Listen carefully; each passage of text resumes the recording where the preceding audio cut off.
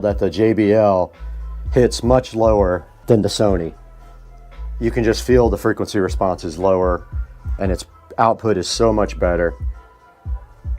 So yeah, this is all done. This project is finished. We have successfully replaced the amplifier in the JBL Venue sub. And that is all for now. We'll see you guys next time.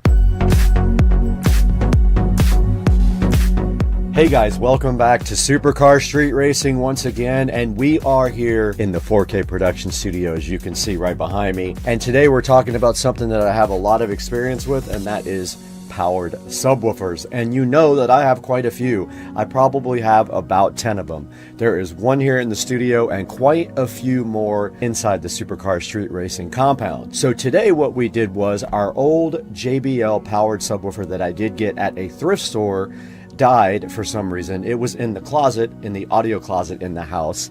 We did pick up a amplifier for it for all the haters, because they said when I replaced my amp in my Cerwin Vega subwoofer, I wasn't really repairing it.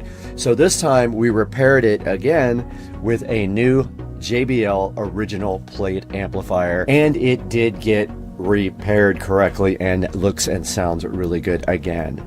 Now, taking a look at some of the powered subwoofers on Amazon, which I will link in the description, you can see that there are quite a few clips on the very top, and they all have very good reviews. Like the R125W, you can see right here.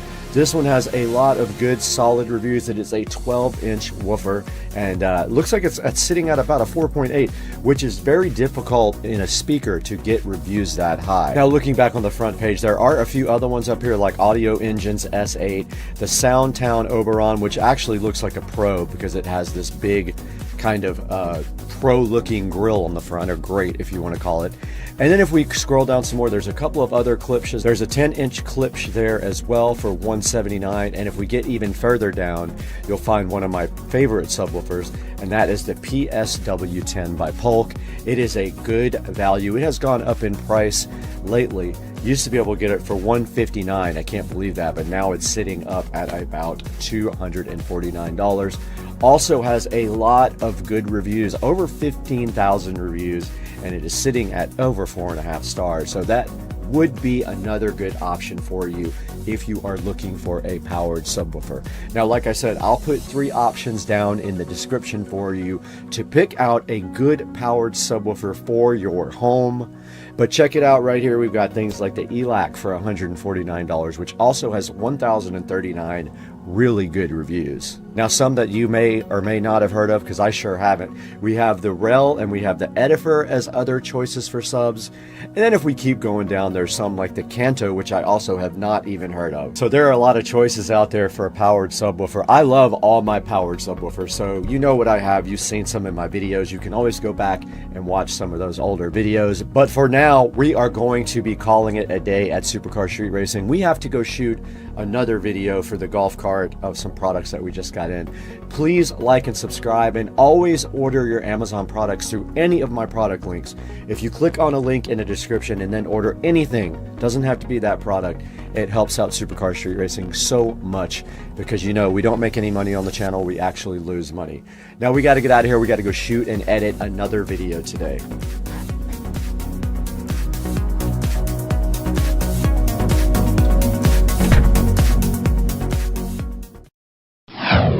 Supercar Street Racing here with a Supercar Fact Update. When you think of supercars, you probably think of power, speed, and performance, right? What about gas mileage and fuel economy? Well, probably not. If you can afford any of these cars, you probably can afford the fuel. Well, what about the rest of us? Here are the top 20 cars with the worst average fuel economy. This takes into account both city and highway driving and makes an average.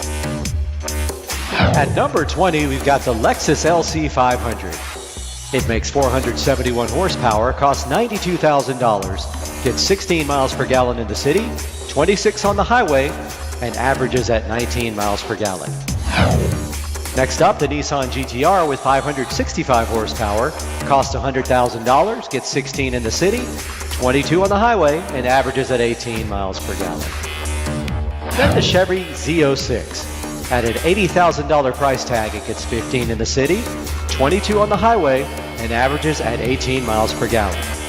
Up next, the Jaguar F-Type R.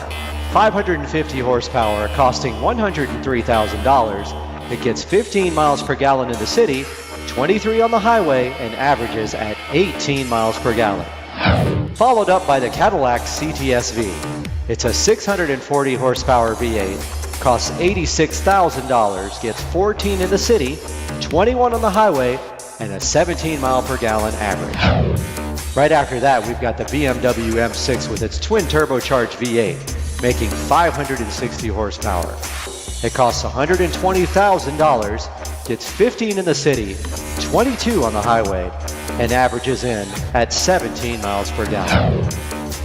Next up, the Audi R8 Spider. It has a 5.2-liter V10, all-wheel drive, 540 horsepower machine. Costs $177,100, gets 14 in the city, 22 on the highway, and averages in at 17 miles per gallon. Right after that, the Aston Martin Vanquish S. With its 6-liter V12, it makes 603 horsepower, costing a whopping $300,000, gets 13 in the city, 21 on the highway, and a 16 mile per gallon overall average. And up after that, the old reliable. Sitting in the garage now, the Mercedes-AMG SL65. It has 621 horsepower. It costs $222,000, gets 13 miles per gallon in the city, 22 miles per gallon on the highway, and a 16 mile per gallon overall average. Next up, the Gran Turismo Maserati convertible. With its V8 rear-wheel drive 4.7-liter engine, it makes 454 horsepower, costs $150,000, gets 13 in the city, 20 on the highway, and an average of 15 miles per gallon. The Rolls-Royce Wraith is up next. With its twin turbocharged V12, it makes 624 horsepower, costs $320,000, gets 12 in the city, 19 on the highway, and a 14 mile per gallon average. Up next, the Bentley Continental Supersport.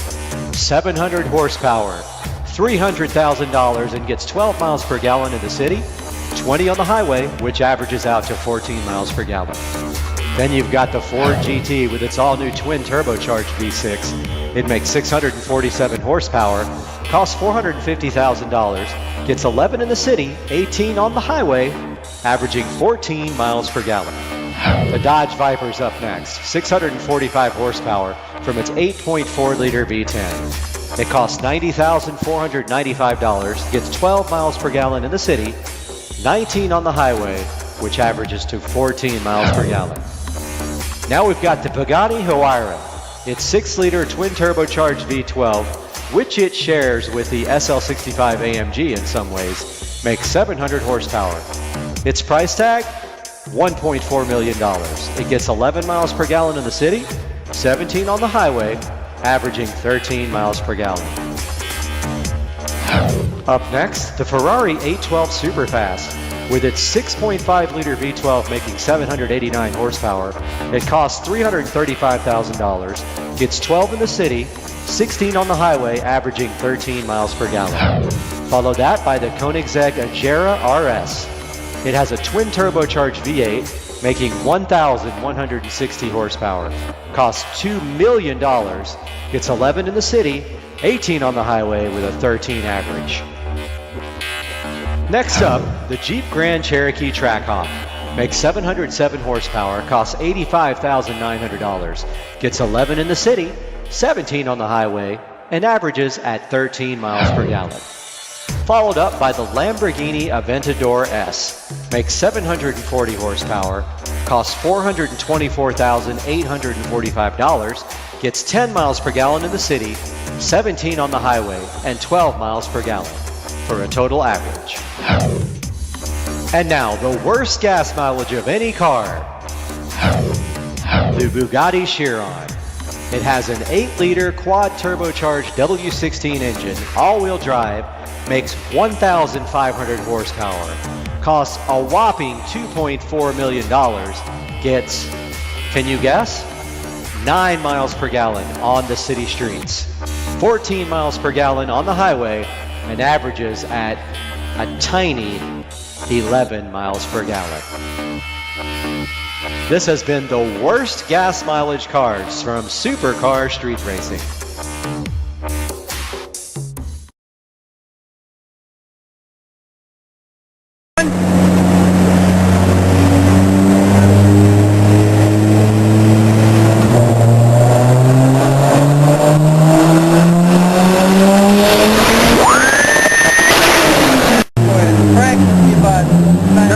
About 9:30.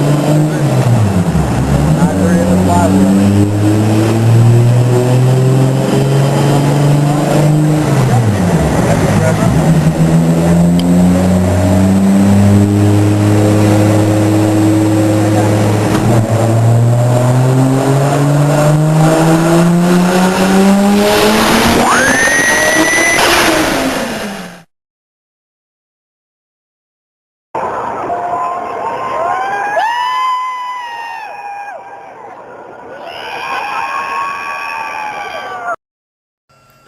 Over at Rich's houses, and this is you. When you come and you try to break in, you come in the front door, you try to break in, and then you get a bow and arrow right in your face.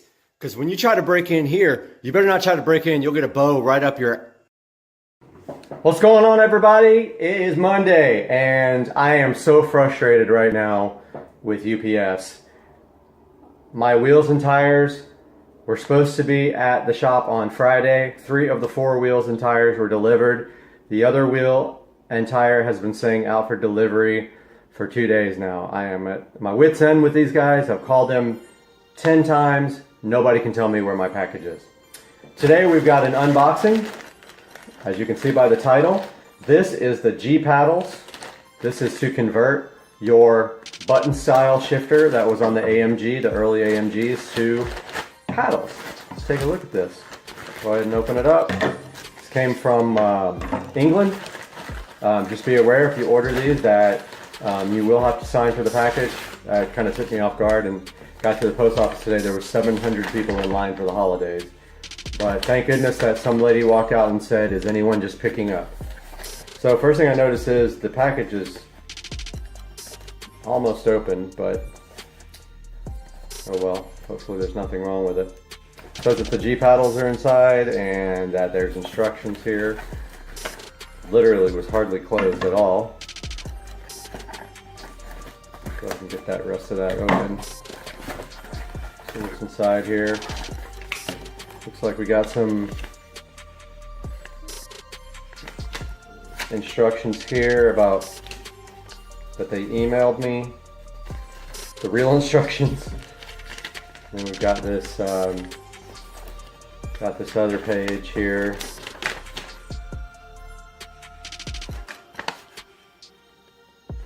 So there's one thing you got to know about this. The factory button holder, which you will see when we install this, is very delicate. They do not make that button holder anymore. If you damage it, you need a new steering wheel. There are ways to get this thing out though. Involving heating that unit, that button holder up so that it's more pliable. If you don't, you're going to break this little tab off. Picture it like this. Basically, this is not dirty looking at all, is it? There is a little button holder. The stock button is has 2 tabs on the side like this that fit inside these little round things.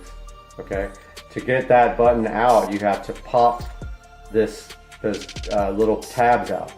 But when you do, most people break off this little circle that covers it. It's almost, I don't even know how to describe it, but the pin goes inside this little half circle that allows it to turn. Most people break that off right there because they just are in too much of a hurry and they don't heat the housing. So inside here we've got this nifty little, I guess it's an air freshener, British flag air freshener. And then inside here we've got G paddles. So they are silver. You can get other colors, but I mean, if you really want other colors, just paint them. That's G paddle number 1. So there's the mechanism. So if you see what I'm saying here, these 2 pins, right there, they fit in 2 little circles that are pivot points. And this part presses the actual button. And this part would be this left side, I believe. So when you pull it towards you, it pushes the button. So that part inside the holder, button holder, that's part that goes around this pin is what people usually break off. So here is button number 2. I will put the instructions for this with this video. There's button number 2. So it's going to probably be like that, I'm guessing, but the opposite of the way it's facing you. That side would face you. There's the two together. So look for video number 2 of this, which would be installing these beautiful G-paddle button replacements. I'll throw these back in here right now.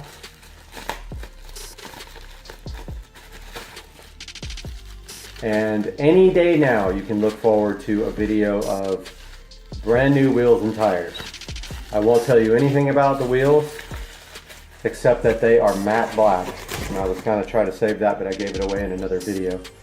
So look for that video coming up soon, and we'll see you guys in the next day or two.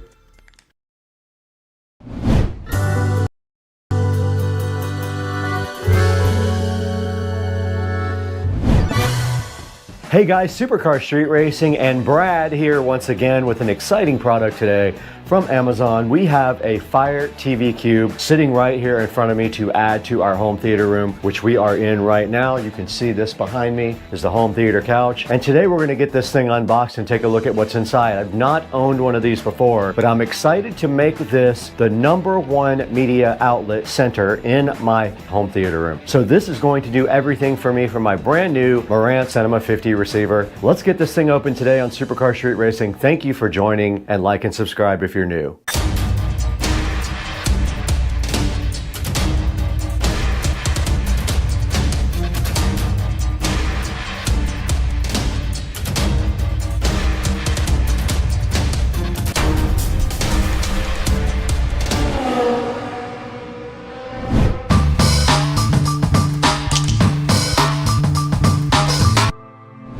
Guys, Supercar Street Racing back once again, and we have something very special to show you today, and that is the Amazon Fire TV Cube.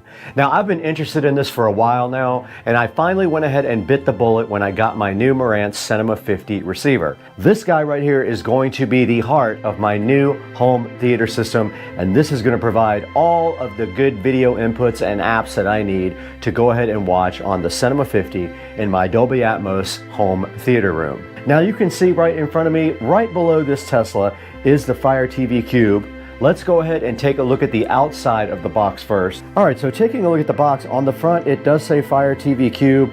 It says 4K HDR, and it does support Wi-Fi 6. That is a new thing for the new Fire TV Cube, which has an improved processor as well. It does support Wi-Fi 6E for faster Wi-Fi transfers. Moving to the front of the box, around the top here, it shows some of the apps that you can use for entertainment purposes. Things like Netflix, HBO Max, Freevee, Hulu, YouTube, Disney, and a few other more like Apple TV. That is all sitting on the front of the box. Now moving to the side of the box right here, you can see that it says it works hands-free with your smart home system from Amazon.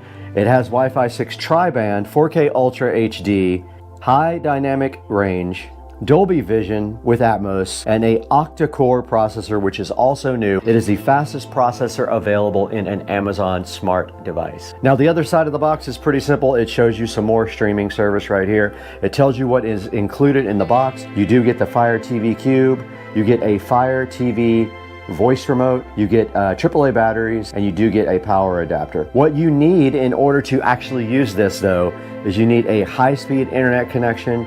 You need an HD TV or 4K HD TV with HDMI inputs, and you do need a high-speed HDMI cable. And that's a look at the outside of the box on the Fire TV Cube. The next thing we need to do here is go ahead and unbox this thing and see what is inside the actual box.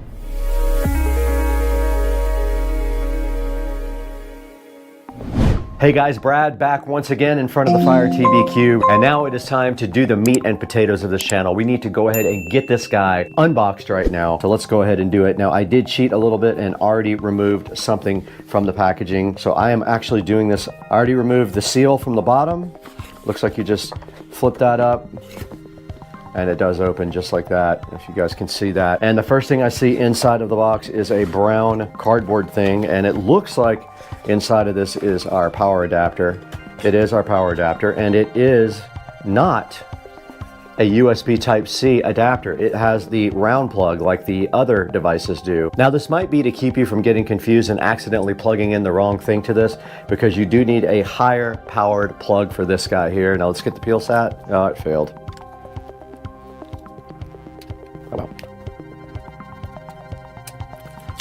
Okay, that was harder peel side. It was kind of stuck on there. All peeled, ready to go. There is our power brick, and notice the end is one of those round type ones like are on all the show devices. And deeper inside the box here, there is a empty box, literally a box of nothing. And that is planned because it was just keeping everything close together inside of this box. We don't need this where we're going. And then in the back of this box here, we do have a nice manual here. It says hello on it. And inside the manual here, it kind of just shows you what the connections are all for, what all the buttons do, how to position your Fire TV Cube, etc. And we will go over that once we get everything out and hooked up to the theater system. All right, now it's time to go ahead and get the Fire TV Cube out of the box itself. There is the Fire TV Cube there. And then right below it, we do have a set of AAA batteries. And then right below that, we do see the Fire remote control here, looking so fresh, brand new with that peel sat. Not very good sat.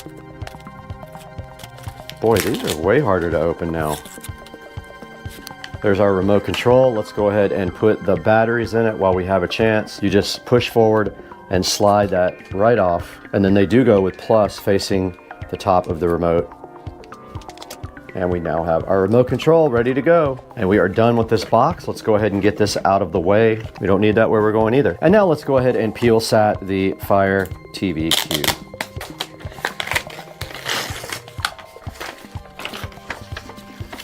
Here is the Fire TV Cube right in front of me now.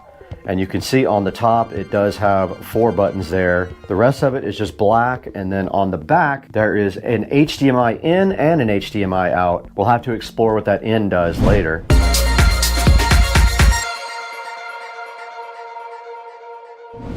We are down here with the brand new Marantz Cinema 50, where we are going to be connecting our brand new Fire TV Cube. And I think for now, a good place for it to sit will just be right next to this, because we ordered a new shelf and it has not arrived yet. Now the Cinema 50 has plenty of inputs for this. We're gonna go ahead and put it into the media player port using an HDMI cable that is compatible with 4K.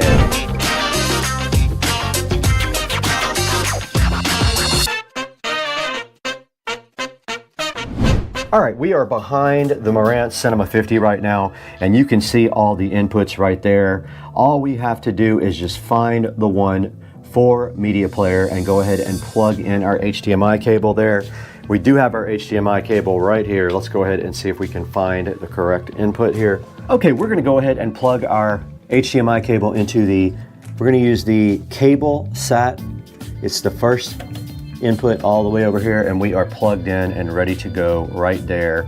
The other side of this will be our Fire TV Cube, so let's go ahead and grab that. There's our cube right there.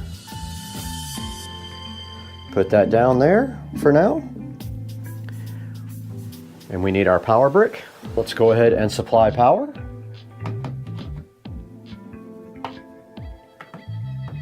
And there is a power connector right on the back of this guy.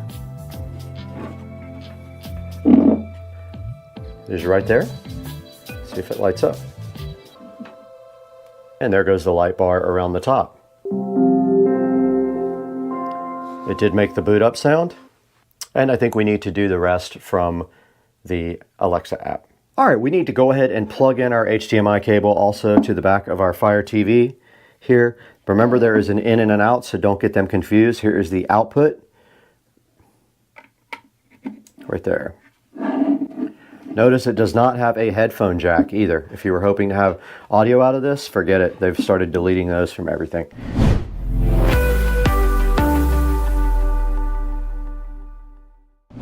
All right, it wanted us to turn on our projector, so here is our projector, and we now have to use our receiver instead of the projector. So let's go ahead to the receiver input. So basically we're changing our input on our projector to the Cinema 50. The Cinema 50 is now on, and there is it automatically went to that input, which is interesting. And now it wants me to hold down the home key for 10 seconds. There it goes. Now to press the play button to start, we are in English. It already knew my Wi-Fi because I put it in when I bought the Fire TV Cube.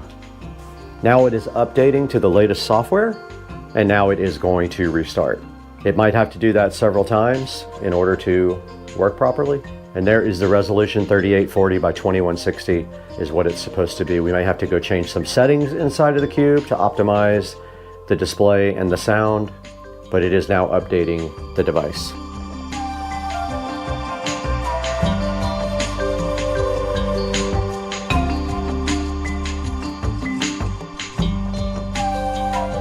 Okay, let's go ahead and talk about setting up the audio. We're going to go ahead and go to the gear.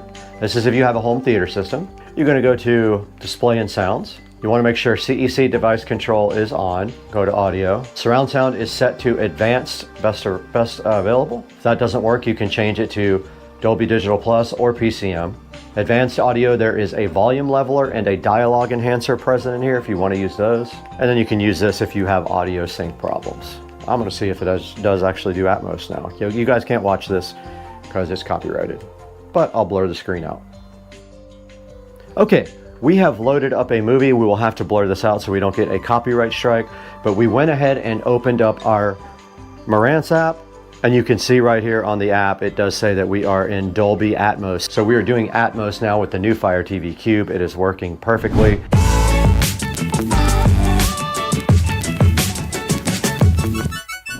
Okay, looking at the top of the Fire TV Cube, this is the action button here, and then these are the microphones on top. There is 4 of them up on top of there, and this is the this is like the mute button. Yeah, this is the microphone on off button. It's a circle with a slash through it. Then there's a whole layout here of what your remote does. It's pretty self-explanatory because I'm sure most of you have already used this device. All right, guys, that was a good look at the Fire TV Cube with Brad and Supercar Street Racing. I hope that you'll go down to the link in the description and order your own. Make sure you do use all my affiliate links because that helps us out greatly on the channel. We lose money, we don't get any money from this, and we just need to pay a few bills off with the revenue from Amazon. All right, I'm gonna be showing you guys how to install Kodi on any Android Fire device. So what you wanna do is first go find this program called Downloader. It popped up right there, go ahead and install, and it is installing Downloader.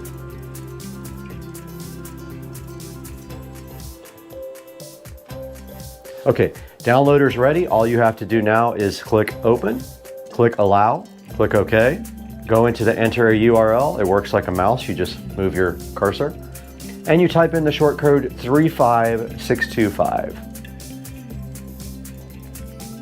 35625.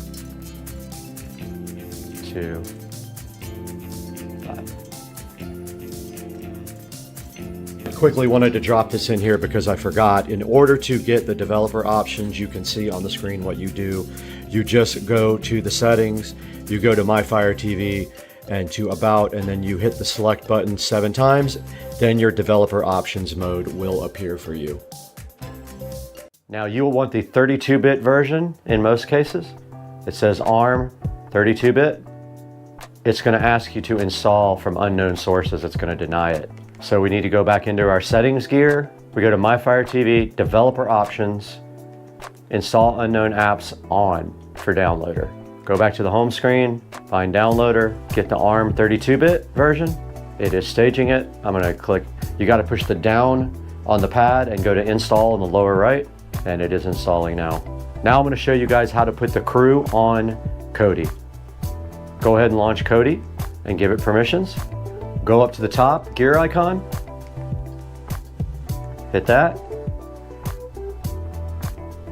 Go to System, Add-ons, turn on unknown sources and say yes. Now, if you are doing a home theater system, go to audio, but you want to be in advanced. So you go to the very bottom and go to expert or advanced, go to audio, and notice here, it's only set for 2 channels. So you have to move this to however many channels you have, and we have 7.1. You'll also need to enable pass-through to do true Dolby Atmos and Dolby Digital. We're going to enable all these. We have all this stuff available in our receiver. We have all these technologies available.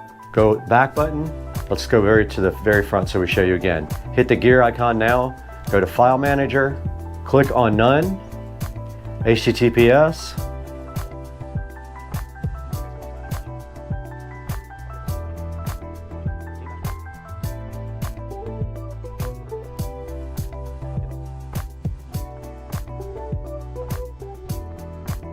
click OK. You can go down there. If it doesn't name it for you, you can go down and enter a name for it. Let's just put crew. Go back to OK. Go down to OK here. Click OK. And we have just added our source to get the zip file to install the crew. So let's back out. Let's go to add-ons. Let's go to install from zip file. The repository is a zip file. You pick the crew that we just created. There's the repository. You click on that. Now it is installing the crew. Repository, not the actual app.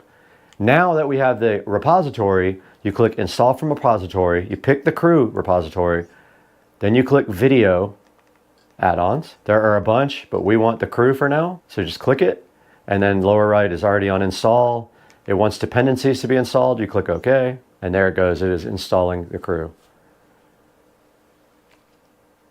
7%, and it is still counting. All right, guys, we are here in front of the SCSR editing rig inside today. Just wanted to quickly leave you guys with this one thought. I did enjoy setting up the Fire TV Cube for you guys, but I want to make one point about this box that maybe you might not know. The one thing that I don't like about this box is, there's 2 actually.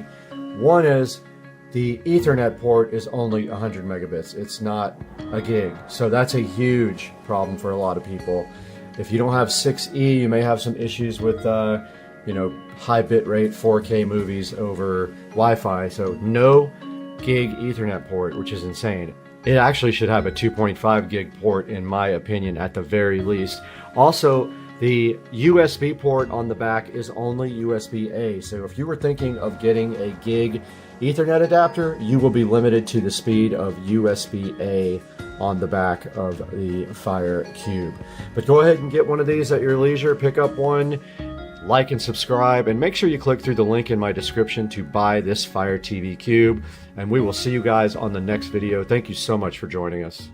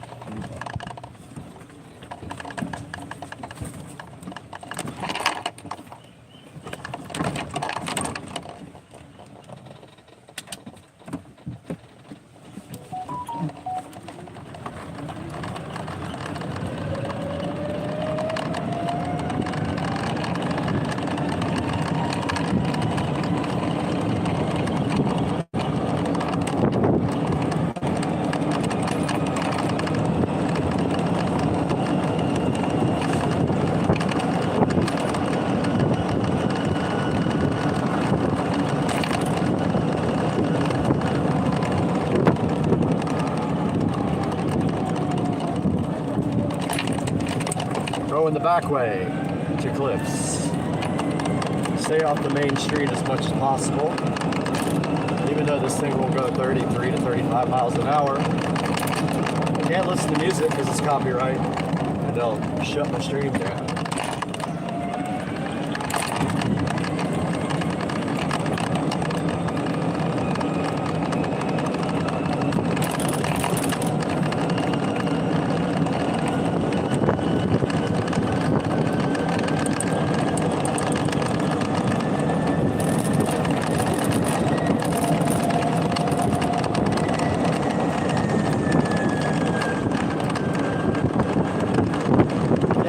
going to brunch.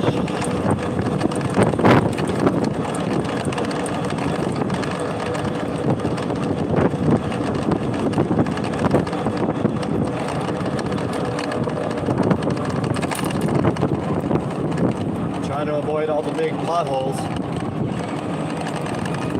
Manhole covers.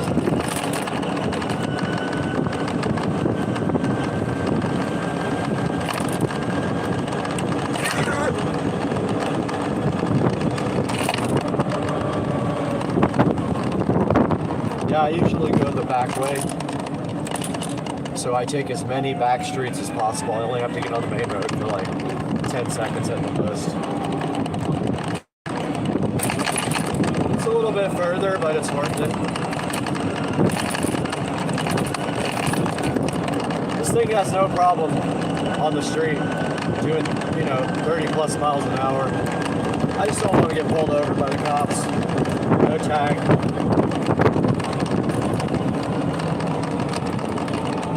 This is the main street we're getting on right now, but only for about 5 seconds. So I just wait till there's nobody coming. And we got traffic right now. So right after this truck, I'm gonna rip it. Alright, we're on Fort Caroline Road now, which is a major street, but we're turning off here in like 2 seconds. On the back way. That's as long as we have to be on that street. And then we take the back roads most of the way.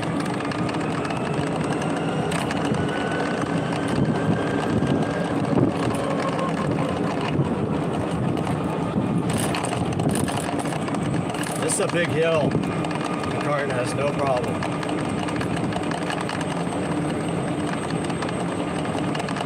I topped off the charge today, this morning, for about 3 hours. Voltage said 53 volts, which is great. There's another dog up here loose. No leash. It's like the second dog not on a leash today, which is illegal in our city.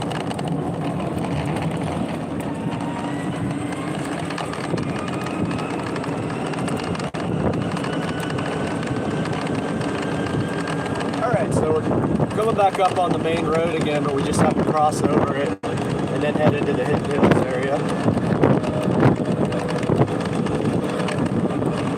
So we're about to hit Fort Caroline again.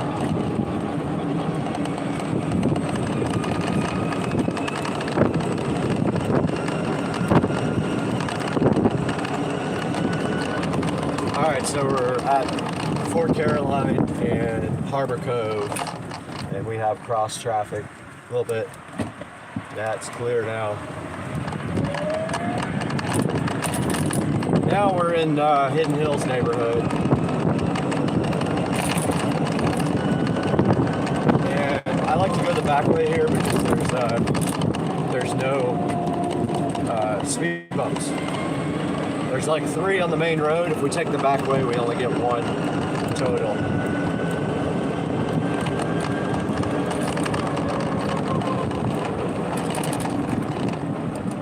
And yeah, we're in Hidden Hills neighborhood now. I know you can't see it, but pretty nice.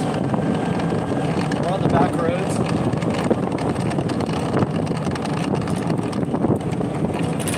Beautiful day. It's probably 75 right now. It's going to be 80 something today.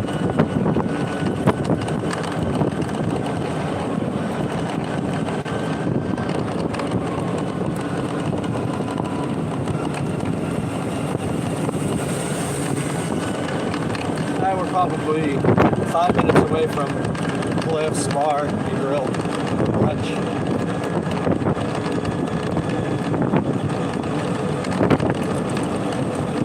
I'd say we're probably doing about 31 or 32 right now in the back roads. Oh, dang.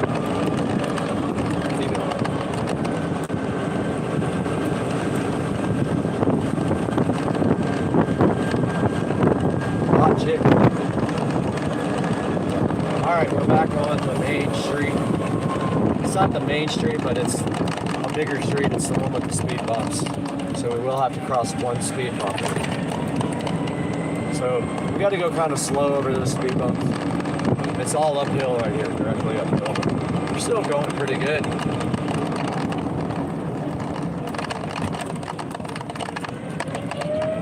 And up here, I'll probably get on the sidewalk rather than take the main street. Even though it's about 20 seconds on the main street, just, you know, why take a chance?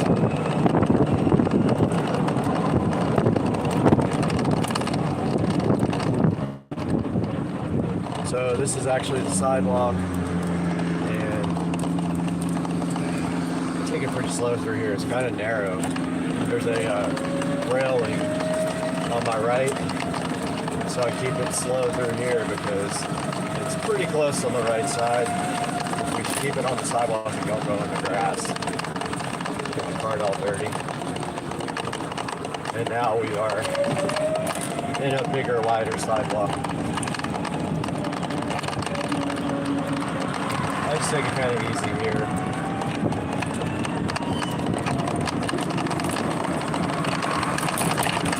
It's kind of bumpy.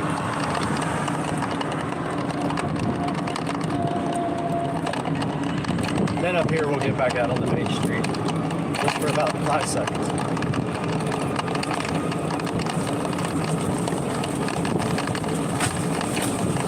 It's just a straight shot sidewalk here, but I'm gonna get out on the street here. Our park, baseball park, is on the right. There's a lot of games going on the weekends there. And we have some traffic here I'm gonna let go. Now we got a clear shot on the main road. Now we're on the biggest road that we're going to be on the whole time, and we're about to turn off. That's as long as we're on the big road. We're pulling in the parking lot now.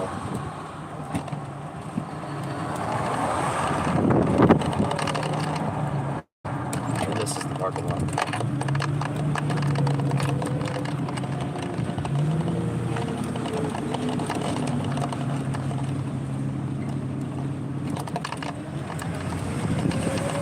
What's up, guys?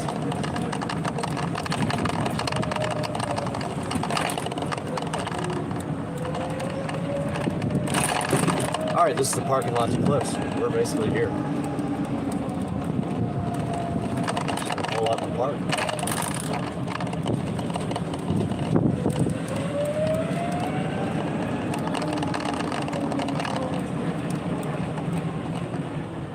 And we are here.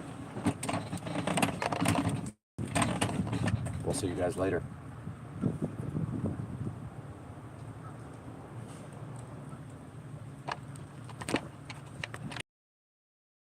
Guys, we're back in the ever familiar Supercar Street Racing dining room here, and we got a package here from Amazon that's going to help us accomplish some maintenance today at the Supercar Street Racing compound. And inside of the box here, we have some garage door lube, 3-in-1.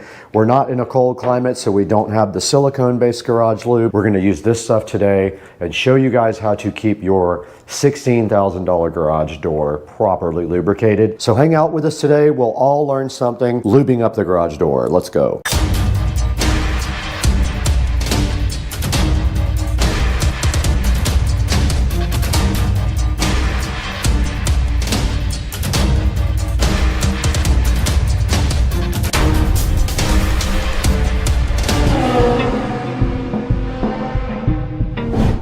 Guys, we are right in front of the 3-in-1 garage door lubricant, and that is our mission today, was to get this out of the box and go ahead and go in the Supercar Street Racing garage and service the garage door. It needs lubricating. It has not been done since it was new, and also we're going to lubricate the spring and the hinges wherever we have hinges that do bend. Now this 3-in-1 garage door lube was something like, I don't know, $13 or $14 for 2 bottles on Amazon. So of course we have to be careful with this stuff. It will go everywhere. So during the process of lubing the garage door, we will carry a few towels with us so we don't spray and drip all over our nice garage floor that has been char coated. Now this says it's quick drying and no mess and prevents rust and corrosion. And there's not much of the directions on the back.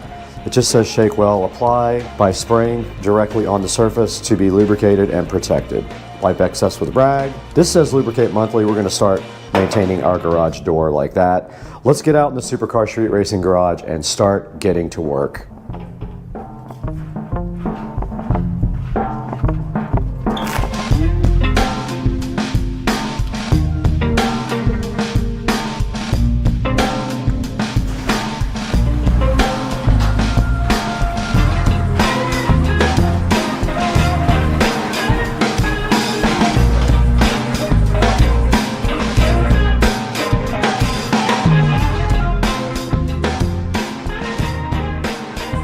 Out here in the garage today with the 3-in-1 garage door lube, and all we're going to do right here and right now is show you guys how to lube up the garage door.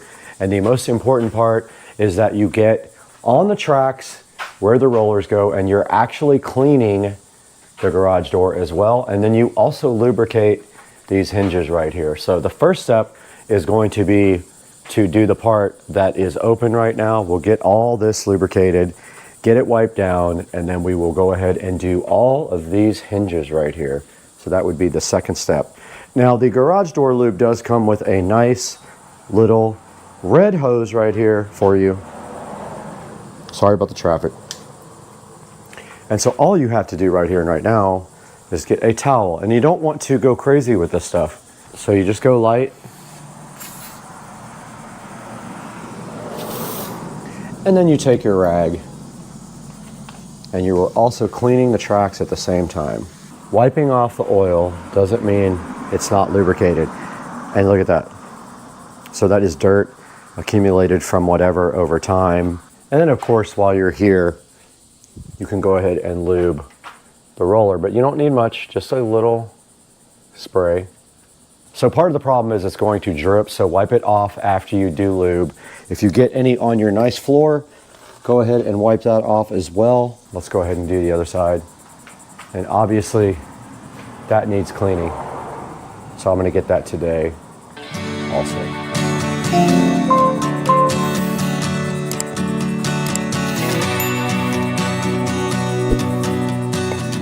All right, and you do see, be careful with this garage door track. You will cut your hand so bad on it. It's very sharp. So we are getting the garage door track clean now. And that is that. And then we spray a little bit on these hinges right here. Just a tiny bit.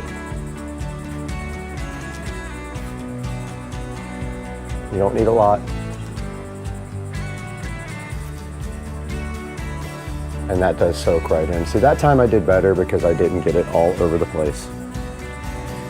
And now I'm going to take the opportunity to clean this, all the spider webs and mess right there.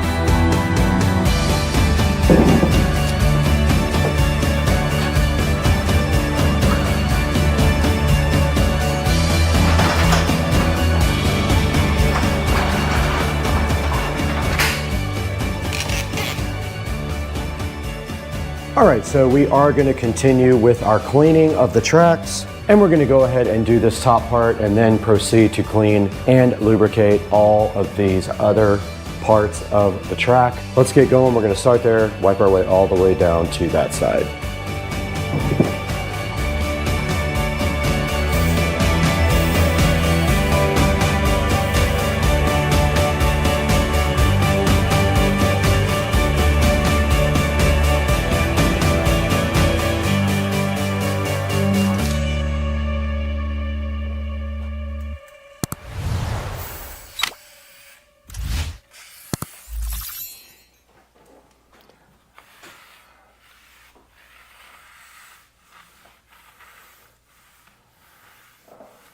We just finished lubricating that track right there and cleaning it. Notice I wiped off all of the oil. Well, not all of it, but I wiped off the oil, the excess. And now all we have to do right here and right now is go lubricate these rollers. Just a little shot. You don't have to push hard. And if you do get excess on there, just wipe it off. Just barely press on it. So I didn't do a great job on that one. And make sure you get both sides.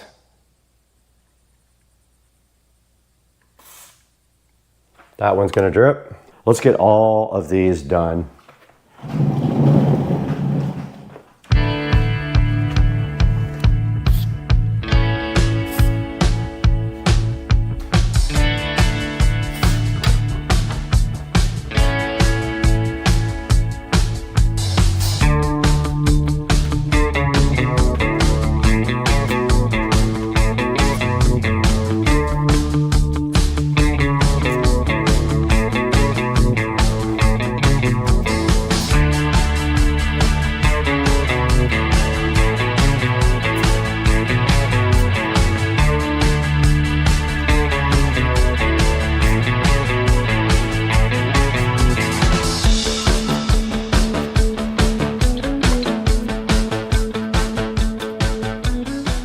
Okay, all that is left to do now is go ahead and get this track done. I got all the other ones done and all the rollers and all the hinges, so that's the last thing left before the spring. Let's go ahead and get this thing done now.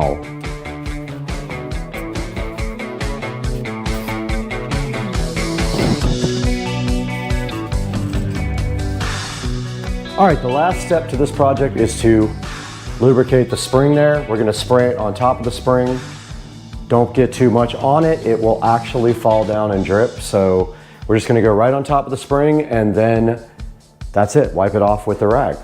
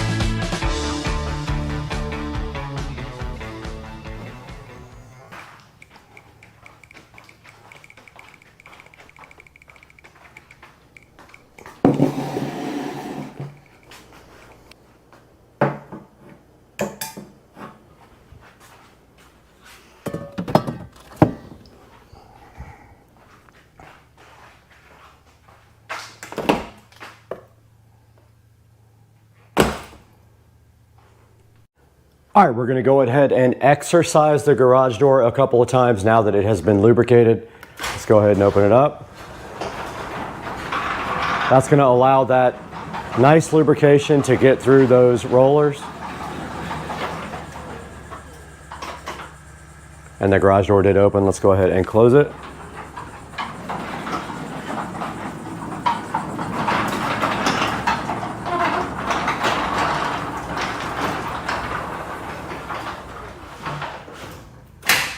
Awesome. So you should be doing that once a month. This is a $16,000 garage door. I'm going to take care of it. You guys should as well. I'm going to leave a link in the description to this lubrication oil from Amazon. And I hope that you guys do maintenance on your garage and don't pay a garage door company $200 or $300 to come out and spray some oil on your garage door. Do it once a month. You should be good to go. And that's going to do it for today, guys. I appreciate you guys so much. Please like and subscribe and buy all of your Amazon products through any of our links. It doesn't have to be the one in the description. You can click the description link and buy anything you want. It helps me out greatly. So we'll see you guys next time on the channel. Thank you for joining, liking, and subscribing, guys. Peace out. Welcome back to Supercar Street Racing, and you've got Brad here. and it is a beautiful day in northern Florida and a perfect time to talk about the summertime coming your way and a product that not only is inexpensive but high quality, and we will show you guys that today for street racing.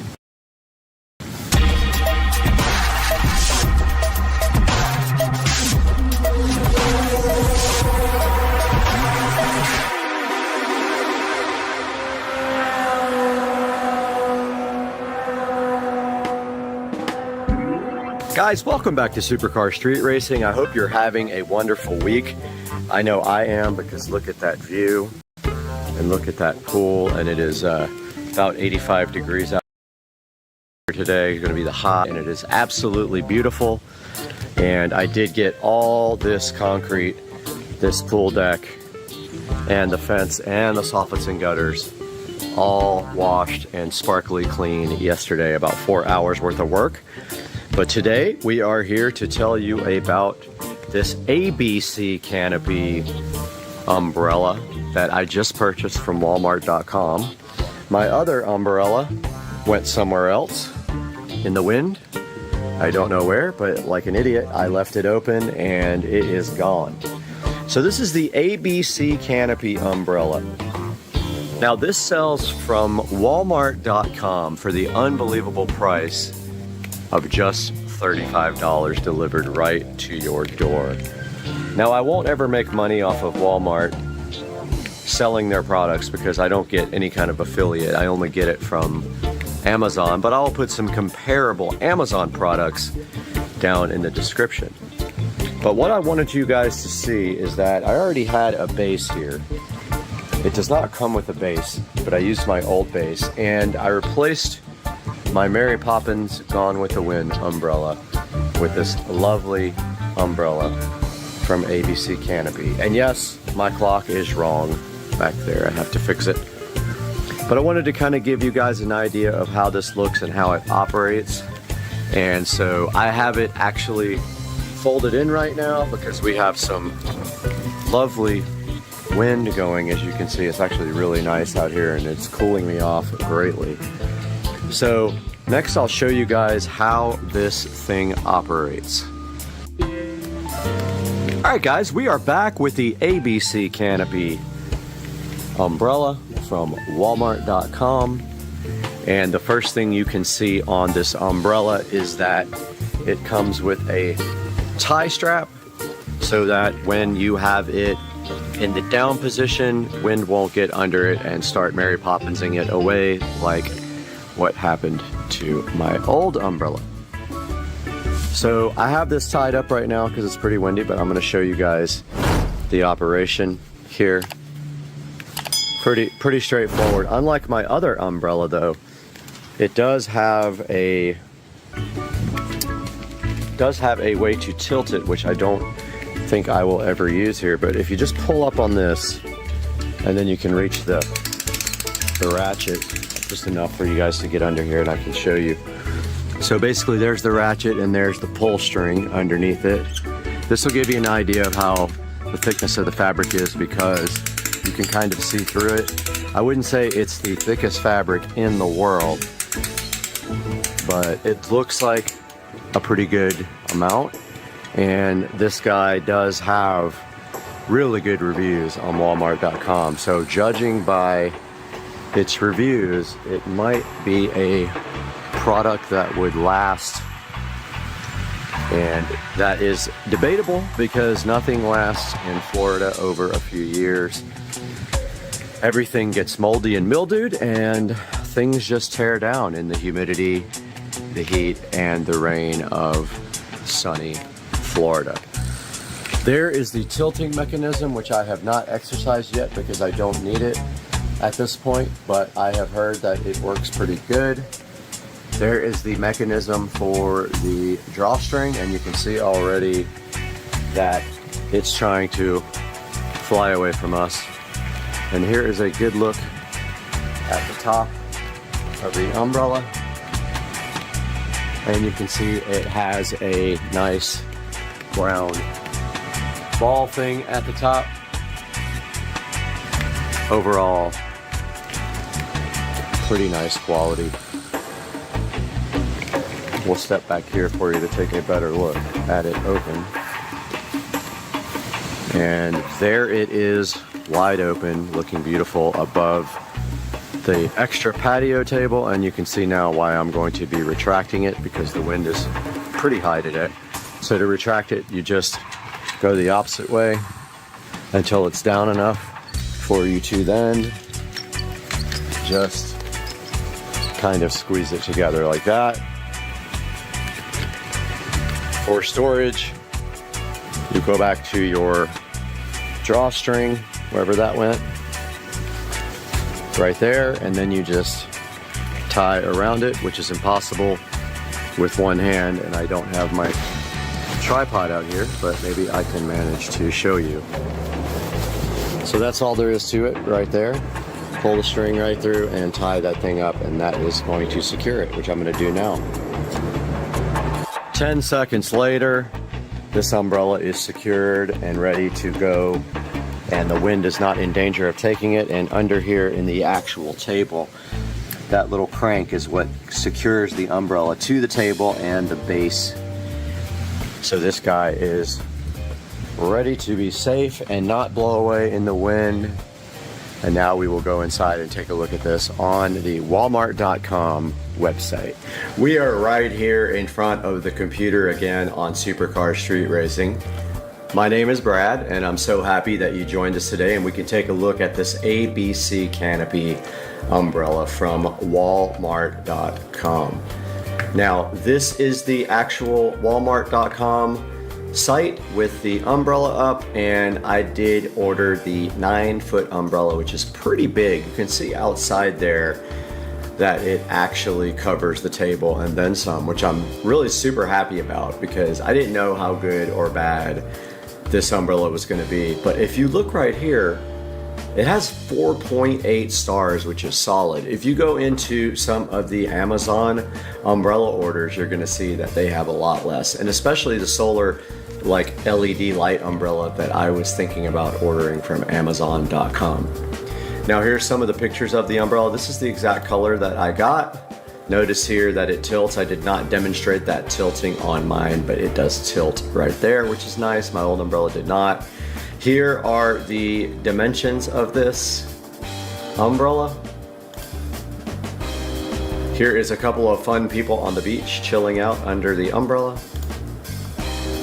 And here it is on someone's deck, and looks really good with this little table and 4 chairs around it at their house. Looks better out here with the pool though, honestly. It says right here it's waterproof and UV protection, so we'll see when it rains exactly how waterproof this is. Auto tilt, I think that might not be auto tilting, because you have to actually do it yourself. It doesn't automatically tilt. And you crank this to open and close it. Here is a good shot of the umbrella in the closed position. Back to the actual listing here on Walmart.com. You can see there's some other ones down here for even cheaper, but they don't have the ratings that this guy has, and they have one down here that is kind of broken up into sections that looks a little different.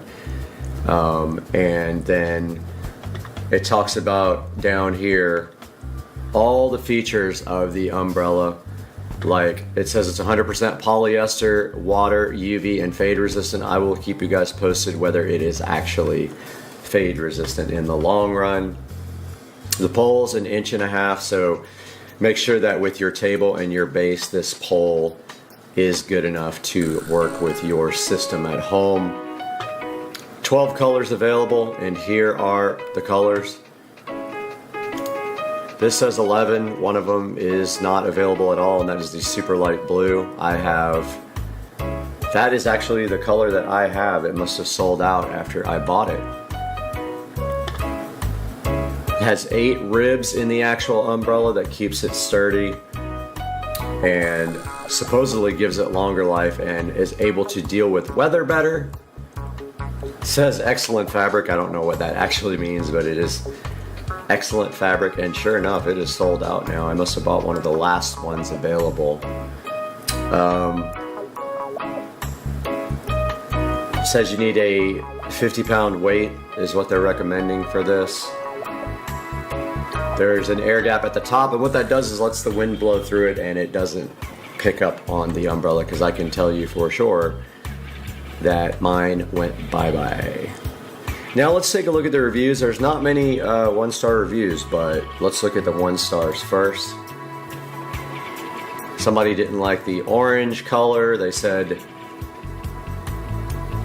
received a blaze neon orange umbrella. Says the tilt's difficult to use and it gets stuck. Somebody got a faded, filthy one. Looks like maybe they got a used umbrella. Rain pours through it. We'll see about that. I don't really sit out in the rain under it, so I'm not super concerned, but for you guys, you might be. This guy said the dark navy color did not arrive. Some other color, like cadet blue, arrived. Broken out of the box. I can understand the bad review there. And then here's some without any feedback. Now going to the 5-star reviews, which we have quite a few of them. We have 223 5-star reviews, so 4.8 rating here for the umbrella. Says great quality, love the looks more expensive, color is great. Nice addition to our deck.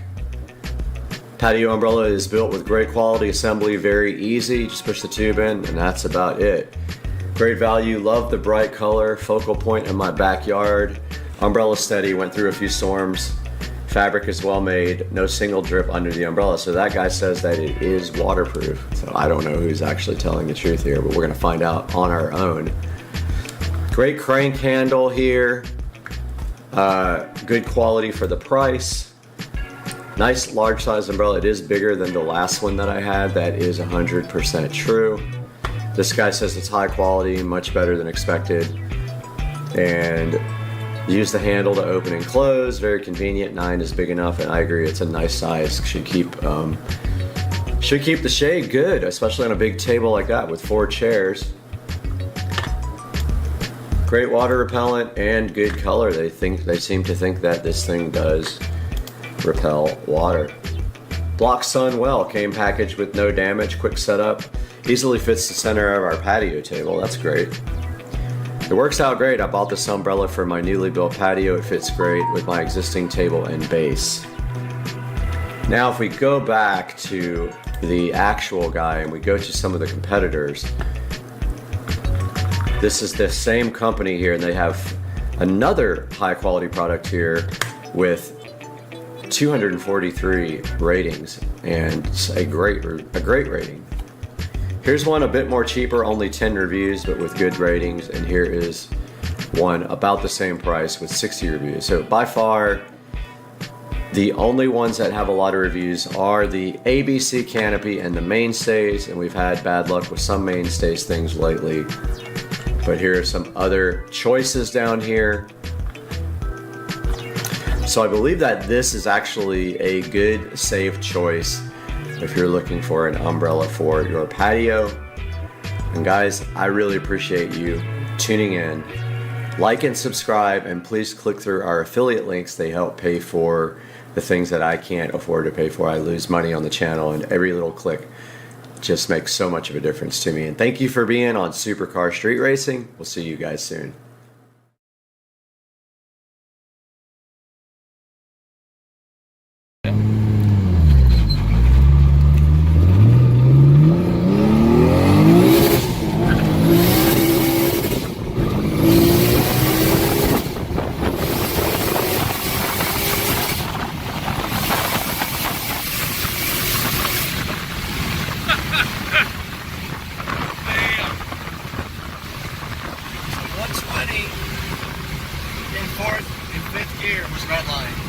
So I got a whole nother gear after 120. Yeah, and that's a long one too. Your 6 gear is pretty long, isn't it? Yeah, so I'm actually not that worried about that now. I think I can get 150 out of it. Yeah. So if that's the case, I'll keep this. Yeah. Alright, you can stop.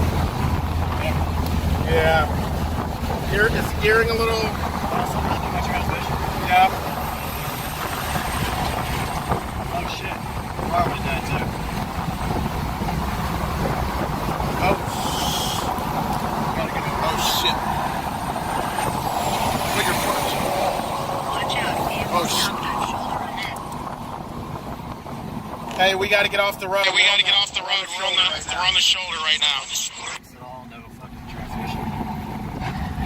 There you go. All right, you're back on, brother. Well, it's not running.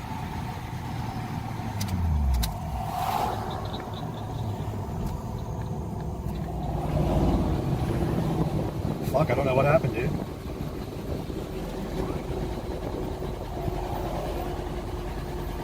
Sounds like no fuel again.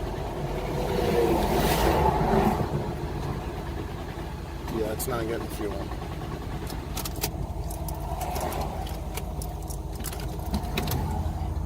No fuel again. Having a little fun. This is how we do it. This is how we do it.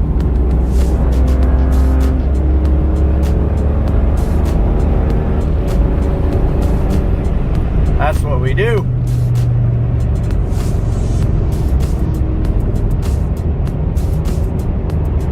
With the E85. Alright, so cruising along at 85 miles per hour in regular, not even sport mode. Probably give it a little bit of fuel right here and see what happens. About quarter throttle. Pretty fun car. It's really, really, really easy to drive really, really, really fast in this car. Even compared to some of the faster cars I've had, this guy can get up like in no time.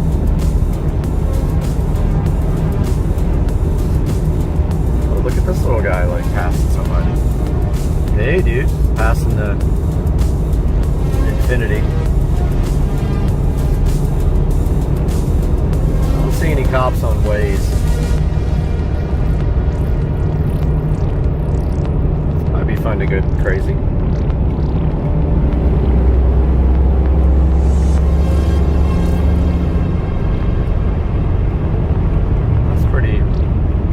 Pretty fun. I never drive like this, by the way. This is rare. Like, back in the old days I did, but I just kind of feel like, you know, there's probably no cops because I can see them on Waze. And there's a nice open road. My exit's 2 miles away. I feel like I can punch it a couple of times. Speed limit 70. This I-95 north, past north of Jacksonville. Past the airport. This dude in the Kia is about to get it.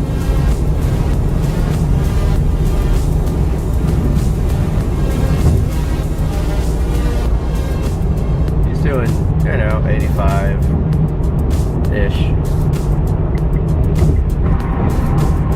Got a little bit of room here. Punch it.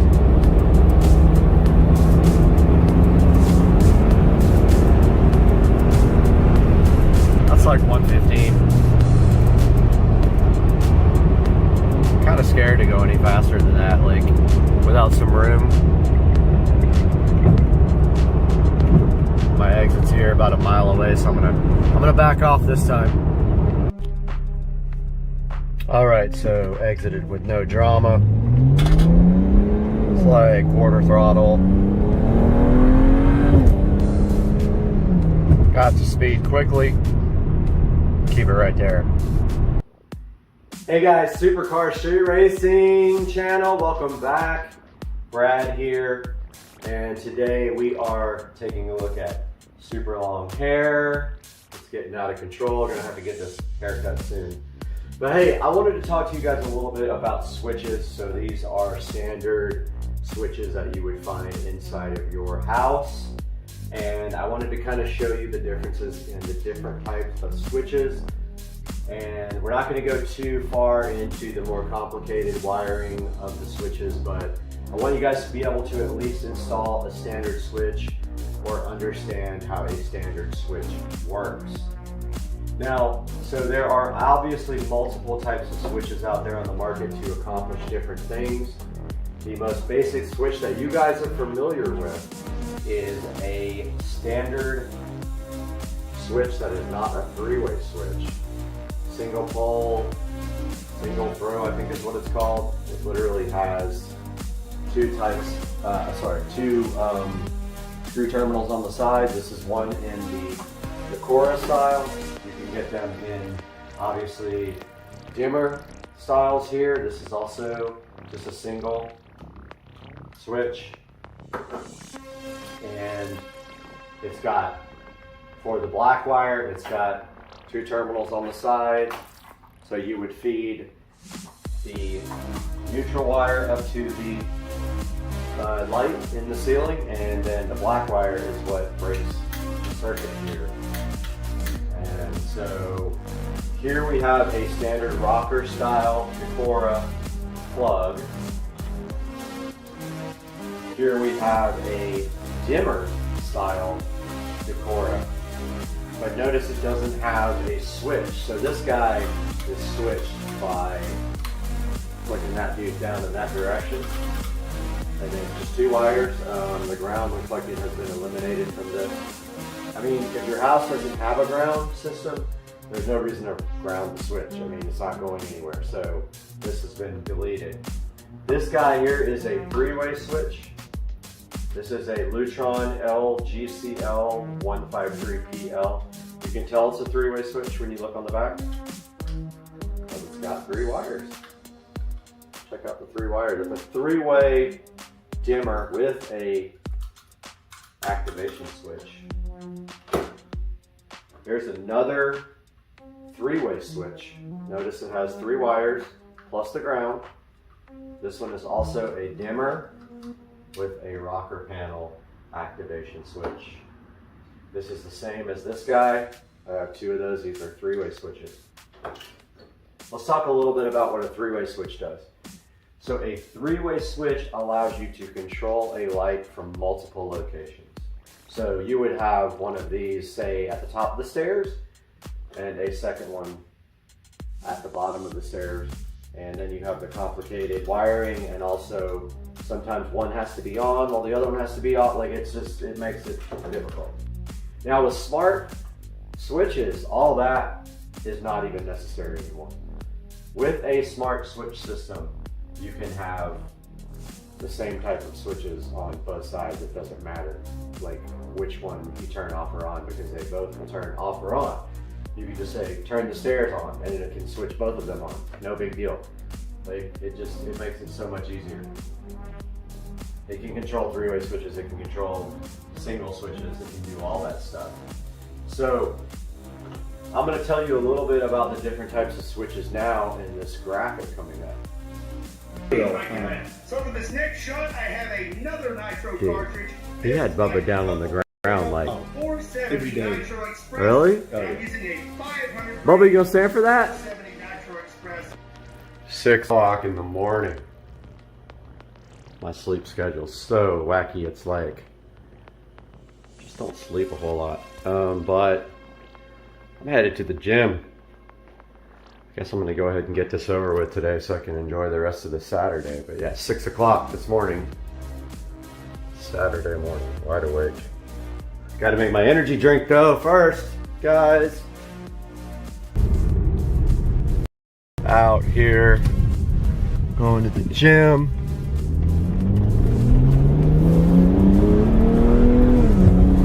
Don't want to rip the car too hard, it's not even warmed up yet. But I will up here when we get it a little bit warmer. So yeah, the car's going into Sam's Automotive. I hope to do like a little video of those guys, because I really enjoyed going over there and meeting them, and they checked the car out to see there's a slight oil leak. I actually have two. There's a slight oil leak on the back of the valve cover gasket. Valve cover gasket's leaking in the back of the valve cover, and also the oil pan gasket is slightly leaking. Like, we're talking, it might do a drop over a month's period, but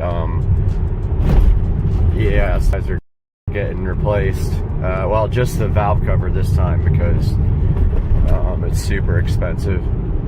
It's about a 6-hour job, and they don't sell just the they sell the gasket, but you don't ever want to do just the gasket. You want to do the valve cover as well, because it has an integral PCB valve that fails, which I already hacked my PCB valve together. So he's doing valve cover gasket, and while you're in there, it's free labor to do coils and spark plugs. So I'm gonna go ahead and get the coils and spark plugs replaced. And that's on March the 2nd, man. So like a $1,500 purchase for this car. All right, guys, just leaving the gym and workout for Saturday morning. Gonna go home and cook some healthy fake eggs momentarily. God.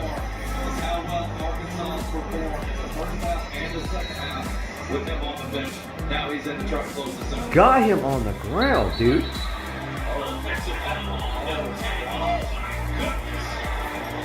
Oh, Bubba's like, really?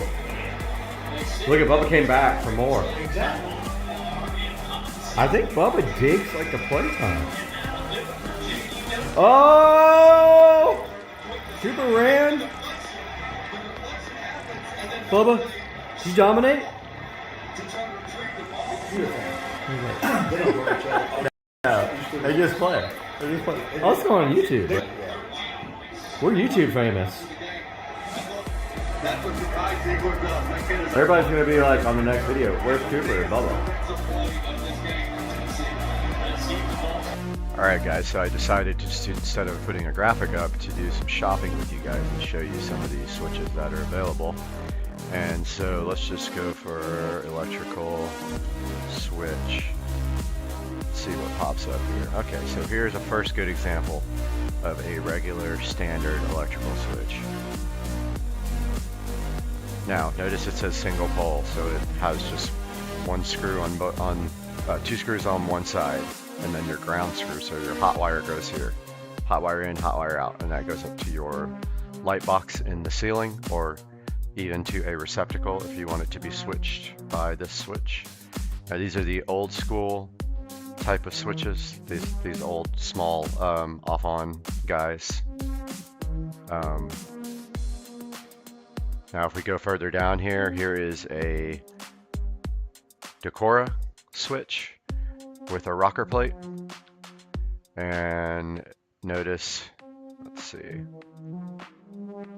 yeah, this is just a single pole as well, so this works just fine for just turning a light switch off and on. If we flip over here to three-way, here's the same version of this switch, but it is a three-way version, allowing you to turn this light on from two different locations. So we'll have more wires in the back in order to do that. These are all contractor packs here, so they come with a ton of them. If you wanted to change out all your switches in your house, you could do it with just a contractor pack. And then here we got some more single pole stuff. We got a push button style here. Some more of the Decora stuff, some toggle switches that have nothing to do with electrical. Here we have a three-way single pole dimmer. So this is actually, if you notice the wiring on the back, this is for doing dimming from two different locations for the same light. Notice the wiring here. So that's a three-way dimmer with a little toggle. Now let's take a look at some dimmers. Electrical dimmer. Alright guys, so here we got a smart dimmer.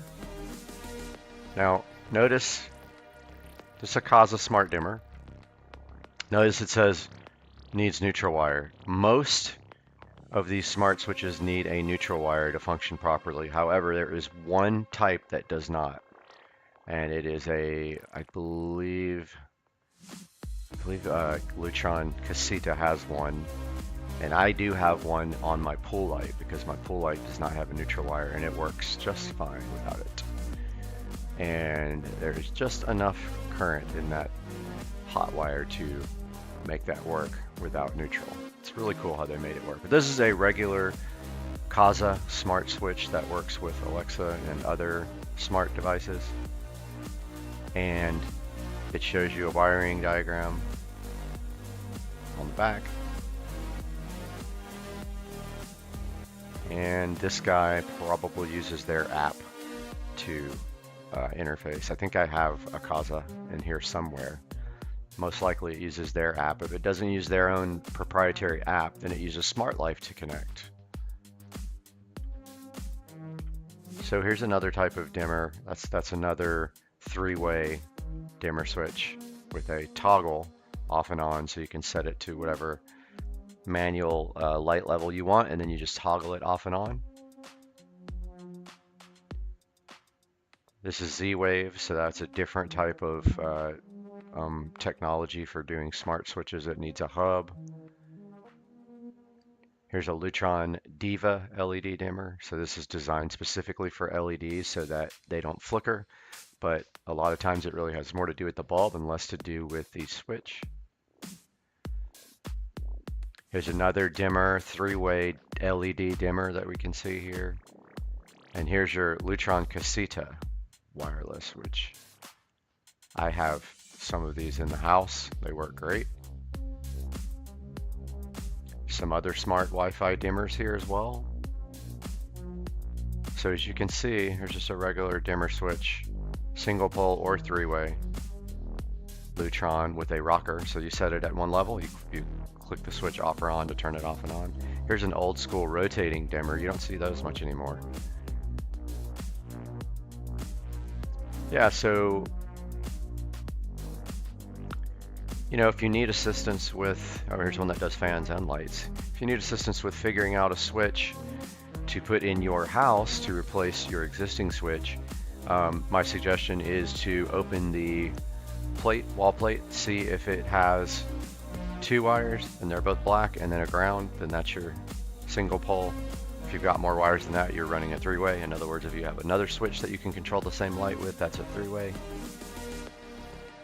So I appreciate you guys checking out this little shopping trip here, and I'll put links in the description. All right, guys, thanks for checking out that little graphic about the different types of switches that we have and what they do. And now I'm going to show you guys how to actually wire up a standard single switch. This goes from the wall right there right up to one single light bulb, and then that's it. So remember I told you guys it has 2 wires here. So this isn't going to be a complete demonstration because I don't have the rest of the wiring from the box. But one of your black wires here, the non-neutral wire, is going to connect to one of your terminals on the side of the switch. Remember I told you guys in the last video, you got your workman pliers here. Got your workman pliers. You strip back the end of the wire with your wire strippers or your workman pliers. Strip back like a 1/4 inch. Take your workman pliers, bend a nice little loop like that in the guy. That guy's ready. You got your switch right here. Doesn't matter which screw it goes on. Only thing that matters is whether you want your switch to be on when it's indented here or whether it's indented there. That would be the difference in where you flip the switch over and orient it. Remember what I told you guys, it always goes in the direction of the screw. So the screw is obviously, this one is going to be clockwise. So we take that guy there and we wrap it around that screw there. Get our standard Phillips head screwdriver, tighten that dude up till it's tight. Once it's tight, make another turn. Just like that, ready to go. So now you're going to say, well, what do we do with these other 2 wires? Okay, so the neutral wire here, the white wire, goes to the neutral bundle inside of your electrical box. It uses wiring nuts, so right here. We got wiring nuts in here somewhere. We did have wiring nuts in here. So it's just a standard wiring nut that connects all there's some right there. There's some wiring nuts, drop something. So those neutral wires all connect together in your electrical box. The ground, super easy. So I took my workman's pliers here and I bent the loop there. Now the ground on the switch has a little guard to keep it from coming out. Throw that guy in there. Use your standard screwdriver and you put pressure on that with your thumb and tighten that up and then give it a good extra turn. So you've got this. Now the other hot wire, the other black wire here goes up to the switch. All right, so you're gonna have at the light in your ceiling or lamp or receptacle, you have a neutral wire up there, and then you have this coming out of this switch here. There is going to be a black hot wire running up to your ceiling box for your light. So that would go to this bottom screw right here. So take the wire that runs up to your light box and hook it to that bottom screw, and then tighten that down with your screwdriver here. Remember what I told you guys in the last video? Always take your electrical tape, which I have some right here. And now, of course, this is sticking out of your wall box now with all the wires connected. Take your electrical tape and run that guy. Take your electrical tape and run it around. Probably easier starting on this side. The exterior where your screws are. This will save you some heartache when you turn the power on if you happen to have a short. And it will look a little something like that when you're done. You can match the wire down, and now this guy is ready to go back into your standard wall box.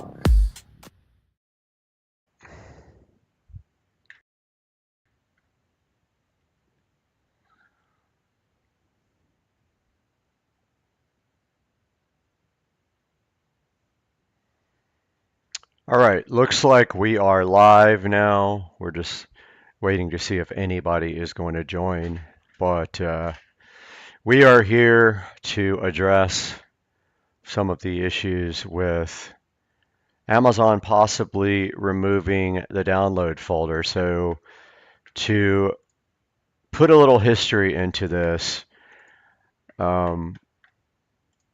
it's been going on for a little while now. Getting comfortable here with the stream, but basically, so I got my Echo Show 15 a few months ago, and the first thing that really I was curious to find out is that I didn't know, first of all, that they had the Fire TV mode coming on the Echo Show 15. Once that launched, I was really curious about being able to sideload apps, but immediately when I noticed that trying to sideload that it basically would block the installation of the apps. Now it would let you get to the app and you could hit the button to install it, but then after that it would just fail and there was no way to do it. So I did a little bit of playing around with it, and I was able to come up with a way to sideload. And let's see if I can get that video pulled up. So that's this video here.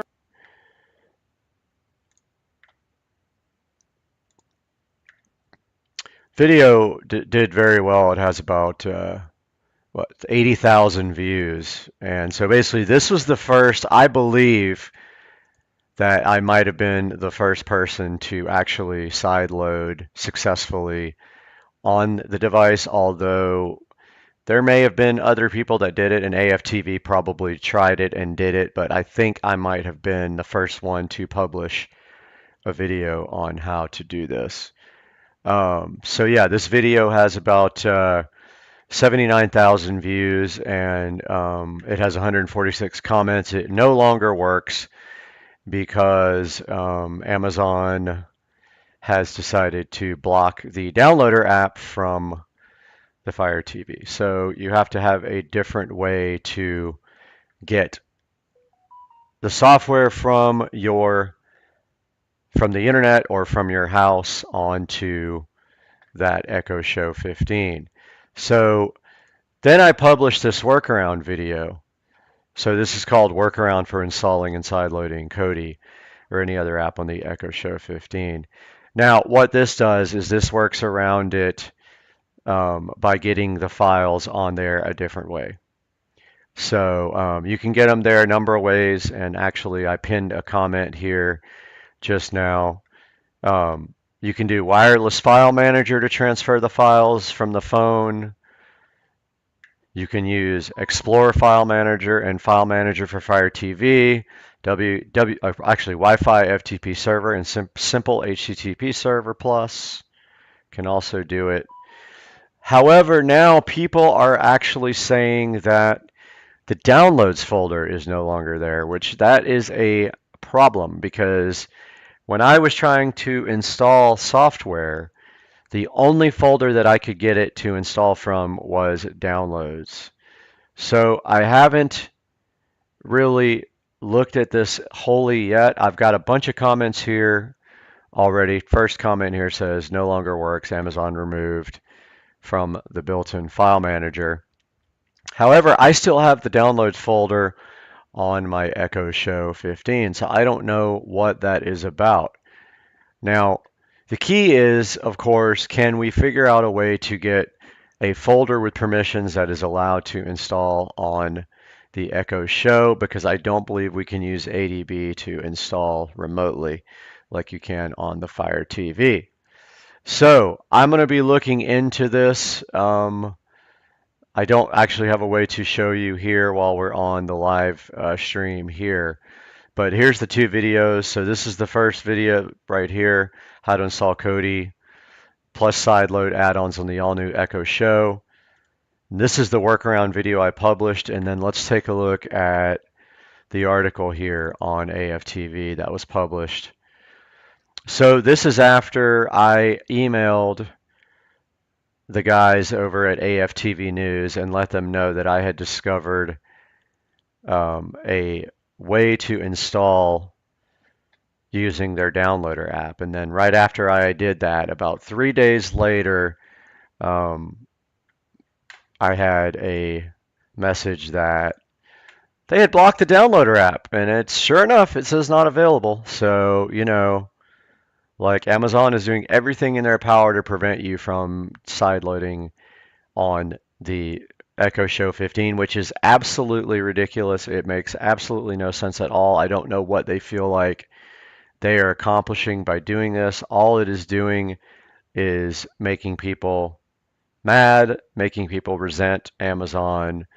Now we have to figure out a new way to get apps sideloaded on the Echo Show 15. Like I said, I'm on the latest software here. I still have the download folder available. I haven't checked to see if I can still install from the download folder. I can definitely do that. As soon as I get a workaround or I figure out what's going on with this, I will be back online with a fix. I did email AFTV News here about 10 minutes ago and let them know that this download folder was missing and if they knew of any other possible way to get this done. So I will keep you guys updated. I wanted to get online real quick and talk about it because we have a lot of people messaging me about this now. So yes, it is possible. And here's actually a look at the downloader app unavailable when they blocked it from the Echo Show, and they had forgot until my video came out.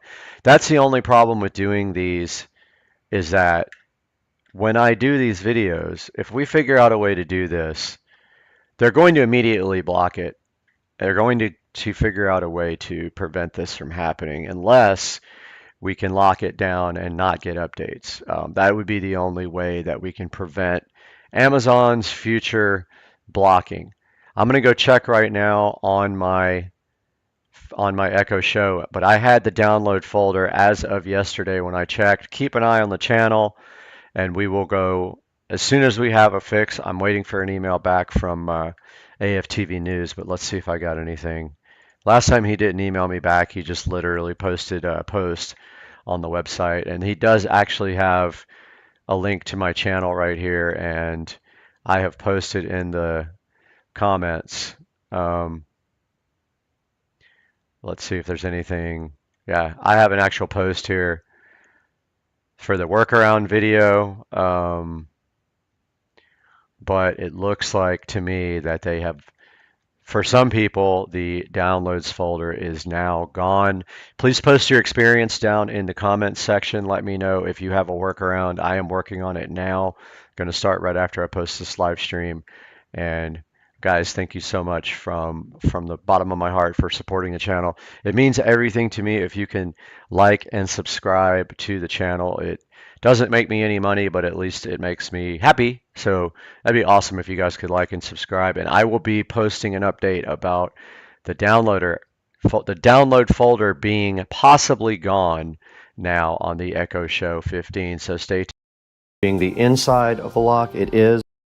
There's the inside and how it connects to the outside part. And you can see right here the wires just actually go through the hole. One of them is for what looks like a Wi-Fi antenna and the other one is for electronics. But yeah, here is the gasket and you can see right there where you connect the wiring there. Oh, the Wi-Fi antenna goes right there. That is the inside portion of the LOXO lock. And then this is your accessory kit. Things like your strike plate, all your screws, battery. Looks like that's the chime, a little power adapter for the chime, and then the rest of the lock components that go in the side of the door are all inside here. And your keys, they do come with keys so that you can open the door manually if you have to. Very nice packaging. I'm pretty impressed with this. And that is all that's inside there. Let's get this thing over to Rich's house and get it installed so we can test it out.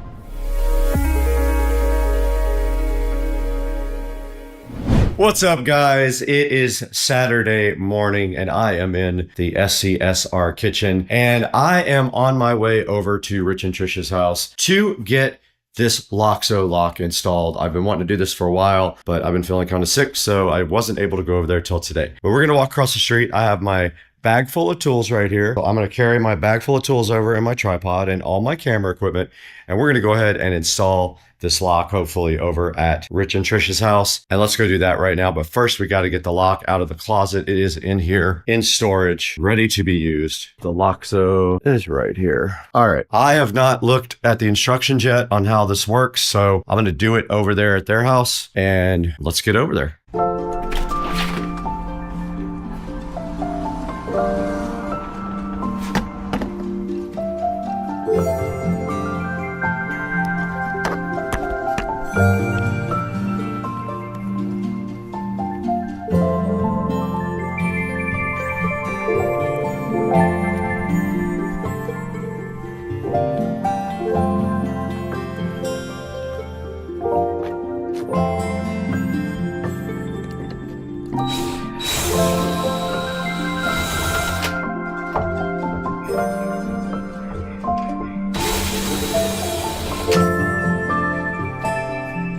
Yeah, this is, your lock is just like a weird one. Same thing? Yeah, it's a tiny hole. I've never seen anything like this.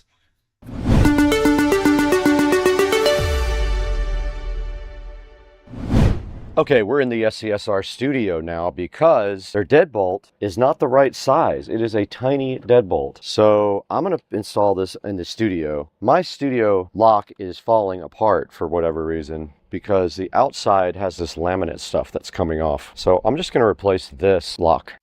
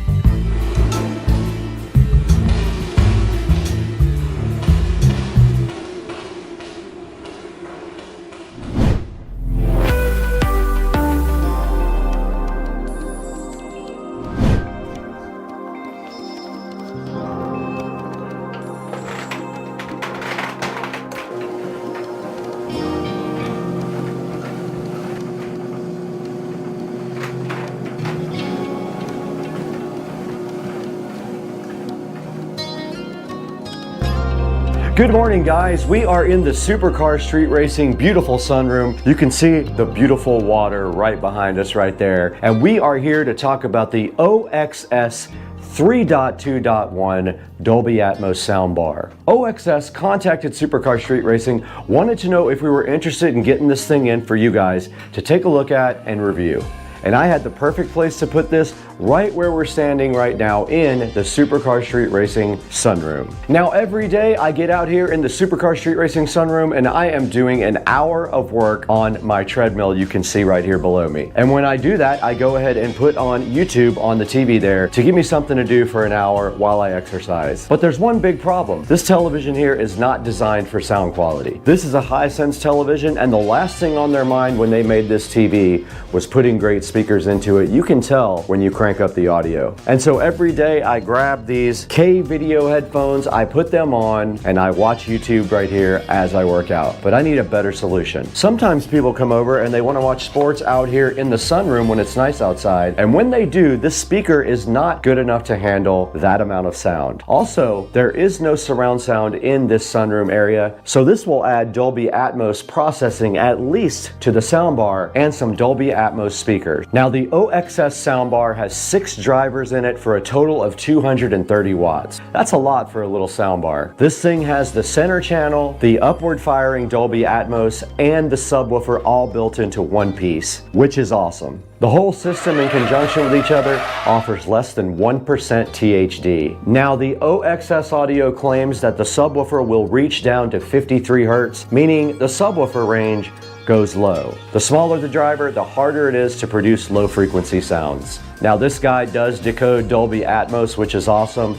It provides home theater quality sound in a soundbar. Now the way this guy produces high quality 3D surround-like experiences is it projects the sound all the way around you. Now that we've explored all of the cool features of the OXS soundbar, let's go ahead and get this thing unboxed and see what they gave us and see the quality and the packaging on the OXS soundbar.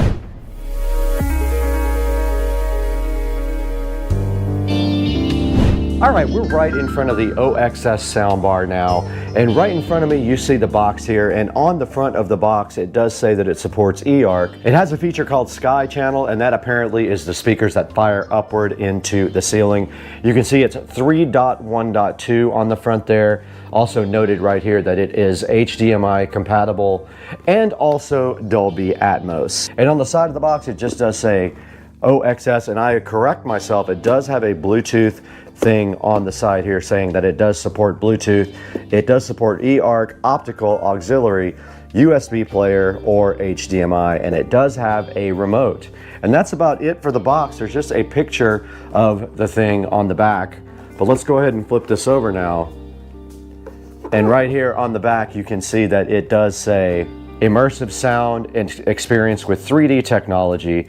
Dialogue technology makes everything stand out, and then flexible bass with a sub built in. It does have 5 different EQ settings for you to choose from: standard, voice, music, or movie, or night as well. All right, inside of the box with the OXS soundbar, immediately on top you can see an accessories package right here. Looks like it has a few things included with it, like a power supply, maybe a power cable, maybe an optical cable, it looks like maybe an HDMI cable, some screws, some batteries, and a remote. So let's go ahead and remove this packaging. We don't need that where we're going. Or this. And right inside, that is in fact the accessory box right there that we did pull right out of the OXS audio packaging. And directly on top you see a short optical cable, probably, I don't know, 2 feet optical cable. That's nice that they gave you an optical cable with it. There is also 1 HDMI cable, so if you're using eARC, you've got your HDMI cable right there. There is the remote control for it. That's what the remote control looks like.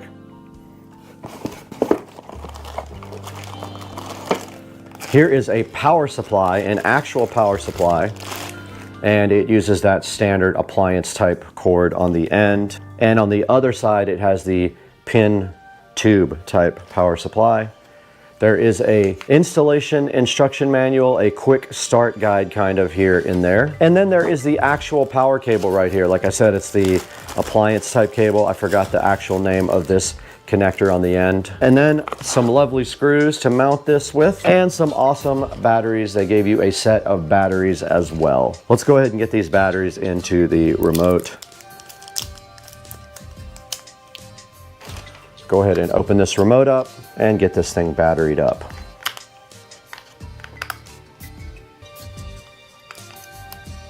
Batteries are installed in the OXS remote. Now for the soundbar itself, I think we should get it out of the packaging and get this box off the table. And it did come out of the packaging easy.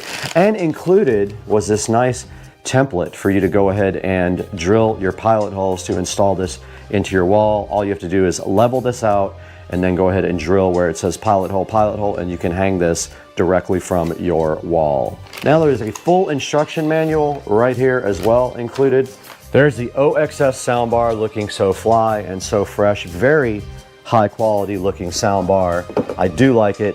You can see on the back, the subwoofer, it does have the, looks like a 4-inch sub right here on the back. A little bit of packaging, and it does have a little diagram of the bass port on the back, which is interesting. It actually shows you that the bass flows through and out of this little tuned horn part right there on the back. And then the inputs are very clearly visible here. Let's spin that around for you guys. You have a variety of inputs here. You have the power input here. You have an auxiliary, a USB, an optical, an in, and an out. So basically, if you want to connect a device directly to this, you will come in and then you'll go out to your TV. If you're going to use eARC, all you have to do is connect the HDMI cable to your TV's eARC, and then your actual device or your television itself will play into this soundbar. And then on the front, you can see this Dolby Atmos logo here, and then also the OXS logo. And on top, it looks like you have a volume control, a power button, a Bluetooth on, and then I think an input indicator here. So you would click this through to go through the actual inputs on the soundbar. Now, if we flip the soundbar over, you can clearly see the wall mounts here, and you can see that the pilot holes will match up with your holes on the back. All you have to do is drill at that spot, and you should be able to hang your OXS soundbar from a screw. Now, don't forget, if you do have drywall, you cannot just use drywall screws if you don't go into a stud. So you will have to use drywall inserts. Those were included with the soundbar's mounting kit right there. You can see 2 drywall anchors right there for your pleasure and your mounting enjoyment. And that is all that we can see here on the OXS audio. If you kind of look closely on top, you can see the Dolby Atmos speakers poking right there. Pretty cool. They're right here on top. Very neat. All right, let's look at our install options for the OXS soundbar in our specialty install area right here in the sunroom. It is not an ideal location for installation. I will show you guys that next. All right, we just unpackaged the OXS soundbar. You saw all of the included options with the soundbar. The packaging was awesome. The included accessories were very cool. Now it's time to get this thing connected to this television right here and see if it makes a big difference in our sound quality in the sunroom.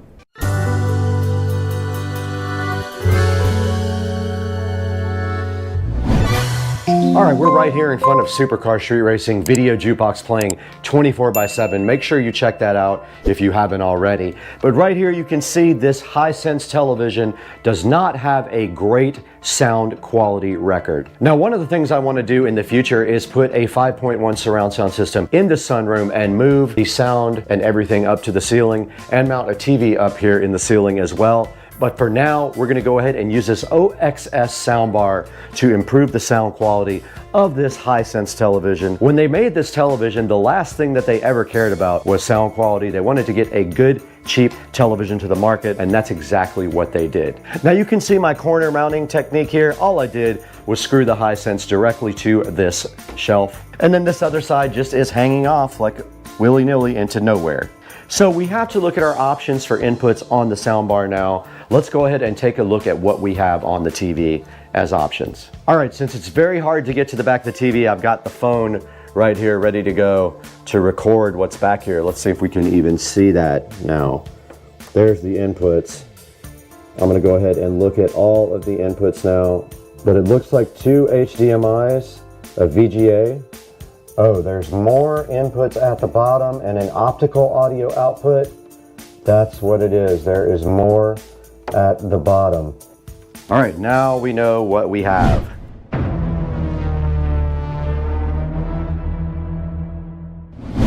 We went ahead and checked out our options for installing the OXS soundbar on the TV, and it looks like we have many options. The easiest option might be the optical port if I can get the actual connector in there. This will not fit, as you can clearly see, will not fit right there. It would have to go right here. Let's go ahead and get this TV unbolted from where it is, and we're just going to simply move it to the regular position right here. Let's get this TV unbolted and go ahead and move it over and just go ahead and do the soundbar like that, since we don't use that area very much right now.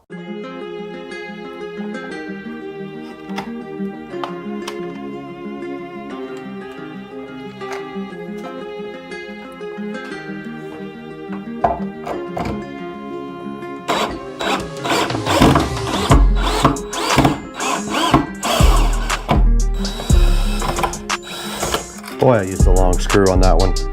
Was that necessary? Maybe not. When I installed this television, I simply bolted right through the foot here. This wise cam will also have to move, and this TV should just simply move now. Oh, we might not have room for the soundbar. But now that we have the TV disconnected, we can go ahead and use the optical cable. All right, it is connected, and we do have a signal now. And what we're going to do now is put our soundbar up here.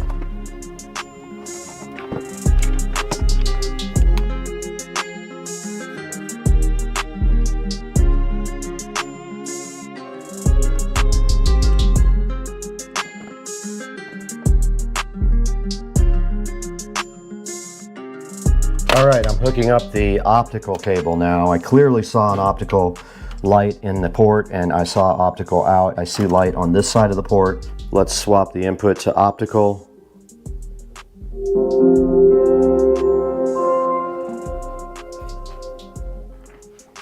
Okay, I'm an idiot. I realize now that I did have Bluetooth on from the headphones. Let's go ahead and turn off the internal speakers. 3,000 watt. And here's a 1,000 watt. It is on. There's the volume control on the soundbar. We have a bass up and down control, and you definitely feel the bass when you turn that up. There's the presets. It is on standard now. I put it on movie, and I have the bass all the way up on the control.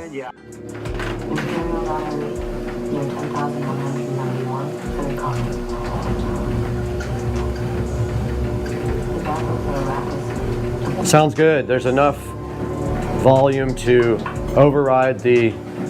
It is not wide open yet. The volume's very clear. The dialogue's awesome. His inaction is difficult for me to accept. The bass is good. Very impressive. Dirty work. The volume is on 50 right now, I believe. And it's set for movie. That's volume 60. Sounds great. It's got really good bass, nice high frequencies. There's the treble. Treble is accessible from this little snowflake on the menu. Okay, we just connected the OXS soundbar right here in the sunroom and took a listen to it. You guys heard what I thought about it when we got it connected. Now it's time to see how you guys can pick one up for yourself. Let's throw it out to the Supercar Street Racing Studio A and look at this soundbar online and see where you can buy your own.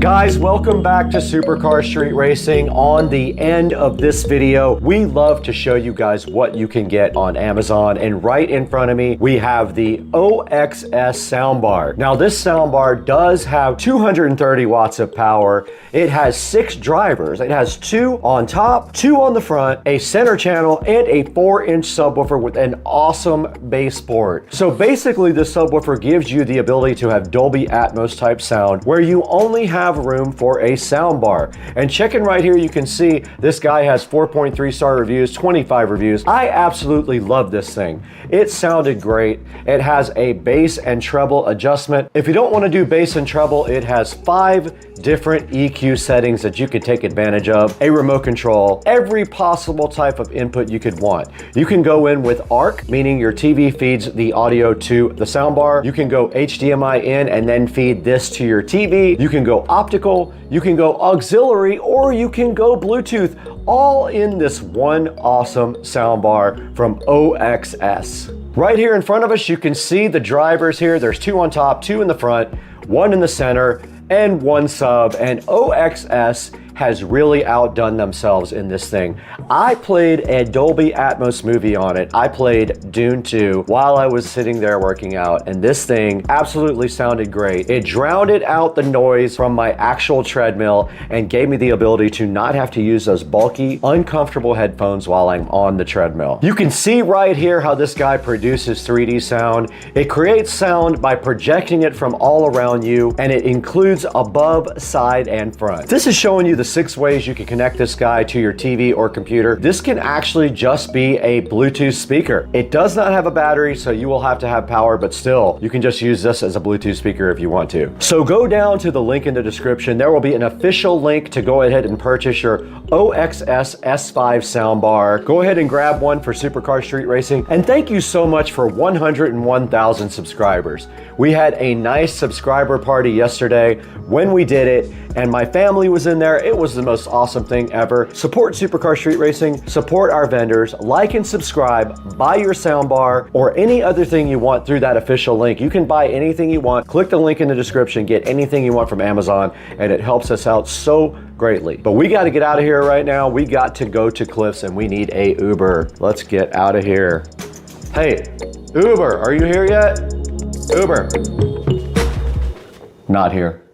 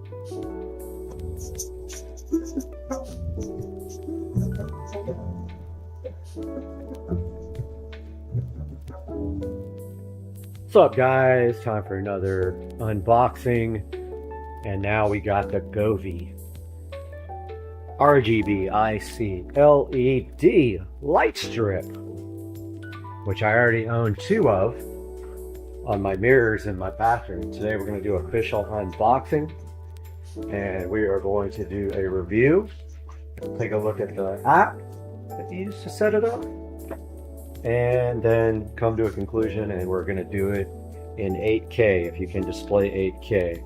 Got to get my hands free, then I'm going to show you this. Let's see if I can do this with one hand. Nope, be right back. All right, guys, got the package open here with the Govee. I believe this was around $27.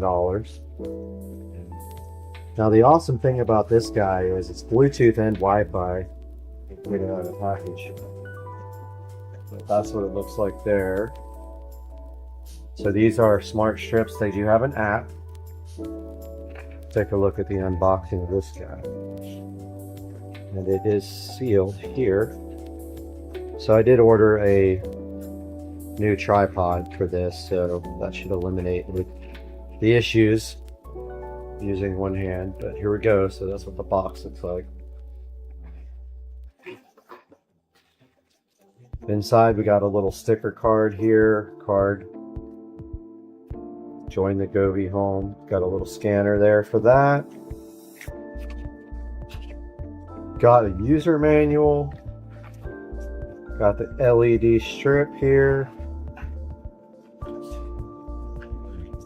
And it comes with a little controller if you don't use the app.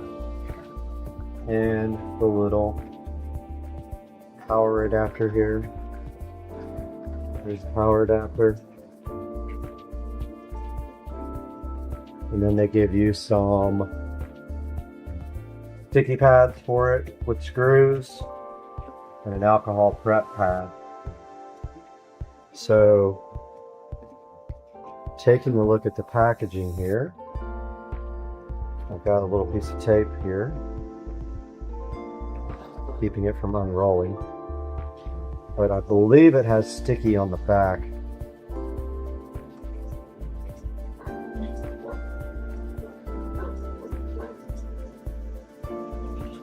It's very well packaged. Can't get the thing off. Yeah, it does have 3M on the back of it. And if I recall correctly, it's actually a really good quality 3M tape. And here's a good look at the actual circuit on the strip and the LEDs. You can cut them right there with no issues. And then there's the little LED module. Next, I'm going to show you guys what it looks like on my mirrors before we start the install and app process. Alright, so these are the Govee LED strips already installed on the mirrors there. And they are fully programmable with the app. They have a bunch of pre-built scenes. You can do control 2 strips at the same time, which is what I do with this one. And I'm going to be showing you a lot more about that. I'll take some screenshots of the app and upload those as well. LEDs are all flickering on camera, but yeah, so that's what they look like installed behind my mirrors. And next we're going to take them out and show you how you control them. Okay guys, we got the Govee LED strip, and the plan is to run them behind the couch here. So they would start at the back of the couch right there, run around the corner on the ground, and then come behind the subwoofer and then behind this couch and sort of add some really cool lighting effects here. Now, in my other home theater in California, I did the crown molding where I dropped the crown down about 2 inches and I ran LED strips all around there. That's a cool idea for the future maybe, but for right now I just wanted to get the theater room back up and running. So let's take a look at this guy now. All right, we got the strips here. All right, so this is the controller. So you can manually control the strip if you want to, or you can just use the app, that's all I do. On the LED mirrors in my bathroom, I have these mounted on the rear, and it's controlled exclusively with the strip, although I did leave the controllers where you can reach your hand behind there and change them if you actually absolutely have to. So what you do is you take this power connector and you connect this right here, and so it just plugs straight into that right there. Now when we apply power here,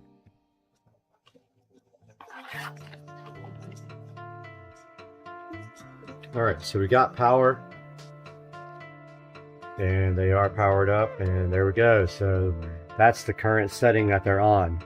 Now, I'm gonna go ahead and grab my tablet and get that logged in so we can take a look at that at the same time. So these LED strips are audio activated, and it's on an audio thing right now, as you can see. You can either use this to change the program, or you can use the app. Here's the Govee Home app. 2 mirrors that I currently have installed already. There. You guys can see that right there. So we're gonna go, and I'm trying to remember how to do this. We're gonna go plus, and we are going to add an LED strip light. And I think,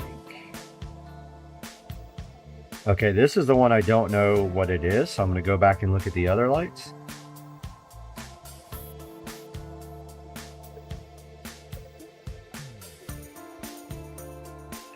I'm looking H6143, I think is what we have here. Let's look for that. H6143. Still looking.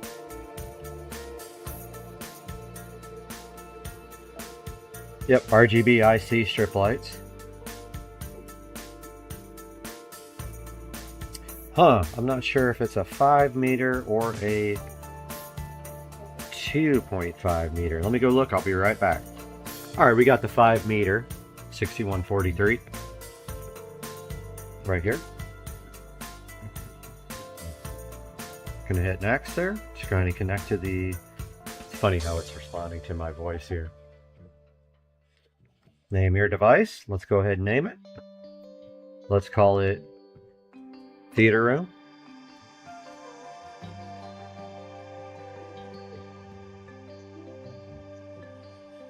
Done.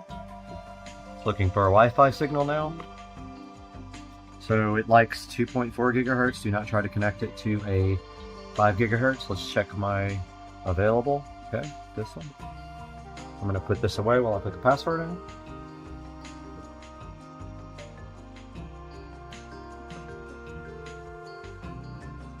Putting the password in now.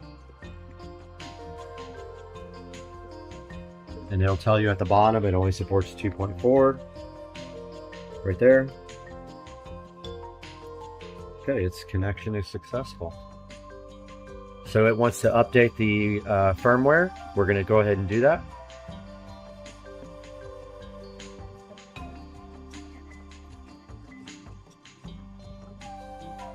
So it should be updating the firmware now as we speak.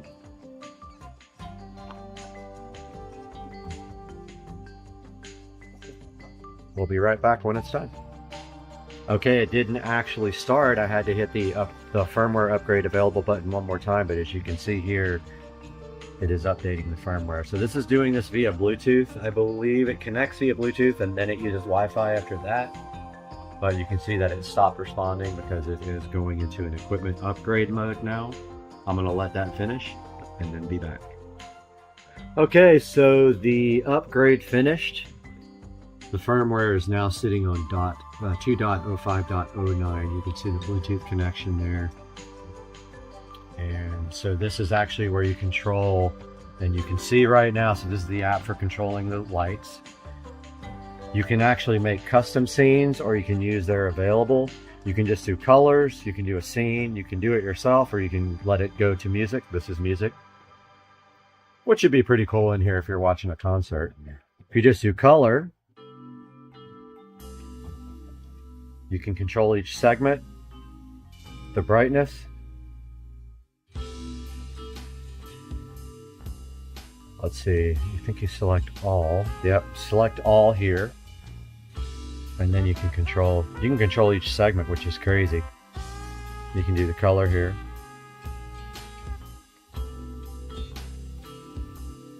Things are awesome. And then if we go back, there's my mirrors in my theater room. Let's go back in theater room. It's connecting again. If we go scene, There's all kinds of like different categories, like sunrise, where it gets brighter. Like, so it mimics the sunrise. Meteor shower. My only complaint about all these pre-built effects is that you can't control the speed. You're stuck with the speed. So some of these are like turbo, like you know, super fast. This one's pretty cool. That's Aurora. Here's Snowflake.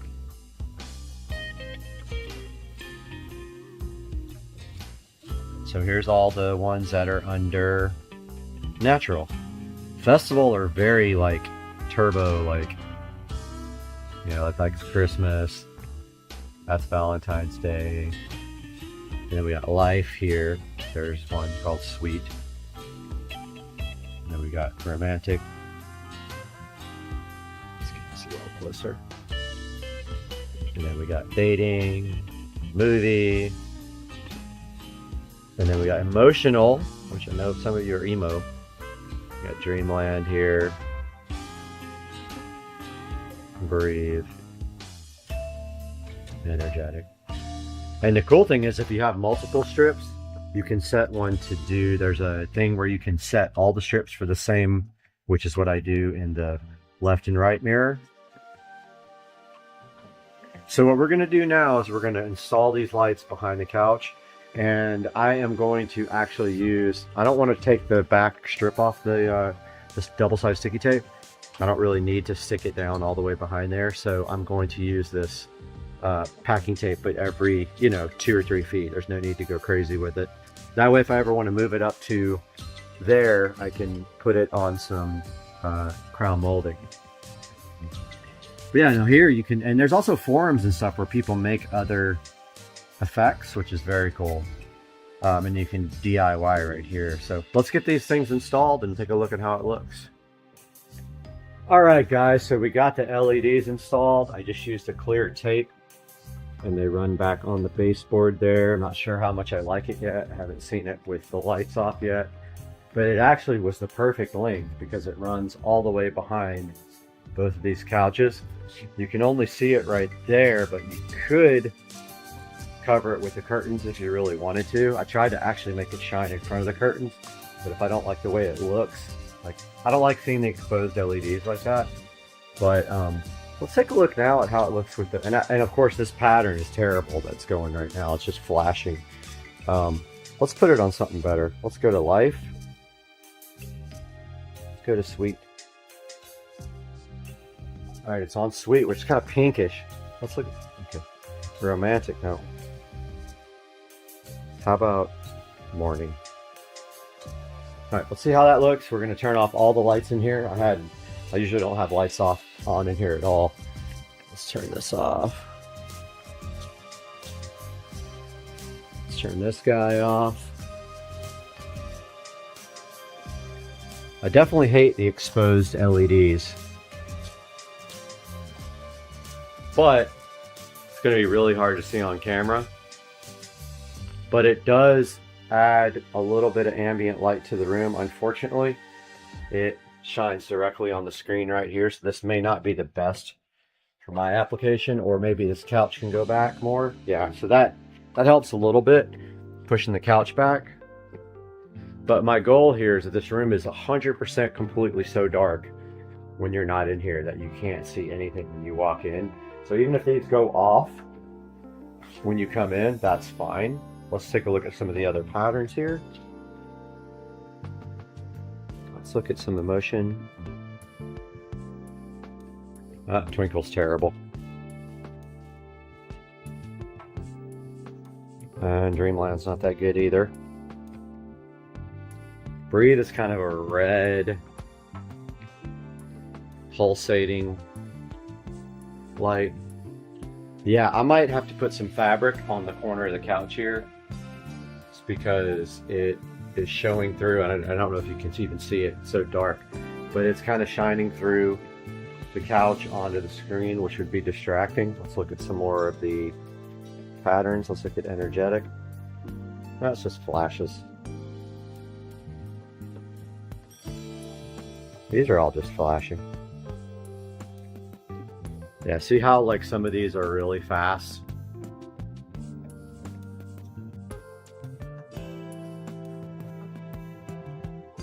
This is called warm.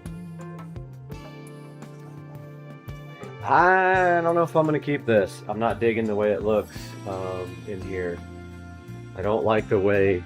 That's kind of cool, just like behind this couch. The way it's lighting up back there. I don't know if I like it over here though. I got to see if I can find some different patterns. I don't like the way you can see the exposed LEDs, but let's see what stacking is.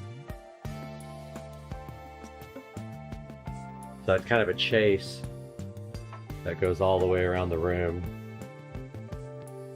And it's hard to see on camera here, I know. Let's look at some of these other ones. Let's look at sunrise. Oh, that one actually takes a while. Let's look at forest. So forest is kind of a green pattern. Yeah, I'm not a big fan of seeing the LED lights. I don't know what I'm going to do about that, if I'm going to do anything about it. Let's look at our rustling leaves.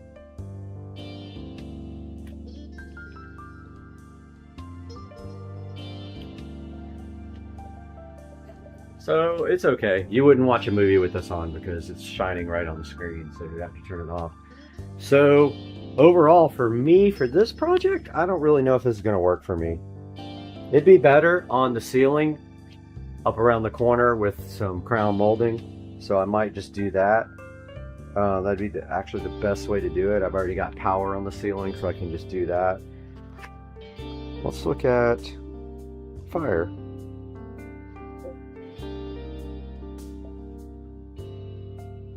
That's what fire looks like. Winter.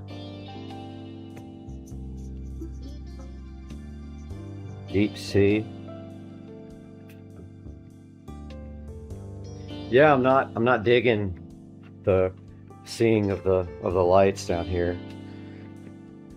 I mean, I guess I could move the curtains back a little bit like that and kind of hide them, or I can just move the lights backwards a little bit because I add them forward on purpose.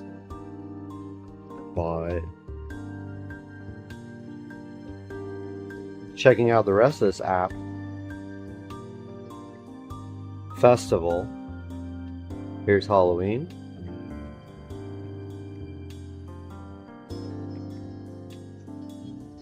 Definitely is doing movement, even though it's hard to see on camera, I'm sure, with the low light. Ghost, which is a crazy one.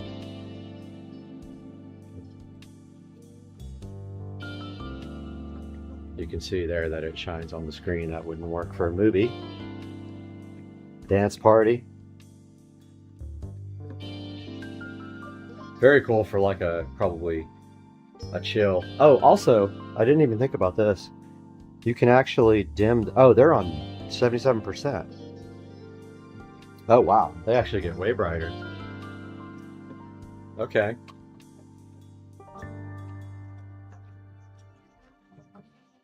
Or we could just take them down to like 20% and there's just a little bit of ambient light in the corners and stuff, which really, when you walk in this room, you can't see anything. Like, it's so dark. Like, you can't even find the remote control. So that's kind of rad. Let's see what mode is. Oh, mode is down here. Okay. Bring the brightness up. You can set them on a timer. They're also controllable by Alexa. So we can say, Echo. Actually, I think this guy's Alexa. Alexa, turn off the home theater LEDs. Sorry, I didn't find a group or device named home theater. Let's see what this is called. Alexa, turn off the theater room. Okay. Alexa, turn on the theater room. Okay. So those work great. They're already in Alexa because of my other set. I don't know. You tell me what you guys think. It adds some ambience in here for sure. I will probably drape like a blanket over the side of this couch so it doesn't like shine on the screen. Let's see. Let's go to emo. Profound. Yeah, the only thing, my only complaint, you should be able to control the speed on these, and you can't. They're all presets unless you do a DIY, which you can do that. And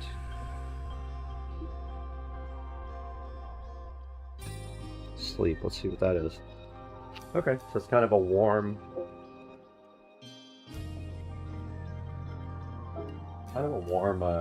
looking light. So yeah, I think that's going to do it for the Govee review. Really cool LED strip, which is all controllable via Alexa, or, you know, actually you could do it either one on your app.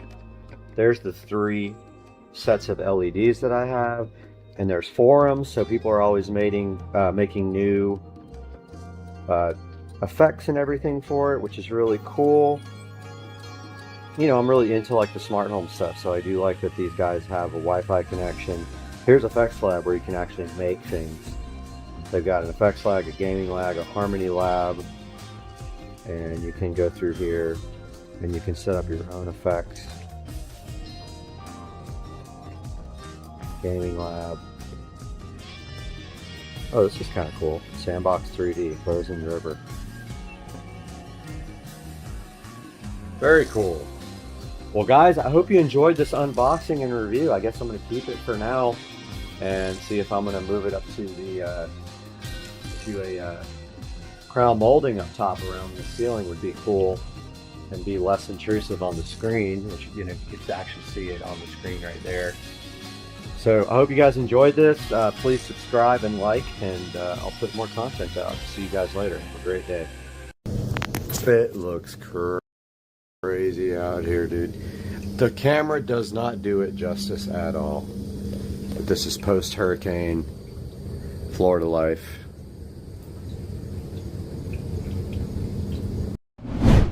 Guys, welcome to Supercar Street Racing. We are out here in the Supercar Street Racing garage today with the 2014 Club Car Precedent. And today we're going to be giving you a short tour of the Club Car Precedent here that's sitting next to the Model S Plaid. And then we've got 2 new exciting products to show you for the Club Car Precedent, and all that's coming up today on Supercar Street Racing. So hang out with us.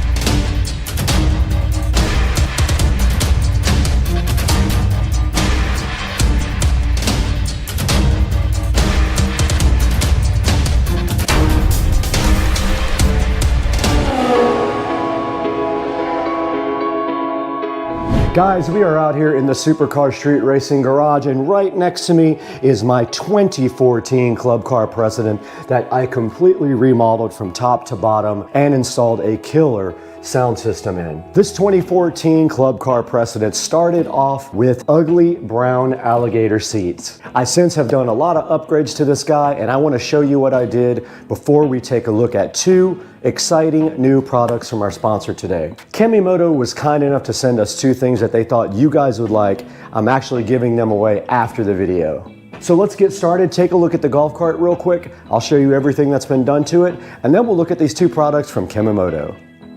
So we're right here in front of my 2014 Club Car Precedent that has been completely remodeled from top to bottom. And starting at the front, we have some modifications here. One is we replaced all the bushings in the Club Car Precedent because the wheels were folding in like that and the bushings were worn out. Also up front here, you do notice that someone has installed the LED light kit in the front. I did not get that myself. It was already on the cart. And it does include the rear tail lights and blinkers as well. And now moving up, you can see a custom Supercar Street Racing plaque here that I ordered online from Amazon. You can get your own, and you can get whatever you want printed on it. ASUS Supercar Street Racing to support the channel. We're back here with the golf cart, and I just wanted to show you guys the mods to the side of the golf cart. And one of them is that we got new wheels and tires, and I think they look pretty cool. They're like a mesh wheel with a low profile tire. I like the golf cart not to be raised. I like it to be lowered. And so we did these street tires with these awesome SS wheels, which are completely black and spoked, and I love them. The next thing you can see on the side here is we do have carbon fiber armrests. This one has a little bit of glue on it that I have to get off. It's because when it detached itself, I had to glue it back on, and I accidentally got glue on it. I just need to take some WD-40 or something and get that glue right off of there. But you do see the carbon fiber armrest covers here on the golf cart. Moving to the inside of the cart now, you can see we have done some major modifications to the inside. One of those is the nice seat that has been painted with black fabric paint. We did take the brown seats and paint them black with fabric paint, and it came out awesome, I think. We might want to put another coat on that pretty soon. It might be wearing off a little bit, but we'll get to that when we have time. The next thing we're showing you is our mat. Of course, we replaced the mat with a laser cut mat. I'll put a link to that in the description as well. It fits perfectly, and it has a gray stripe on the edge of a black mat. Now moving in even closer, you can see that we have a tablet that runs all of the golf cart accessories. It runs the motor controller, can be tuned with it. It also runs the sound system, and it can run any Android app that you want. So it's very cool. You can see I've got the speedometer up on it right now. But yeah, such a cool idea for the golf cart. It does not have to have any kind of head unit. Everything's Bluetooth back to the sound system. Now right down here in the golf cart, you can see that we do have a charger here. It is a USB charger, and we have a second one next to it with USB Type-C and also quick charging. So that's what these two are right here. Below that is our gauge for our eco battery. It shows you the state of charge and also the voltage level coming from the eco battery. Moving up here, we got the carbon fiber dash, of course, which we put on there to give it a little bit of extra sporty look. We got the JBL speakers, of course, and we've got a carbon fiber steering wheel. And that's gonna do it for the front of the golf cart mods. And now let's take a look at the motor and the controller underneath the seat. Moving under the seat, you can see the most important thing in this golf cart that has been modified. This golf cart has been converted from 48 volt lead acid batteries to 70 volt lithium ion. This is the eco battery, 70.4 volt, 105 amp hour battery. It was not cheap, but it is so awesome. And we also added the Novitas DC to AC conversion, a 600 amp controller, and a AC motor. So this golf cart is no longer DC. The AC has better battery life, it has better torque, and it is just an all-around better selection. And you do see also when you do convert to lithium ion, you move your charger into the cart, the charger is right over here, and you use a standard female side of an extension cord to plug directly in the cart, and all the charging happens right here inside the cart. And on that side of the well over there, under the camera here, we have the 12 volt relay switch. That switch over there on that side of the engine bay controls all the 12 volt accessories. So if you go into a bar or somewhere and you want to turn off everything so nobody can fiddle with your stereo system or Bluetooth you or anything like that, you flip that switch there. Right here in the back of the cart, we went ahead and took the opportunity to go ahead and put in 2 more JBL speakers so we could get full stage sound back here. So we got the same speakers, they're 6.5s, 2 ways in the back here. And then right next to them, we have our epicenter control for our bass. And we do have another fast charging USB-C and USB-A receptacle right here, and a little plaque to show you what this knob actually does. Guys, moving to the back of my 2014 Club Car Precedent, there's not a lot to see back here that was done by me.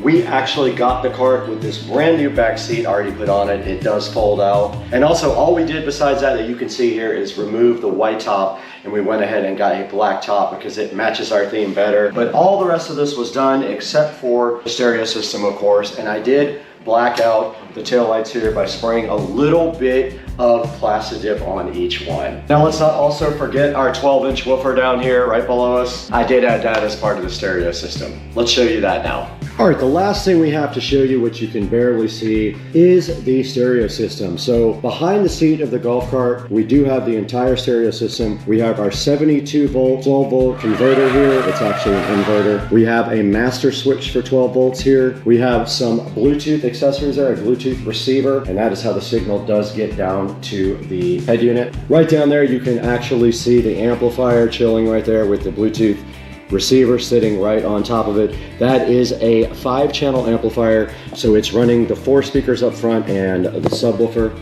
And then right over here we do have a 110 volt inverter in case you want to use shore power anywhere. And then next to that you can see the epicenter right behind the back seat. That is our bass enhancement device, and it is connected to that control right there for subwoofer level control. And that is pretty much it on the stereo system, guys. So let's keep on going. Guys, right in front of me here, I have the Kamimoto windshield that they offer for the club car precedent. And what this does basically is it would replace your hard plastic windshield that you see right here. And these factory windshields just clip in like this at the very top. Your new Kamimoto windshield actually is removable and would just fit right on the front, just like this. And it simply just has a Velcro strap to go around and fasten on to the windshield just like that. So installation is easy. I'm gonna show you guys by not removing this windshield completely. It has Velcro straps on it, pretty simple. And these Velcro straps just do go around. So installation is quick and easy for the Kamimoto windshield, and it just does install like that. And then you take your bottom 2 straps. Of course, you won't have a plastic windshield on it like I do. And you take them and you Velcro them. Now, of course, my plastic windshield is getting in the way. So this would not happen if you don't have the factory windshield. And I don't know if I've ever done a simpler installation. And also, and this top part, of course, can be folded down if you really want to. It will crease right in the center so that you can make this into 2 windshields. But first, before we do that, I'm gonna show you the tinted panel for this. So this also comes with a tinted panel like this, which you can then put on the inside of the cart. And it has straps to hold in the tinted panel as well.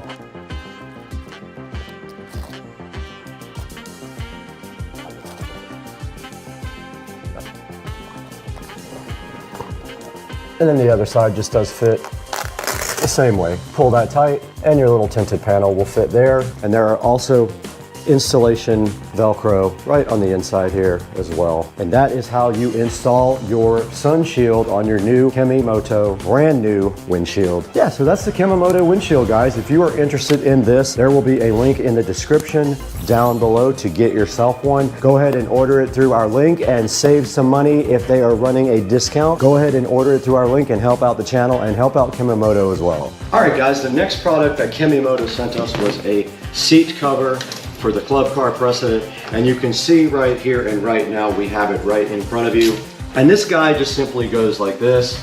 You put it directly on your seat like this. It has straps that are Velcroed, and the straps just run underneath the seat.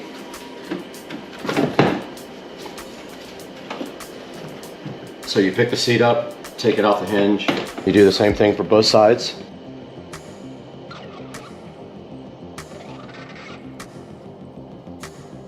It's probably easier with 2 people.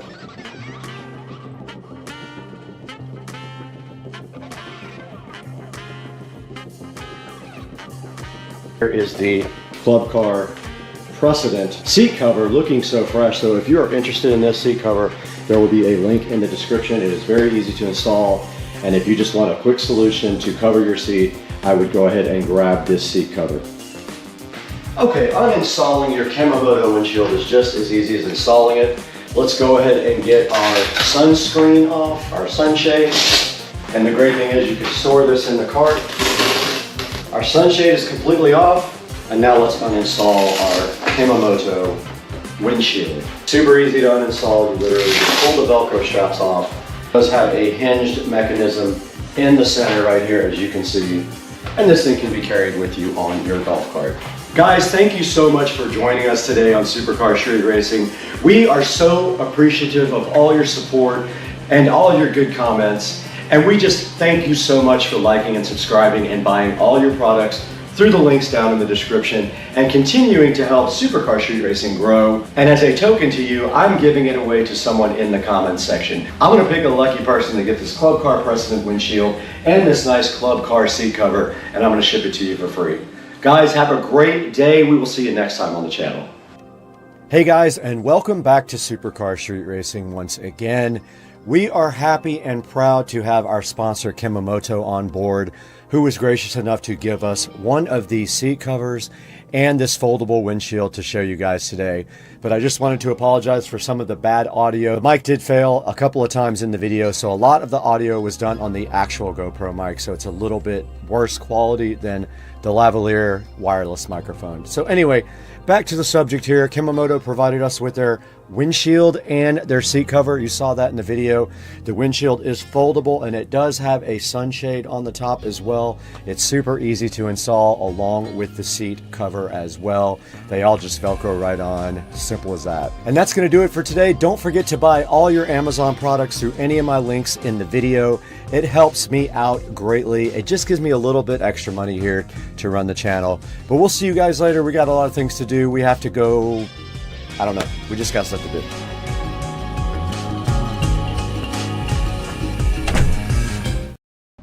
All right, we are in the Supercar Street Racing kitchen with everything we need to get up in the attic. We have a flathead screwdriver for the cover for the electrical box. We have our drill here. We have our workman pliers, and we have a razor blade to cut the Romex with. Actually cutting the circuit and using the existing wiring, putting this box in, tying in, and that is it. It should be quick and easy, in and out as fast as possible before it heats up there.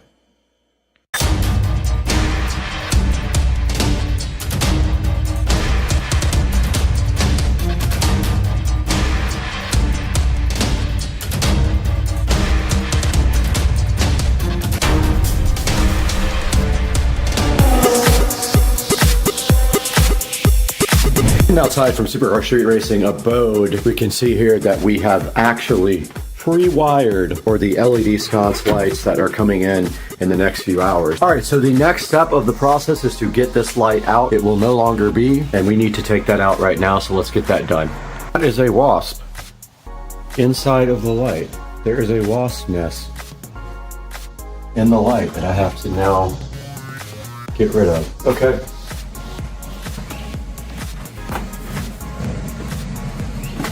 Got a towel here.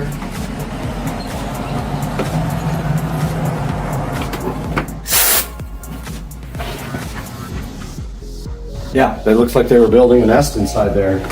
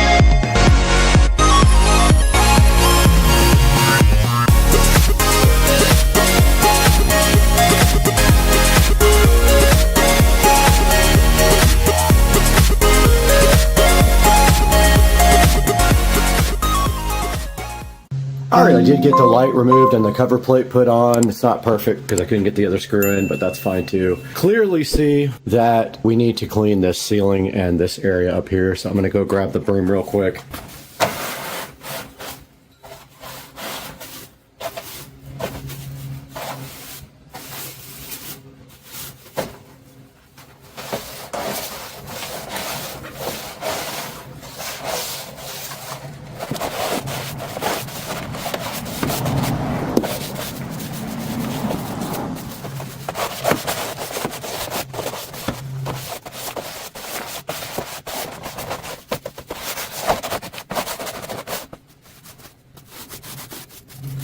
Okay, this area is ready now for the new LED sconce lights.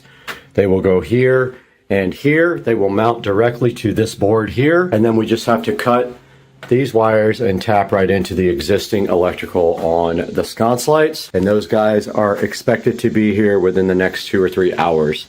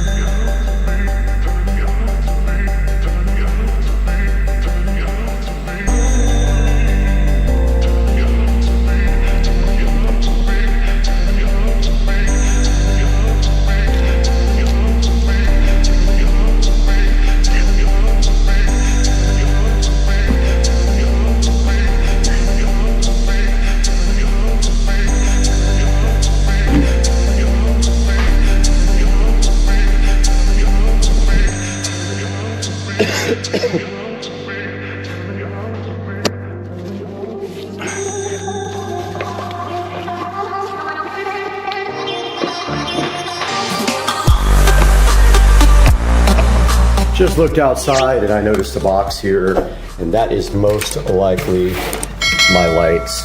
It is them. Let's go ahead and get this inside. All right, just got this opened up, and I wanted to show you guys the quality of this packaging compared to maybe something of a cheaper nature. They have all this nice padding inside. It's very well taped up. It did come from China. I will go ahead and say that right now, but look at all the nice padding inside. And it's not cheap padding either, it's the good stuff. And then the two lights are sitting right inside there. Let's get them out now and take a look at what we have. Here is a good look at the LED wall sconce. It is very heavy. It is glass, you can tell. It's not plastic. And if we flip the back over, so what you do is you unscrew the mount from the actual sconce, you mount that on the wall, slide the sconce over it, and then you power it up like that. So you take these screws out of the side here. They're already pretty loose. They're not all the way in. So inside of here, you have the remote. You have some screws. So let's get this mount off and see what we're looking at here. That one was drove in sideways.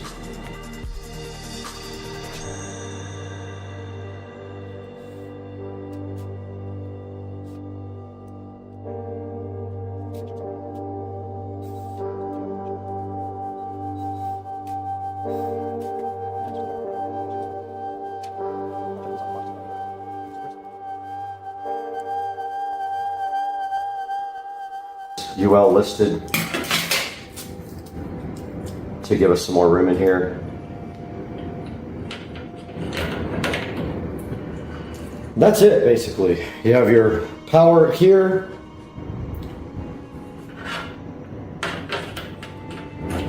Which can go like that.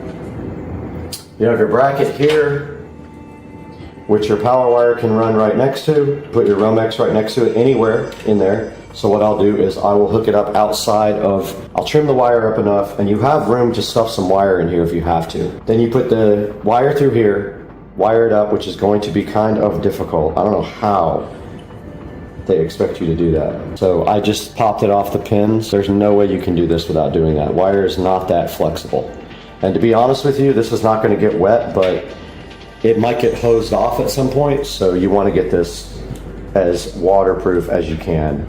Our goal is to mount this dead center at 47 and run the wire along the side.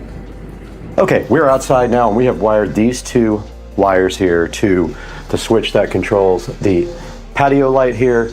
So there is no more patio light, it is disconnected, and now we have this left. This wire here and these brackets are how you mount this system. Now, you can see here that we're mounting this dead center. It doesn't matter where the wire goes through because there's plenty of room inside of the bracket for the wire to be moved and stored.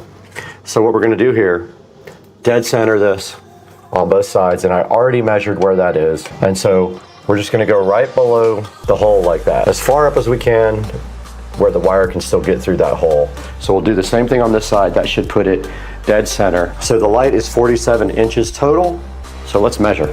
Perfect, that's absolutely perfect. So this is where our bracket is gonna go, and it needs to be perfectly level up and down, but that's easy because all we have to do is measure the distance from the wall, and it has to be even. And we'll also take our level on it like this. Got a small drill bit here. I'm gonna do a pilot hole here, just so I'm not like bearing down on it and trying to get it to go in. This is plastic, by the way. No more termite damage, they don't eat it.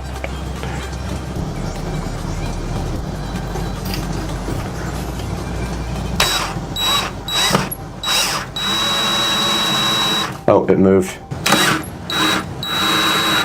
We can actually shed any amount of this off we want. This is all going to be covered up. It's not in the wall. Let's go ahead and just strip it all off. So these lights are glass. If you're going to put them somewhere, make sure you put something down to protect them.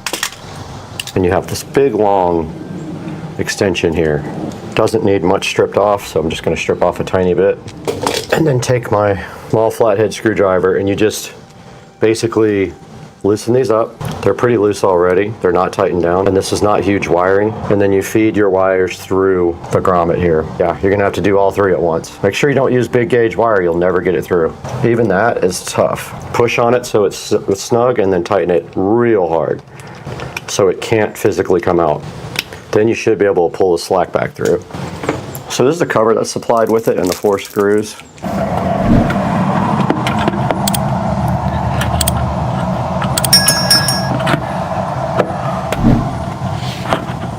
Not going to get those other sides in.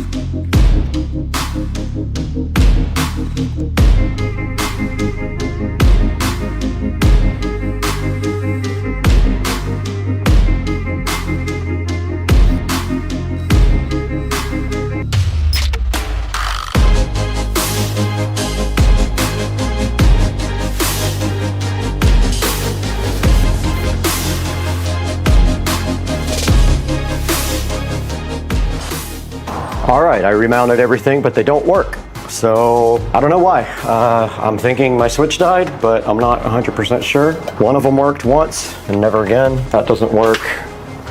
That doesn't work, and the breaker's on. There's power to the switch, 100%, but it does not work. That's gotta be my switch. I guess, test my switch, because I don't think it works. I think my switch is bad now. It has to be.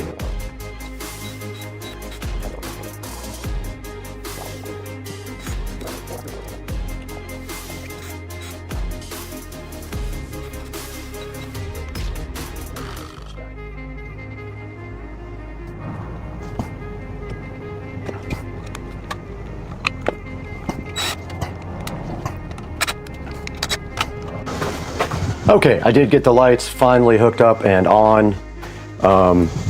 They look level to me and pretty good. But I'll get a shot for you guys when night comes around. Till then, I'm gonna go ahead and clean up. All right, guys, we are outside of the house now at night. Sun has mostly set. You can see there's some daylight, but I wanted to show you guys the sconces here. And you can see right there as we walk up, they are set on warm white along with all the other lights. And I have the garage, kitchen, and foyer on purple. And so as we walk up to the front here, you can see the sconces came out so cool. I think they add such a nice touch to the porch, and we have no more hanging porch light looking like it's from the 50s. And the house just looks so amazing at night, and people always stop by and give compliments on the lighting. And I'm gonna walk you guys back out one more time to check out the entire house. And that is the house. And then I'm gonna get some good pictures. Now, Base Boy left, and you can see right here, the sconces lit up so fire on the front door. So that's what it looks like at night. And you can dim them and change the color. All right, I feel like we'll never actually use this, but you can pair the remotes to control more than one device at once. I have both remotes here. But as you can see here, we can go center button here. The remotes can go timer and color. Color temp is right there, right? So we can go cool white, and then on this guy we can go cool white, and then we could set the soffits to cool white, and so they did equalize to cool white. All right, so this is cool white on the soffits. Of course, I can't change the sconce lights are both set on cool. I will step back and give you a view of that now. I decreased the exposure on the camera so you can kind of get a better idea of how that looks, but that is kind of cool. I kind of dig like the bottom half being warm and the top half being cool. So yeah, exposure is turned way down. They are bright, dude. Look kind of fire, dog. Hope you guys like this video. I'm gonna grab a couple of pictures and we'll see you on the next one. Thank you for liking and subscribing. Please buy these products through my links. Hey guys, welcome back to the channel, and I hope you enjoyed what we were doing today with this mod lighting sconce lights for the outside of the Supercar Street Racing compound. Now, we did buy these lights off of the website, and they are not a sponsor of ours. We paid full price for them. And if we take a look right here on the website, mod-lighting.com, you will see the wall lights here, and they have the sconces right here, and they do offer RGB as well. I just didn't think it would look that good on my house. We already have RGB up around the top, so I just went ahead and got the ones that have the remote control. They are dimmable, and they can do a timer, and you can pair more than one light to one remote control. But as you saw in the video, we went ahead and got a Amazon Smart Switch ordered to put on the lights as well. So scrolling down the page here, they actually have some pretty cool products. Look at this moon. They have some cool looking art looking lights. They have round lights. You have to check the site out. They're very cool. They have stuff that nobody else has, and it would look great on your house. So go to mod-lighting.com, and please tell them Supercar Street Racing sent you if you do order from them. Leave them a note so that they help me out in the future. Now, right after this, you're going to see me installing the Amazon Smart Switch on the Mod Lighting LED wall sconces. So let's throw it back inside to Brad one more time and check out the Amazon Smart Switch. There'll be a link in the description to that as well. And we appreciate you guys buying through our affiliate links, liking, subscribing, and we'll see you next time. But back into the house with Brad. Okay, we got everything set up and the Smart Switch is on. I did find all the screws for these. And so basically this just goes on now like this. Except it doesn't fall off. Got him! Oh! And this is the Whoa!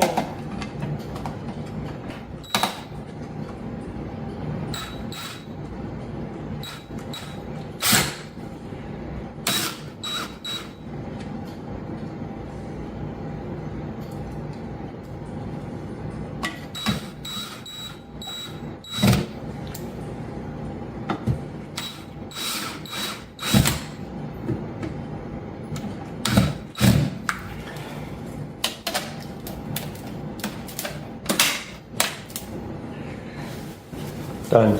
All right, that's going to wrap up the project for the LED sconces outside. They are now on this smart switch. This is a smart bulb. It doesn't need a switch. All we got to do now is clean that off because it's really dirty. But other than that, I hope you guys enjoyed the LED sconces. Link in the description to these guys. Please go get one.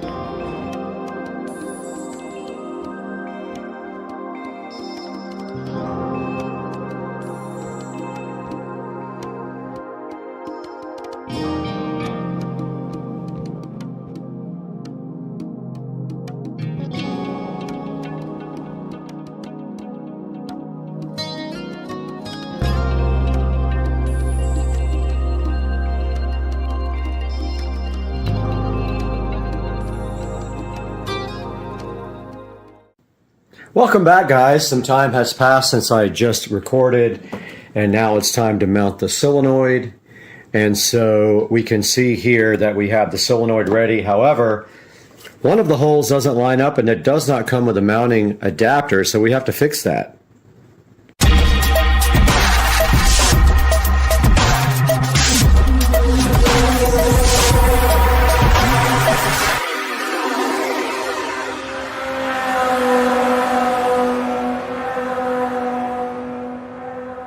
What we need to do right here, right now, is we can either just live with one bolt, or we can go ahead and tap a second one. And I think we will tap a second one.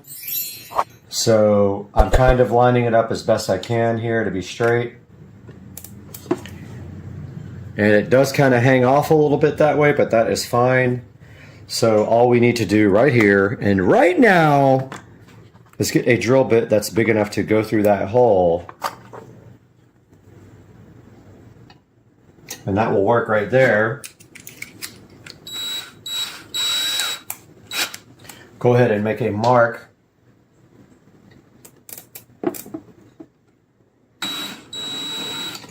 Well, it moved a little bit, actually, so I think I'm going to go ahead and bolt this down. I'm going to find a bolt that will work. All right, I dug around through the drawer and I found some screws that will fit. So I'm going to go ahead and tighten down one side. Oh, that one does not fit. It is just too big. Maybe it'll go on anyway. This one will not. Might have to drill that out. Let's see if I can get that driven through there.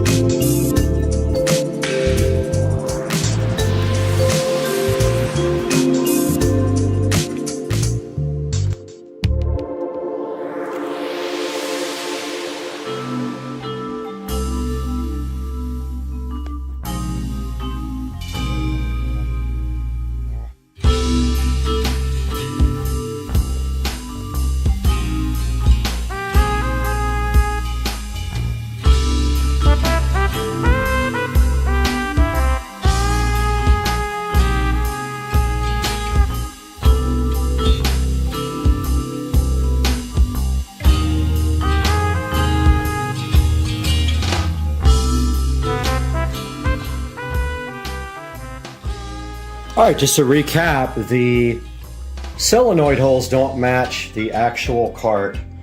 So we had to drill out this side to fit a bolt that I had, and then this other side, the holes don't line up at all, so that's where we are now. The solenoid is done and looking toasty. So let's move on to the next step. Okay, so now let's put our run tow switch back in, and honestly I don't remember which. I think it was that way, pretty sure, for run tow. Doesn't matter, we'll make our own label.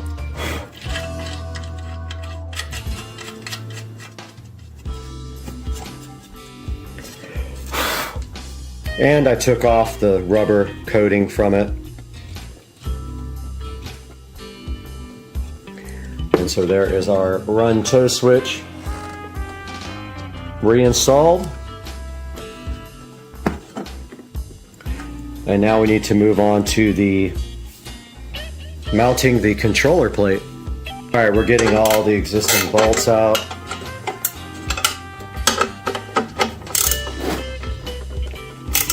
None of these are used anymore.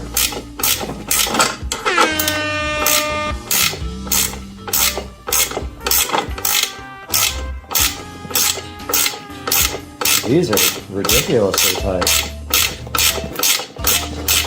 Should have got the drill out for these guys.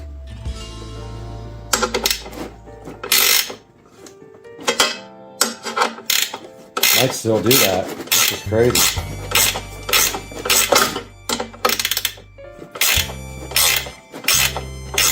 These guys are like in there.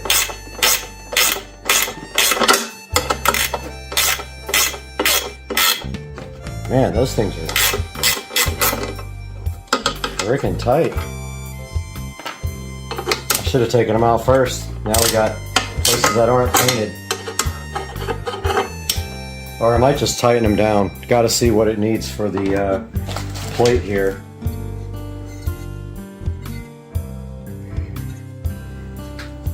Alright, we'll be right back. I'm going to figure this out. Alright, we're going to go ahead and put the controller plate on, and it's basically just these tapered screws. And it can really only go one way. There's a screw hole there, a screw hole there, and a screw hole there, and none of the other ones line up. Has to be them. Let's go ahead and tighten those down.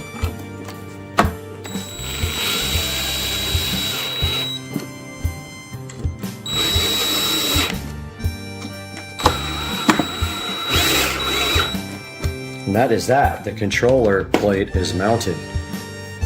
Alright guys, so now it's time to install the actual controller. And you do install it this way. I had it reversed. It actually goes like this. And on the side of this plate, there is a threaded hole on each side. And those fit right there with a lock washer and a nut. Lock washer and a regular washer, not a nut. So you just go straight through the plate like this. Washer first, lock washer second.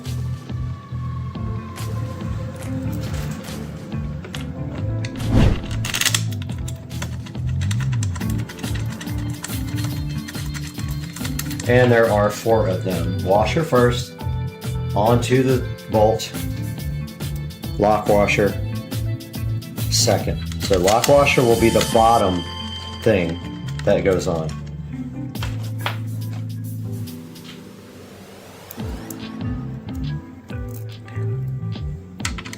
Just like that. And I don't believe I have a wrench small enough for this. I might have to get... Oh, wait a minute. Oh, I do. Okay. Probably be easier with power tools, but at this point, I'm just like, whatever. Will my wrench go on there? Barely.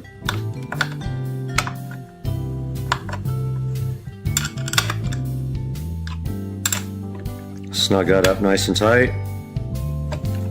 It's aluminum, don't strip it. Once it's tight, give it a quarter turn. Remember, there's a lot of vibrating going on. That's tight. This one has plenty of room for a wrench.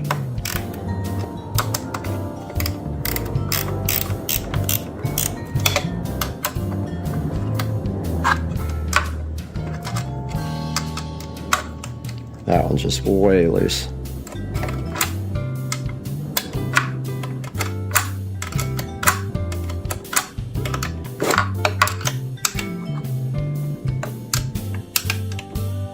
Don't strip it out, guys. You might have a wasted aluminum plate if you do. 1/4 turn after it's tight.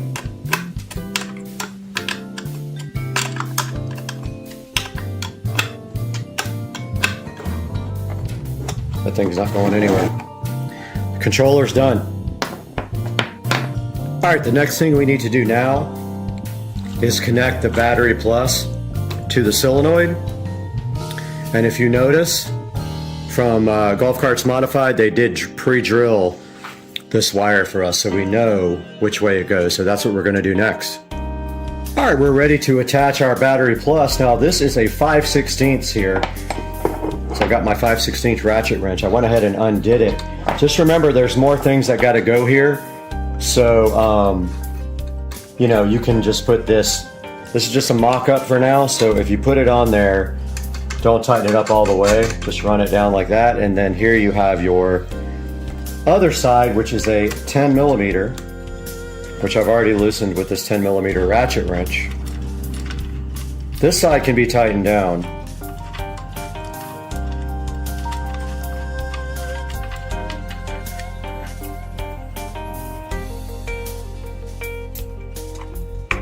Just like this.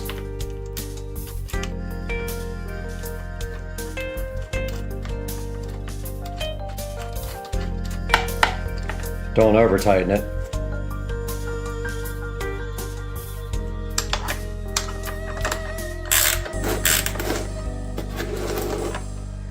And that is the B plus connected. Just a reminder here, the B minus goes to the battery pack. So that is the next connection that will be made from here.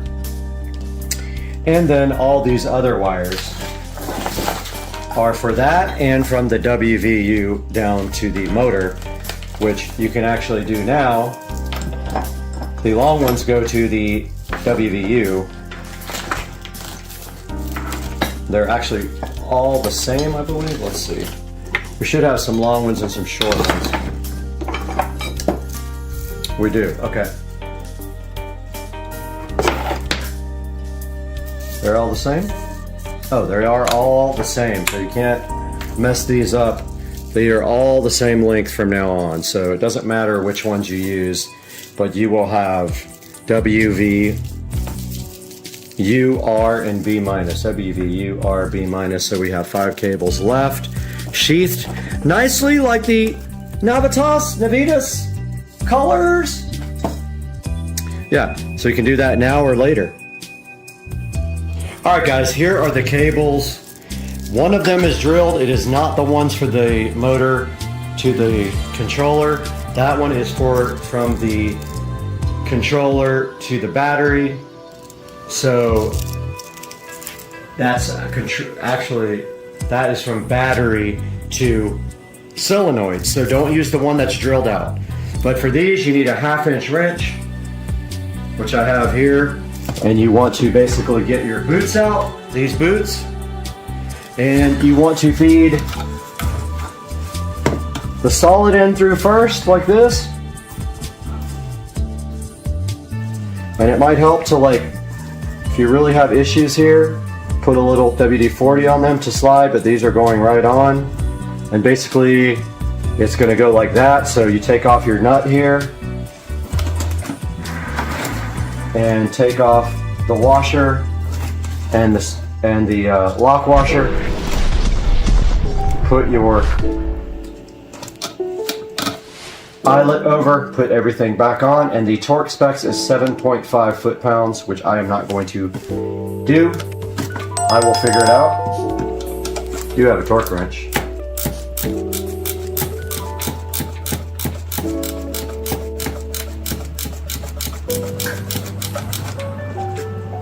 Not tight. Guess I could break my torque wrench out, huh?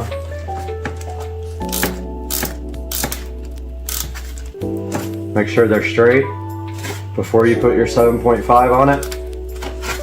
And then you run your boot down like this and around the wire. Now also, if you want to, now is a good time to do WVU. So W here, W is already here, but W on the other end, and let's do that now.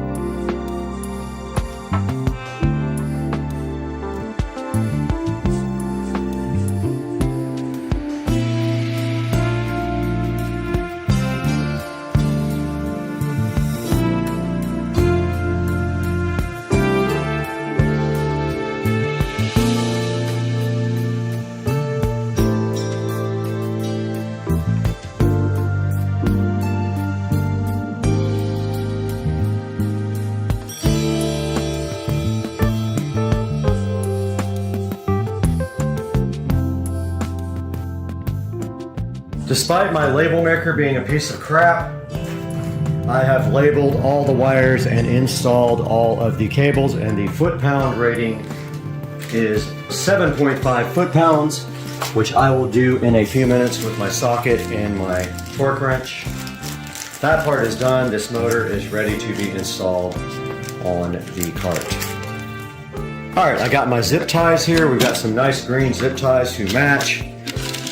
So I'm gonna go ahead and dress up these cables with the few green zip ties that I have.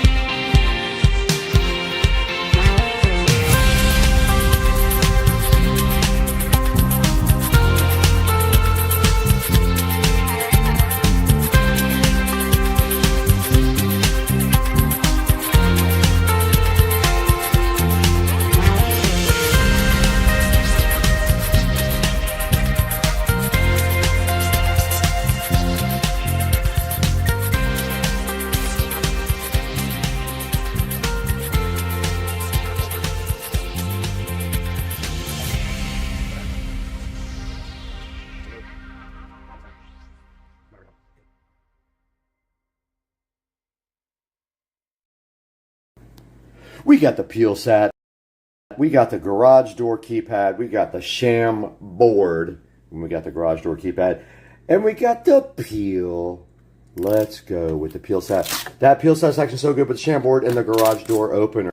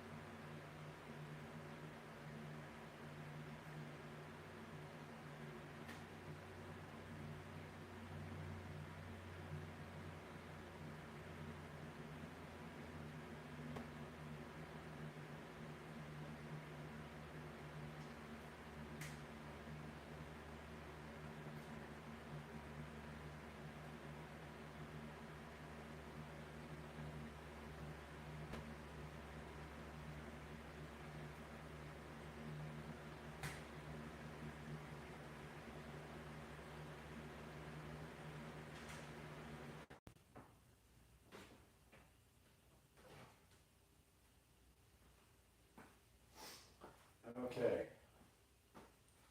Check 1, 2, 3, 4. Mic's hot.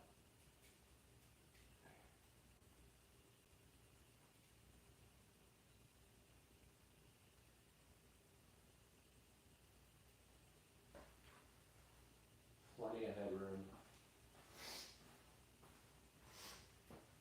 Okay. So leather conditioner, leather cleaner. Should well apply 1 to 3 lines of product on a premium microfiber. Spread evenly. Massaging the surface. Allow to penetrate. Wipe dry if desired. Reapply as needed to keep leather looking. We recommend using Chemical Guys leather first. Okay.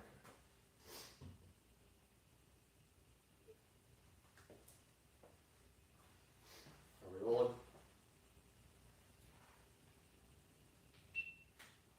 Alright, we're on it now.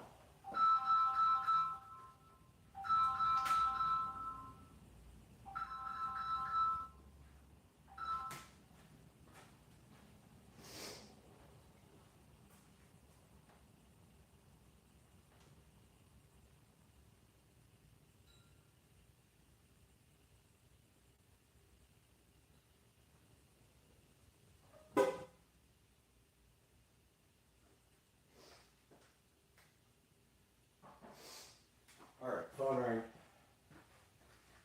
Alright, we're back. This thing can see a lot.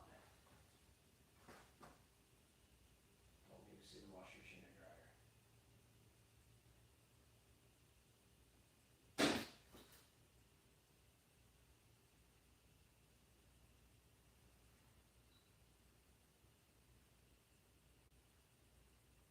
Man, this thing's got a wide field of view.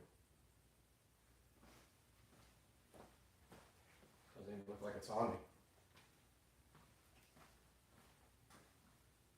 Oh yeah, it's way on me.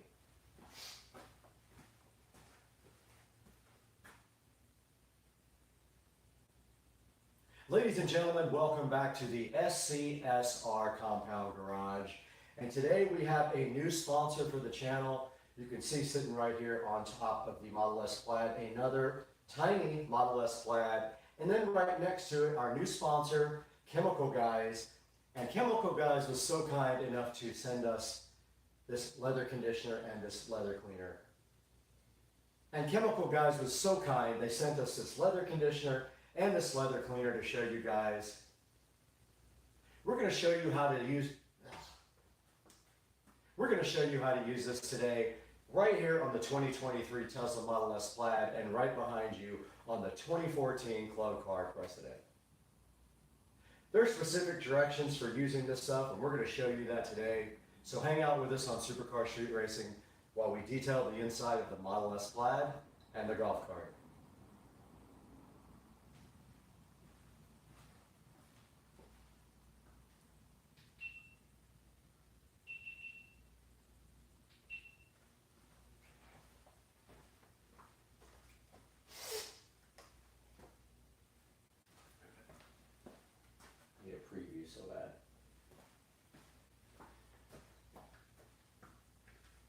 Welcome back to the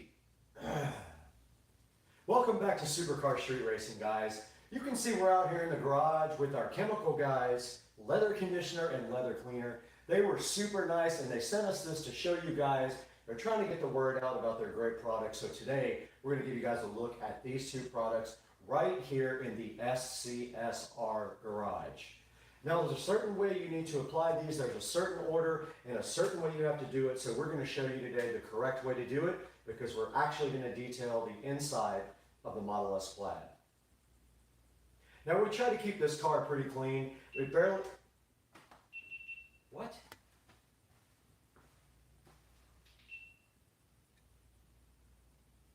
the deal with that?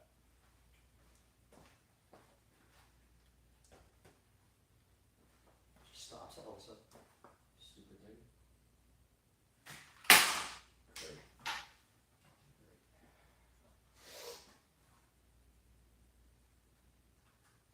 Wonderful.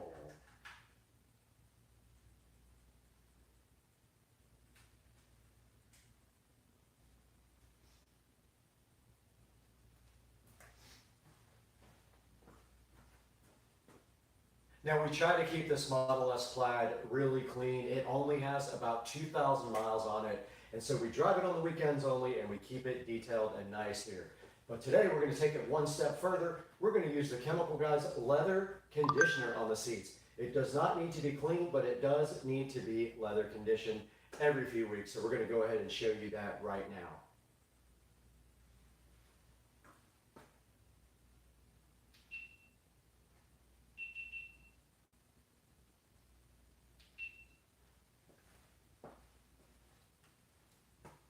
Now you guys just saw me clean the whole inside of this Tesla Model S Plaid with the Chemical Guys leather conditioner.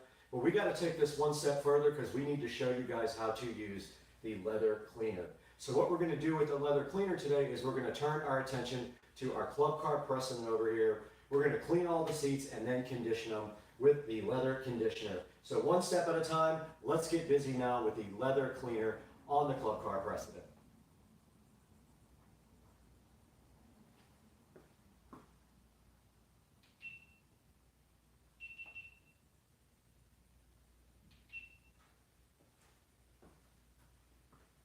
Back out here in the garage, and you guys did just see us clean and condition the seats on the 2014 club car, and you can see how good they came out using the approved methods by Chemical Guys. We went ahead and cleaned all the seats first, and then we followed it up with a nice coating of the leather conditioner by applying it to our towel first, and then going ahead and rubbing it on the seats afterwards. We want to go ahead and thank the Chemical Guys for being so gracious and contributing to Supercar Street Racing. Guys, do us a big favor. We'll put links down in the description for this. Make sure that you order everything from the approved links from Supercar Street Racing. You can order anything you want from Amazon through our links, and it helps us out greatly. In this case, we might put an affiliate link for the actual supplier that gave us this. Go ahead and order it from them. It'll do them a big favor as well. And we're going to have to get out of here pretty soon, but we're going to take it into the studio first and look at this stuff online with Brad.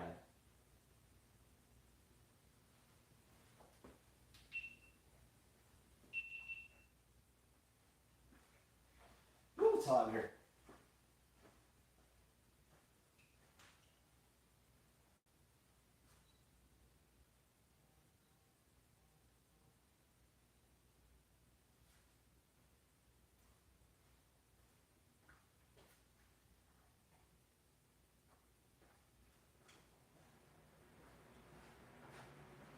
Go ahead and get pics while it's set up.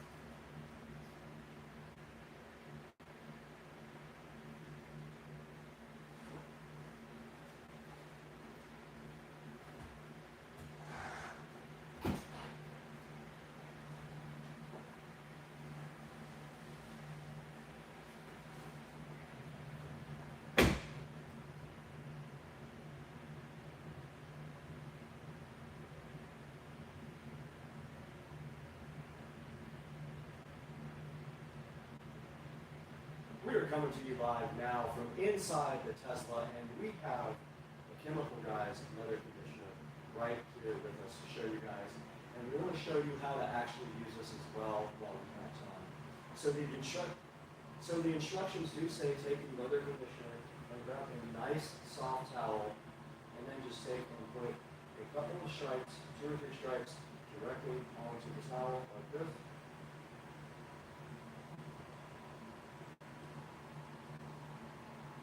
Take 2.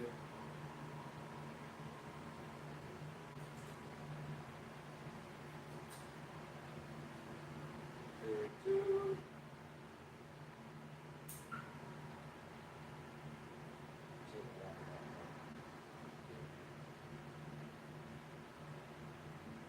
Zoom in on this.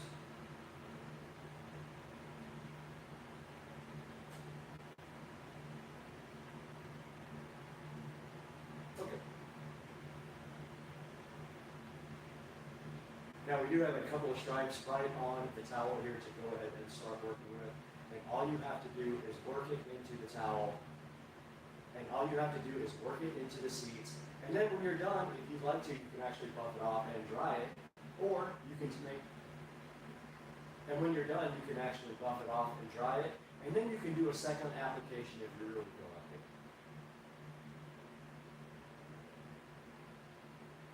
Let's get out.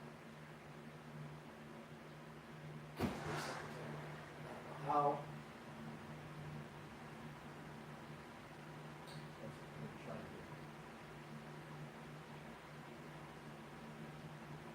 AC fits here.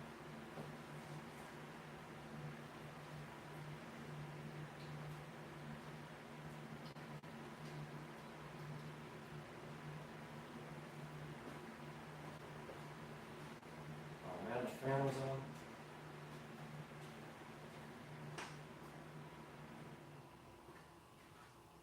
That sucks. Hopefully it didn't pick up all the fan noise.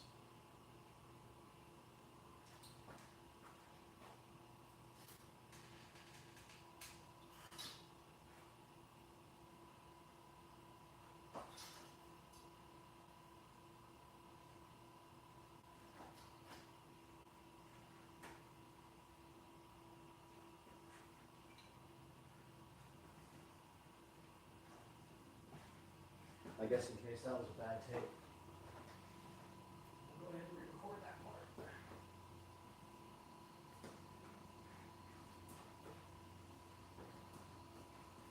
All right, we're going to record that part again, just an overview of how you put it on the towel. So yeah, you just take your towel and you put about 2 or 3 stripes of the stuff right on the towel, and then you work it into the surface. We're going to go ahead and start with this Model S door panel right here. It's a lot. There's a lot on this. So I'm gonna go ahead and knock this down a little bit because I've been putting quite a bit on it. So I'm just gonna knock it into both sides here so it's not so thick. And then I'm gonna go ahead and proceed to put it directly on the door panel right there. See it going on with a nice finish there.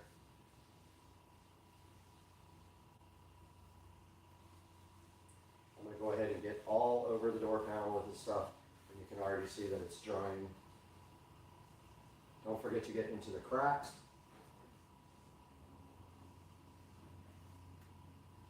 Everywhere that you would normally touch to keep it clean.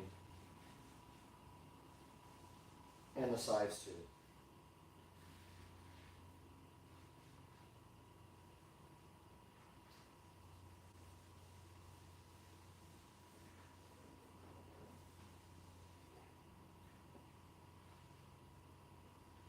Now, if you'd like to, you can go ahead and wipe that off as well. You can buff that right off.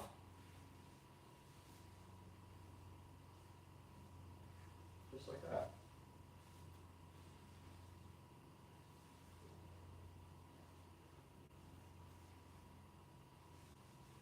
And that door panel is completely done.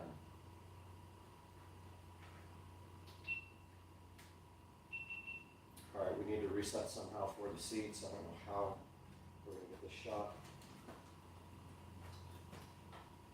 Just right here.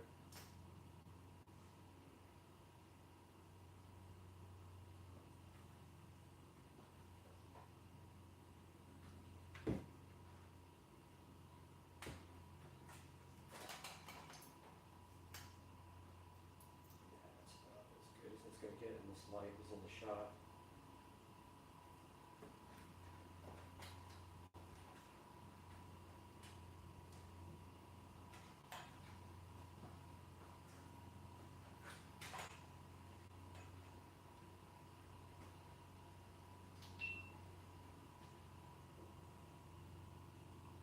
Check 1, 2, 3, 4, 5. Check the shot here.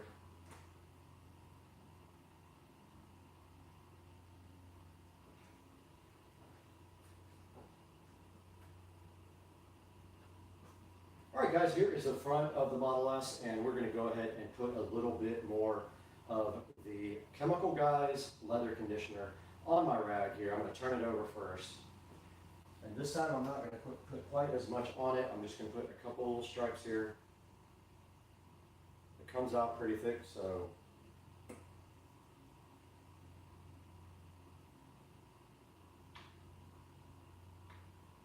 should be good enough.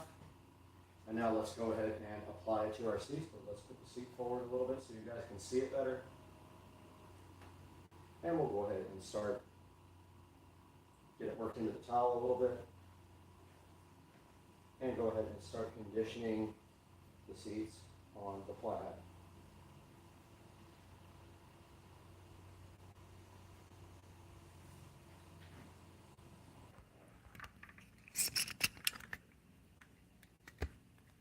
Overheated. You guys overheated.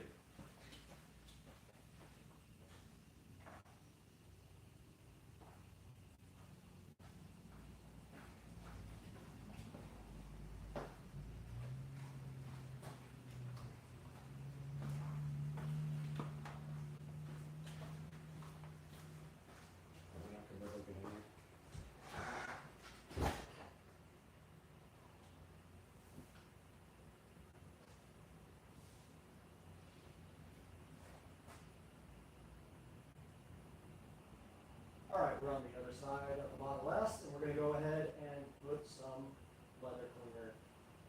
All right, we're on the other side of the Model S. We're going to go ahead and put some leather conditioner on our rag and do this other seat for you guys. We're going to go ahead and wipe it into the rag so it doesn't splotch a lot. Move the seat forward a little bit so we can get to it.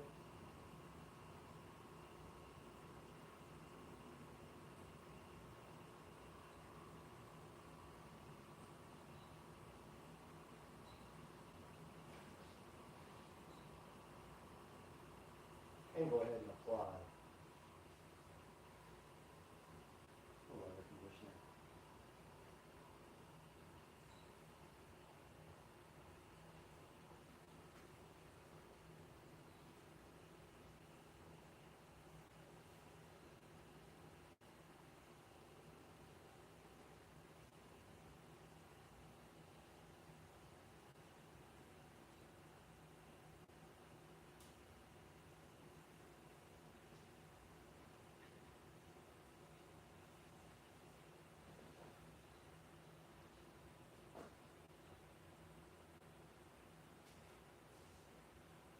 Buff it out now.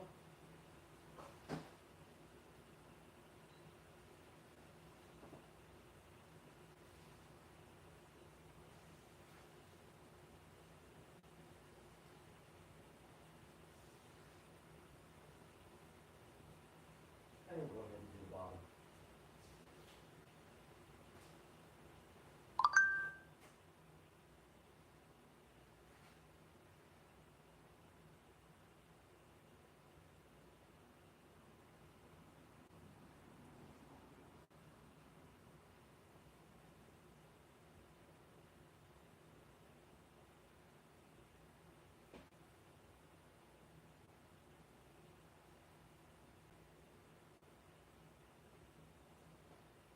You got to work it in giving these seats with ventilation holes or it looks splotchy.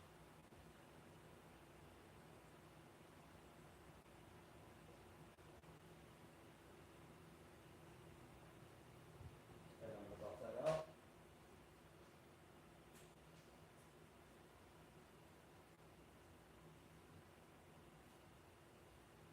And that seat is done. I'm going to get in so I can view the door panel because there's no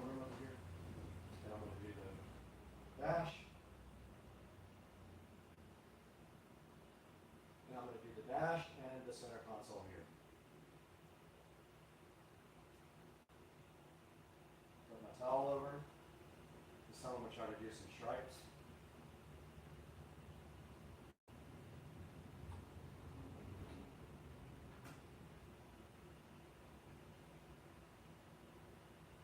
And I'm going to go ahead and rub that into the dash.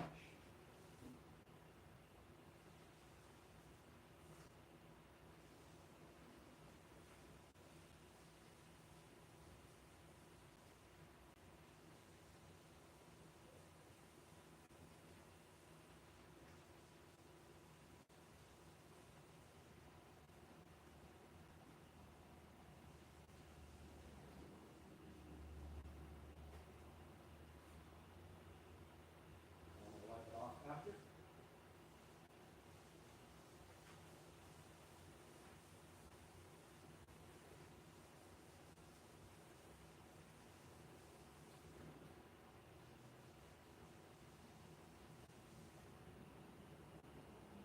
I don't have a dry enough towel for this, unfortunately.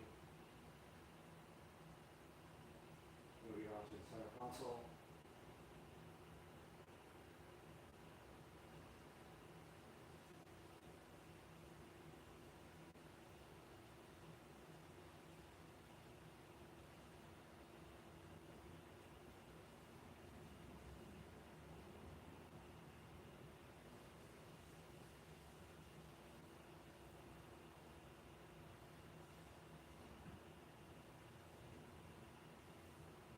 Now I'm going to get this underneath the dash here.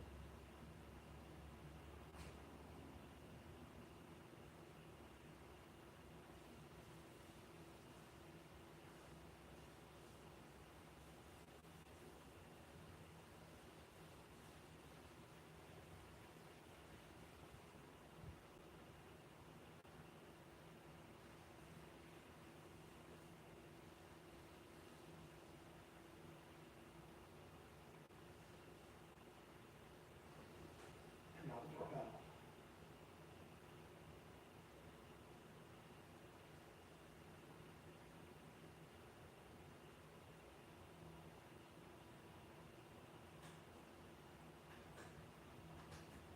Lock came off that time.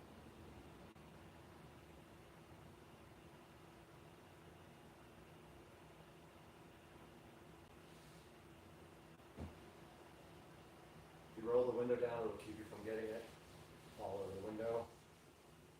That's pretty obvious, but a lot of people don't do that.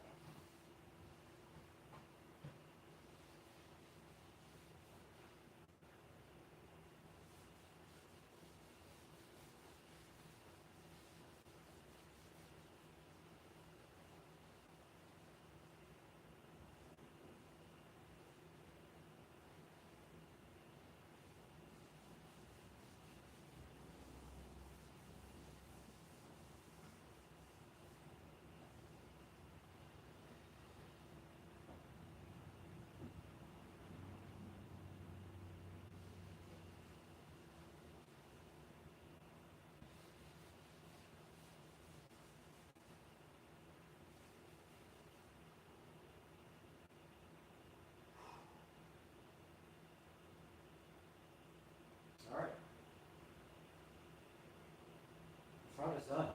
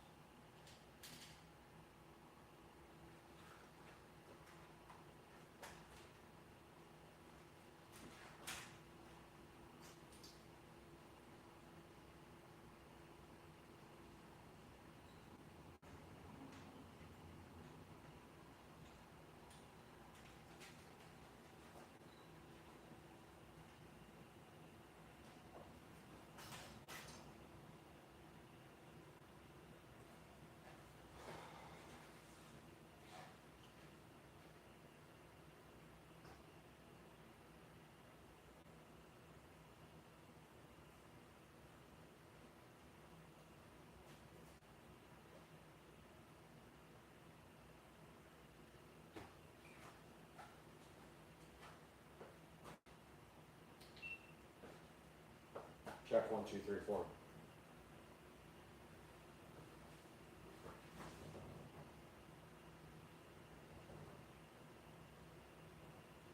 Moving on to the back with the Chemical Guys leather conditioner. We're going to go ahead and do the back doors. Try not to put too much on the rack. I mean, it came out a lot already. So I'm going to just take that and kind of buff it into the rag a little bit so it's not so thick. It came out a lot that time. Like a whole lot.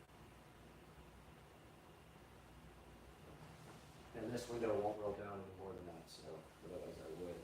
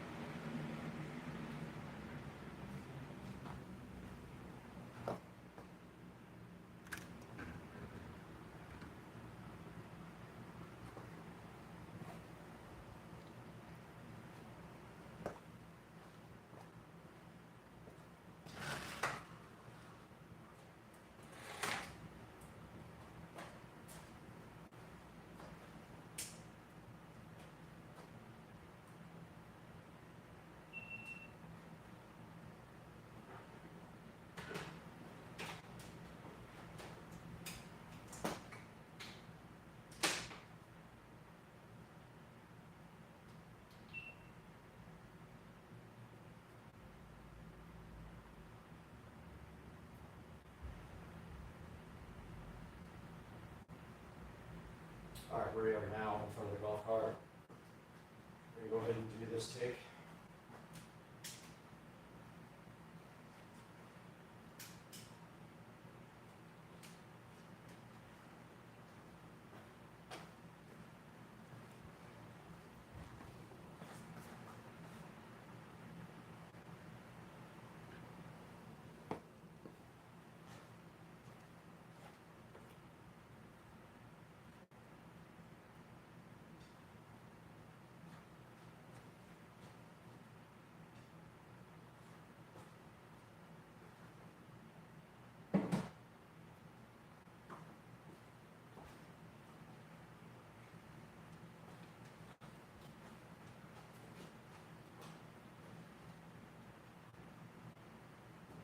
All right, we're back in front of the golf cart right now, and you guys can see we have the Chemical Brothers.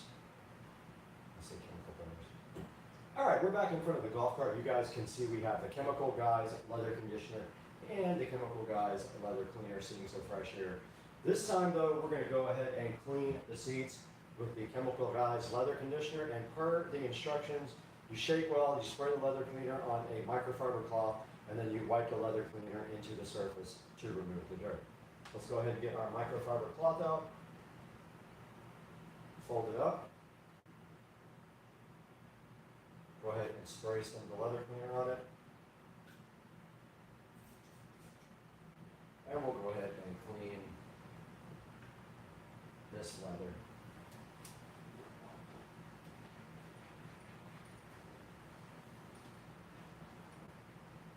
It does have a little dirt coming off of it.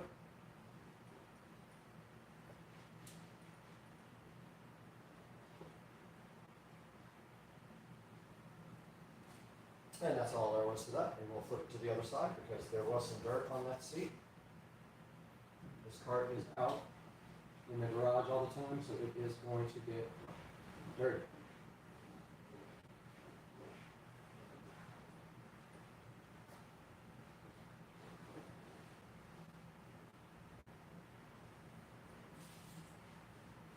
All right. That is the leather cleaner for the front. Now let's go ahead and get a clean cloth. That one is dirty. We'll put a few stripes of leather cleaner on it, or we'll put a few stripes of leather conditioner on the cloth.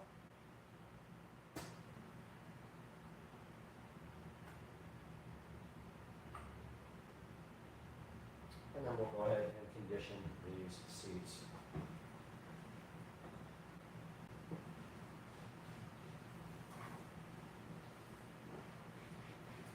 And you can see it's soaking into the leather already. Flip the towel over. Put a few more in it.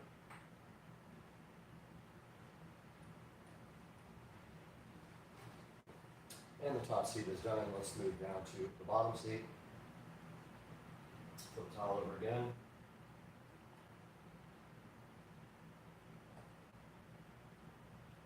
I put way too much on that.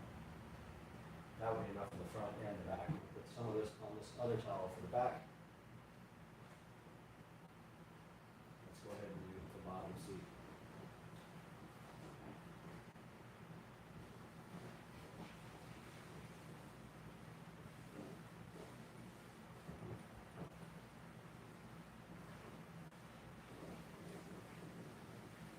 All right. The front of the golf cart is finished. Let's do the back now.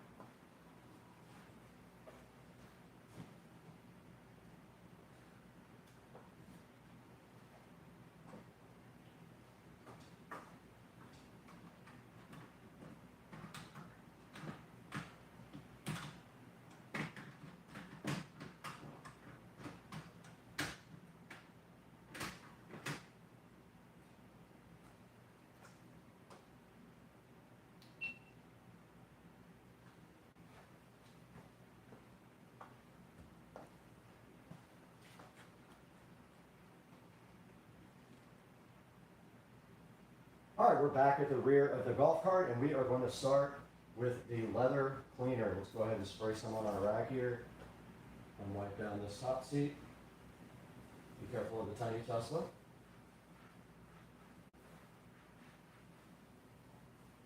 And that is clean, that just needs to dry. I'm going to flip my rag over and do the same to the bottom.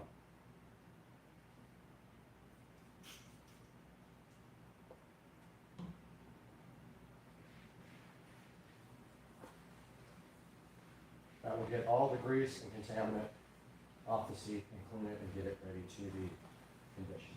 Top's already drying, bottom is done, and this rag is also done.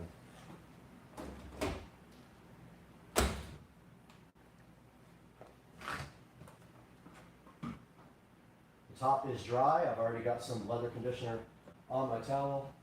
I'm going to go ahead and rub that into the seat at the top. You can see that's plenty. I have much on my rag. And I'm just going to let that dry however it wants to dry. And then I'm going to flip my rag over. Put a little bit more on the back. Hopefully not a lot this time. And go ahead and rub the bottom seat as well. You can see that it takes all of 2 seconds to do the seats on this golf cart. And now the bottom seat is done, and if you want to, you can grab a dry rag and wipe off the excess.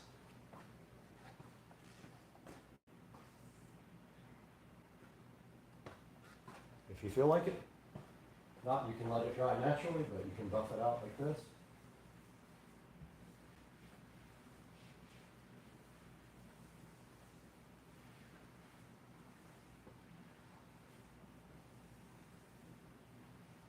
And that is that.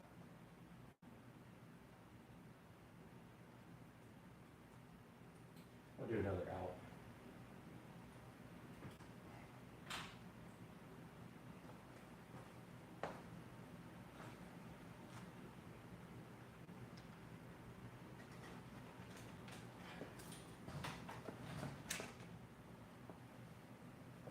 Do another outro.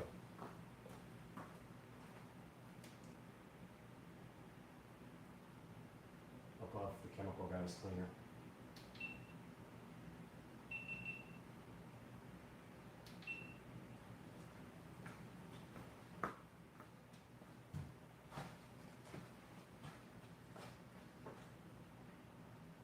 All right, guys, you just saw us go ahead and condition the. Take two.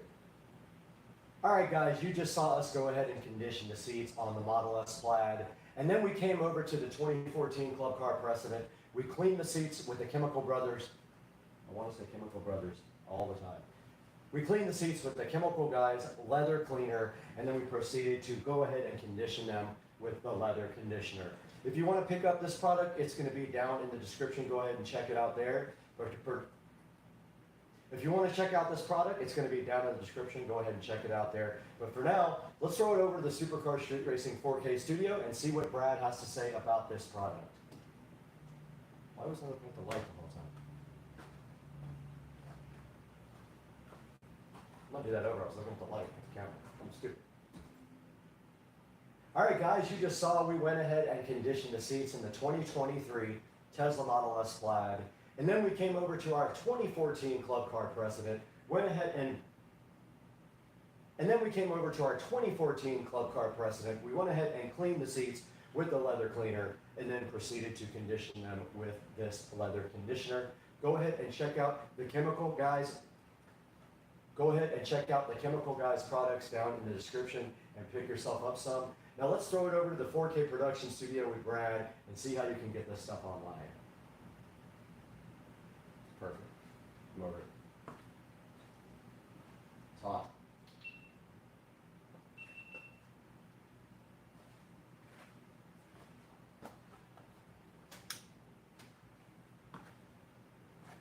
It's hot. And everything keeps overheating.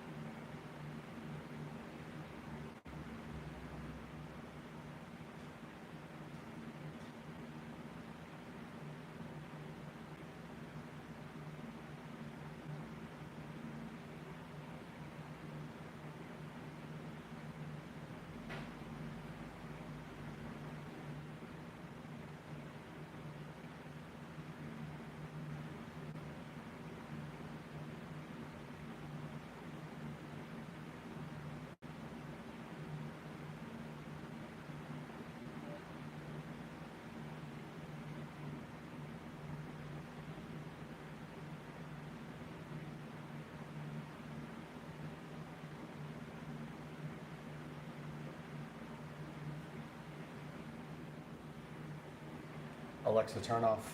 Never mind.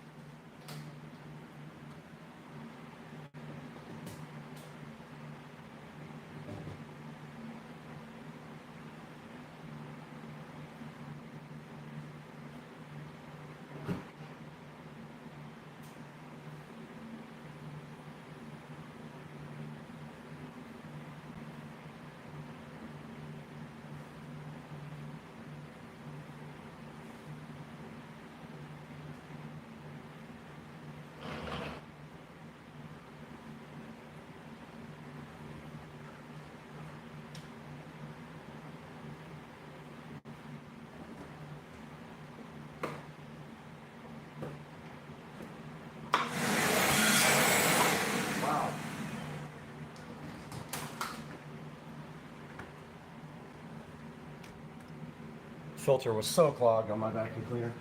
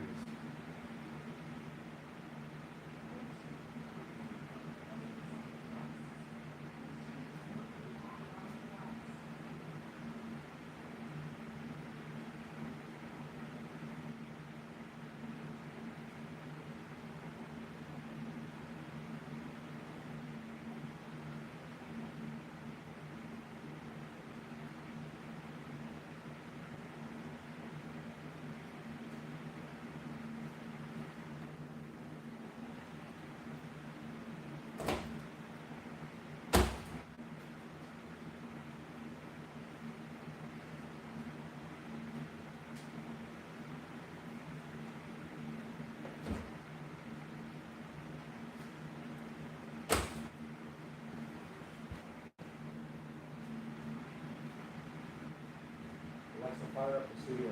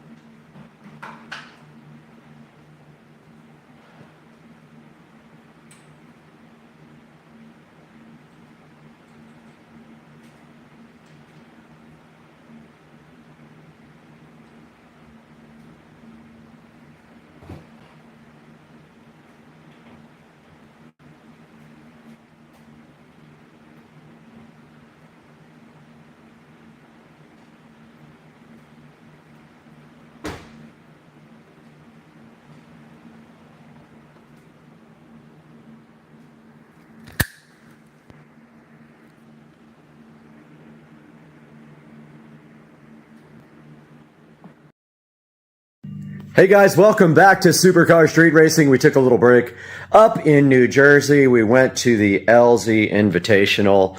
So, got back. My car is getting some minor things corrected on the paint that were wrong when we got the car. And now we have this P100D Model S here. And this is what happened when Dukes of Duval got a hold of this thing last night.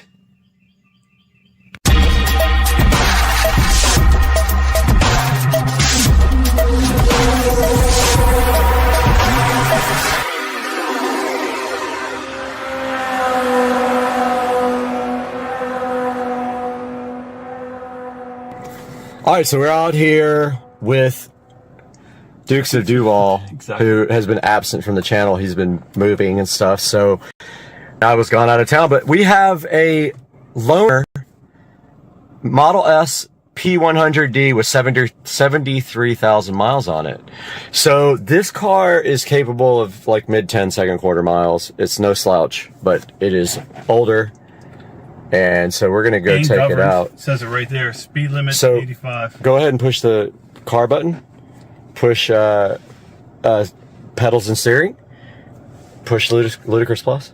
Yep. Turn off, click, yep. And then turn off range mode too. When close up, turn off range mode. All right. So it's pretty much ready. Oh. Dang. Checking out the girl's butt. All right, so this is P100. I called it a P85D, didn't I? P100D. Yeah.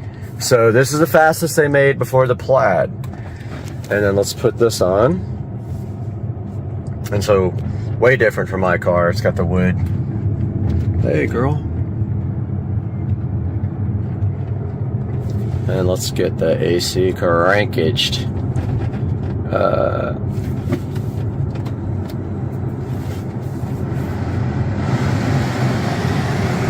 All right. I like it. So look at the wood, like the real wood. It's gonna be fun until 85, and then it's gonna get. I tried every code I could think of in the app, and I couldn't disable the speed limiter. Yep, I tried everything. And it doesn't give you like a max number of like. No, you can try as many times. Dude, they did that whole roof in one day. Shit.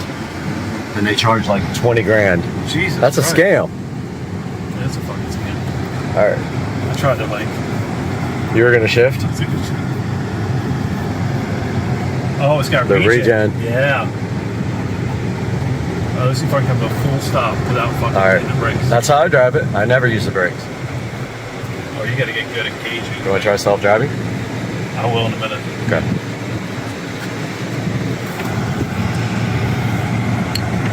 I hate this guy right here, man. Who is he? He parks his shit on the road every time. Oh, yeah. Blocking traffic. Hello.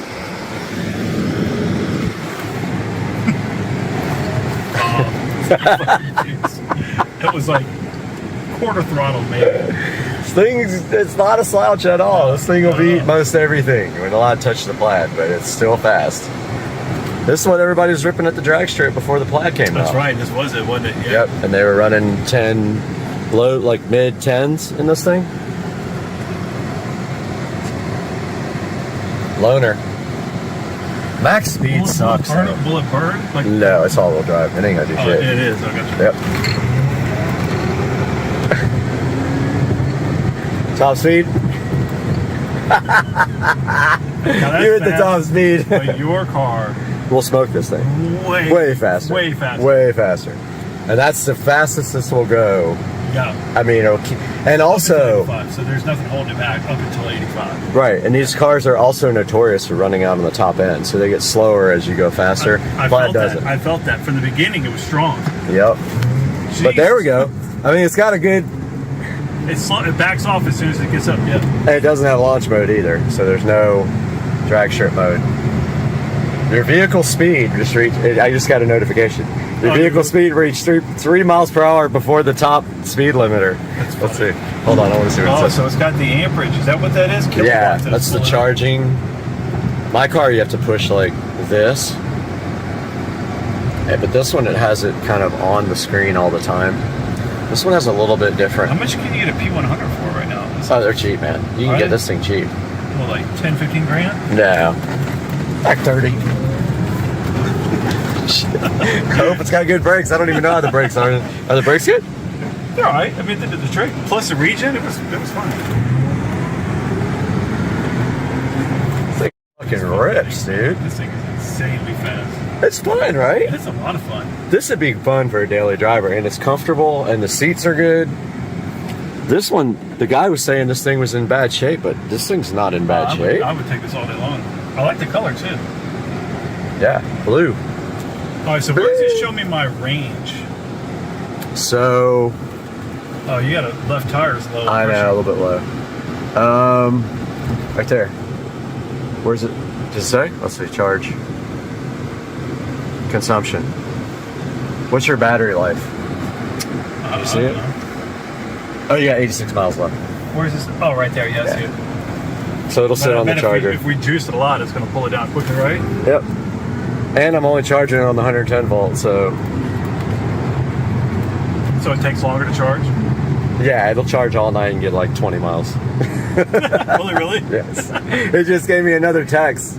Your vehicle just 3% of your top speed. Because we can't go here, look.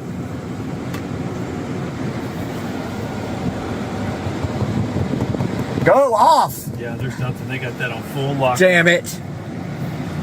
Oh, it's got Joe mode. What's that mean? Nylon Joe mode reduces the volume of your car's chimes. Huh. Why is it Joe mode? Let's see the radio. Okay. Let's see. Tune in. Music. We'll have to stop the video, but yeah. Ex-wife? No. No, that's not her. That's going to Infield. All right, so. Alright, so if I go back and do it twice, but if I won't do it at that speed, right? Let's try. Push. Is it backwards or forwards? I don't remember. It was forward. Forward. Yep, there you go. But it wants me to kind of keep my hands on it. Not all the time. It'll remind you every once in a while. Check it every once in a while, right? Yeah, no, it'll stop automatically. You don't have to do anything. But be ready just in case it fucks up. So it's going to see the light. It's going to say stopping. It's interesting. The speed limit is 45, and it's doing 50. Well, so we set it. Oh, did like always go 5 mile an hour over? I don't know if it's going to turn. I don't think it's going to turn, is it? I don't think it did. Nope. Nope. Okay, so I don't understand that part yet. Yeah. And then it turned off your full self-driving. Yeah. So I don't know how to make it turn. There you go. Yep. The bottom it still doesn't. You can tell it runs out where mine just keeps on going on that. It does. After about 3 seconds. It pulls the whole time. That initial launch is pretty good. It hooks up. I can't wait to see if you can back this thing in there. Now turn right onto Port Side Drive. In 500 You can wear that battery down. It's definitely not as strong. Yep. You're at 70. Yeah, you're only at like 20%. Also, we haven't even been like nearly charged this whole time. We've been at less than 30% battery. Does that make a difference? Oh, totally. Yeah. It's slower. It's not even near as fast. Because like if you go here, what the fuck? The full Charging. That's where your battery is, right? Yeah. I picked it up. How long will it take to charge this whole thing up on 110? Like a day and a half. Oh my god. And I can't reach my charger because the golf cart's in the way. I would honestly bring. Let's roll the golf cart out and put this thing in. Yeah, you want to? Yeah, so I can put it on the big charger. Cord to work. I can charge it at work every day. Make your work put a charger, level 2 charger in. Or just put They'll do that too. They'll put it in if you ask them to. Be like, hey, we got a bunch of employees that want to do electric cars. Yeah. Can you guys swing for a 50 amp level 2?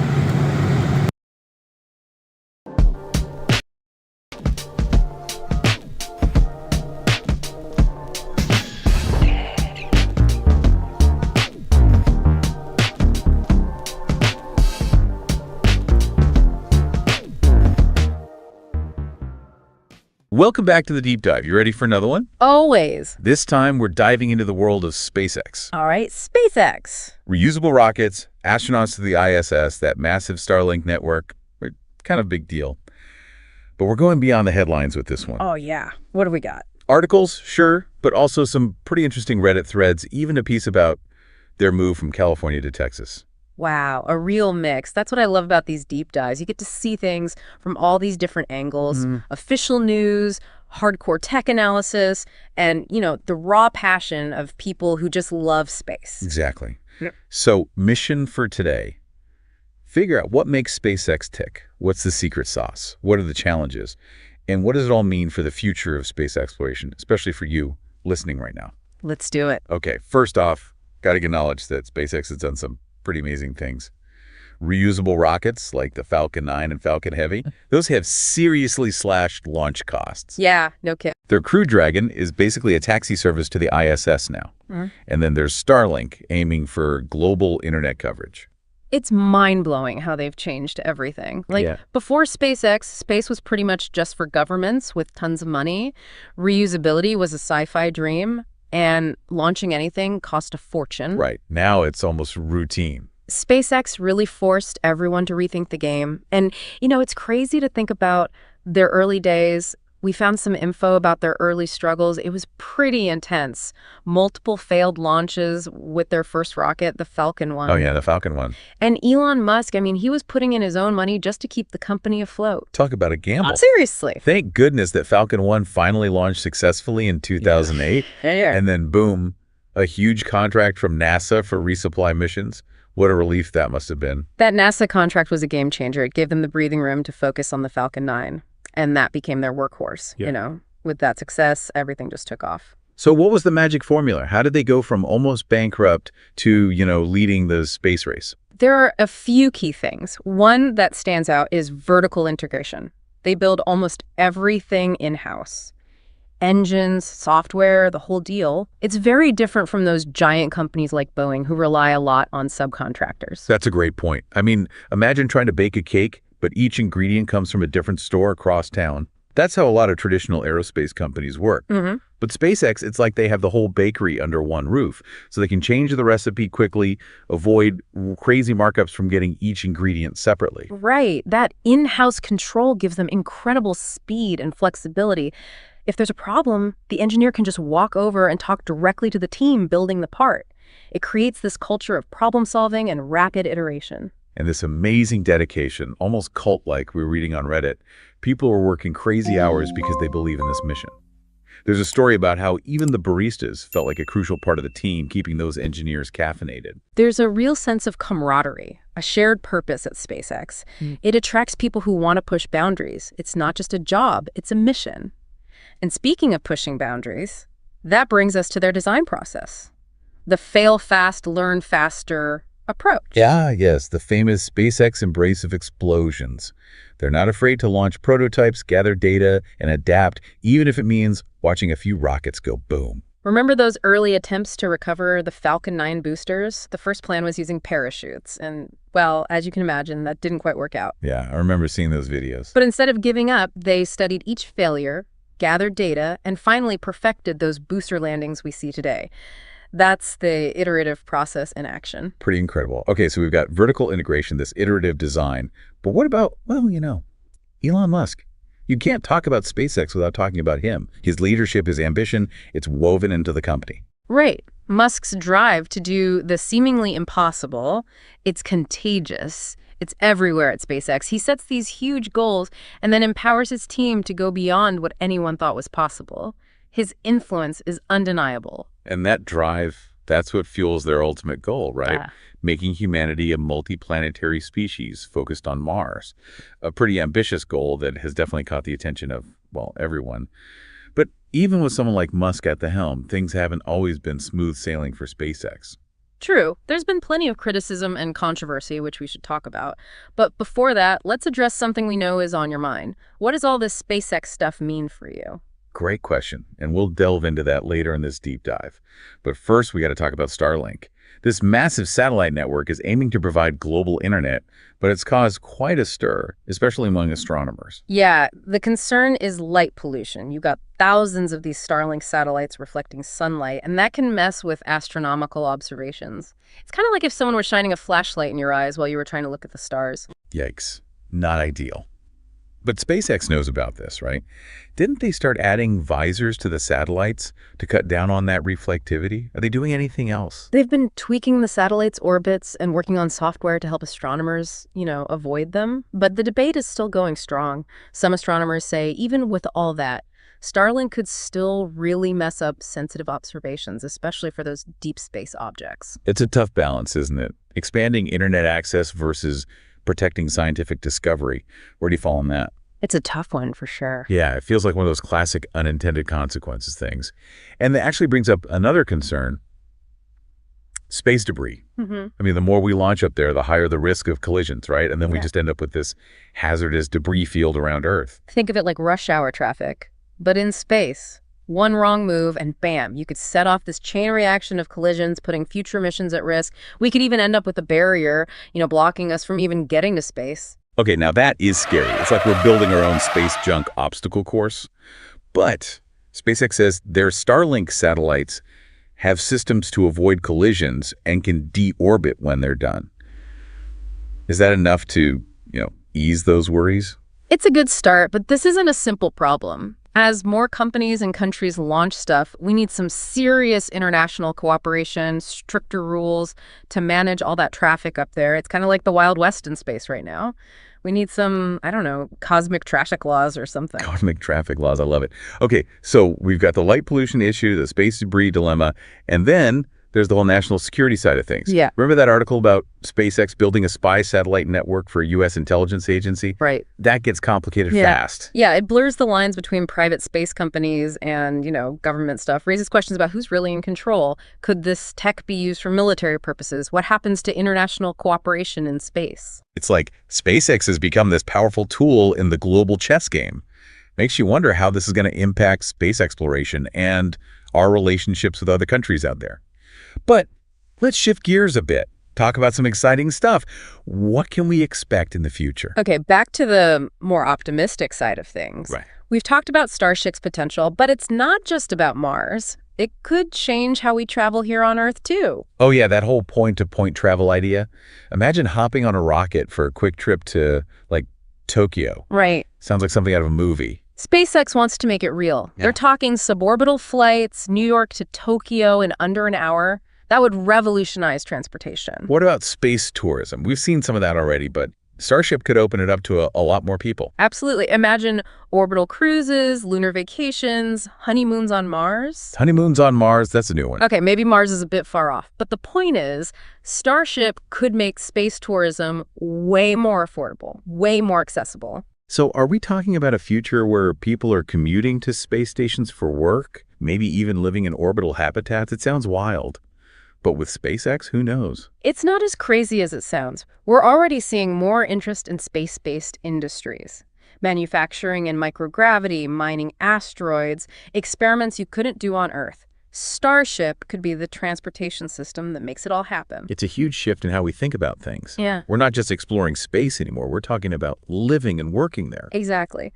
And there's the potential impact on Earth, too. A lot of space tech ends up being useful down here. Right. SpaceX's work on reusable rockets, those advanced materials, life support systems, that could lead to breakthroughs in transportation, energy, medicine, all sorts of fields. So they're reaching for the stars, but their innovations could have this ripple effect, making life better here on Earth. Pushing the boundaries in space pushes boundaries down here too. Exactly. That's what makes SpaceX so fascinating. But we can't forget the ethical stuff, the environmental concerns that come with these big plans. Right. We talked about Starlink, the space debris issue. But there's also the impact of space travel itself, Launching rockets uses a lot of resources, creates emissions. What's SpaceX doing about that? They're looking into more sustainable fuels like methane. They think they could make that on Mars using stuff they find there. That would mean less hauling fuel from Earth. They're also working on minimizing their carbon footprint in how they manufacture and launch things. So they're not just focused on getting to Mars, they're thinking about doing it sustainably. It's great that they're taking those steps, but it's still a really complicated issue. Totally. As we go further into space, we need to be having these conversations about the challenges. And it's not just SpaceX, right? We need to think about the impact of all the countries and companies out there. You're right. It's a much bigger picture. And that brings up another interesting point. The growing role of private companies in space exploration. It used to be mostly government agencies like NASA leading the way. Now you have companies like SpaceX taking charge. Do you think that's a good thing? It's both good and, well, maybe not so good. On one hand, private companies bring a lot of innovation, efficiency. They're not stuck with the same bureaucracy as government agencies, and they have different motivations. Right. It's like they've injected this entrepreneurial energy into the whole space race. That's a good way to put it. But there's the flip side. Their involvement raises questions about commercializing space. Will it just become another place for profit-driven exploitation? That's a valid concern. We need a serious conversation about the ethics of space exploration, making sure it benefits everyone, not just a select few. Absolutely. And that conversation needs to include everyone. Governments, companies, scientists, ethicists, the public. Space belongs to all of us. We need to shape its future together. Couldn't agree more. Well, we've covered a lot. The big picture, the controversies, potential benefits, ethical dilemmas. But I'm ready to geek out a bit now. Tell me about the tech that makes SpaceX so unique. All right. Let's dive in. One of the things that sets them apart is their rocket engine design. Their Merlin engine, which powers the Falcon 9 and Falcon Heavy, it's a marvel of engineering, known for its reliability and efficiency. And then there's the Raptor engine for Starship. That's a whole other beast. It's designed to run on methane, a fuel they could potentially produce on Mars itself, which is perfect for their long-term Mars colonization plans. The Raptor is a full-flow staged combustion engine, a much more efficient and complex design than traditional rocket engines. It's another example of SpaceX pushing the boundaries of what's possible, constantly iterating and refining their designs. It's like they're applying software development principles to rocket science. Always testing, iterating, improving, just like software developers update their code. That's a great analogy, and it's a huge reason for their success. That rapid iteration, combined with their vertical integration approach, means they innovate at a pace that's unheard of in aerospace. They're not afraid to experiment and learn from mistakes. Oh, and let's not forget about their autonomous landing system. Seeing those Falcon 9 boosters land back on that drone ship with such accuracy, it's mind-blowing every time. It's like a sci-fi movie come to life. It's an incredible feat of engineering. The booster has to navigate through the atmosphere, reignite its engines, and land upright on a platform that's moving at sea. It's this complex dance of software, sensors, control systems, all working together seamlessly. It's a testament to their mastery of both hardware and software. They're pushing the boundaries on multiple fronts, constantly innovating, finding new solutions to really tough challenges. What else should we add to our SpaceX tech highlight reel? Their use of 3D printing is definitely worth mentioning. They're printing entire rocket engine parts, which lets them create these complex designs that would be impossible to manufacture using traditional methods. This speeds up production, cuts costs, makes their rockets more competitive. 3D printing really is changing so many industries.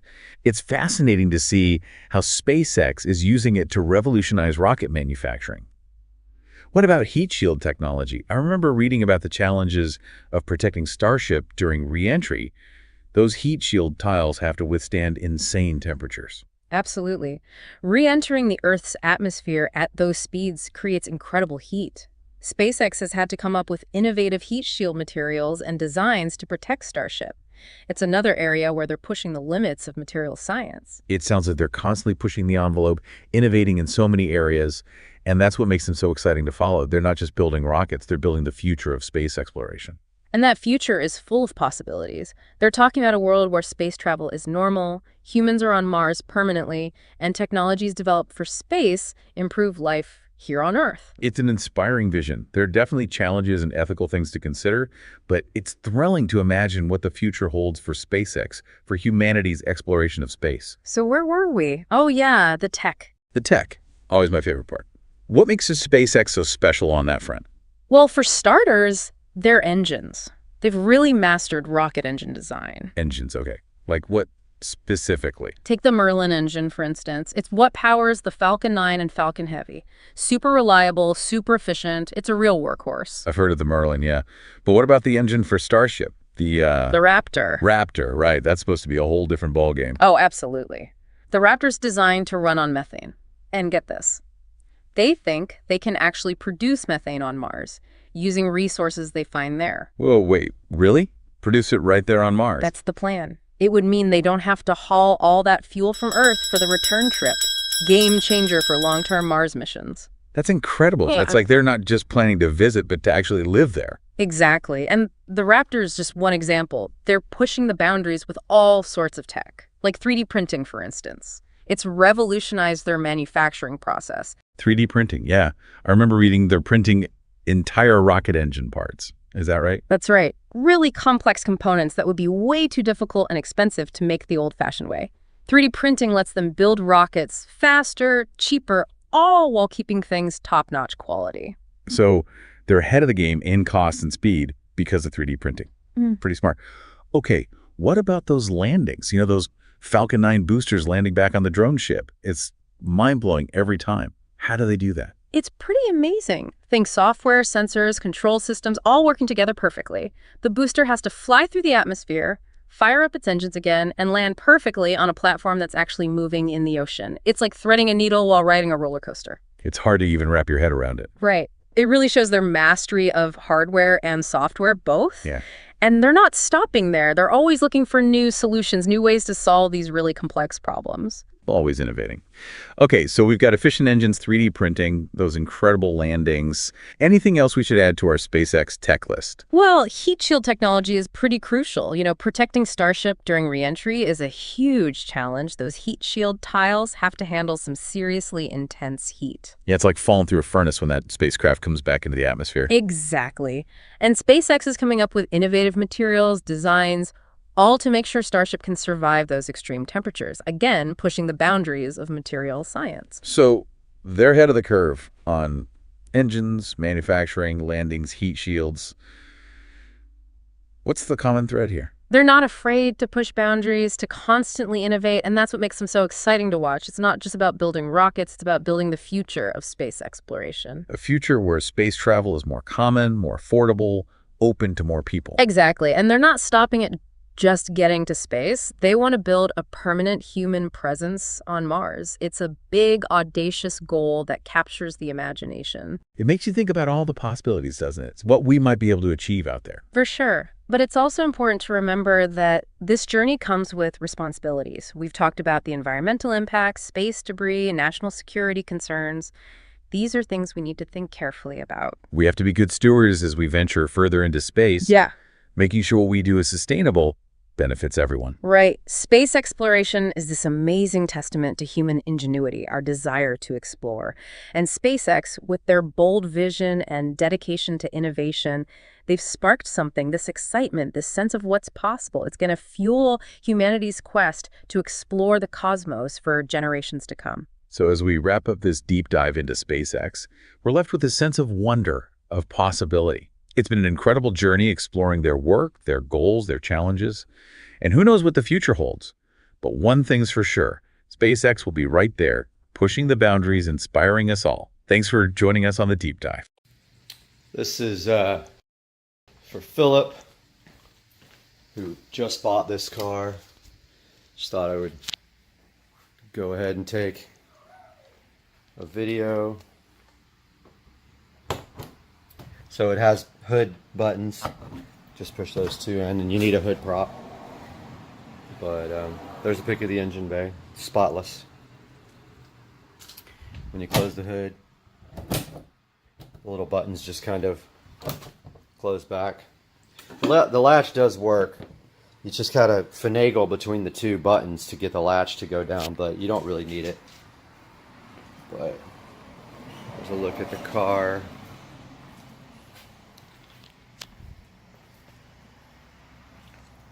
And there's the back. Wheels, tires. Might be a little dark inside, but there's the interior.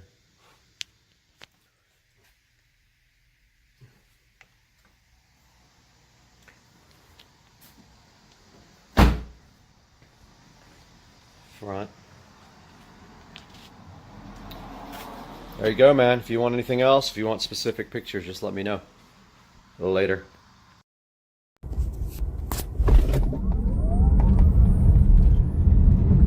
Oh, dang.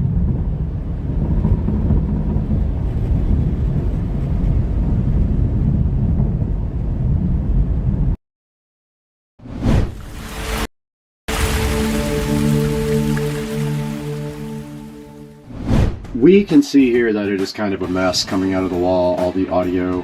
Okay, we are left with this stuff, and pull my wire over to where I'm going to repair a bad splice over there.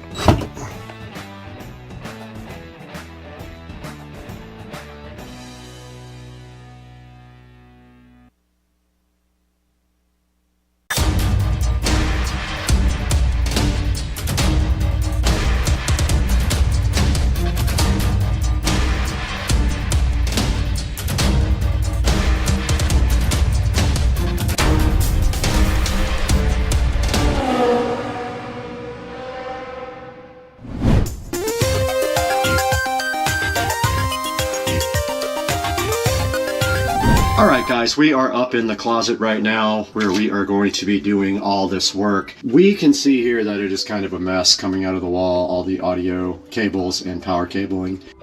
Alright, we're back in the closet here with our audio setup. We got some labels, refills for my label maker. Now we are going to go ahead and start testing all the wiring. I see some of it is actually disconnected. And then labeling everything. And notice a long time ago I put pins on these so you don't have to use the bare wire on it. And we're going to test all these other ones. So on the front 8 says utility. I don't know what that actually is.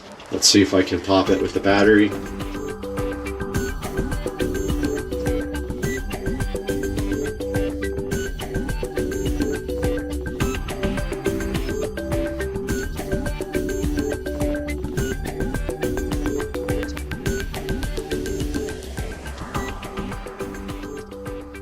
Alright, I'm going to go ahead and make a label now for this. Camera was locked up.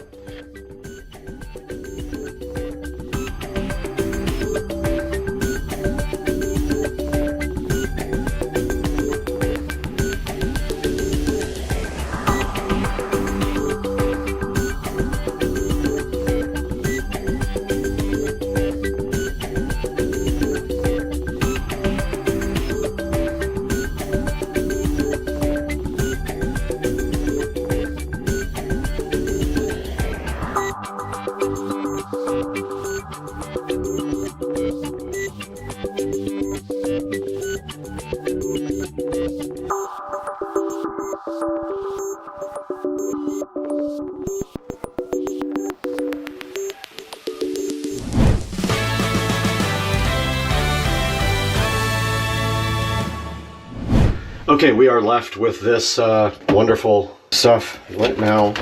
We got all of our wires all labeled up, except for 2 sets, which we will have to do when we have another person to help us.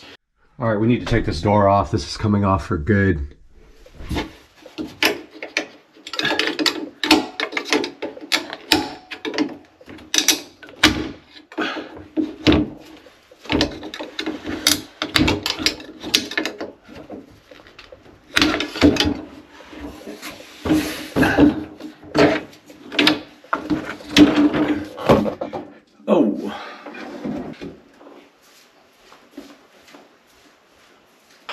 Okay, doors off.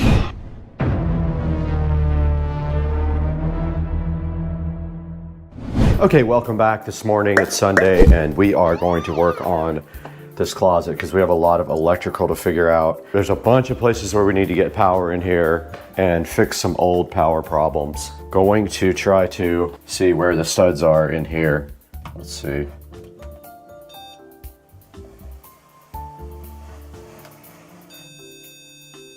Oh, there's a stud right there.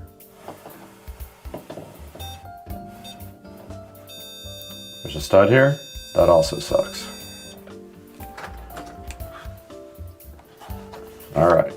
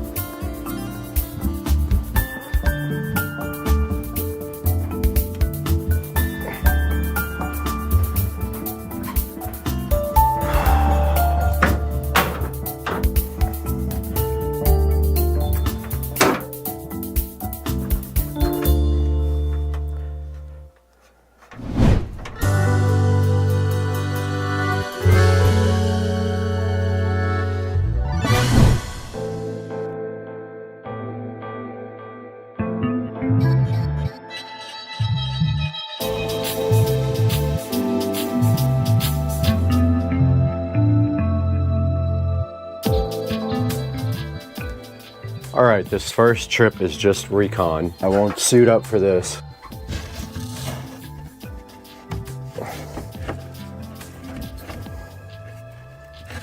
All right, of course the camera overheated, but I'm gonna go ahead and drill through the cap right here and pull my wire over to where I'm gonna repair a bad splice over there. You aren't gonna be able to see this part, it's just drilling.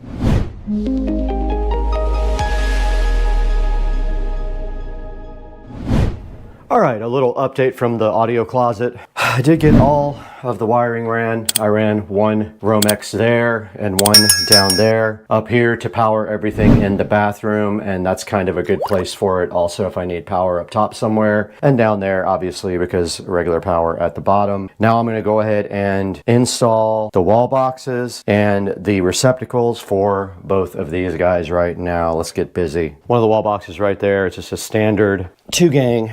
And we have some nice USB receptacles for this thing right here. But I'm gonna go ahead and bust out one of these protective things so I can get my wire through. They're really hard to do once the box is in the wall. But you just literally push this in, just like that. Your wire goes right through there. And if you do it ahead of time, it makes it way easier. But yeah, we have a mess down here we probably need to clean first before we start doing anything. I'm gonna grab the shop vac.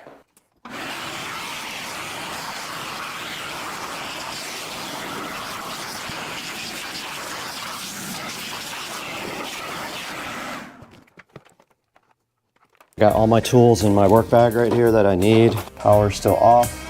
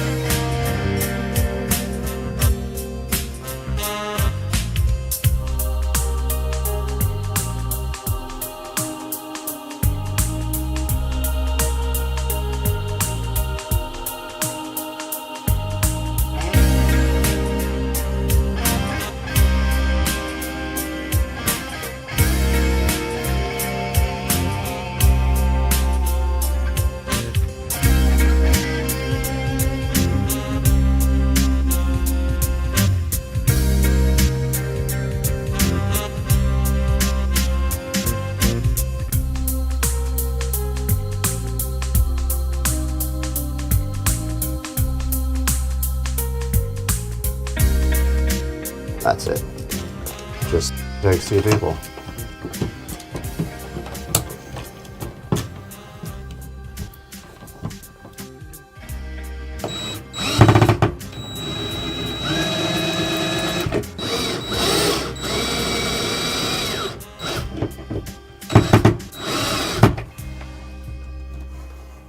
Oh yeah, look at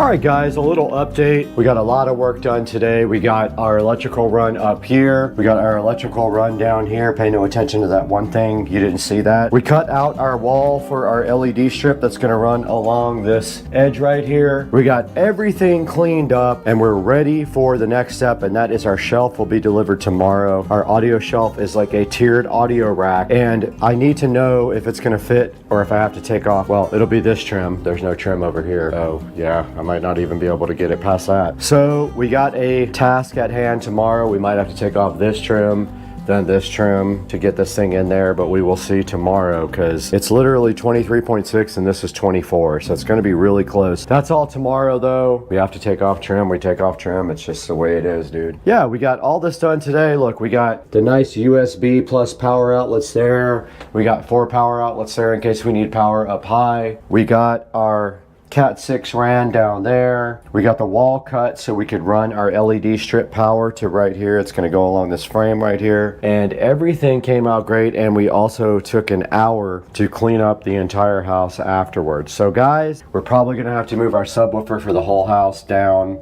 I haven't figured that out yet until we get our audio rack, but we might have to move it down there, which would probably be ideal, in which case we have to couple these two and drop it because I don't think there's enough length to go down. We'll see about that. We're not going to get that far today. That's where we're stopping for right now.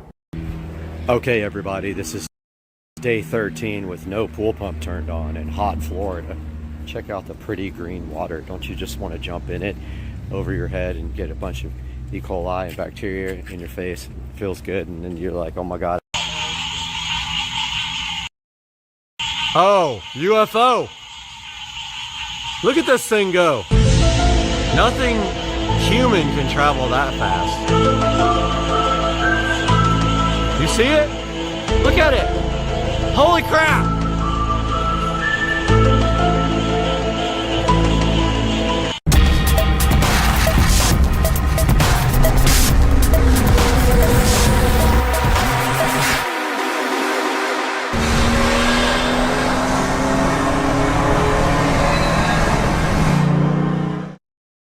Making some air fried chicken thigh cutlet thingies, and we got 2 big boxes from Amazon here. This should be the in-ceiling speakers, and this should be a couple of hose reel things and one of our wall plates.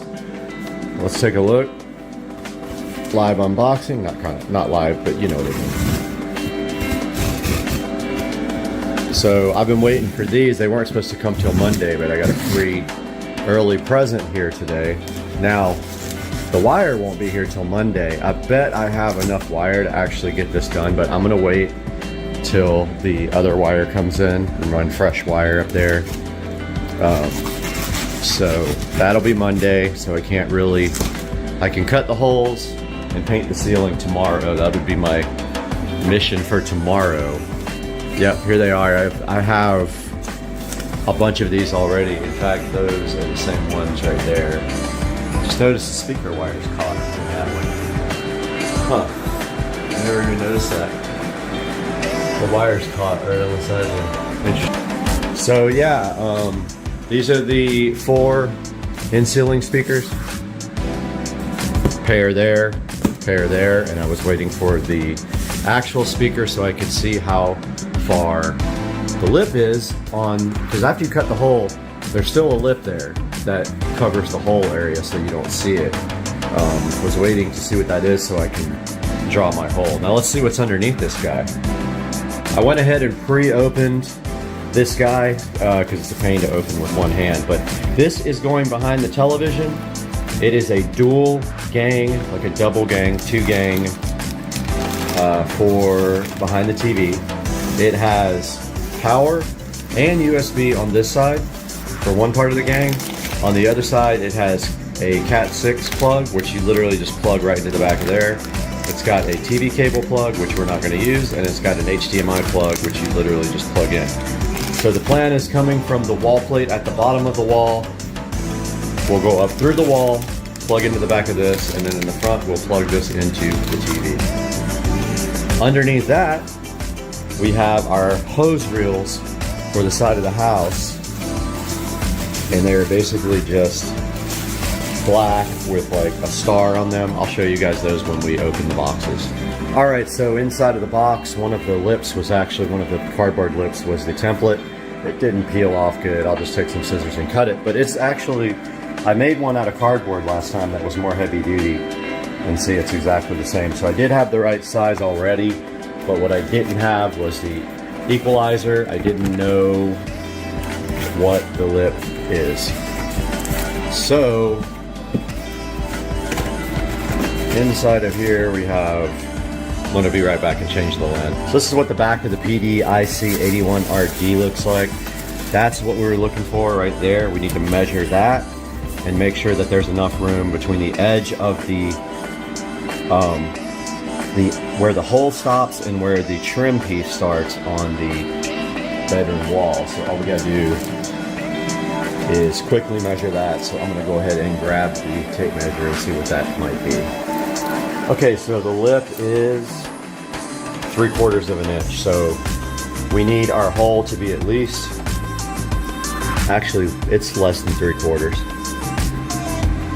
It's 5/8, I think. So between 5/8 and 3/4, we need at least that much to 3/4 to be safe. And so what we have to do is go into the bedroom here and make sure that this hole has at least 3/4 of an inch from the edge of the trim, or this speaker will not go in the hole. So I have a bunch of stuff on my ladder. So I'm gonna get up there and measure that right now. Hopefully not bust my ass on this stool. This is my step stool. Okay, so we have an inch. Plenty. So we have an inch here. So that means our speaker and the lip will fit. So we are good right there. This is actually measured the same as that one. So I moved it over from where I put the hole, and I'm hoping that that actually is no stud up there. If it is, we have a problem. So I'll probably cut a circle out right here and like big enough for me to see in there, or put my finger in there and then test whether there's a stud right here. I can put something in there and run it over. Hey everybody, I got the first hole cut, no problem at all. There are some wires running outside to the speakers outside that literally run right on top of this. So just got to be careful when I put it in, but it does fit. I had to make a little adjustment. It was just slightly too small. I always recommend that you cut on the outside of the line of the template because it's always needs adjusting. So got the first hole cut. I can start working on, it's very messy by the way. So I usually cut and then clean up right away that side. But I got 3 more to cut. I'm gonna do that probably tomorrow. I just wanted to make sure that that measurement was good for the lip of the speaker, and it is. So this one is going to be centered the same way. So they are kind of even. So we'll get this template drawn out after I clean up this mess I made over here. All right, guys. Got the holes all cut and tested all the speakers and they fit. Some are tight, some are not. I made sure on this last one I cut on the outside of the template and it came out good. And this is what I don't want to be. I'm trying to find the insulation. I'm hoping I can see it with the camera. What I did with it. This tripod's actually in the way.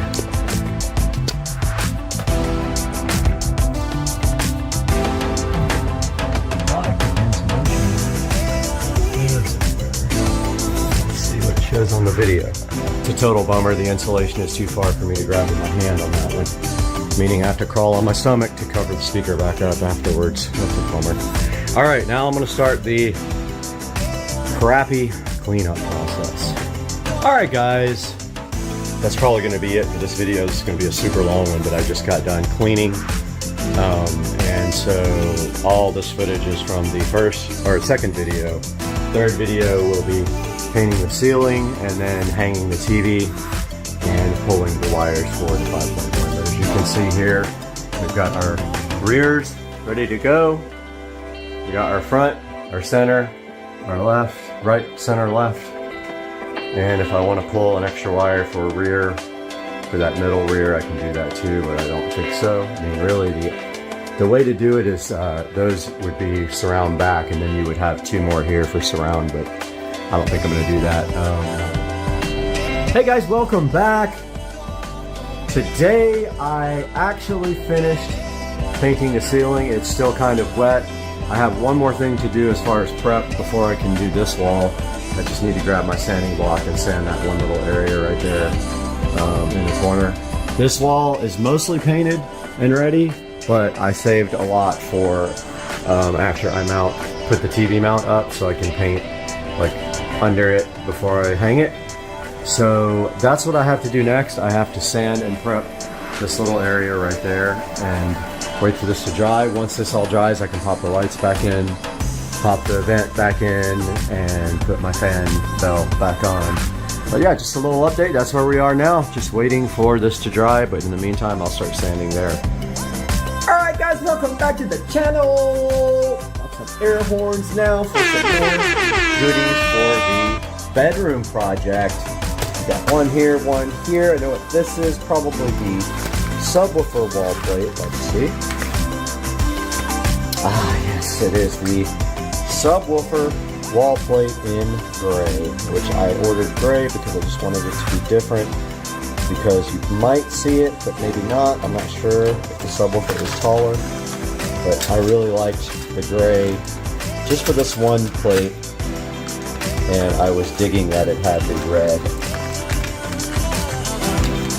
connector, and I do have my labeler. I can put sub on it, but I don't have to do that, but it's kind of cool. Let's check it out. Red with gray for our sub. This is super special, guys. This is gonna have its own video. This I am so excited about. I've been wanting to do this for a really long time, so this is not coming out of the packaging. We got air horns for this, guys. RGB IC TV backlight, and it is amazing, and I cannot wait to get this thing hooked up. I am so stoked about this. It's got the little camera that watches the screen and does the colors behind the TV that correspond to what you're watching, and I am excited about having this in the bedroom. So stoked about this that we need another air horn now. Yes, 2 new things for the project, and the hits just keep on coming, and I love it. I'm having such a great time doing this video. So we are back in the bedroom, and here we have our subwoofer wall plate. So I'm thinking the long screws are for the inside piece. It's in 2 pieces. They give you all the screws and everything, and it's gray. It looks really cool. Not gonna lie, I kind of dig this gray. So I'm thinking this is the inside piece, so all we do is plug that guy up right there. And then stuff what we can in the box.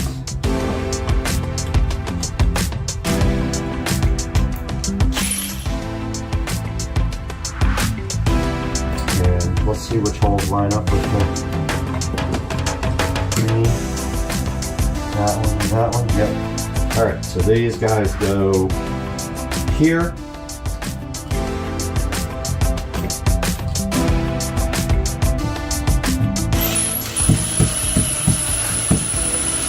Like that. Trying to strip out because my screwdriver head is the worst ever.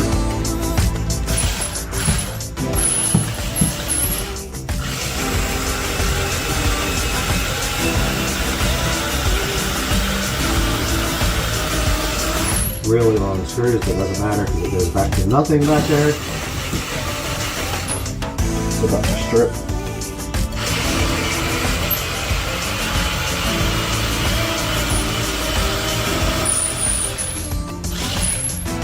Okay, if you tighten it all the way, you won't be able to move it left or right, but it looks pretty level. Oh, I forgot our cover plate is going to have regular screws. Yep. Oh, they're Phillips screws. That's unusual for a cover plate. That is very unusual. But I'm stoked. Because I don't have to get a different screwdriver.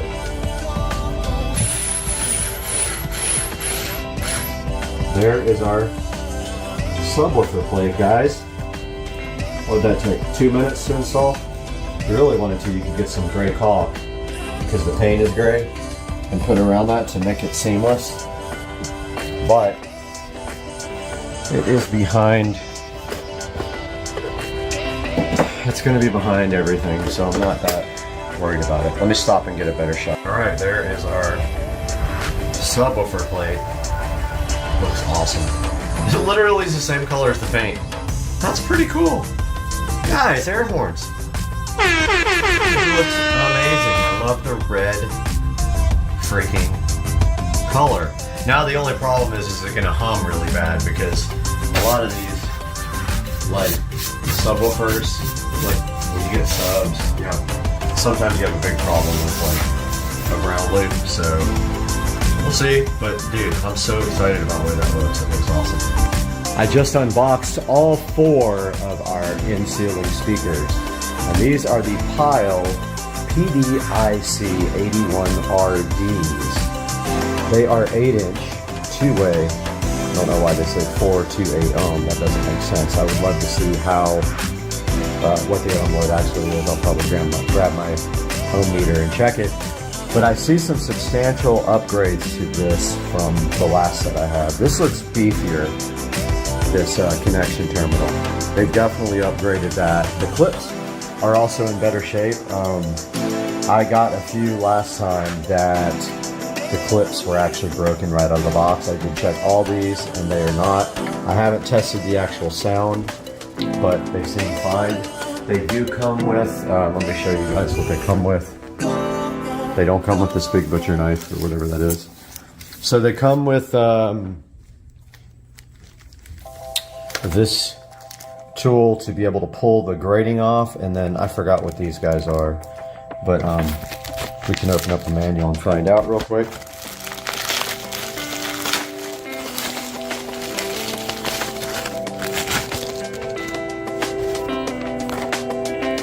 Okay, got the manual open. It looks like it's for all of them. Kind of shows you about the placement and shows you their in-wall as well. You can do them in the wall or in the ceiling. And doesn't really say what the what the other little thing for is in the bag. I think they're like for anti-vibration. I can't remember. Let's see. Yeah, it doesn't really say. No big deal. They're super easy to install. It comes with a template right here on the actual box lid. So it's actually part of the cardboard flaps. This might be the box that I removed it. But now there's the template. So you just, pop that out and then put it on the ceiling and draw your circle. And so these front grills actually pop off with that little tool that hooks onto them. And then you just pop them back in after you install the speakers. And that's the Pile PDIC 81RD. We'll take another look at these when we actually install them. There's the Pile support card. That's all for now, guys. All right, a final update for part 3 of the video. So I pulled all the tape. Oh, looks like I forgot a little bit right there. So I pulled all the tape. I just have to put that back in. Let me go ahead and do that before we say goodbye, and we'll end it on that note. Okay, we have our freshly painted AC vent here, register, and it is ready to go back up on the wall, just like this.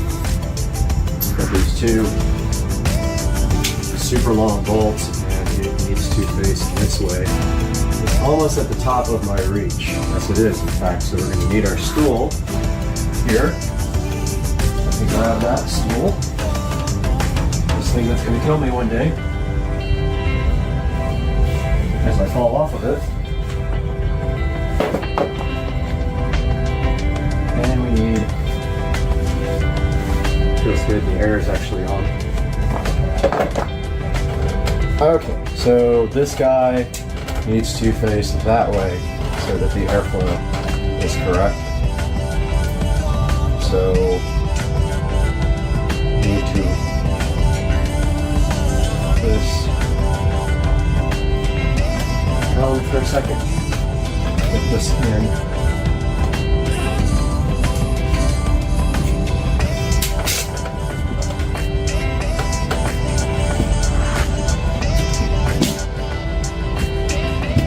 Painted this gloss white.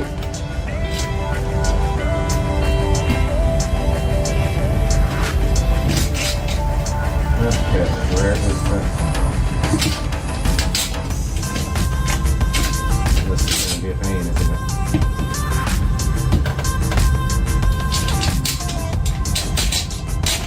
This is going to suck. Doesn't to grab anything.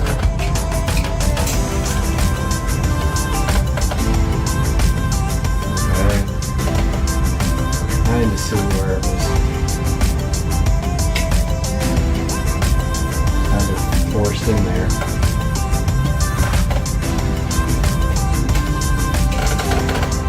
This is fun. These things are all jacked up in my house. With the system originally did a bad job.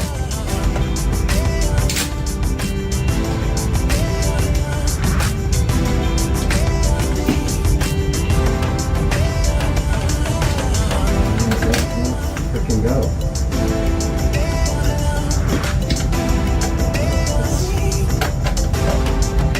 It's in something.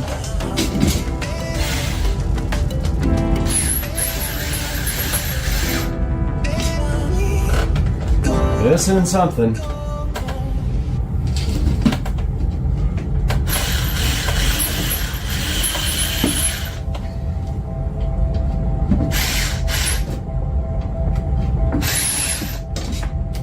I don't think. Nope, that's not in anything. Gotta make sure it's catching something up there. And I think this stuff is off to the side.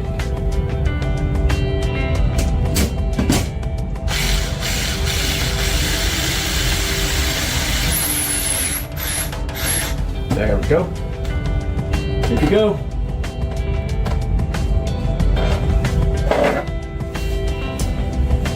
And while we're up there, let's go ahead and get that last little piece of tape off.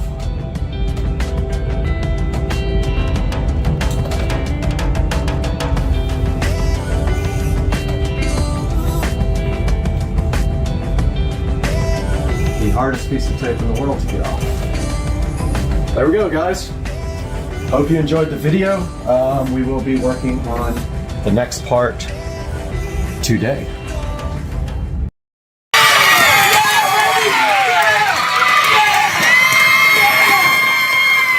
And that's what we're talking about. Now, the team and head coach Doug Edwards, along with 3 other coaches, join us in studio today. So good morning, everyone. Thank you for being here. Good morning. Thank you for having us. Absolutely. So first, tell us about your incredible season.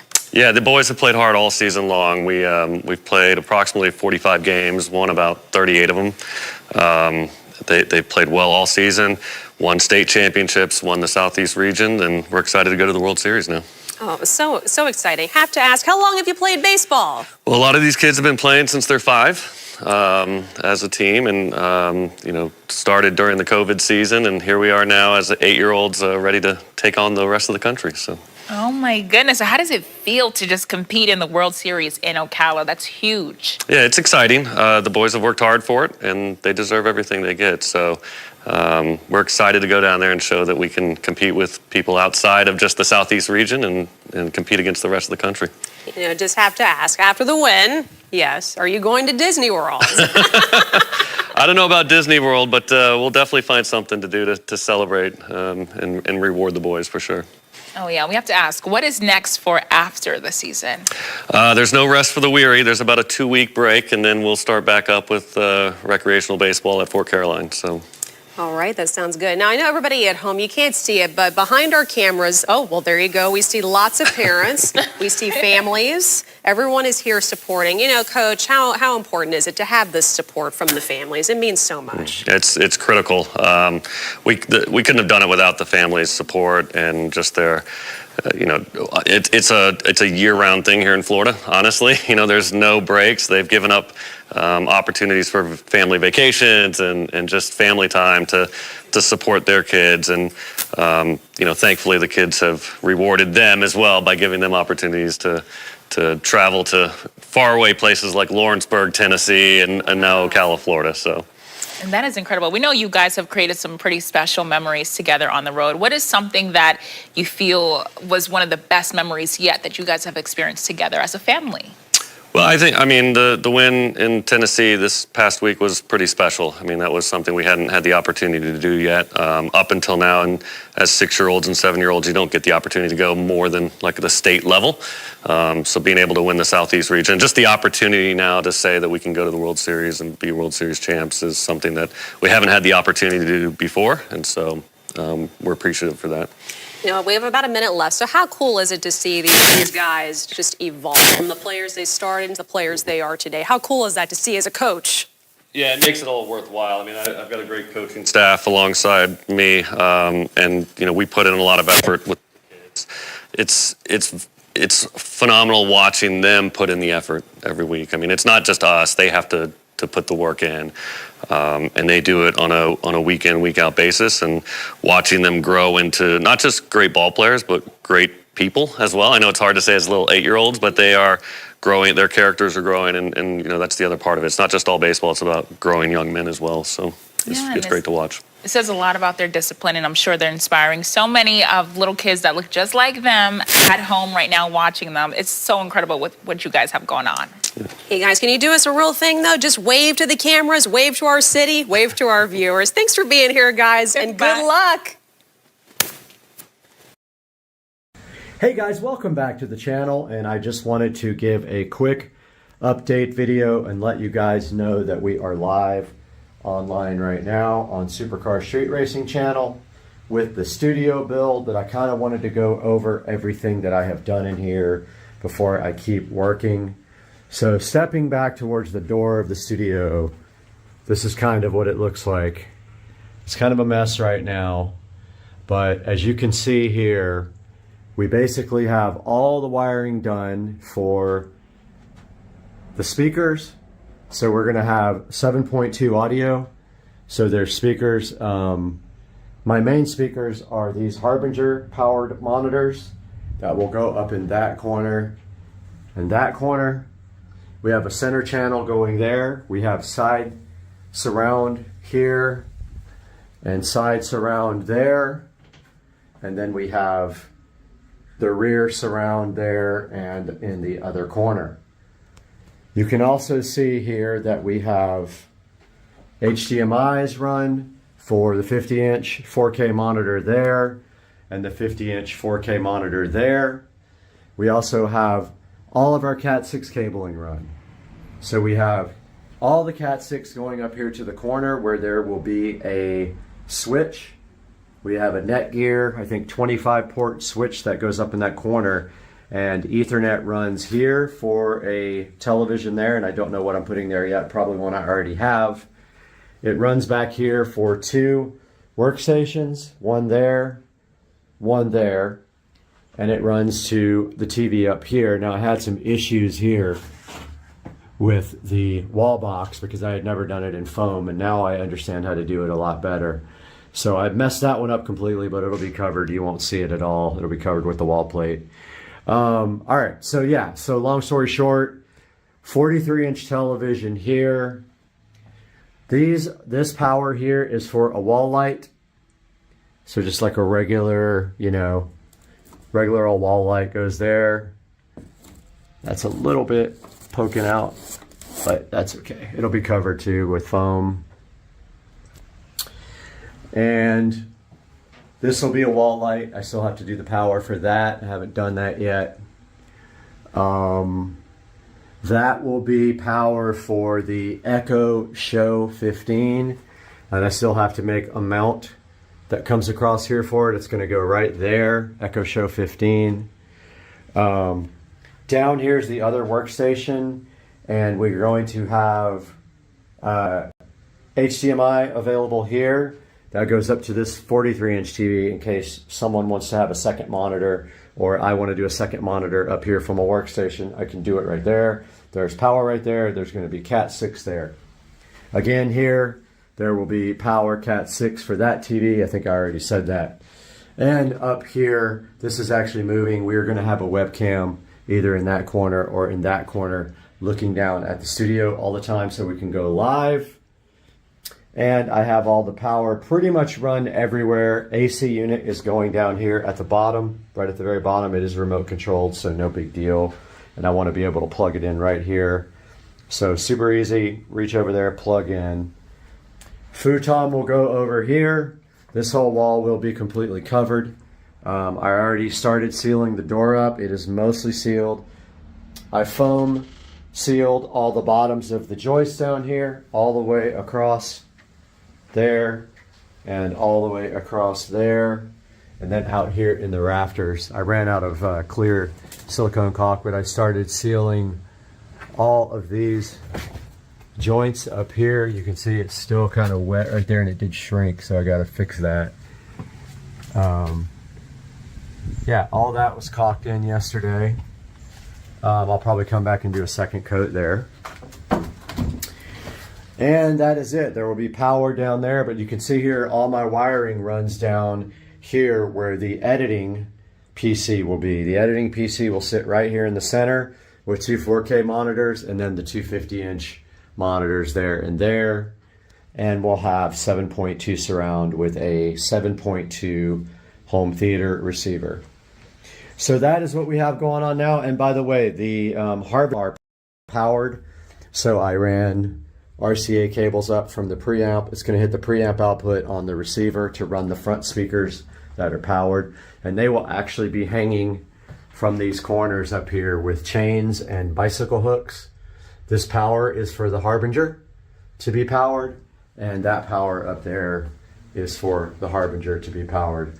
Now all I have to do is finish a lot of power work, a lot of no fun cutting of drywall because it's very hard to cut. I don't have the right tools or a nice big long straight edge. I really need to go buy like a drywall T-square super long one, because this cut right here, I got lucky because it's on the ground and it'll be covered up. Oh, I forgot to show you guys. So the plan is for the walls is going to be foam sound insulating tile. Now, yes, I know that this stuff is cheap and it doesn't really insulate sound, but I like the look.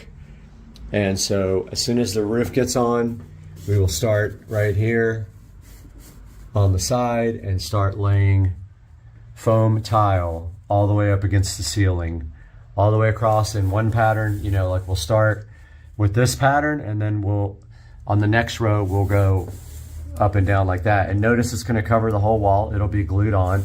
And then when we get up to these switches, we just literally cut around them or either cut holes in the actual foam, but it looks like we'll be able to just cut around the switches. It'll be pretty easy. These cut with scissors. So that'll be the whole entire studio will be covered with these foam sound tiles, including the ceiling. And that is it. I have ordered a bunch of these already, and I wanted to see if they were going to work out, and we're going to add them to the wall with this Super 3M multi-purpose adhesive once all the foam board gets up. So we're attaching the foam board directly to the studs and the ceiling joists, and that is how we are doing the wall covering. And I have been working through electrical because, of course, now we have wall boxes that are, some of them are inset because I did the power ahead of time. So when you put the wall board in, your electrical outlets are too far back. So I have an electrical outlet extension kit that has little extension screws and everything you need to pull the wall outlet out just like that. That one is actually on extensions. And then I used this box here for Ethernet. So that is a, I think that's called an old work. I can never remember the difference, but this is the one that kind of bolts and clamps to. This clamping to the foam just fine, but that one I really messed up because I didn't cut the hole big enough and I didn't have a template. I have a nice template for these guys. So that is going to do it. We are live streaming on supercarstreetracing.com, so make sure, not .com, Supercar Street Racing YouTube channel. Make sure you're watching the build live here with us on the channel. There's some nice music playing in the background. And I'm going to go ahead and get this uploaded, and we will see you guys soon with another update. And we will be moving into the studio within a couple of weeks. Let's go! I had a mouthful of food. Let's go! And I hope you guys enjoyed that and that you are able to do your own power.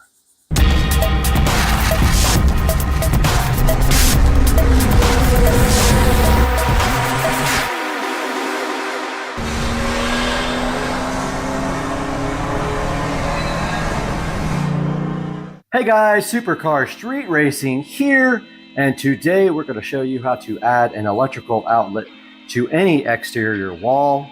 And this is the first things you will need for the actual project. You need a pair of gloves. We're going to need our level to level off the electrical box outside, our concrete screws to screw the electrical box into the outside wall because I have stucco. We've got our automatic wire strippers, a manual screwdriver, our utility knife, a drill to drill through the metal box, which I'll show you in a minute, a small piece of Romex wire, which doesn't matter what gauge really, our workman pliers, and our masonry bit to actually drill through to the outside of the house. And also on the inside here in my kitchen, we have the other parts to this puzzle. We have a metal outdoor box. Got this off of Amazon. Link will be in the description. And we've got a Tamac outdoor weather box cover. So that is the first things you're going to need in order to install an electrical outlet anywhere outside of your house. The only concern I have right now is if this bit is long enough to make it outside, and I don't have an extension for that. I don't believe this will work. I have an extension, but it is not for, it's for hex. So I don't believe that will work, but we'll try our best to get that through the wall and see what happens. Back out here in the garage, we got my tool bag ready to put all the tools in. Let's go ahead and throw all that stuff in there. This is really handy for doing any job. I just throw all the tools in here and I can tote them around the house pretty simply. Even my drill will fit. And my gloves. And let's go ahead and roll inside to the bedroom, and I'll see you guys in there. Okay guys, welcome back. And for this project, we are adding electrical to my patio, which is right across from this wall. And so conveniently, we have a receptacle right here that we can work off of to try to run electrical outside. So the first thing we need to do is remove the wall plate and pull the receptacle out completely. Now this receptacle probably feeds another one, so I may have used the quick connect screw holes on the back already when I changed the outlets out, because I changed all the outlets in this house over to Decora, which is the square style. So unfortunately that makes my life a little bit harder, but not much. I will have to actually put the wires around the hook most likely. I've got my drill out here to make this part easy. Looks like this one has a drywall, 2 drywall screws in it. It must have been stripped. Yeah, I usually don't use these unless the boxes are stripped. And apparently that's what happened here.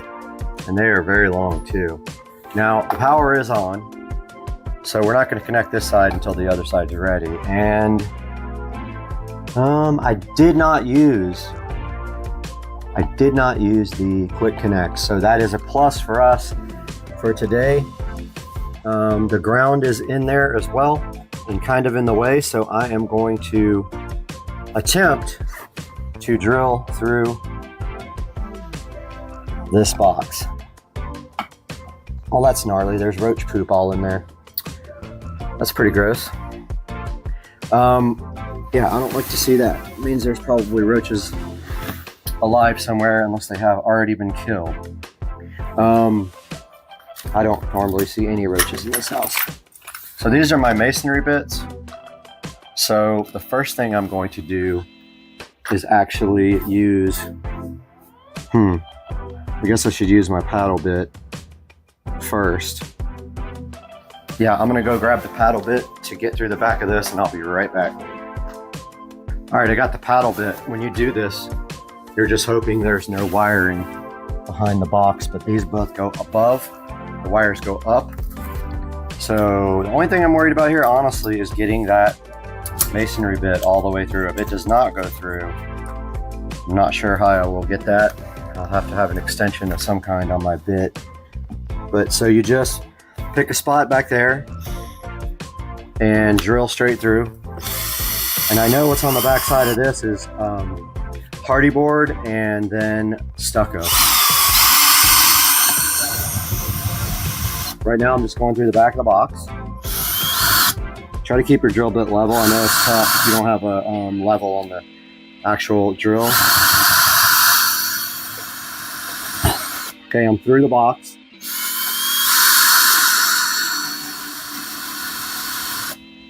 Not sure what I'm hitting now.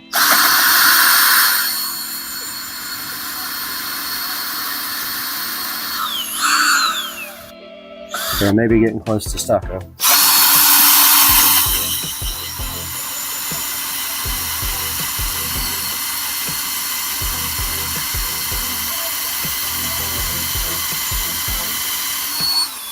Still see wood coming out.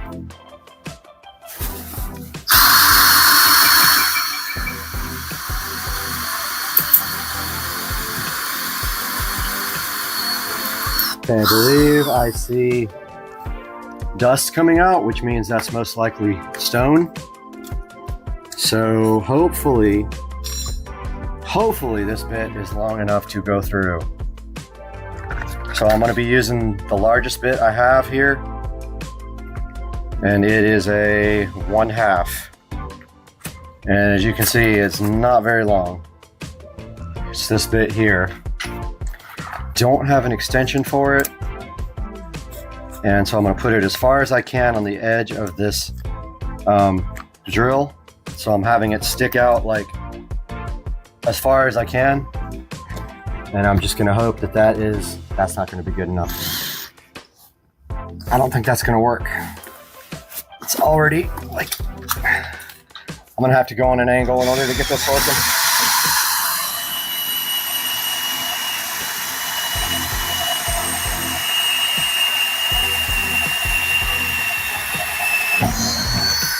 All right, we're through. I see daylight.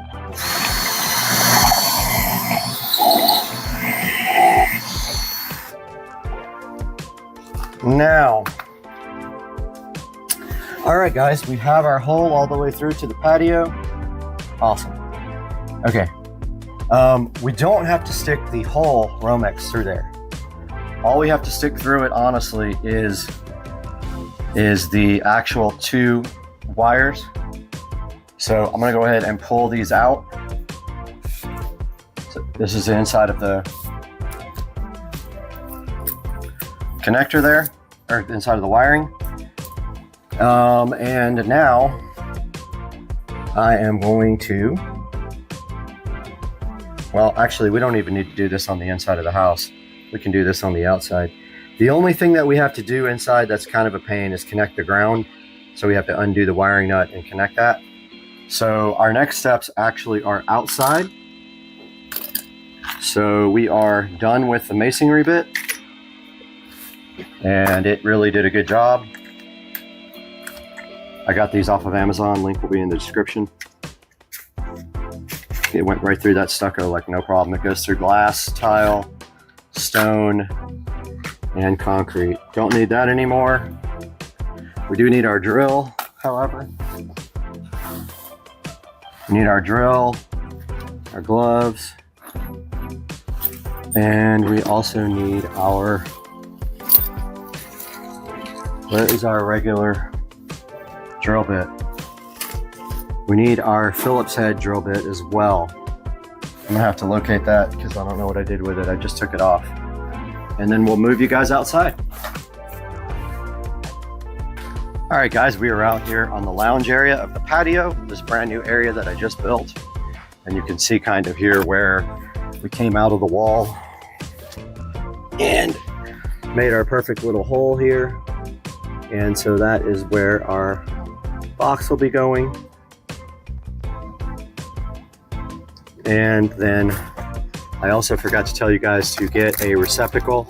I bought these off of Amazon. They came with wall plates. We don't need them, but there are 2 in each box. That's all you need. And if you want to use GFCI, you can. I am choosing not to, but that is up to you and your electrical code. But the first thing that we have to do is, here's our electrical box. So what we're going to do is drill through to mount our electrical box. This has no holes in it. See how it has no mounting holes? We have to mount this to the concrete just like that. So in order to do that, we will drill through the box, and I'm going to drill where there are these little divots. And I brought my drill bit with me. Hopefully it is not shot, because all my drill bits are completely shot. So my drill is also shot, but I'm not going to actually drill. I'm going to drill like where there's already a hole in the wall so I don't mess my drill bit up.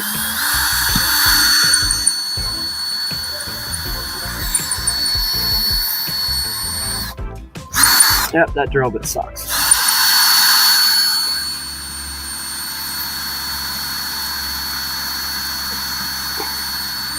This drill bit is absolutely shot.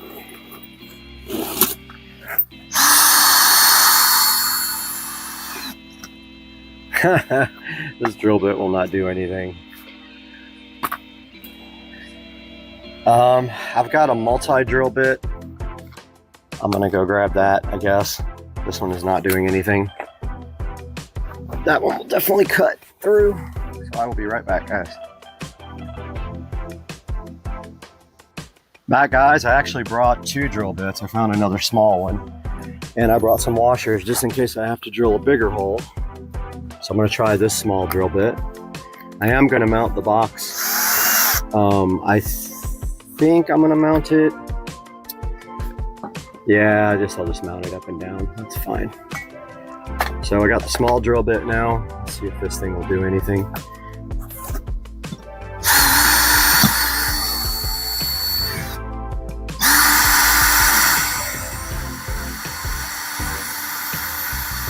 That's not doing anything either. These drill bits suck. So I'm gonna use my multi-depth bit, which will cut through anything. Just a hole big enough to get the screw through. First notch on the bit.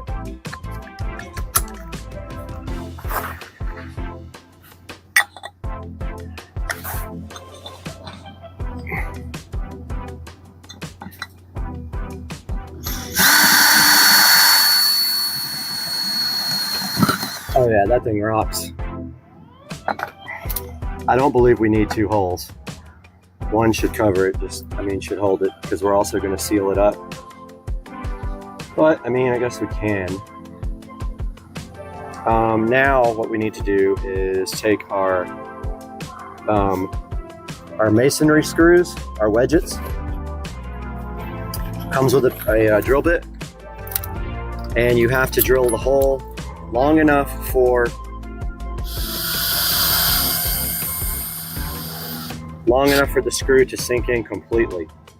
So what we're going to do is put our box up there, and it doesn't matter if it's level or not, because you can move the box before you tighten it, but we'll go ahead and put our level on it just so you guys see the right way to do it.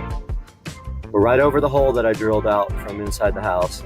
We level our box, we take our drill, and then we drill our hole, and the box moved. So we got to make sure that it doesn't move. And the hole's really big, so yeah, this is actually moving all over the place, so I'm just going to concentrate on this. Oh, no wonder I got the drill in there backwards. What a dumbass. I had the drill bit in there backwards. Okay, so you want to drill at least as deep as the screw. Otherwise the screw will bottom out and won't tighten up. These screws come with a drill bit.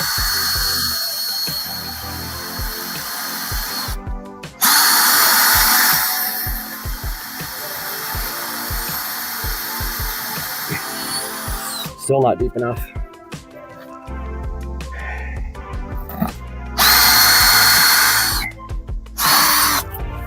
Gotta get some force on this bit. Maybe high speed? Oh yeah, high speed is better.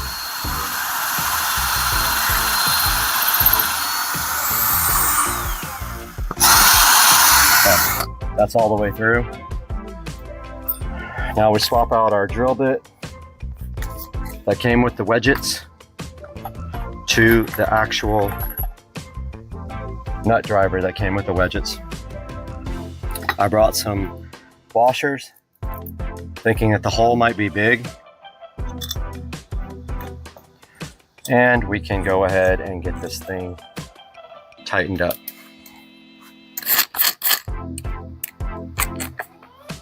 And we won't tighten it until it's level.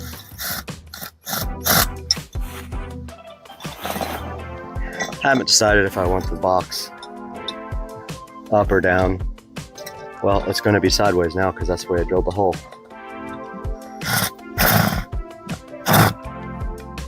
All right, so got to make sure that's level now. It's not. That's level.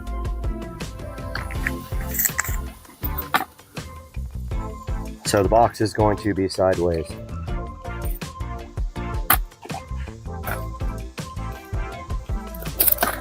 And this cover can actually go either way. You just have to remove the cover and reposition it. Okay, I'm going to tighten it the rest of the way, but I need to. I don't have enough on my enough extension on my. That'll do it.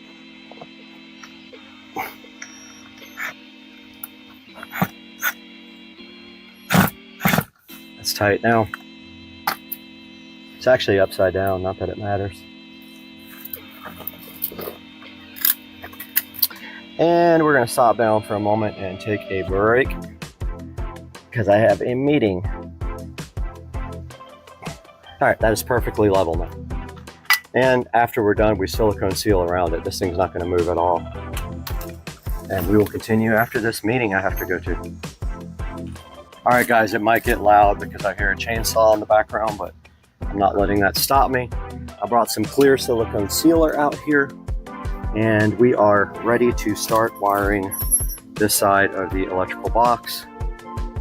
And the first thing that we will do is the ground, which we don't need to ground the actual box because the outlet is actually grounded to the box itself. So grounding the outlet will suffice. So here's our outlet. And we take our workman pliers, put a little loop in this guy.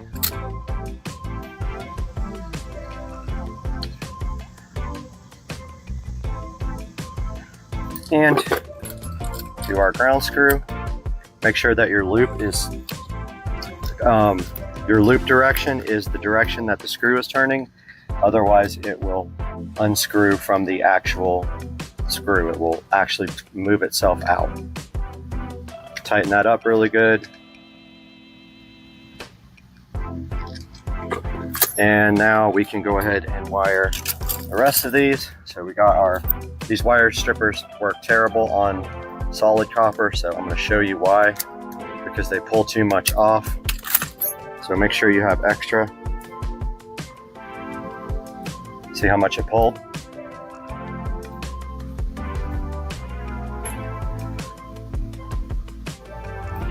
So we don't need that much to stab into the back.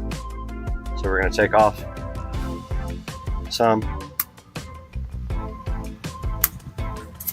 Grab our outlet. Neutral is white. It always goes to the larger side, to the left of the socket. We're going to stab neutral behind here. And we're going to stab black in the other one. And feed our guys all the way through.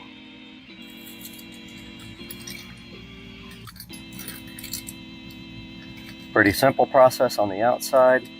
If you wanted to seal the hole now, you really wouldn't have any way to, because you still got to feed all the wires through. But we just stick that outlet through there, that receptacle, find our drill Phillips head, and go ahead and run this guy down. If you feel comfortable grounding the box itself, be my guest. But these screws will ground the box. Sounds like we're about to get loud out here.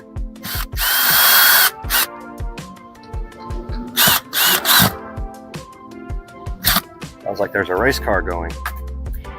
And here is our outdoor box cover, which we will reconfigure for up and down use, which is as simple as turning it.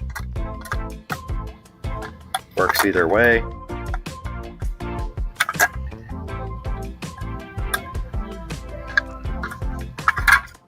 You just take this off and move it to the other pins. I'm doing this totally backwards. All right, let's try this again, folks.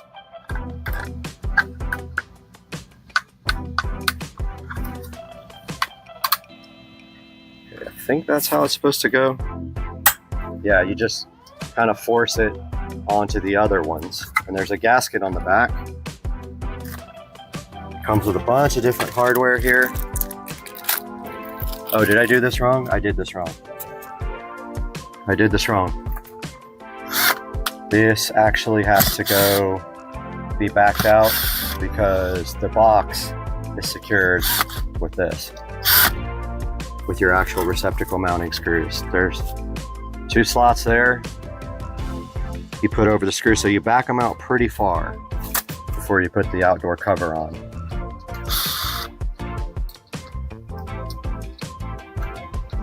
Don't over tighten these when you do it because it'll break the box. Okay, now that you literally just slide it over. I know you guys are having trouble seeing it because you're up at a high angle, but that is how you mount the actual box. And then you just tighten the screws down and the little gasket around it seals.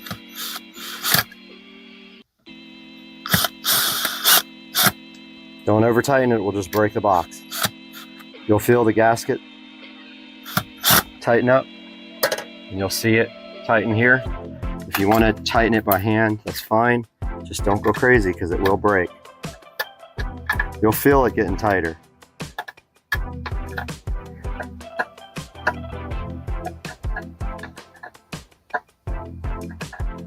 Okay, that's pretty tight already. That one tightened up just a little bit more. And so that is how that works. It is done. Now what we have to do is The electrical box came with some caps. And where did I do with those? Did I leave them inside? Oh, here they are. Comes with some end caps. So what we are going to do is screw in those end caps here.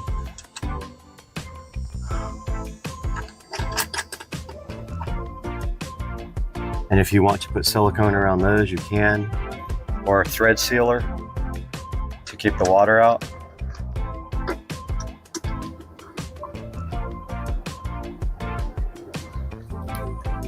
Don't think any water will get in there, but I might run a bead of silicone around there since I didn't bring the thread sealer out. Now I've got my clear silicone. Let me make sure you guys are still in view here.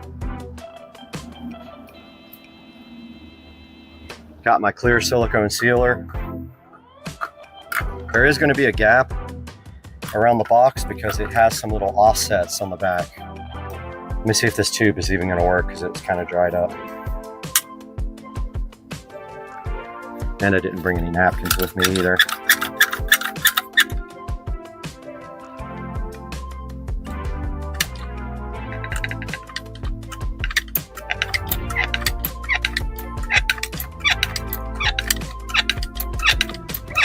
Okay, this is not working at all. So that one's all dried up because I didn't tape the end like this. This is all I have left. This might not be enough. So I'm just going to run a bead around it all the way and then use my finger to level it. And I usually have a napkin with me so that it don't make a complete mess everywhere.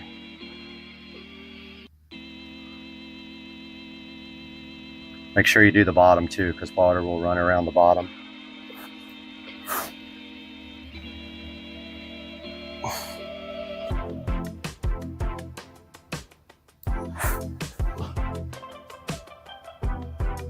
When you're done, run your finger all the way around it.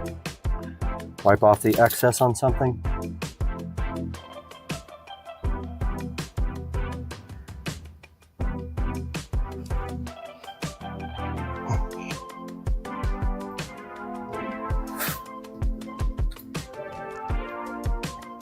And like I said, if you want to, since I have some excess, I'm gonna just take out these plugs. Really, all you need is pipe thread sealant, but I'm gonna rub some of this silicone I have extra from being on my fingers onto the threads.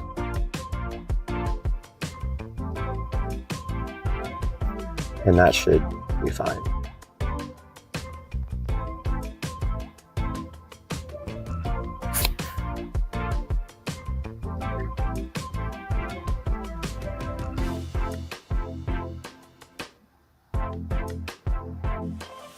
Of course, I'm getting it all over everything now.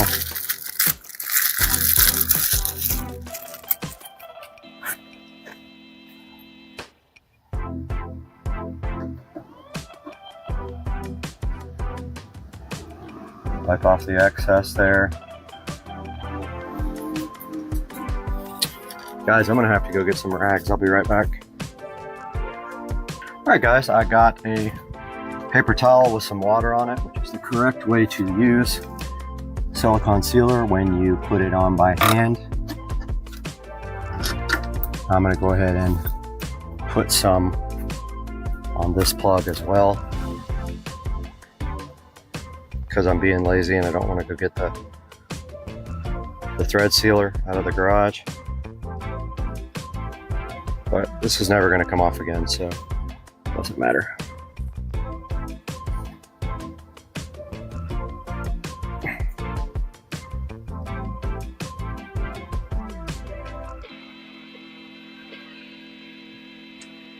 Messy.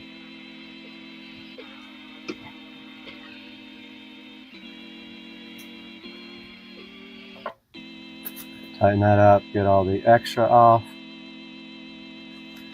That's what a wet paper towel is good for.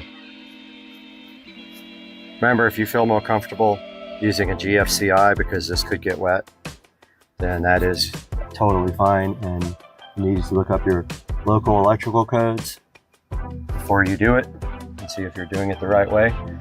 But I'm just making sure that I have silicone sealer all the way around it, and I don't. I see a gap.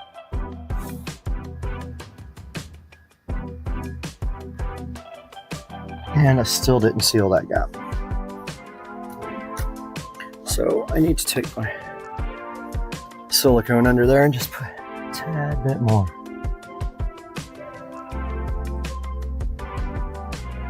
I think that should do it. It still didn't get it.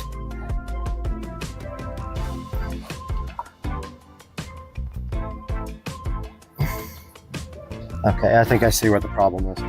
There's just like a piece of stucco that's pushed out. It's not really a gap. And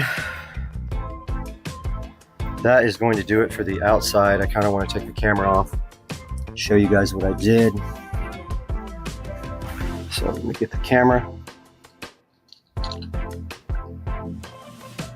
So that stuff will dry clear. Don't worry, it's not going to look ugly and white like that. That is all the way around. And then if you pick up the box cover, there is the finished electrical box. And it is sealed from the weather with this gasket.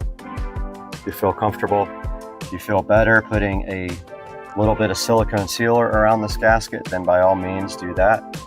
If you feel like it needs it. If not, it's probably fine with just the gasket. It puts a good seal right there. And now we'll move back to the inside. Guys, we're back inside the house. We have our tools ready, and it is 95 degrees outside or 100 degrees outside and nice and cool inside. Here are our wires that we have to. Now, actually, I should have made these a little bit longer. Kind of screwed myself. Somebody knows how to do wiring. Whoever did this original wiring is good at pushing the wires back into the box. I'm terrible at that. So first thing I'm doing is putting my ground in. And let's see, take our workman's pliers and twist this ground around with these. So you put it with the existing ground, twist it. Again, the power is on, guys. So when I start working with electrical, be careful. And I will put on my gloves. And I'm not going to be touching anything really. Turn this wiring nut till it won't turn anymore. It'll get very tight. Then take that and bend it back into the wall like it was before. It made one bend, and then these make an S shape. That's how you get these other wires in. Now all we gotta do is strip off the end of this, and don't forget these wire strippers are going to take a lot off because they don't grip the wire correctly. They take way too much off, leaving us again with a very short wire.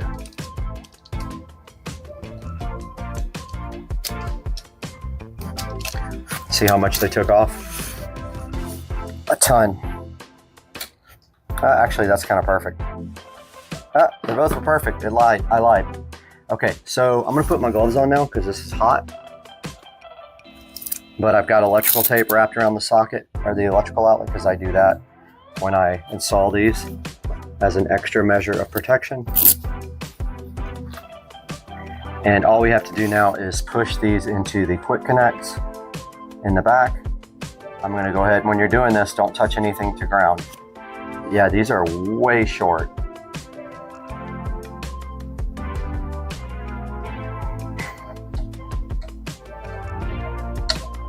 First one is in.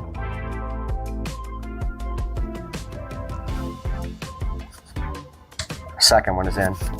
Now we just bend them the same way. So if you just push upwards and make an S, then all the wires will push back into the box. Like that. And then we take our existing drywall screws, because that's what was holding in. I see a wire in the way. That wire didn't want to cooperate. Take our drywall screws now. Said this box must have problems. I don't remember.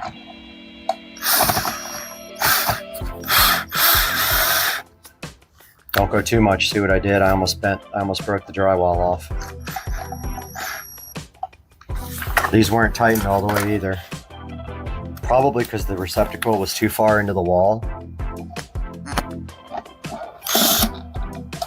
Oh man. Come on.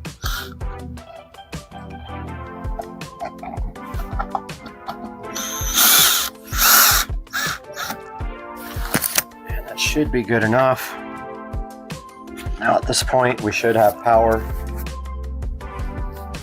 on both sides. Let's go ahead and put our wall plate back on.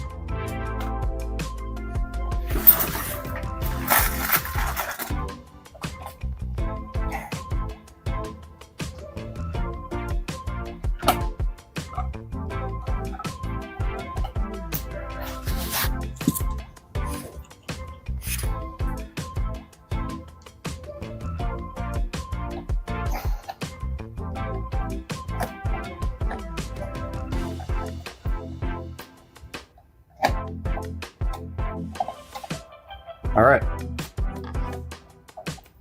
Receptacle's a little crooked. You can usually just push it to straighten it out like that. And this project is over except for the testing and the cleanup. So the next thing we're going to do is test the outside and make sure we have power. If you don't have an electrical tester, a really convenient thing is a phone charger with your telephone. So we're going to move outside for that portion now. All right, guys, I got my brand new electrical tester from Amazon. It powers on. It says AC right here. Let's see.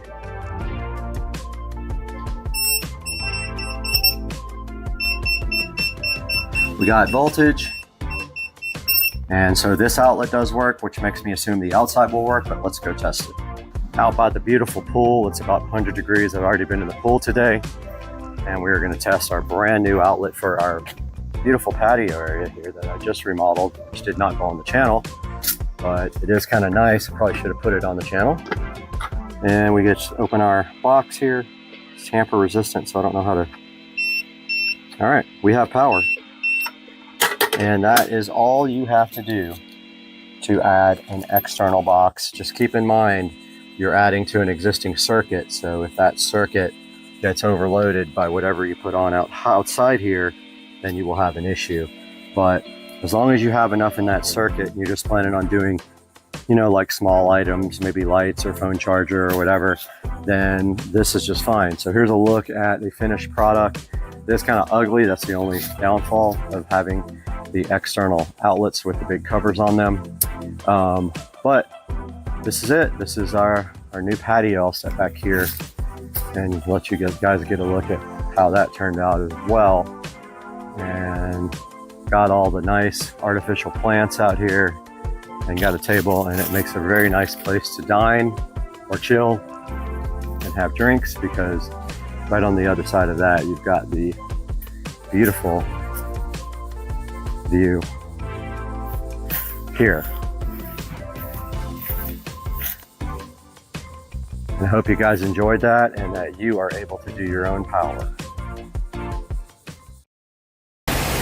We are having an insane storm right now. The wind gusts got to be 50, 60 miles an hour out here in Jacksonville. This is crazy. Look at this. Florida life, man. We're on a cruise. And it's raining. And we got new friends. And it's raining. What? There's a big storm coming. That's what we need. Clear them out. Steer us around it. Yes, Captain, steer around storm. Clear them all out. Guys, welcome back to Supercar Street Racing, and today we are starting another project, and that is the parts are laying right here on the table. for what that is going to be, and we will tell you that here shortly on Supercar Street Racing.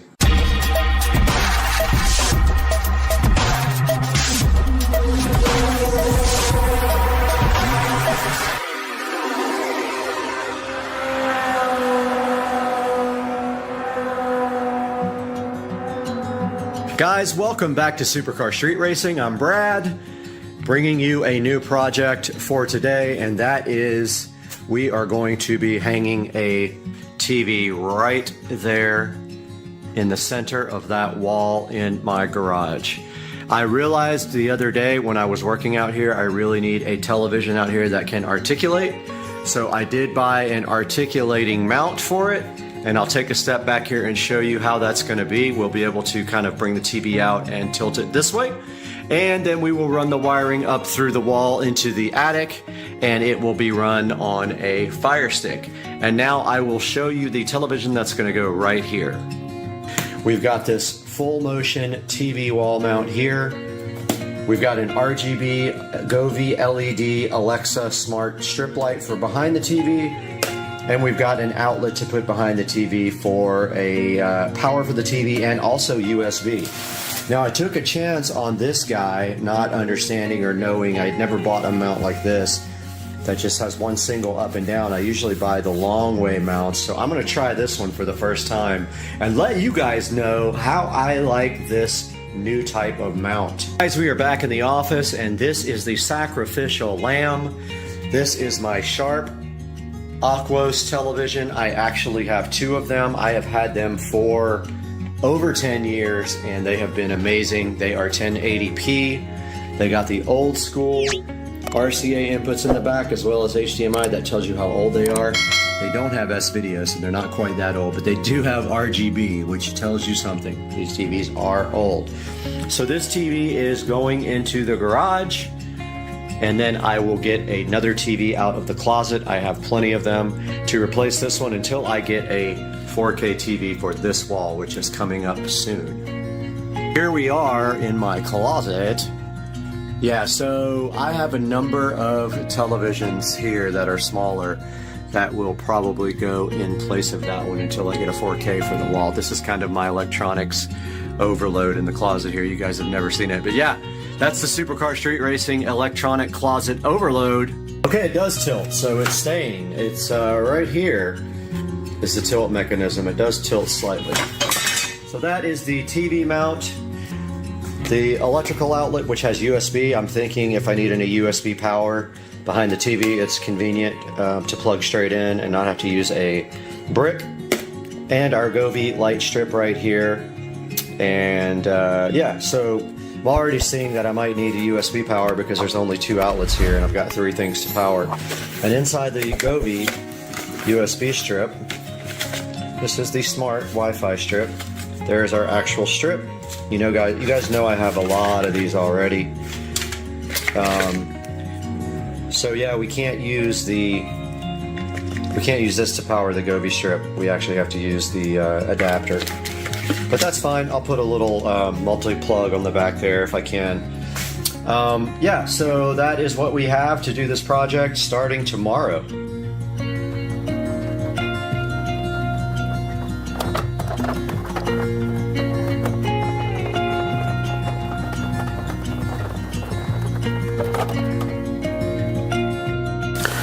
Okay, here we have the Sharp Acronis TV. And if we look at the back of it here, it has 1, 2, 3, 4 HDMIs, a bunch of RGBs, VGA, and cool that it has actually has audio out here. I think this is actually an audio input. Yeah, I think this is input, this is output. So we're actually going to run RCA cables from this to an amplifier is what I think we're going to do, or it is line out though, it's not speaker controlled. I think, it does have a headphone jack on the side, so that's what we're gonna use so that we can control the audio level from an amplifier. It's gonna go up through the attic, and then there's gonna be an amplifier on top of these cabinets up here and a subwoofer, and then we'll feed the garage in-ceiling audio from that amplifier So yeah, we'll use this headphone jack out here on the side. But first things first, we got to get this mount connected and everything. So I'm gonna go grab that. Okay, we have our mount here and our little lithium-ion screwdriver and all the accessories that come with this. And so basically this is the way this works. This guy goes to the back of the TV here, like this. It literally doesn't need anything else, and then it just hangs on. It doesn't look like I need any of the little arms here or anything. It looks like it will bolt directly to this, as the mount has just the right VESA screw holes here. So this should be easier than I thought.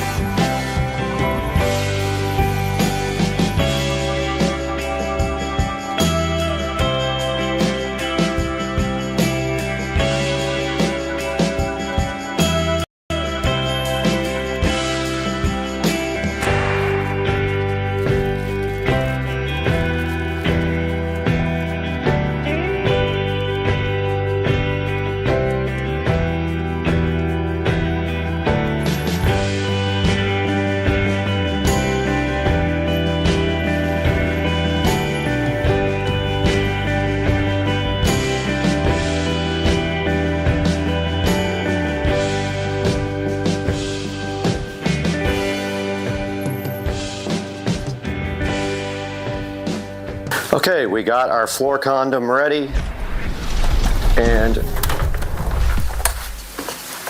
we will be gentle in putting this on its face to remove. Still got the plastic on it, I think.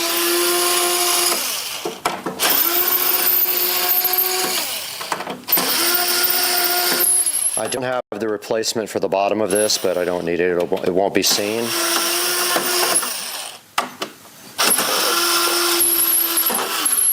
And there it is. The stand is off of the TV. Easy peasy, pumpkin squeezy. So we do have a toolbox up on the bench. I want to make sure that the bottom of this TV does not interfere with the toolbox opening. So we're going to measure from the bottom of the mount.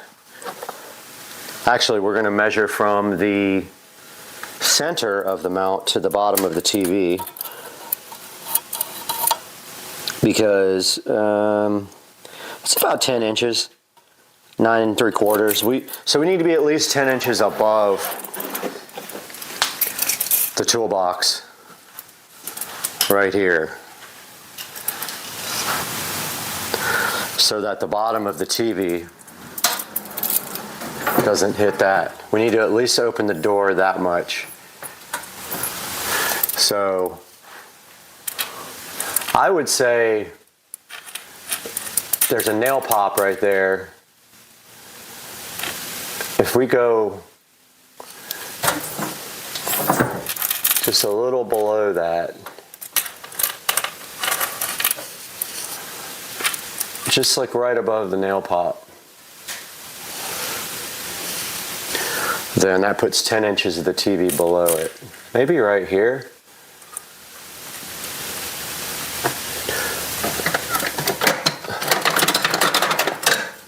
Puts the bottom of the TV somewhere down in here. Almost perfect. Right where that dot is.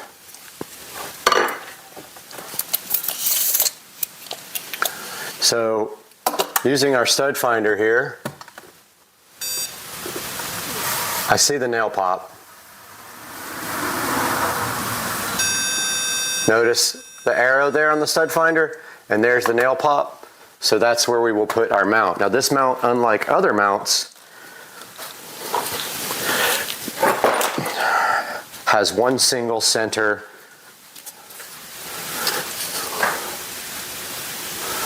So it will actually mount like that. So that's the center. Then all we have to do is, we just need to put the center in. Then all we have to do is literally level by going left or right. And that's how we get the TV centered left to right.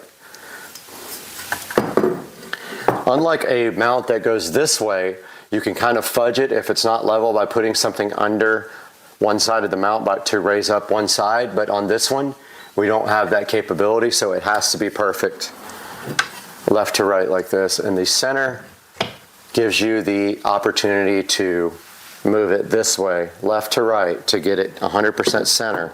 And we'll do that with a level up against the edge right here. But first things first, we need to get this thing mounted, so I need to get the appropriate tools out. Okay, here's what they provide us to mount the TV. And it is just a bag full of drywall inserts and lag screws. We don't need the drywall inserts, we're going directly into a stud. We do need the lag screws. Really only need two, one for the middle and one for the top or bottom. And here's a good look at that hardware that they give you.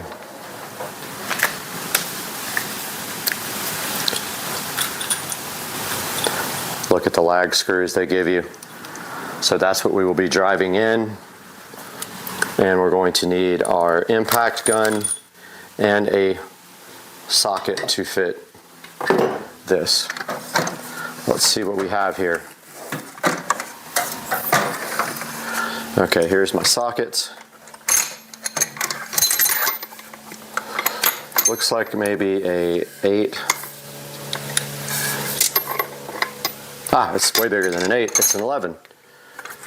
And then we need our adapter here for the impact gun.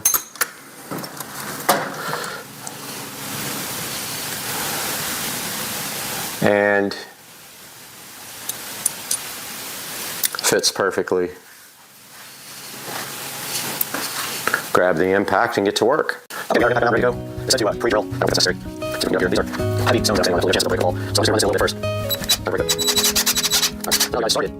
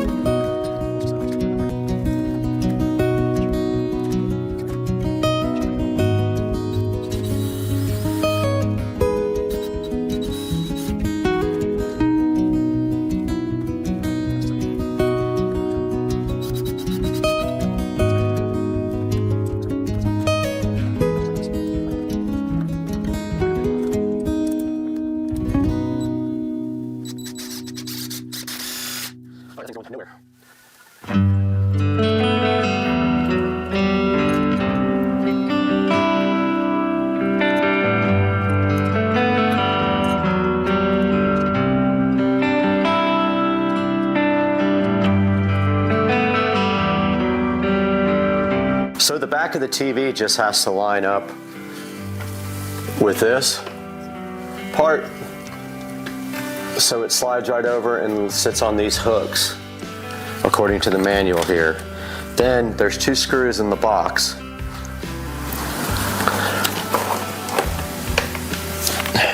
That I took out that secure the TV once it's ready. However, we have to work on the TV now because we're doing RGB LED. First thing to do is prep the TV, fully clean it where the RGB strip will stick. Clean it with Windex.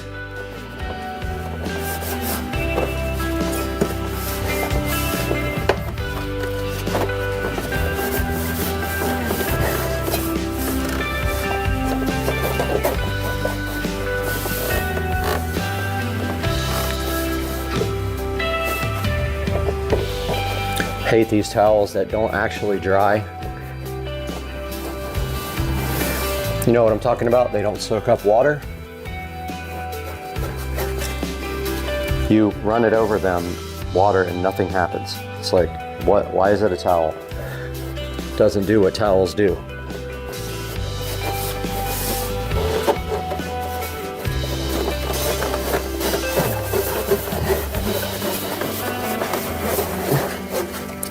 All right, this thing is clean and drying off. Now I didn't get the immersive TV, not for the garage. It was about $80 more. We don't need that. We have the Govee Smart LED strip, which we can program to make come on when the TV comes on.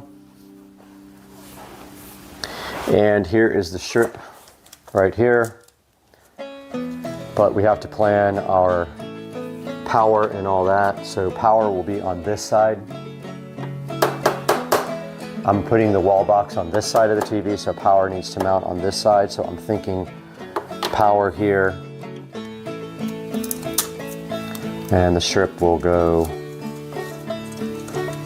around the edge like this. So our power.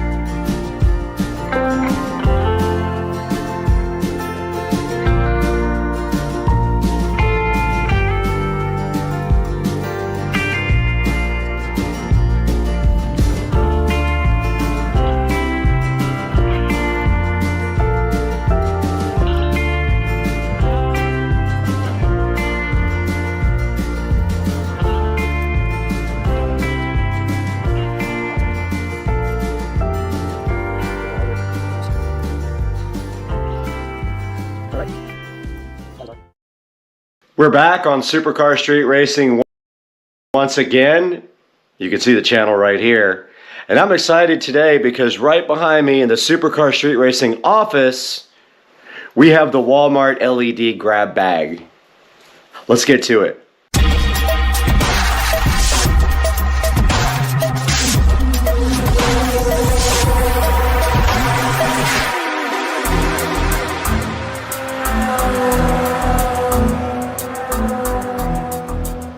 We're back after the holidays on Supercar Street Racing. I hope you and your family had a great holiday.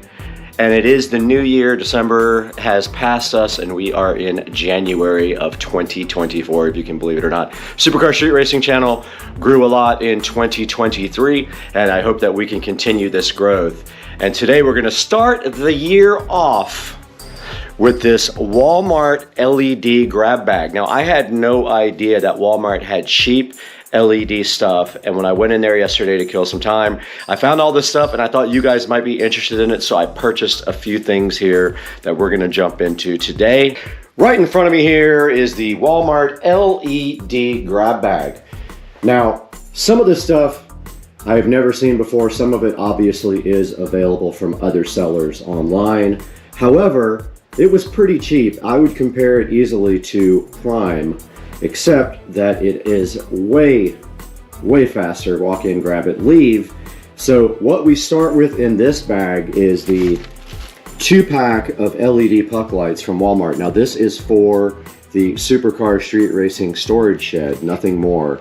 We'll get these opened up and see what they are like. Now they do use 6 AAA batteries, I'm guessing 3 per unit.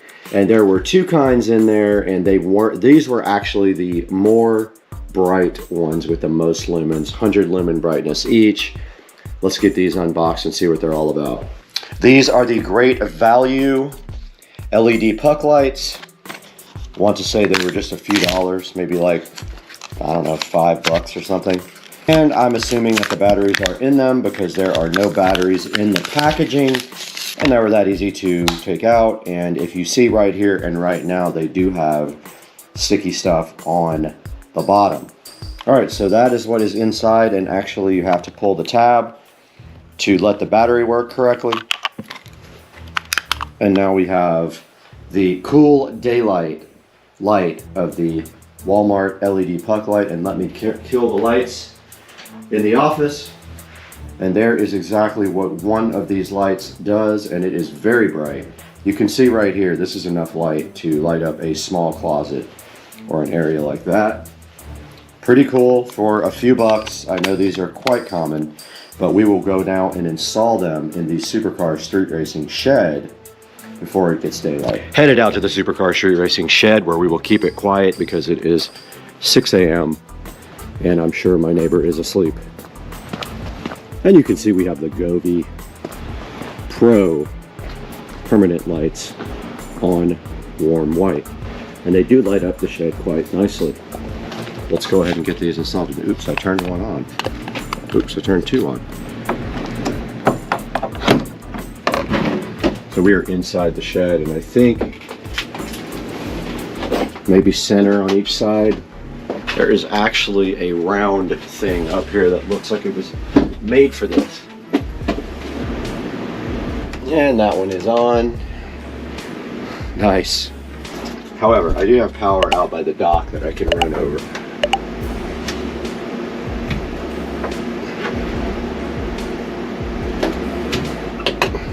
Alright. Only problem being is that they're so high that they're hard to get to. But I can tiptoe and get to them, so that is fine. Now there is the SCSR shed lit up so nicely that I want to do that permanently, however, so we'll figure out getting power out here. Back in the Supercar Street Racing office after we installed lights in the Supercar Street Racing shed. And next up on the list, which is a necessary must, is going to be these little USB wall charger adapters from Walmart. I think they were a couple of bucks each. You will need these because when you get all these lights, they will require some type of USB power source or a computer or laptop or anything that has a USB plug. Let's get these unboxed and see what they look like up close. All right, we got the on wall charger here, packaged very appropriately so people don't steal them from Walmart.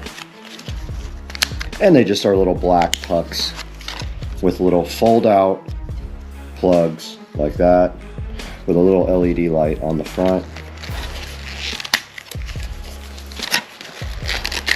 Believe it or not, as many of these as you get, things are not including them anymore.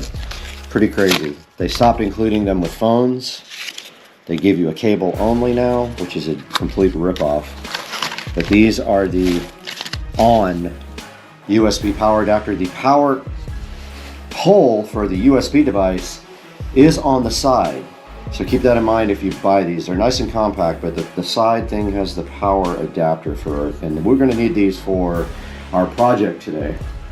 So this is the on, connect on 2.4 amp USB wall charger / power adapter, providing 5 volts to your USB equipment. Moving next to the LED grab bag, which I'm thoroughly enjoying. I love this stuff. This is like my thing. You know that if you guys seen my house. So let's grab in here randomly, and we have the Hdmi LED Colorworks wall lights.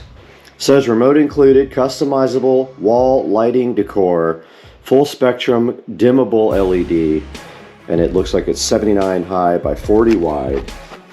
And on the back of the box we do see some other information here. USB controller and remote receiver. Fun firework shape design. Let's get this guy unboxed and see what it's all about. All right, the Hdmi or Hdmi LED Colorworks wall lights. Let's see what's up on the side of this box. I'm curious about these. All right, so there is a standard foil LED packaging. Wow. It looks kind of complicated. It's got all these different plugs on it. And then the single black plug. And apparently you unfold it. Let's see. This is interesting. Look at all the white plugs on the end. All right, let's get this thing unraveled. I am interested in how this works. Wow. I am mind blown by this thing. You guys, it's just literally, you have to create this yourself. And they all plug into this main guy here. It literally has like 10 LED strips with little plugs on the end, and you have to arrange them on your wall. And looks like it might be difficult to make it actually into a shape here that you would have to measure between each LED to get it perfectly round, like on the front of the box here.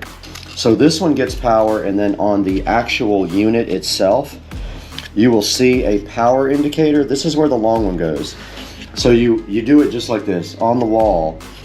This would be in the center, and then this long LED strip would connect to the bottom where the little indicator is here. So you have to do the design yourself, and it seems like this might look sloppy because if you can't get it perfect, it's not going to look right. It's marked here as power, and it simply plugs in, and they are keyed. You can't do it incorrectly. But that is the section that goes down in the picture. So if you're looking at the box, it would be this bottom section here, and that's what provides power to the unit. This is the remote control that's included with the Colorworks LED wall lights. That's what it looks like on the front with all the controls. We have our on power adapter here. Here's our USB receiver, controller. It is keyed one way, it cannot go in the other way. And we can see power to our LED light, and then we have a bunch of different controls on here. Now I'm just playing with the controls here to see what some of these things do. There's a speed up and speed down button, I believe. Now getting this thing installed is going to be a different story, so we will do that at another point in the video, but for now, this whole thing has to be stuck on the wall and a measurement done so that you actually do space these out correctly, or it's going to look absolutely strange. Next up on the list, we've got the monster RGB light bar right here, looking so fresh and fly. And in this Monster LED light bar, there should be a pair and a remote control. Let's get this thing unboxed and see what it's all about. Monster LED light bar unboxing here. And taking a look at the box, it does say multi-position, and it's got a picture of it and shows you that it does come in a 2-pack, a double pack of Monster light bars. Okay, and out of the box comes a couple of bases, the Monster light bar, a remote control, an operation manual, and let's see if they actually gave us, did they give us power bricks? Nope, they did not give you a power brick. I guess that's not included anymore. You get a USB extension cable though, which is interesting. Then they have a base right here. Aha, so it can go either up and down like that, or they have a slot on the side as well that you can actually use to sit them like this on the desk. And you can see the battery protector here. We pull that right out. And when we turn on the LED light bar, it is diffused. We can see that it is lit up on a nice blue color. So it doesn't do any chasing like I thought it might, unfortunately. And it doesn't look like it has a mode for music. So these are just simple little light bars, no big deal. They're kind of cool, but they're not exactly what I thought they were. They don't do any chasing. Moving on, we have the Monster Sound Reactive LED 3D mirror light, which I'm kind of hyped about. I thought this would be really cool in the studio if we can figure out how to mount it somewhere. Let's see exactly where it is. First of all, it's very small. And there it is, also requiring to be stuck onto a wall. Let's get this PeelSat on a short. First, here's the remote control in the package. Now for the peel satisfaction for the short, we need to plug this guy in. Here's the tiny included power cable. It is very short, very, very, very short. A magnet to put on the wall with 3M tape on the back, or a stand, and on the bottom it has a power button and a USB, and I forgot the type of connector this is, but it's the old school one, it's not USB-C. And we'll go ahead and plug this in. Alright, we're going to film our short right now. It's going to be good. Alright, we got the alien, we got the mirror, we got the alien, we got the mirror, and we got the peel satisfaction. That PeelSat is so good in your life. You love the PeelSat. And then look at this. Look how good it peels with the alien and the pure satisfaction. This is easily, so far, my favorite thing that we bought. I might have to buy another one of these. These are awesome. I love this thing. I'm going to have to go buy 2 or 3 more of these guys for as cheap as they were. I want to say they were like $9, let's see, $7 for this thing, man, and it's got this remote control, and you can cycle through the auto. Dang, this thing's legit. I love this thing. For as cheap as that was, you got to admit that's really cool. I love it. I just realized also one cool feature, this thing is actually rechargeable. I pulled it out of the power source and it was still working. I was like, wow, that's pretty cool. So yeah, this thing recharges via this power cable. Pretty neat. Okay, next up on the list, we have the light up marquee box called a color box, which I'm kind of hyped about. Very cool. This could actually go into the home theater room or next to the home theater room. And basically you get an LED box. It's from Zumi, like the other one. 144 pieces. I believe it gives you letters. It looks huge on the box, but I'm sure it is as big as this box. Look at all the emojis here. And you get the remote control. And this guy was not very expensive. I have the receipt right here from Walmart. $7 from Walmart. Not bad. Let's get it opened up and see what it's all about. And there is the actual box. And it does come with a long USB Type-C cable. Looks like C on one end and A on the other end. And another remote control to add to the 100,000 remote controls that we already have at Supercar Street Racing. Checking out the LED light up marquee box, and this is what you get inside of it. You get a whole array of letters and emojis. You get a lot of stuff with it. Alright, looks like you get 2 sets of letters and 2 sets of numbers and emojis. which is actually pretty awesome. I'm hyped.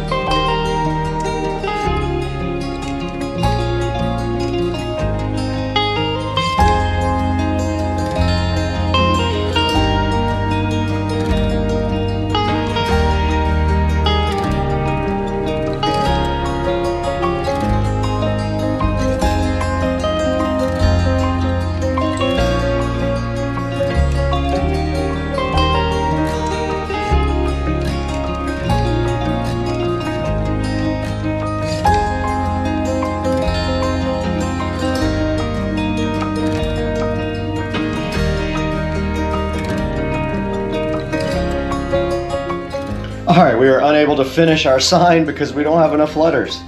But we do have some cool emojis. Let's see what we got here. How about a strong emoji?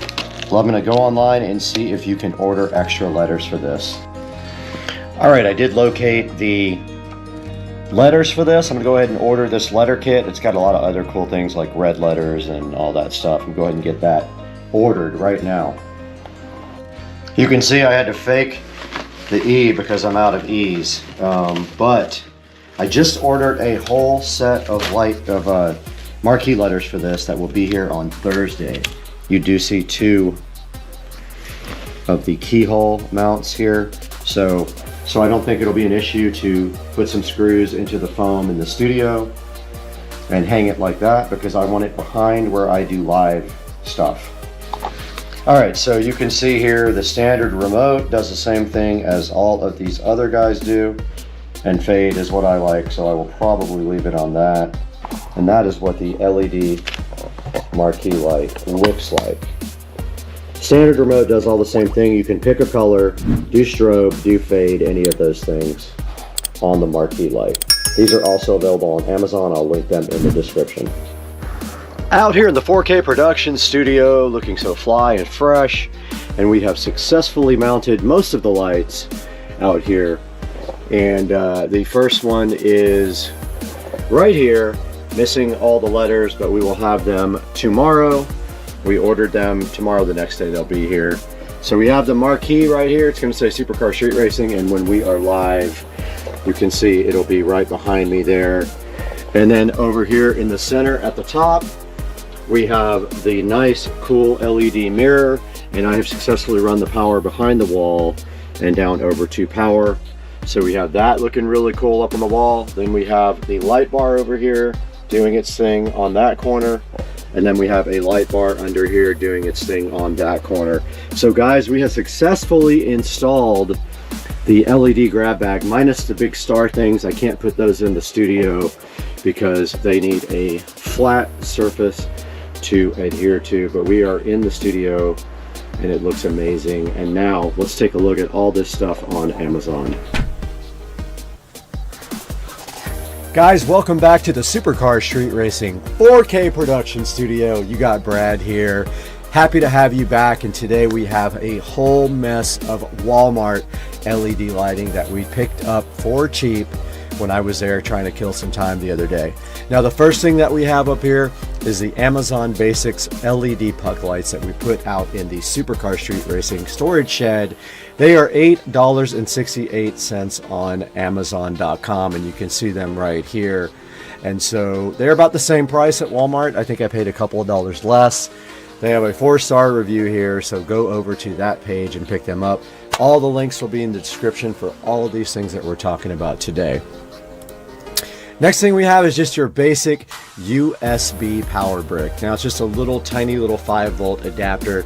You need those for all of these lights unless you're plugging them into a computer or something with a built-in USB plug like the Amazon TVs up here. They are 3 for $7.99, so they are actually cheaper than at Walmart. So pick them up here. The link will be in the description also. Here is a similar light to the one that we found at Walmart that has the LED strips that go out and then the one that goes down to power. Now, I just will advise you, you have to build this. It doesn't come as a built structure. The best thing would probably be to do is get some sticks, cut some flat sticks off almost like rulers, and then arrange them in a certain direction and then stick the LED strips to them so you get them completely straight and laid out the way you want it. You could build your own little thing and then put all your lights on there. So just be aware you can get those cheaper at Walmart. Next thing we have is these basic little monster RGB lights. They don't have great reviews because they don't really do much. There's not a lot to say about them. They light up and they fade between the lights, but nothing amazing whatsoever. They were 3.6 review. Now the coolest thing that I thought was in the whole thing was the 3D monster rechargeable multicolor mirror light. It is right here up on the wall as you saw in the video, and this thing is awesome. It has a magnetic mount on the back, and I just stuck the magnetic mount to the foam with glue, and then I stuck it right up there, and it is rechargeable, which is very cool. That is $24.99. It is quite a bit cheaper on actually at Walmart than it is on Amazon. So pick it up at Walmart or click through my link in the description. And the last thing is this cool little marquee box that you see back here with the Supercar Street Racing name incomplete because we ran out of actual letters to do this with. So I have ordered extra lettering from Amazon. A link will be in the description to this guy right here. So go ahead and pick one of those up for yourselves. And guys, always click through one of my links if you're buying anything on Amazon. It doesn't matter if it's the one that you need, the product you need or not. If you click through any of my links, it will give me just $1 or $2 when you purchase your products. Go ahead and leave a comment right now, like and subscribe, and hit the little bell icon. And guys, we absolutely have to get out of here. We got to go pay the power bill of $1 million for so many LED lights.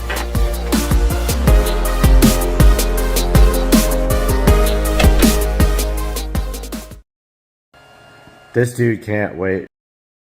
Oh! Why is it? You're gonna have to start over. Why is it dark?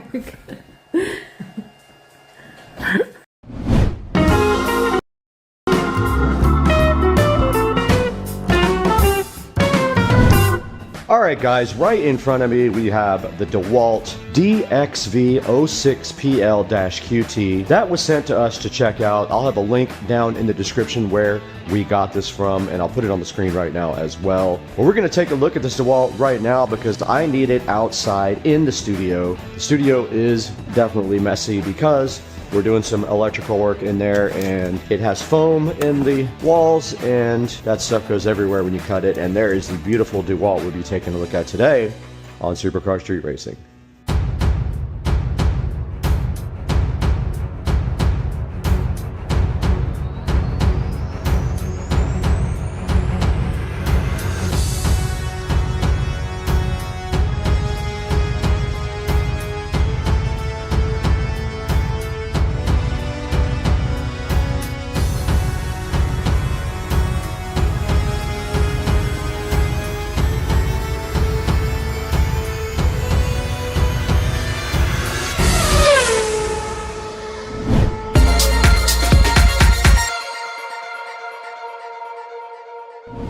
Inside of the DeWalt box, we can see some cool things right on top. There is an attachment here, just like that.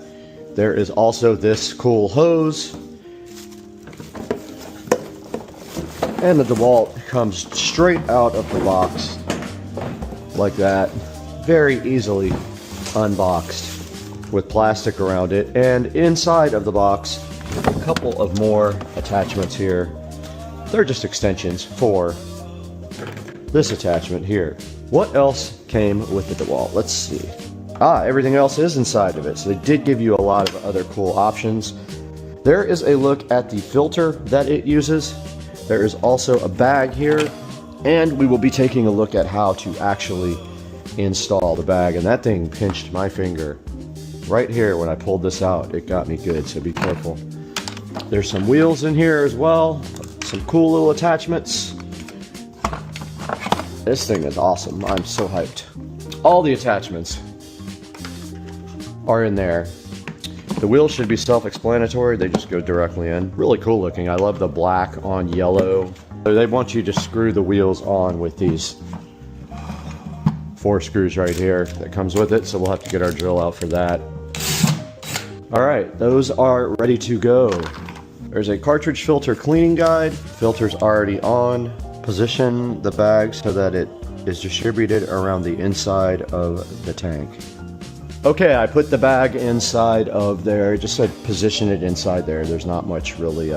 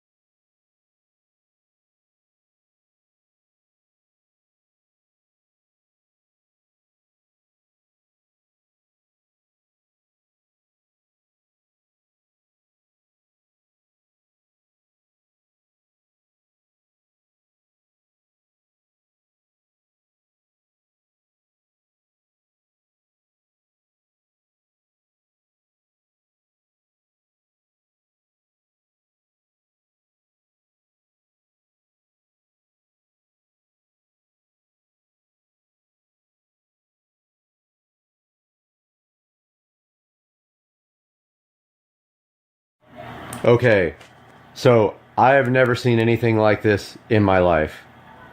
So this is my home theater system. I'm watching a Neil Young video. It stops. I hear someone through the center channel speaker. I hear a television. I hear somebody fiddling with a phone. It goes on for a little while and then it stops. I can crank up the volume. Clearly hear somebody watching TV somewhere. Okay? You can hear somebody fiddling with a phone. And then it'll go away.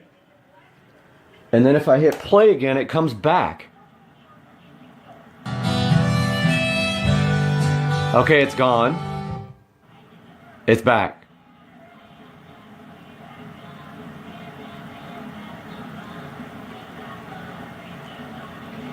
It's still there. Listen to this.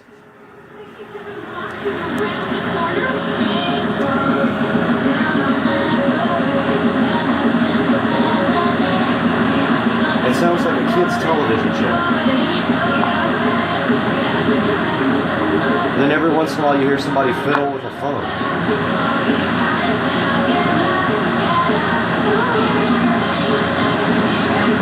This is so weird.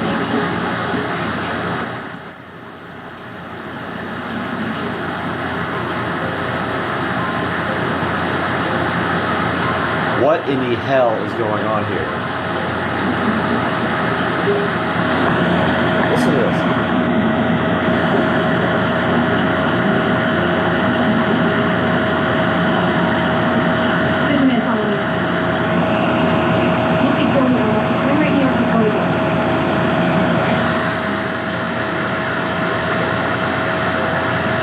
I have no idea what this is.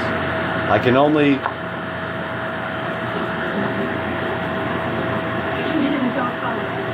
I don't know. The receiver's not on direct input. It's not Bluetooth. This receiver doesn't even do Bluetooth. Wow. This is very strange. Okay. So this just went away. Listen. There's nothing there. Now, watch this. I'm going to turn the volume down so it doesn't blast me. I'm going to play this video. Don't look now. Chuck Norris is right behind you. I heard some heroes read Chuck Norris comics. I heard it. So I'm playing the video. I'm going to pause it. Listen.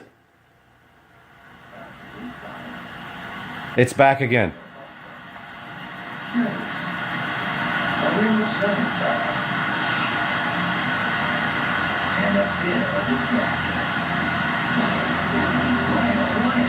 This is by far the weirdest thing I've ever seen in my life.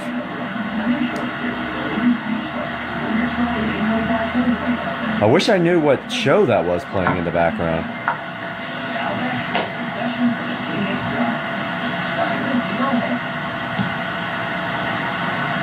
Someone please tell me what that is in the comments. How this is happening. Somebody's playing with a phone. This is coming from somebody's phone.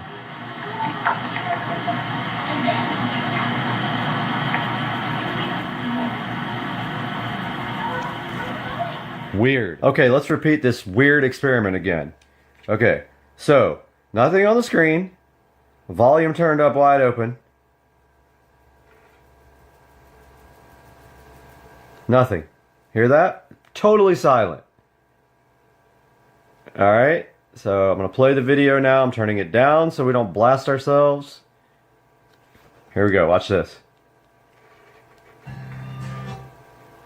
It pauses by itself.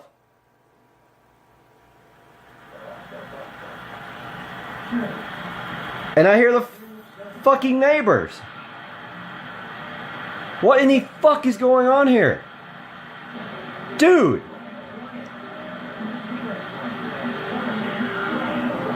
My house is haunted. I don't get it. Someone help me.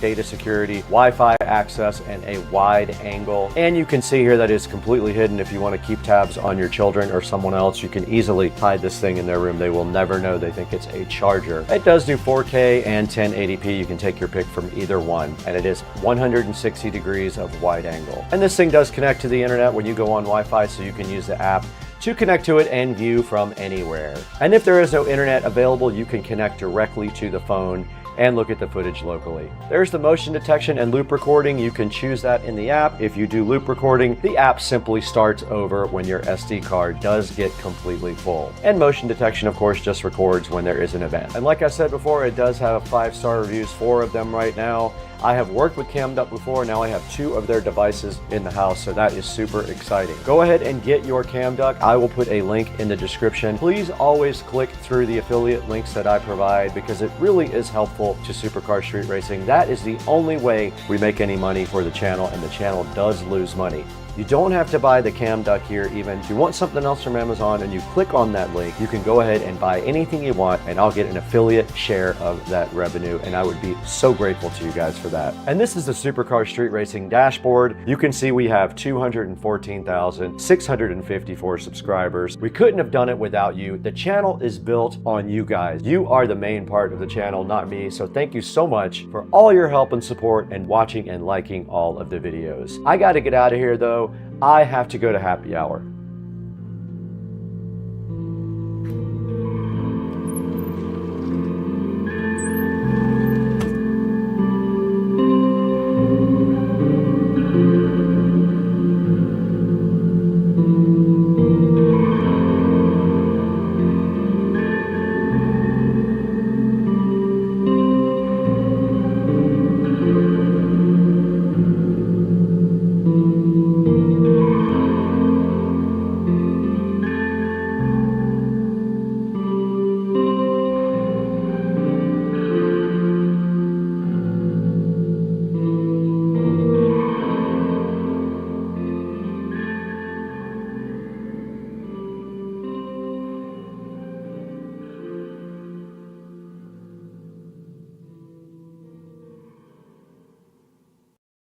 Hey guys, welcome back to Supercar Street Racing. I hope you guys had a great Christmas.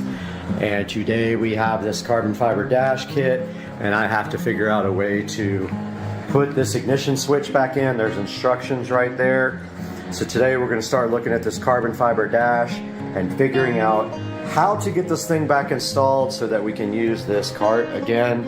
I did get some other stuff done that I will explain here on Supercar Street Racing.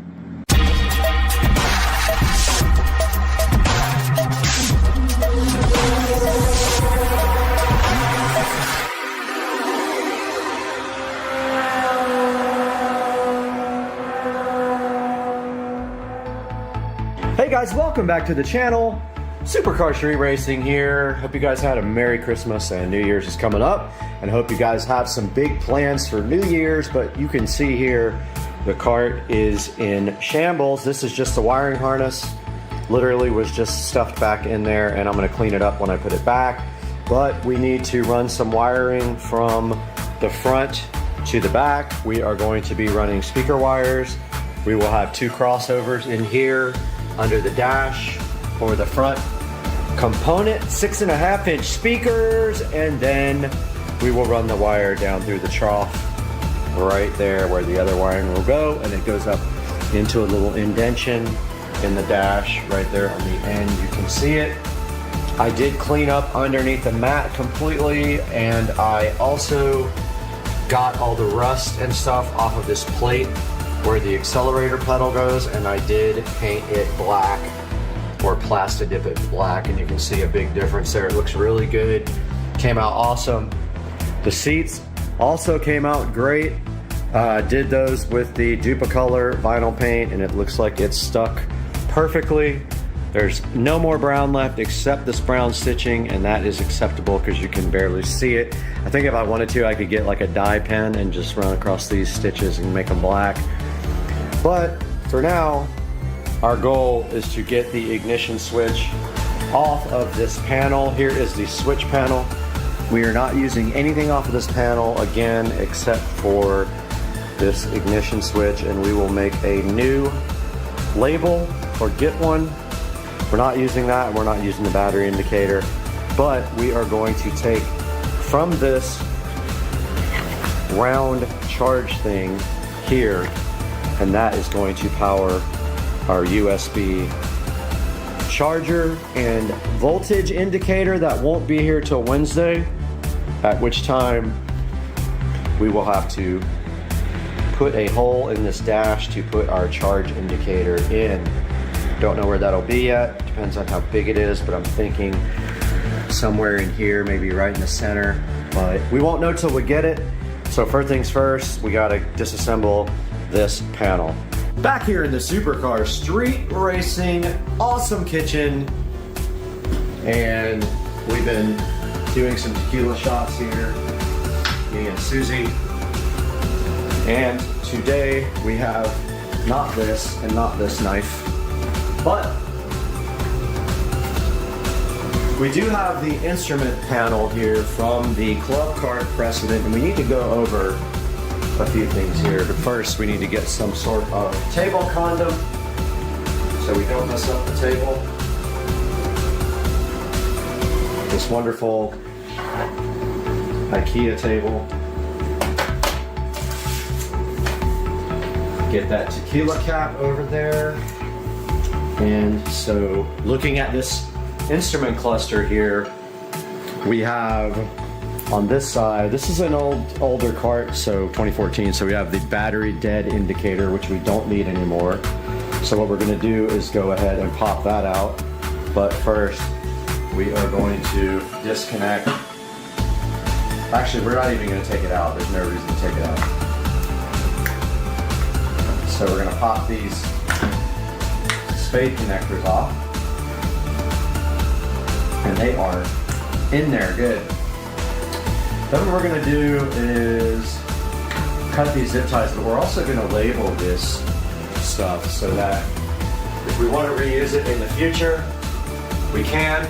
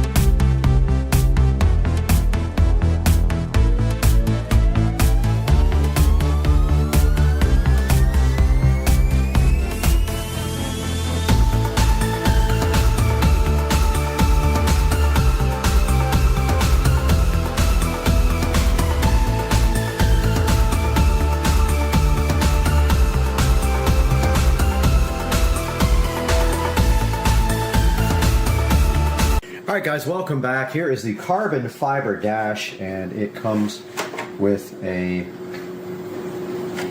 well, it did come with a something taped to the back. Now I have to find it. If I don't have that, I'm in trouble. All right, I had a mini panic attack because I lost this important piece of goodness. Now, this says for the ignition, locate the metal ring, that's this. Slide the ring onto the stock ignition and install the ignition in the dash. Be sure to install the ring with the notch lined up with the corresponding locating pin on the ignition. So here is the notch. And okay, so there's a locating pin. See the pin?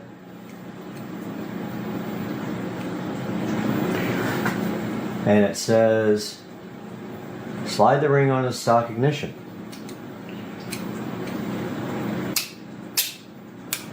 There's the locating pin. Right there.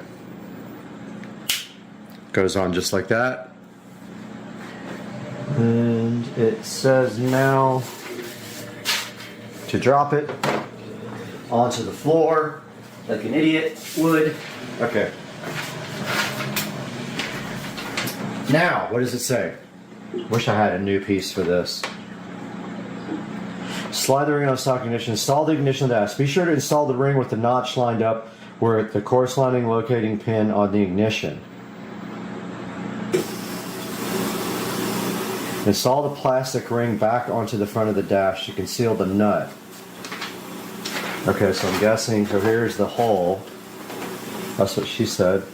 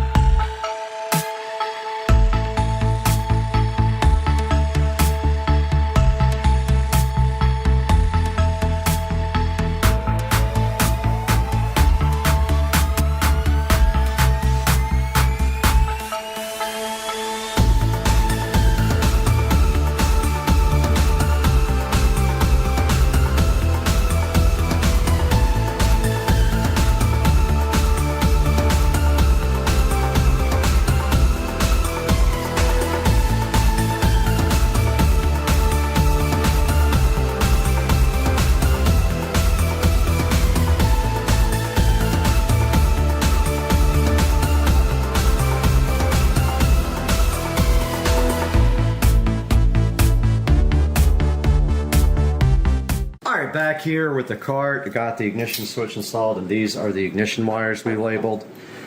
They are green and blue, and we clearly have a label on here, which I'm glad we do. This one goes to green, and I think they were this way.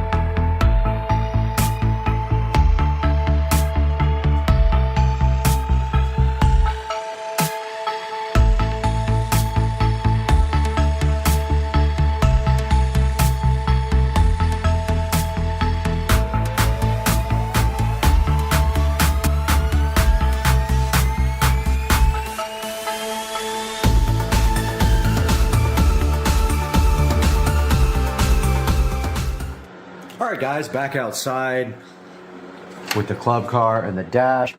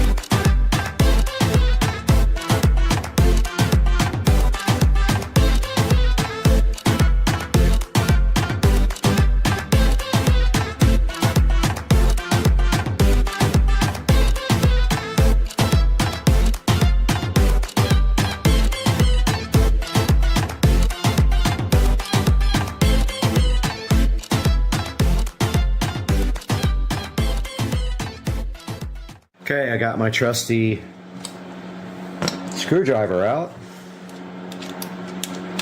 with my bit, and these things just really just come right out, no problem.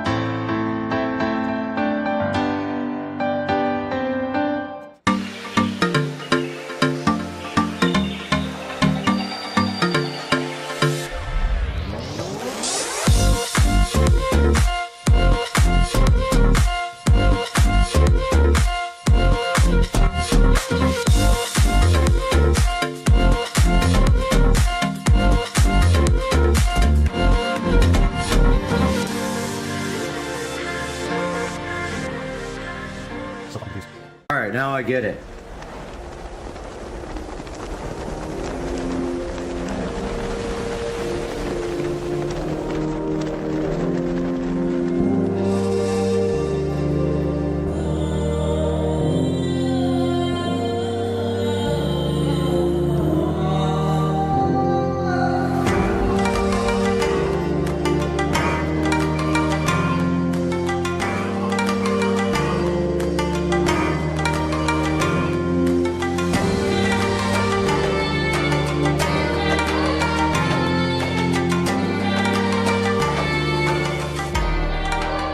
Now I got to try to figure out how to reinstall this blinker.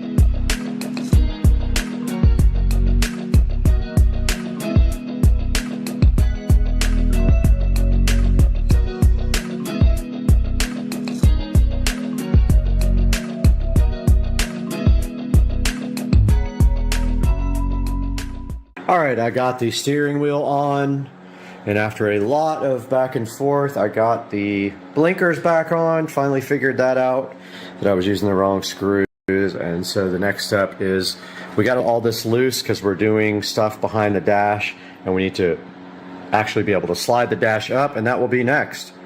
Okay, I struggled with this dash for a minute, but I finally understand, and it looks so good. So high-trained. Look at this thing, dude.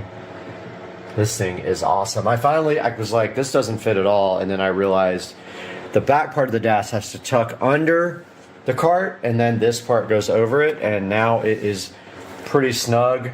This is going to be so good once we have everything installed. I'm really excited about this.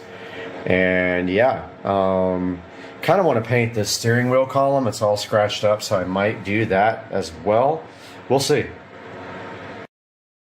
It's going to be hot today.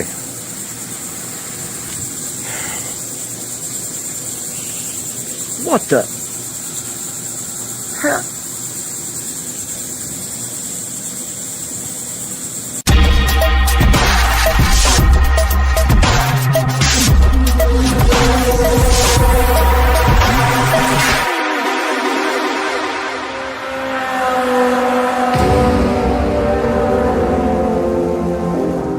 Guys, welcome back to the channel, and you can see today it is going to be hot. As a matter of fact, we have a heat index warning for today in Florida. Everything's looking beautiful. My sister is on her way from Destin, but I turned this hose on and this thing is shot. Now, this most likely happens because you're not supposed to leave pressure in the hose all the time, and my pool guy doesn't understand hoses, so this probably happened from that. But today we have a solution for that. Now, the company that made this other one is no longer selling it, of course, and they're not answering any warranty emails. So today we have this generic expandable garden hose, 100 feet, and we're going to be showing you that and unboxing it today on Supercar Street Racing. All right, we got the expandable garden hose here. We're going to be opening up, see what's inside the box. And it is a lovely blue, but this is not what I thought it was. This is like a rubberish type hose. I thought it was a actual expandable, meaning that it would shrink down, but it is not. But I think I'm going to give it a shot anyway. They also give you this brand new sprayer nozzle. This wall coat thing made of plastic in a plastic condom. And here is the 100-foot hose, and it must still expand, and then they give you some O-rings. It must still expand quite a bit. It is rubber. Has decent reviews, not anything amazing. You can see on the end here it has nice brass fittings on both ends. Alright, let's get this thing set up and the other one removed.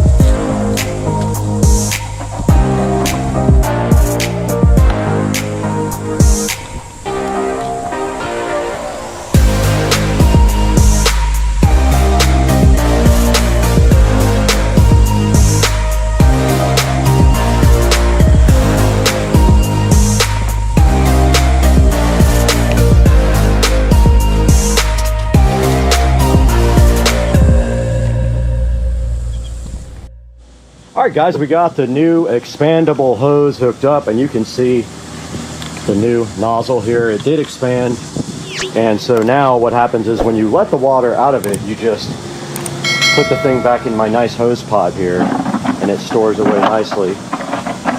And so here's what the pressure looks like. It is pretty good on jet. I'm going to keep that other nozzle because actually it's much higher quality than this one. This plastic one is not going to last. So I'm going to place that back in there and keep that for when this completely breaks. All right, let's get this thing wrapped up. We know it works great. And all we have to do now is just store it away.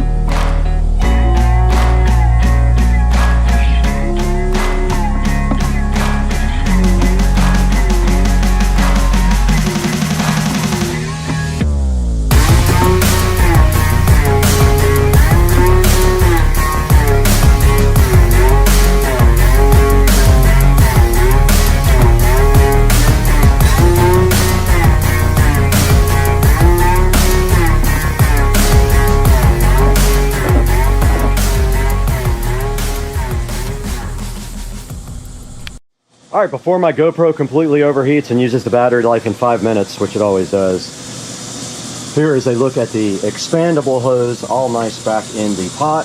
It is not what I thought it was. I thought it was the ones that that use the more flexible cloth stuff. This is actually rubber, and I'm hoping that it lasts longer. And there is a look at it stored nice and fresh in the hose pod reel. And I really like the blue color as well. I forgot to mention that I got blue on purpose just to go with the blue pool. And so, yeah, so the expandable hose, so far so good. Came with some extra washers there. Don't forget to put those in, those O-rings. And it also came with this nice hook, which I don't need, so I'll probably trash. But it comes with this nice plastic hook and hose clamp, which you can double as a hair tie. And it is 10 o'clock and almost time to go hit up the thrift store and Cliff's and get some groceries because my sister is coming in today. But after this, we're going to show you some options online for expandable hoses and how to get this one here. Guys, welcome back to the beautiful 4K production studio at Supercar Street Racing, and we are so glad to have you guys with us today. We're so grateful for the support you guys show the channel and buying everything through our links. Even if you don't need to buy this hose, click through the link anyway and buy anything you want from Amazon, and we get a small amount of revenue from that. But what we are here today for is this 100-foot garden hose that you see right here on the screen.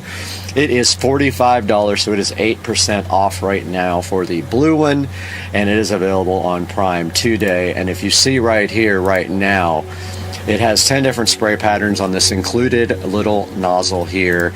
And also here it shows you that it has a 3-layer construction, and it has a what is it called? Burating resistant outer layer, whatever that means. Water resistant middle layer and a natural inner layer. And then here it shows you that it expands to 2 times its length when it does have water in it, and we verified that. It has really nice brass fittings on the end with a little on-off thing there, valve. And it shows you that it's tangle free, and it says 4.1 pounds for the whole thing. It is multi-purpose, you know, I mean, like you needed a graphic to see that it was multi-purpose. You can use your hose, whatever you want to use your hose for. please use it for. But yeah, that's just this type of hose is a rubberized hose that expands, and there are ones that are cloth, and I did lose 3 of those out of the 4 that I have, so those did not last, and the lifetime warranty is absolutely rubbish because they have not replied at all to my emails. But if we go up here and we look for some other expandable hose, expandable garden hose, we can take a look at some of those. And you see here there are some metal ones, and this is kind of what I had before but from a different company, and this one is flexible and cloth, so it's a little bit different on how this works. And this particular brand I did not have. It's got a 4.2 rating. Mine are completely gone. They don't even make them anymore or sell them. Mine are the Fit Life, and I do not see those, but I see the metal ones from the Fit Life now. So you can spend anywhere from like $40 all the way up to $100 on your garden hose, but you can get these for $45 right now, and I would say as of right now that is a pretty good deal for this hose. You can see by the video there we have it right out back by the pool, and we have another hose on the side of the house that has not burst yet, but we hardly ever use that one, and I have a feeling that one day when we start using it, it probably will burst. So guys, I really appreciate you tuning in today. We appreciate you clicking through our links and enjoying all our videos. Please like and subscribe. It helps the channel greatly. And we will see you guys next time on Supercar Street Racing.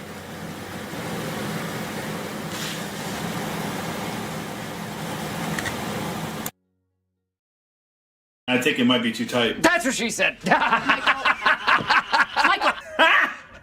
Got him. Got him.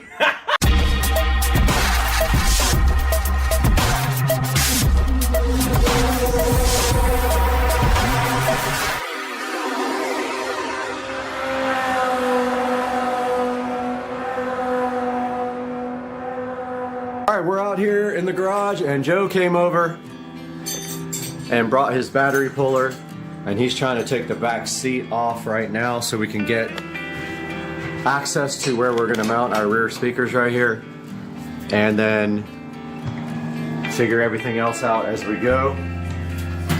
We went to Daddy-O's, we bought some 6.5-inch speakers, 2 ways for the whole golf cart, 2 in the back, 2 in the front. And so what you're going to see right now is Joe taking off the back seat.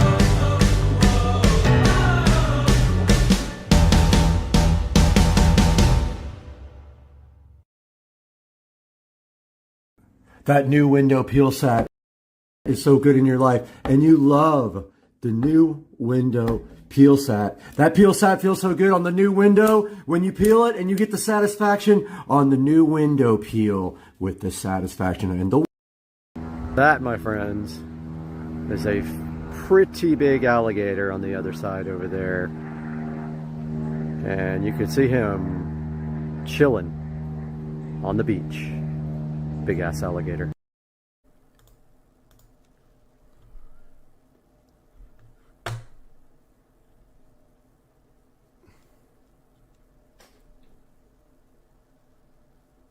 All right, just waiting for us to actually pop up. All right, I think we are.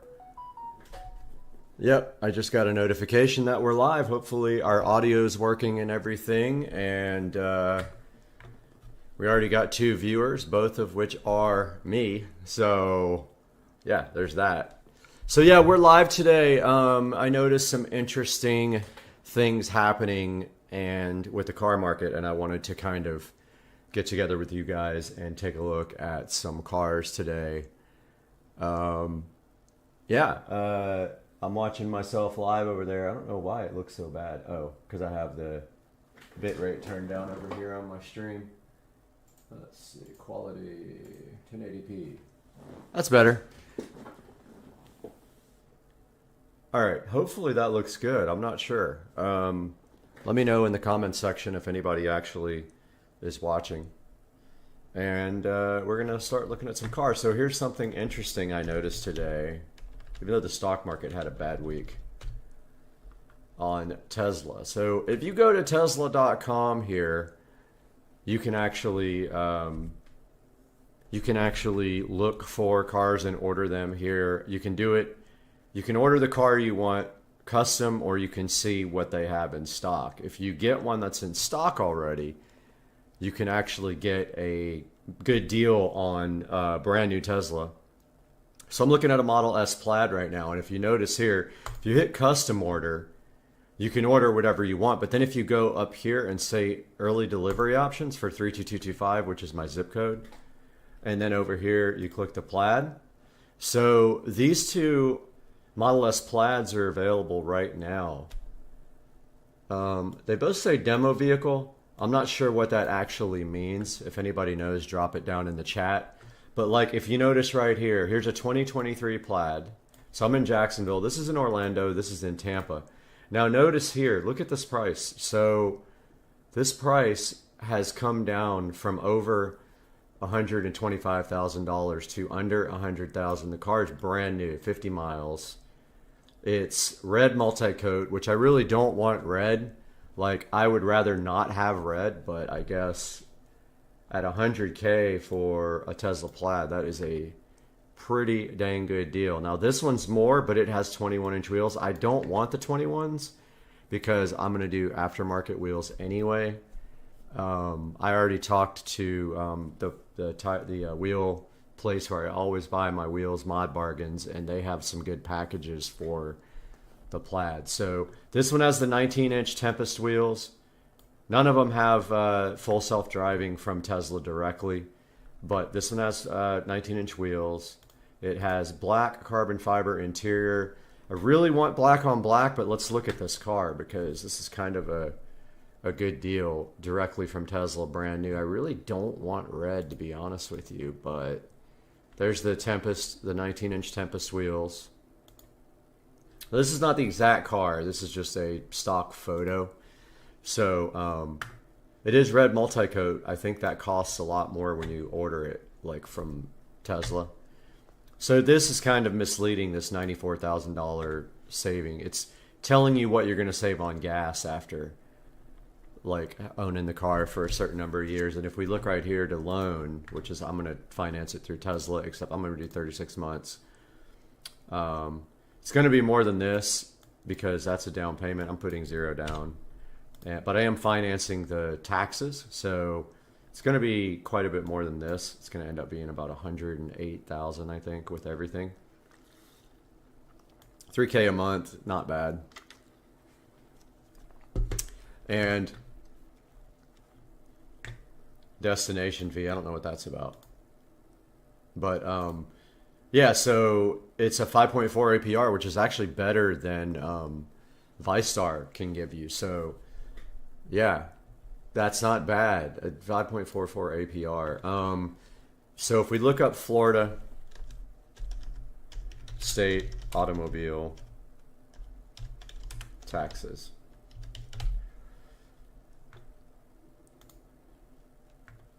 So what is the taxes? I think it's 6% or 7%. It's 6%. So you would have to do, let's get out the calculator. They don't calculate the taxes in the Tesla website. So the sale price here is what? Forgot what the sale price said. 100,450. 100,450 times 6%. Whoops. 100,450. Dude. 100,450 times 6% equals 6,000. So we're financing $6,000 in taxes. And of course, this is a write-off for the channel because all this content will be on the channel. So this is a tax write-off. So it looks like we're going to finance around 107,000. You can't change this finance amount. It does that for you. Of course, if I can come up with 10 grand, which wouldn't be that difficult, drop the payment a little bit. But I'm paying this car off within a year. So somebody's texting me. Who's texting me? Oh, Joe Dukes of Duval texting me. I just told him I was live on YouTube. We're talking about the keto diet, so we both are on keto. Joe has lost a good amount of weight. He's not exercising, but he's on keto. He has been for like a month, and he's lost, I want to say, 10 pounds. You'll fluctuate like up and down overnight, but like I've lost 23 pounds now. I started at 169. I'm at 146 today even. So 1 pound lighter than last year at this time and ready for some pool parties this year. Joe, you know what I'm talking about if you're watching live. Pool parties are happening this year, brother. Yeah, so this 2023 Tesla is sitting in at brand new $100,450. I've never seen a Tesla Model S Plaid brand new for that price, and the reason is there's two reasons why it's cheap.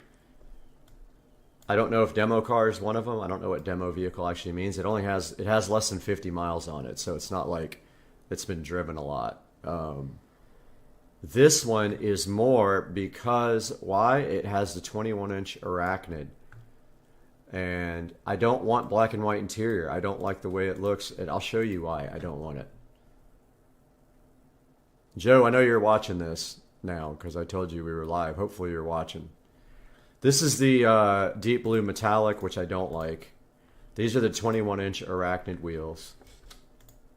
21-inch Arachnid. The 19s are called the Tempest. This is the black and white interior. I can see where some people can dig this. I'm not a fan, dude, of white interior in a car. It's really hard to keep clean. And I don't think it looks good, honestly, unless it's really fancy. Like, I like the BMW M8 Competition white interior, but it's like miles above this.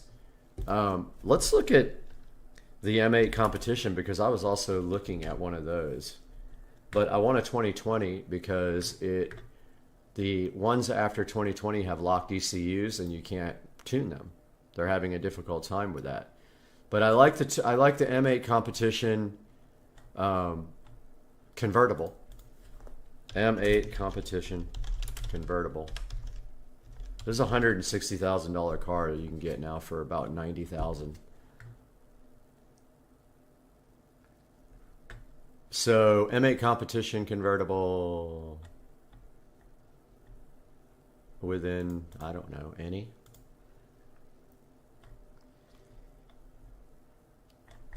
It says R8 competition, M8 competition. BMW M8 competition.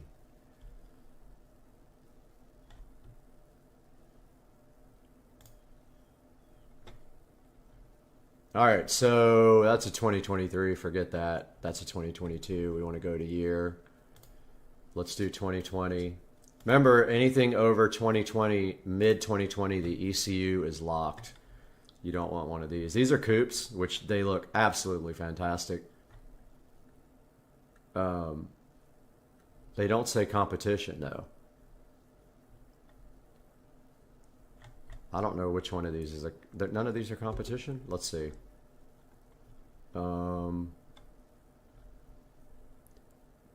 Body style, convertible.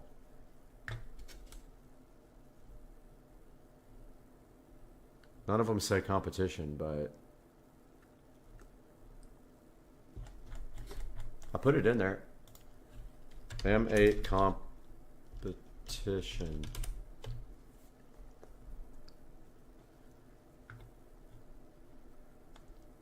So these are brand new. Let's go back to 2020. 2020. And let's just look at this one. This is, look at this. I don't want that many miles. I could deal with 9,000 miles. I don't think this is a comp. Oh, it is. Competition. So the comp, I forgot what the horsepower is. I think 617. Let's go look at this M8 competition while we're car shopping. This is an E-Car 1. So there's a big... In my mind, I'm conflicted about a nice twin-turbo V8 supercar or a electric Tesla Plaid that is way faster than all these cars. This is the M8 comp. Wow, their pictures are terrible. Let's see if I can get bigger. Nope. Don't like the chrome grille. See if it has interior pictures. Yeah, so the M8 competition has a great interior. Love the seats with the quilt. This one's got red stitching on the doors, I think. No, it's just lighting. Yeah, it's just the lights. Kind of a boring interior with just black, though. Let's go back and see what else is available in this. I'm not really... I like the black on black, though. Too many miles, too many miles. Here is a 2020. I don't know if it's a comp. It is a comp. It's at Burt Smith in St. Pete. Oh, it's like green color.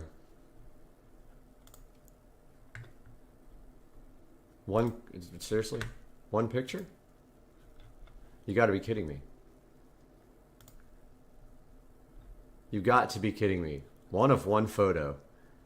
All right, so this is $99,000. It's beige in the inside. You can kind of see it there, but like, really?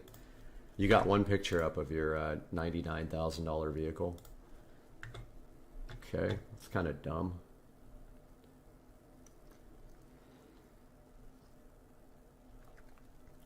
Let's go by miles.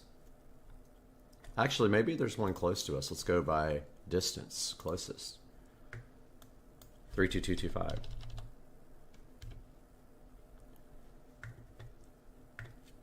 All right, so there is one. This has got to be sponsored. It's not, yeah, see, 900 miles away, but that's pretty though. Man, that thing is sick. This gray is so nice. This one is too many miles, too many miles. This is the one in St. Pete, I think. Isn't this the one we just looked at? Burt Smith? Yeah. That looks black to me, brother. Okay, this one is at Carmart. Too many miles. Too many miles. Look at the miles. This one's got 15,000 miles. It's in Fort Lauderdale. That looks like a stock photo to me, Broham. Let's go. Joe's going to drive me to get my car. Location, Fort Lauderdale. Pre-owned.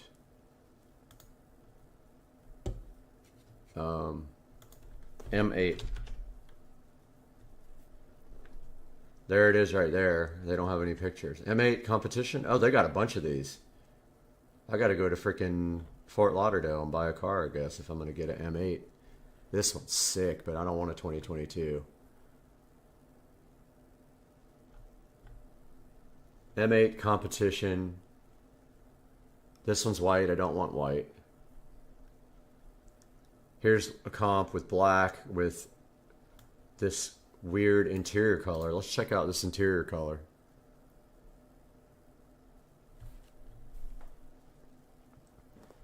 Says like I've never heard of this color interior. Let's see.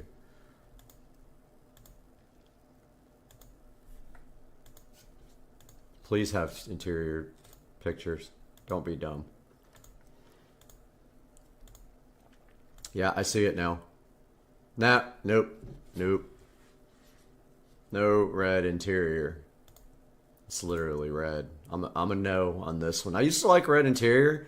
I think this looks tacky now, man. I mean, I could maybe see it in a Lambo or something like that, but yeah, pretty cool car, but I don't want red interior. And then they have silver with red interior too. They have black with Silverstone leather. That's not a comp. They have black on black, and we looked at this one, I think, already. Let's see. Yeah, we looked at this one already. The website's slow.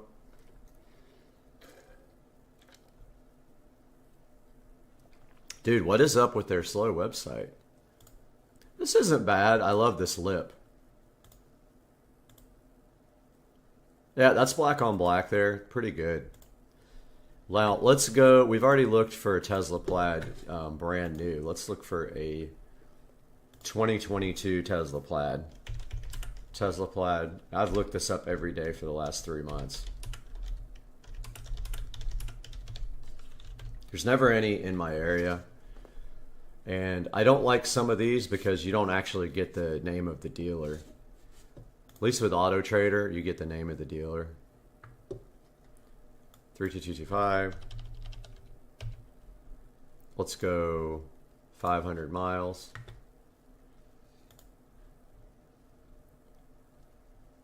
And Tesla Model S. Plaid, there's 57 of them around. Wow. There really is 57 of these, but I want 2022. That's the oldest I'll accept. They changed some things in 2022. They improved the headlights quite a bit, so they have better headlights than they used to. Now let's do distance. Whoops, not price high. Some of these people still have their Plaids in the $120,000 range, which is asinine, completely ridiculous. Some of these are also wrecked when you go into their Carfax, so you got to be careful. So these people think they're going to get $118,000 for a car that's selling brand new for $108,000. $100,000, sorry, not $108,000. Brand new. They're as much as this guy. What are they thinking? Seriously. This is not even good for one with 21,000 miles. This needs to be in the $90,000 range now. So see these miles? That's a no for me. 115K and it's reduced price. Carvana too is still way too high on their used ones. So let's go buy. So I really want black on black, and I think there's only one black on black here. I think this is black on white. I've looked at it. Too many miles. That one's black on white. Otherwise it would be perfect. There's this one that's sold already. I was all over this, and I went to the website, and it was gone. Prestige Imports. They actually have some really cool cars. They have a lot of really, really nice cars. So there's a lot of white ones around. This is in Atlanta. There's a lot of white ones. The prices are still not there, and there is no... Here's a red one, like the one I was looking at Tesla. It's more than the one that's brand new at Tesla. It might have full self-driving. Who knows? It's 493 miles away, and it's got white interior, so there's really not a lot out there. And when you go to Tesla, you have this $100,000 red one that could be the one for me with the price is right.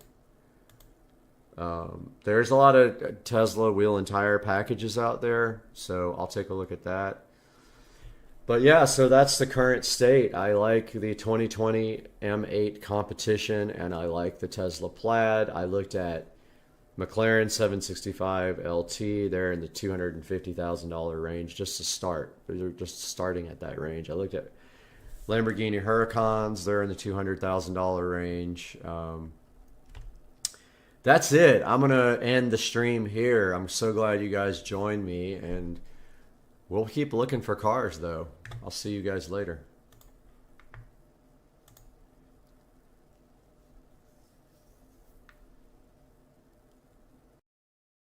With a little T-Mobile update, because we wanted to get back to you. A couple of people, 3, 4, have commented on the video, and we wanted to just get back to you guys and let you know that we are going to be moving away from the T-Mobile 5G internet. It just isn't working out for this particular situation, just due to the layout of the house, and some other factors were involved.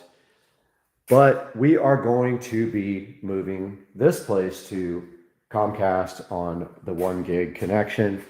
And there's some factors involved there that we need to talk about at another time, but just wanted to get something out there for you guys to let you know that we're going to be moving this house back to Comcast, away from T-Mobile 5G. It's better for business reasons, and also the amount of load that will be on the internet. So we'll update you guys when we get the Comcast stuff.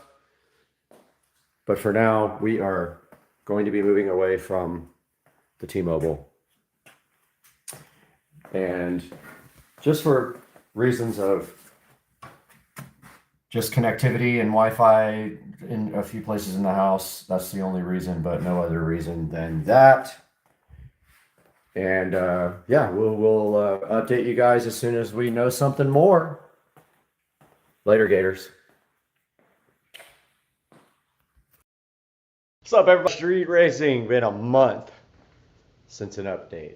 That's because the car's been in the shop for a month. So the car's been over at Tuners Inc. for a really long time. Getting upgrades done. Got the fuel system we thought worked out.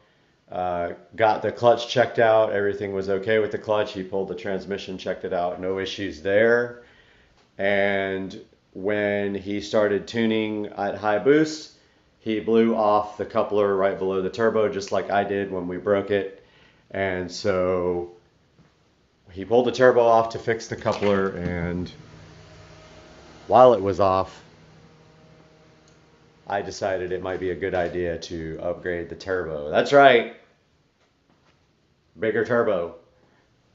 So we are removing, it actually is already removed, the 6266 Precision, and a 6870 is now on the car, which you're about to see in this picture here. I'm going to cut in a picture of it. And Chad is coming over with his Turbo Z06 right now, and we are headed to Tuners Inc. And we don't even know if they're going to be there, because I texted and no text back. But we're going out there anyway, and we're going to have lunch and have fun. See you in a minute when Chad gets here. I hear it. What's up, man? Thing is rumbling. I got the exhaust closed, actually. Quiet mode. Got to put this on the channel. What was the deal right here? That was a cutout. I took it out, though. You completely removed it? I didn't like it. Especially with spit stuff all over the hood, and even when it was closed. So do you want to talk a little bit about this on the video? It's a 2016 Z06. I picked it up from a shop in Texas. There was a shop car. They used to run quarter-mile races with it. I saw it was on 1320. Yeah, it was on 1320 video. So at that time they had like a PT88 turbo on it, but they switched it out for a bigger comp 88 millimeter T6 turbo. And they during road race events they got up to 167 in the quarter. So it dynoed at 1,018 at the wheel, 18 psi on E85. So this thing would be really good for half-mile racing, or you know, if you could get it to hook from. It does hook. I mean, first gear doesn't, but the second gear on, it's actually not bad. I mean, I had to put some new tires on it, so I went with 345s, try to be able to get the power down. So it's got Pilot Super Sports. Yeah, Pilot Super Sports. They're a little taller to fill up the wheel gap, a little wider. So carbon ceramic brakes. Carbon ceramic brakes. And 345s. Look like they're tight in there, huh? Yeah. So what about the fuel system? What kind of fuel system is it running? So it has the stock fuel system, which runs most of the time, and then there's a auxiliary system that kicks on at 4 psi. Basically supplements the primary system. Like a Hobbs switch thing? Hobbs switch. So the pump's located over here. I had to actually change it out because they had a Bosch fuel pump on it, and it wasn't rated for E85. So I think the E85 corroded it. It was making all kinds of noises, and like I had mentioned to you, it was only hitting 20 psi. Whereas the fuel regulator is set to 75, so it was way under pressure. So it was running lean and just wasn't happy. And so you're running the factory ECU for engine management? Factory ECU, it's tuned with HP tuners. It still has the stock injectors. It's got a 32% fuel cam in it with a very mild lift and duration, so it's not real aggressive. So talk a little bit about why it still has the stock injectors and how that's possible. The stock injectors actually flow quite a bit. I mean, they run over 2,000 psi because it's direct injection.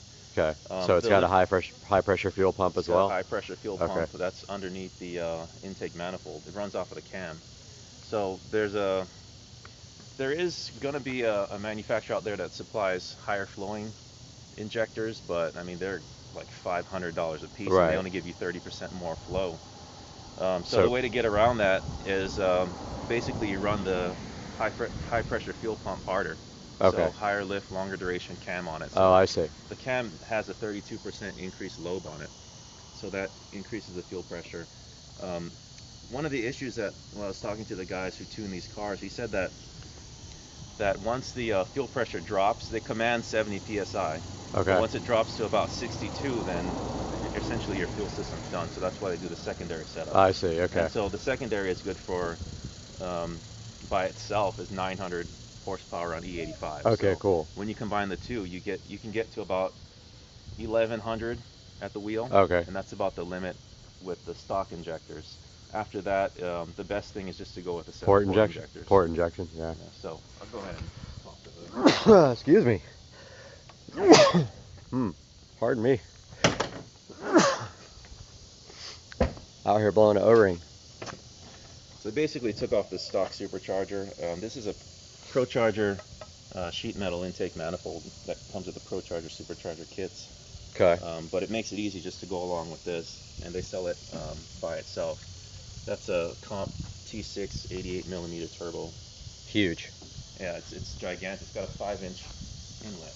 That's kind of like the ones that they were running on the Supra. I forgot the model, but it was a something -88, like a 7288, or like there was a number that they were running, and it was those are the ones that were making 1,000 plus. But it depends, because you can get like an 88 millimeter in a T4 housing.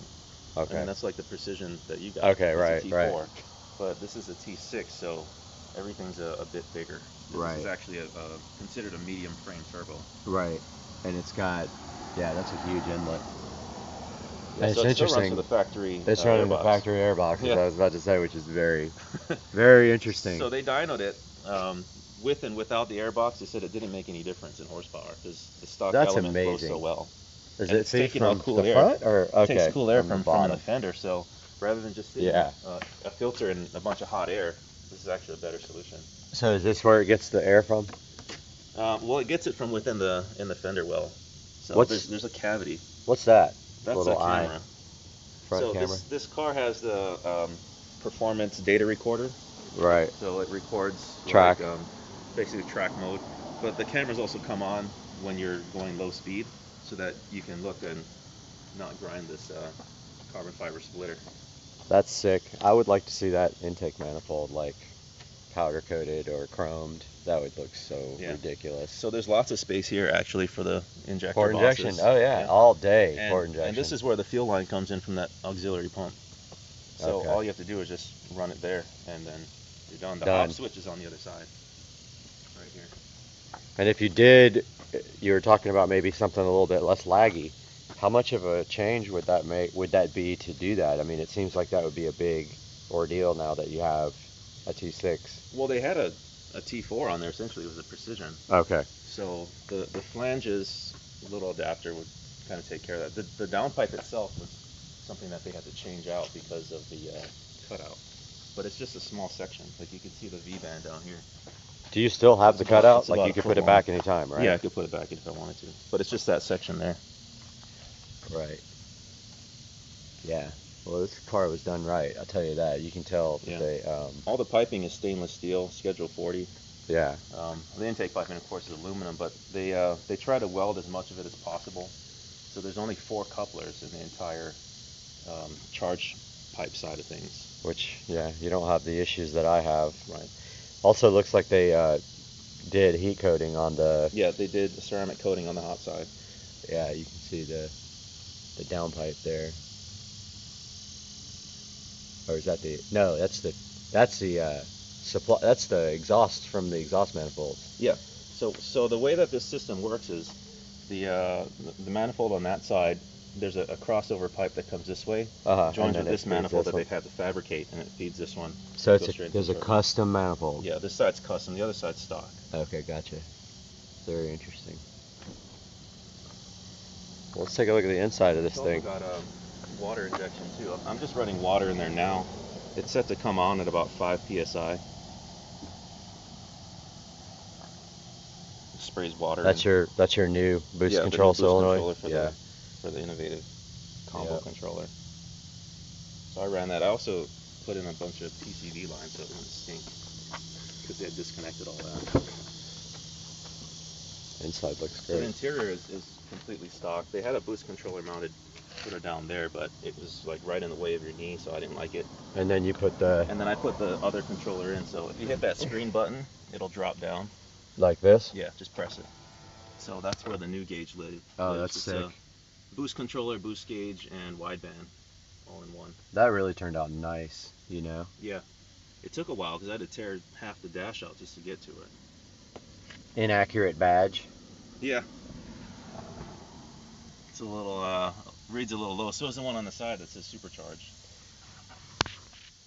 I think the best thing about this car is the transmission, honestly. Yeah, it's an 8-speed tranny, and yeah. I mean these trannies they put in pickup trucks, so they're stout.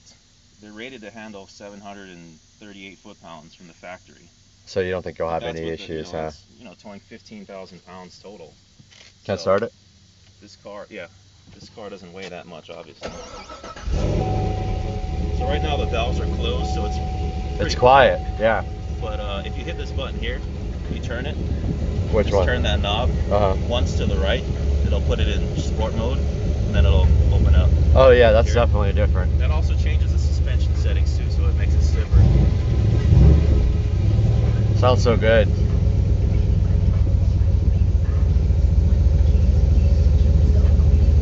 So under here we have the boost controller, which also has wideband AFR. And we got cut off while we were recording, but I don't know if you guys can see this, but there's the HUD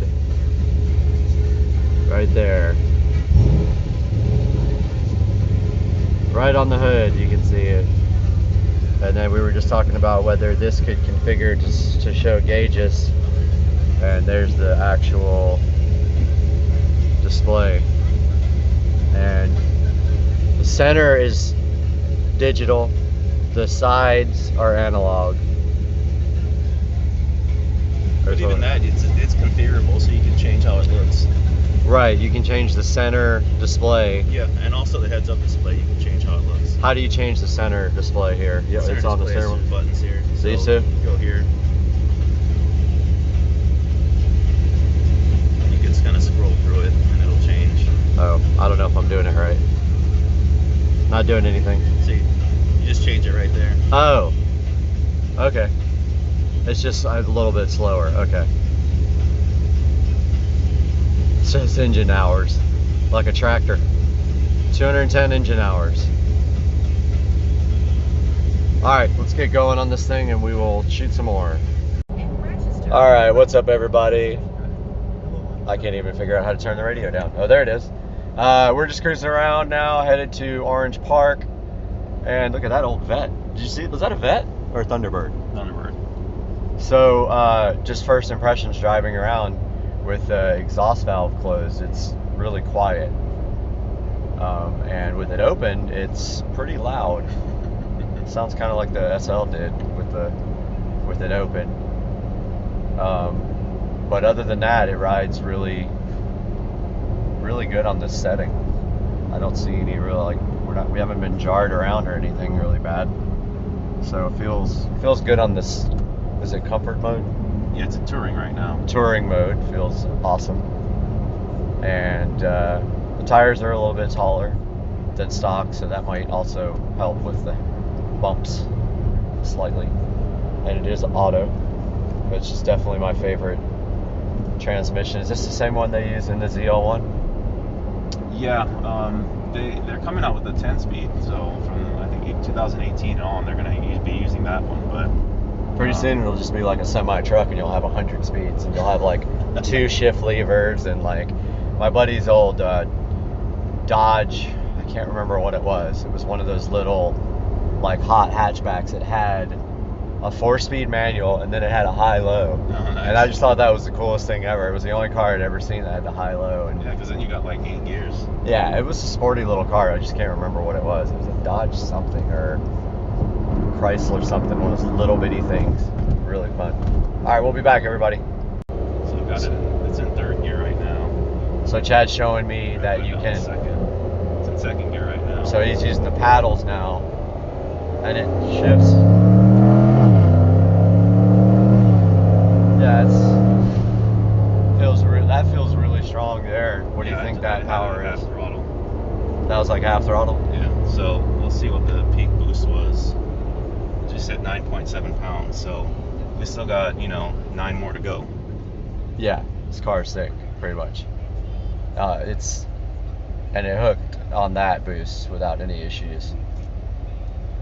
So it does it with, there's no drama. It just makes sick power and it's drivable like a daily car. Unlike my car, which is undrivable. Really, no, literally, you can't drive it. You can't drive it right Haven't driven it in 40 days, almost 45 days. That's crazy. We'll be in the Bahamas and my car won't be ready. That's true. Heading into St. Mary's Seafood before we head out to Tuners Inc. Gonna get some shots because Chad likes to do shots. Just kidding. He doesn't drink at all. Just hanging out with an alcoholic for real. Yeah, imagine how it's gonna be on the boat. Oh my God, we're going to the Bahamas in like 2 weeks. It's 2 weeks from now. Yeah, it's 2 weeks. It's 2 weeks.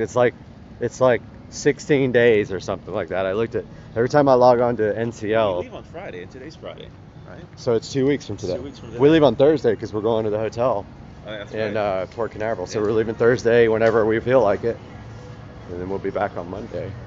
Let's go in here and get some seafood. Thought we saw you, man. This dude just pulled up. Saw you putting gas.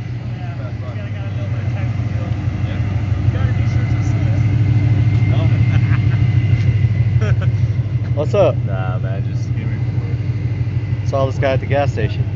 Yeah. I live down the street, so I was like, what time you get done?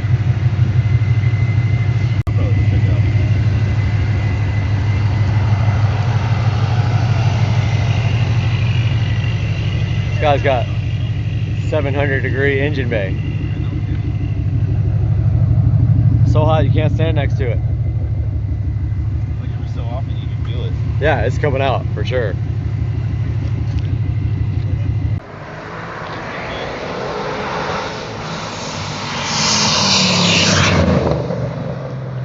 Thing sounds sick.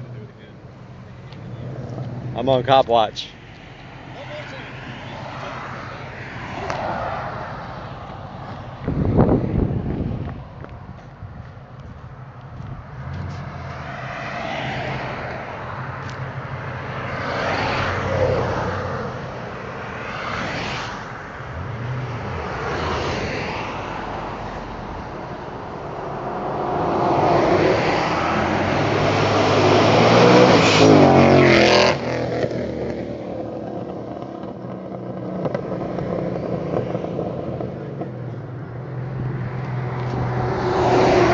Out here at Tuner's Inc.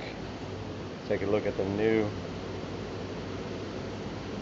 fuel system. And Tracy is putting in a hard fuel line.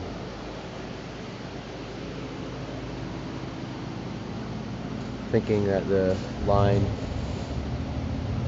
may not be holding pressure.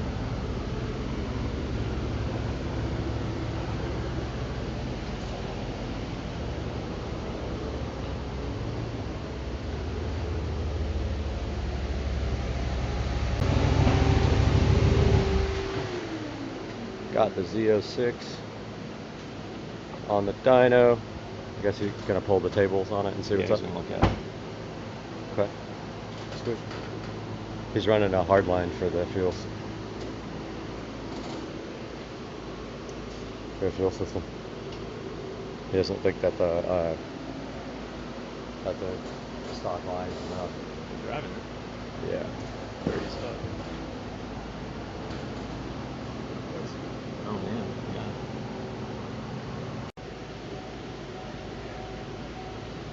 I'll take a look at the tune. See what's cracking.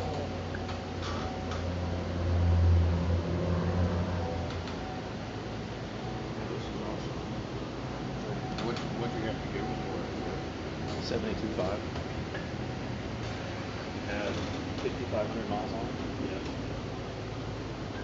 But I only paid 105. Oh, because I had the bill sticker and that was always the thing. That's totally fair. Yeah. So he wanted 85. I said, you know what? I'll come this week and give you 72.5 for it. Write you a check. So, That's fantastic, dude. Money talks, right? He did it. And I know that the turbo kit itself, he said it was 25 grand. Well, I'm sure they didn't do that for cheap. Because this is one-off, essentially. Yeah. Might be the only one, huh? Yeah, this is one-off. No, there's a few of them. Is it? But not a whole bunch. I know that manifold is 2,500 by the way. So that's from ProCharger. So is the intercooler. Yeah. It's from their ProCharger kit. Take a look at the new setup. Pretty much from here up is new. That pipe all the way up to the turbo was replaced.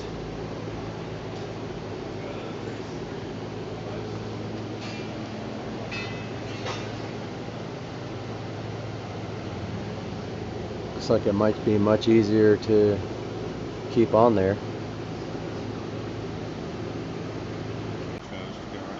Mm-hmm. From there to there. And then the front. Slide under 2 6s. One in the front and one in the back.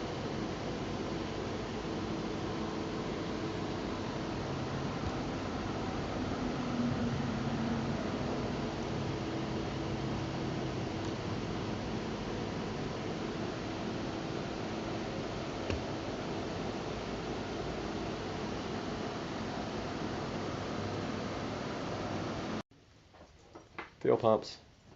Things are so small. Yeah, they are. Oh, that's where the... Yeah, it's going to go here. Probably Y into the 8 a.m. field. Look at the new fuel The pump. stops here.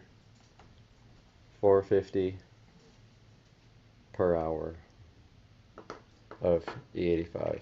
Goodness. 450 liters. Liters or gallons? Liters. Is it? Yeah. I always thought it was gallons. No, dude. Obviously sick. Over there. Hello, buddy.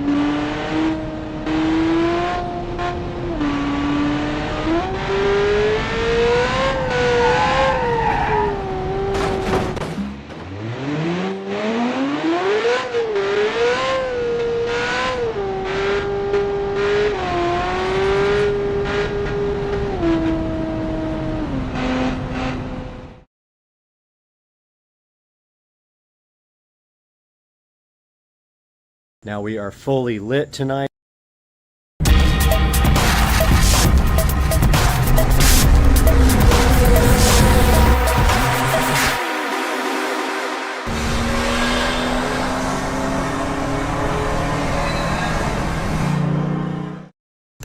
Alright guys, Supercar Street Racing back for another update on the same video of the yard. Now we are fully lit tonight. I wanted to come back up and give you a update with all the lights on. So let's start with the patio. We have the Govee lights on. We've got Supercar Street Racing on TV here. We've got our little string lights, which some of them need to be replaced. That is on my list of to do. We've got our torches lit. I couldn't get that one lit, so I don't know what's going on. Maybe it's out of fuel, but we got our torches lit. We got our pool lights on, all of our yard lights, and this is what it looks like at night. So I'll walk you guys around for a tour. We can see we have the lighting up here inside the sunroom. We have some LED RGB lights. Our nice torches are lit here, and then over here on the side we have our little dining area and patio, which is also lit by the sunroom lights.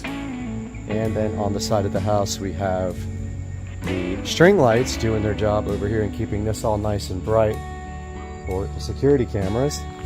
Then making our way down here, this was just watered, but making our way down by the dock, we've got a nice lightning show going today too. Wow, that was cool. Let's see if we can get some more lightning. Nothing? As soon as I go down, it'll come back. Oh, there it was again. We got a nice lightning show going on tonight. Maybe it's on the time lapse, but you can see here we got our yard lights on, lighting up the palm trees. We got our dock lanterns on here. We got our LED rope lights around the dock, and we have an alligator right there, which you can clearly see lit up. His eyes turn red on the picture. We have a very nice lightning show going on today. And of course it's not going to show it, but anyway, back to the light show. More torches and more yard lights we have here, and here's what the patio looks like from back there, and the pool with the Poolexa LED pool light, and our nice torch. And I wish we could get a little lightning show. Come on, hit us. There we go. Over here we have more tree lighting. Both of these palm trees are lit up. And our fence lights continue around with one more torch. And let's roll on by the fence. I do see a string that's out. These things don't last forever. I give them a month at the most. But we got a landscape light in our fish pond right here. I bought a whole new batch of these in case I ever want to upgrade the ones in the yard. And I also swapped out the LED lights with much stronger ones. Looks like that string is out. And then I wanted to show you guys the shed lighting that I designed. So this is all 110 volt lighting, and these are actually powered from the switch inside of the shed, and it is a smart dimmer. So this is the new lean-to, and if we walk by we see that it is lit here, here, here, and then we also see our string lights lighting up, and there's our garage. But as you can see, the lighting looks pretty good. Walking around back here again, I'll take you guys on another lap. So as we're walking by the house, we have our single light here in our little Zen garden. We have our patio, and then our fence lighting, our landscape lighting. We have our torch as I cap this guy, which is not working. We have our pool light with our raft that I should have gotten rid of for the shoot. We have our beautiful light, which is going to get capped. And we have landscapes lights there. There, lighting trees there. a lantern there lighting trees, our dock lanterns, sorry, our bulkhead lanterns, this beautiful torch here, which is going to get capped off, and then our fence lights and more landscape lights here and here, and one more of our refurbished beautiful torches lighting up our patio there ever so gently as we cap off this guy. So that is a overview of the lighting at night, and of course you can see the fan going, keeping us cool at night, the Govee RGB LED light here. I have another one for here, but for now I have the disco ball, which no longer moves, but I like the pattern that it puts out on the patio. And we have supercar street racing here, and there's our Govee sconces, which are amazing, and they're on the same pattern as that light. They are synced up. Guys, I hope you enjoyed the video, and I hope you enjoyed the lighting, the project as much as I did, and I cannot wait to get this video out to you guys. I'm going to go edit it right now, and I hope you guys have a great night. Please like and subscribe. Supercar Street Racing. Hey, what's up guys? Supercar Street Racing here, headed out towards the pool. I'm going to show you guys exactly what's going on out here, and it is raining. Might put up a live video here shortly. So we are going to start this pool remodel here within the next 3 weeks or so. It is about a $35,000 pool remodel. So just so you guys know, this pool is a Marcite pool. So basically like a cement type of mix. And you're not going to be able to see it from here with all the leaves on top and everything. But basically the Marcite will get stained over the years of the chemicals. And eventually you have to resurface your pool. Well, now everyone is using things like PebbleTech and other aggregates that have like glass in them and things like that. So we are going to be going with a much higher quality surface on this. So they will be pulling all this surface off, and also the tile around the pool deck. I don't know if you can see it from here. It's raining, so I'm not going out. But that tile right there is coming out and going away in place of some really nice glass tile, which I will put up on the screen here at one point in this video.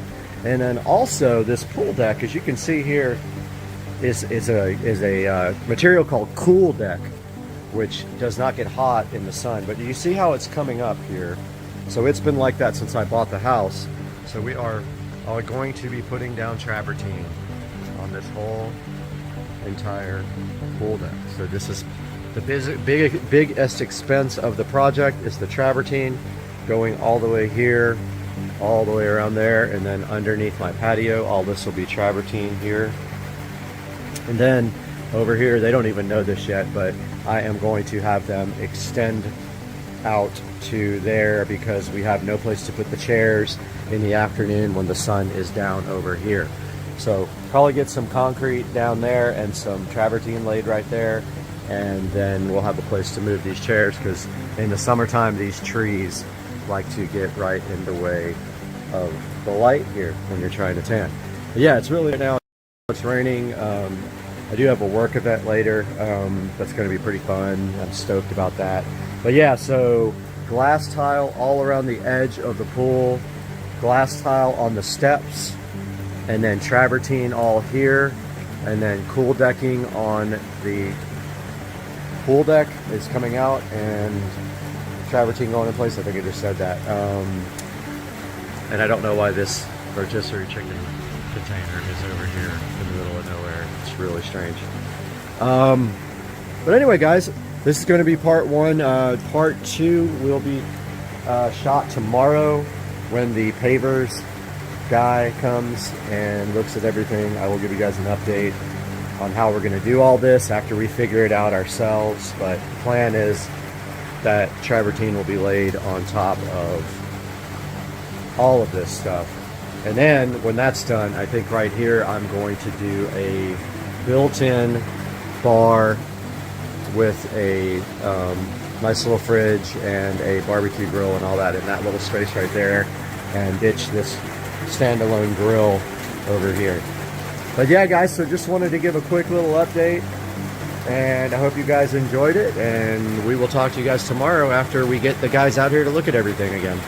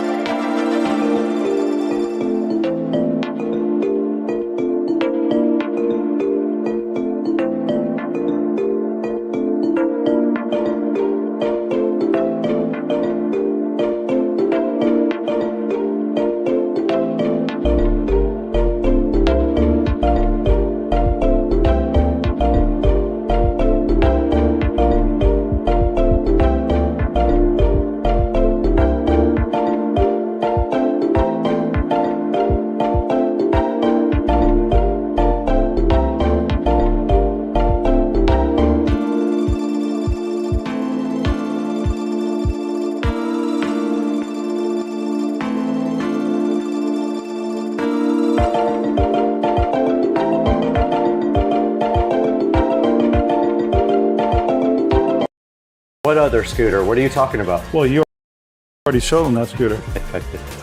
So this thing has a lot of different features to it. One of my favorite is from a security standpoint that it's got an Apple AirTag included in it, which is awesome. This thing has a ton of range, I believe up to like 46 miles on one charge. It'll also go 25 miles an hour, which is scooting pretty fast. This thing is just awesome. There's so many different things that I can talk about, from the suspension to the lighting, everything. This is a super awesome scooter. I'm so excited to have two of these. We have something special planned for these two. We're not going to reveal that. You're going to have to watch to the end of the video to see what happens, but we have something special we're gonna do with both of these scooters. One of the scooters is already built and sitting behind the camera. I didn't want to reveal that yet till we had both of them, but we need to get this scooter out of the box. And if we look at the front before we do that, basically this guy has dual suspension. It has a dampening arm for the suspension, and it can climb a 28-degree slope. And if you look over here, maximum power 1,350 watts, which is gonna allow you to do some really good climbing and get some good speeds. It'll do 25 miles per hour maximum speed. It has a triple braking system, and this is supposedly one of the best high-quality scooters made. It is not cheap.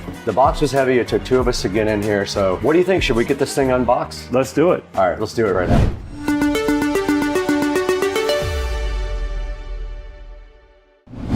All right, I'm here with Dukes of Duval, and we're in front of the Navi ST3 Pro scooter, the best scooter made, in my opinion.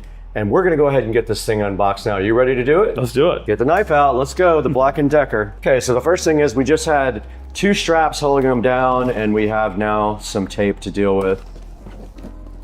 Looks like that's about it. We got some styrofoam, and it looks like in this one, Joe, we have a charger. Yep. So this looks like the charger for it. Just like a regular power brick charger, nothing substantial. And then there's a bag here with a power plug for the charger. That comes also with that. A little bag of screws and a wrench. So we're gonna have to assemble this. It's not much. I think it's 4 screws or 3 screws. Wow. I can't remember. And then the actual scooter is now in the box. Another styrofoam. And then the Navi should just come right out of the box. And it does have a kickstand. You can go ahead and put that kickstand out.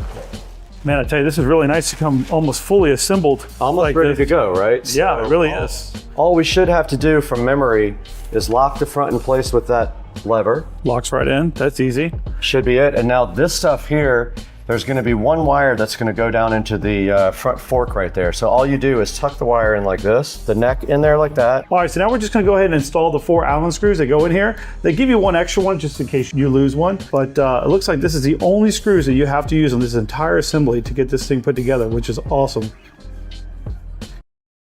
As we are out here in front of the 4K production studio, and today we're taking a look at my 99% finished 4K production studio on Supercar Street Racing.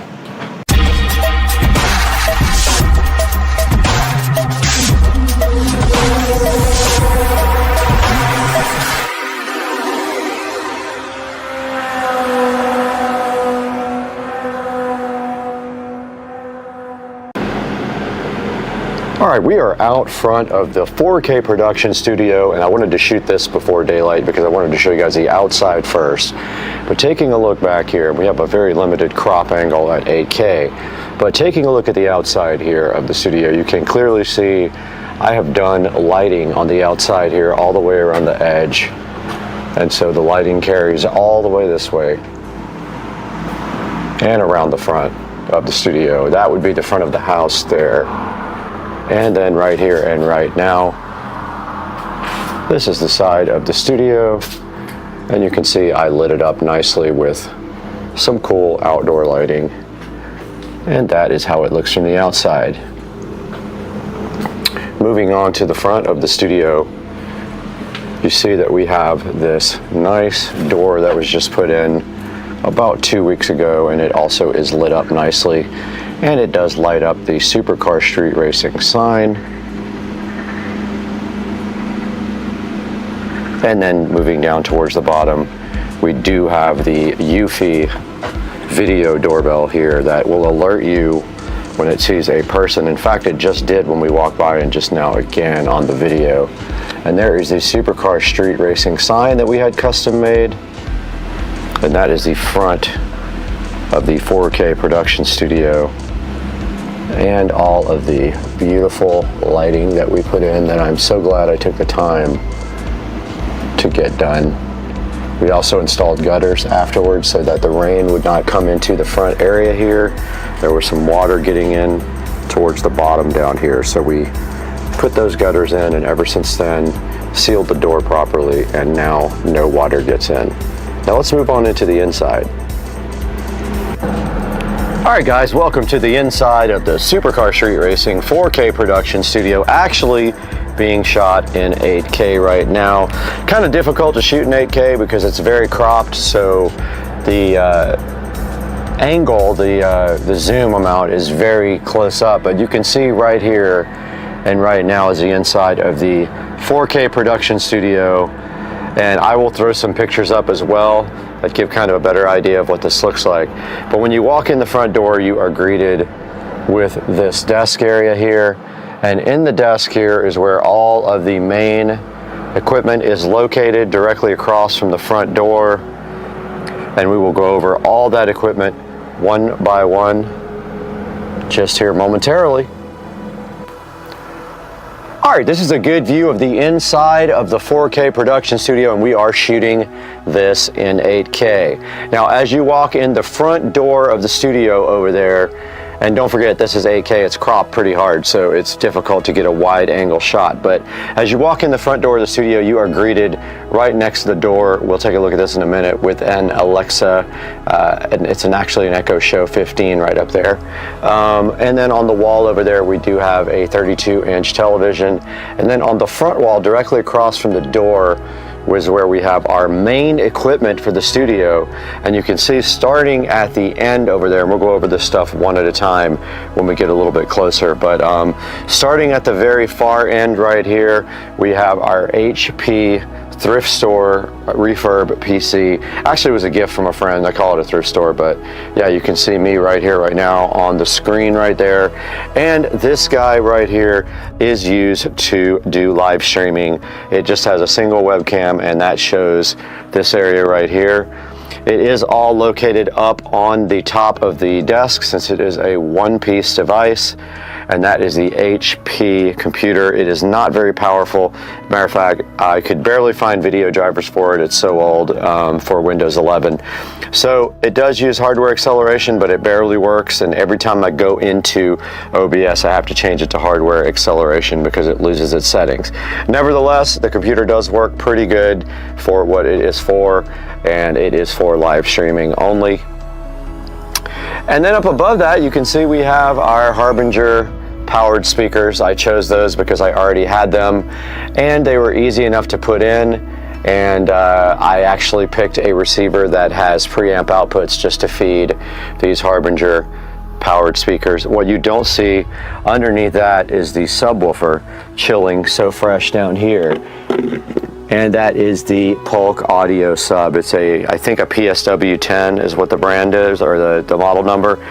And then right by that we have a fan I need to take out of here. It was for when the carpet got wet. But yeah, there's the audio system there, and if you move up above that, you will see the Netgear switch. Now that is fed out through the wall and up into the house to the main cable modem / router, and that supplies Ethernet to the whole entire place. Everything in here except a few things is hardwired. These lights up here, these Govee RGB lights, are Wi-Fi, and one of the televisions is Wi-Fi, this 32-inch right here, because it's using a Fire Stick. It is not a smart TV, but I want to get that replaced pretty soon. But anyway, yeah, moving down the bench now, right next to that, you would see my old editing PC. Now this is what I started the channel with before. This is a home-built PC that I built way back in the day. It does have an NVIDIA graphics card in it, Quadro, so not very powerful. It has 16 gigs of RAM, I think a 4-core processor, I can't remember. I think it's a 4-core Intel, and it has an NVIDIA Quadro processor, barely enough to get by and do editing, but I also do Photoshop on this as well. So that is the next computer. I use this one also for doing live streams from the outside. So if we go to OBS Studio here, it'll pop up and we can do live streams from all the Wise cams in the house. I do have BlueStacks set up in order to open up the Wise Cam application and do live streams on this guy. And here is a look at the actual PC. I've had this one for years and I built it. And it is a quad core processor.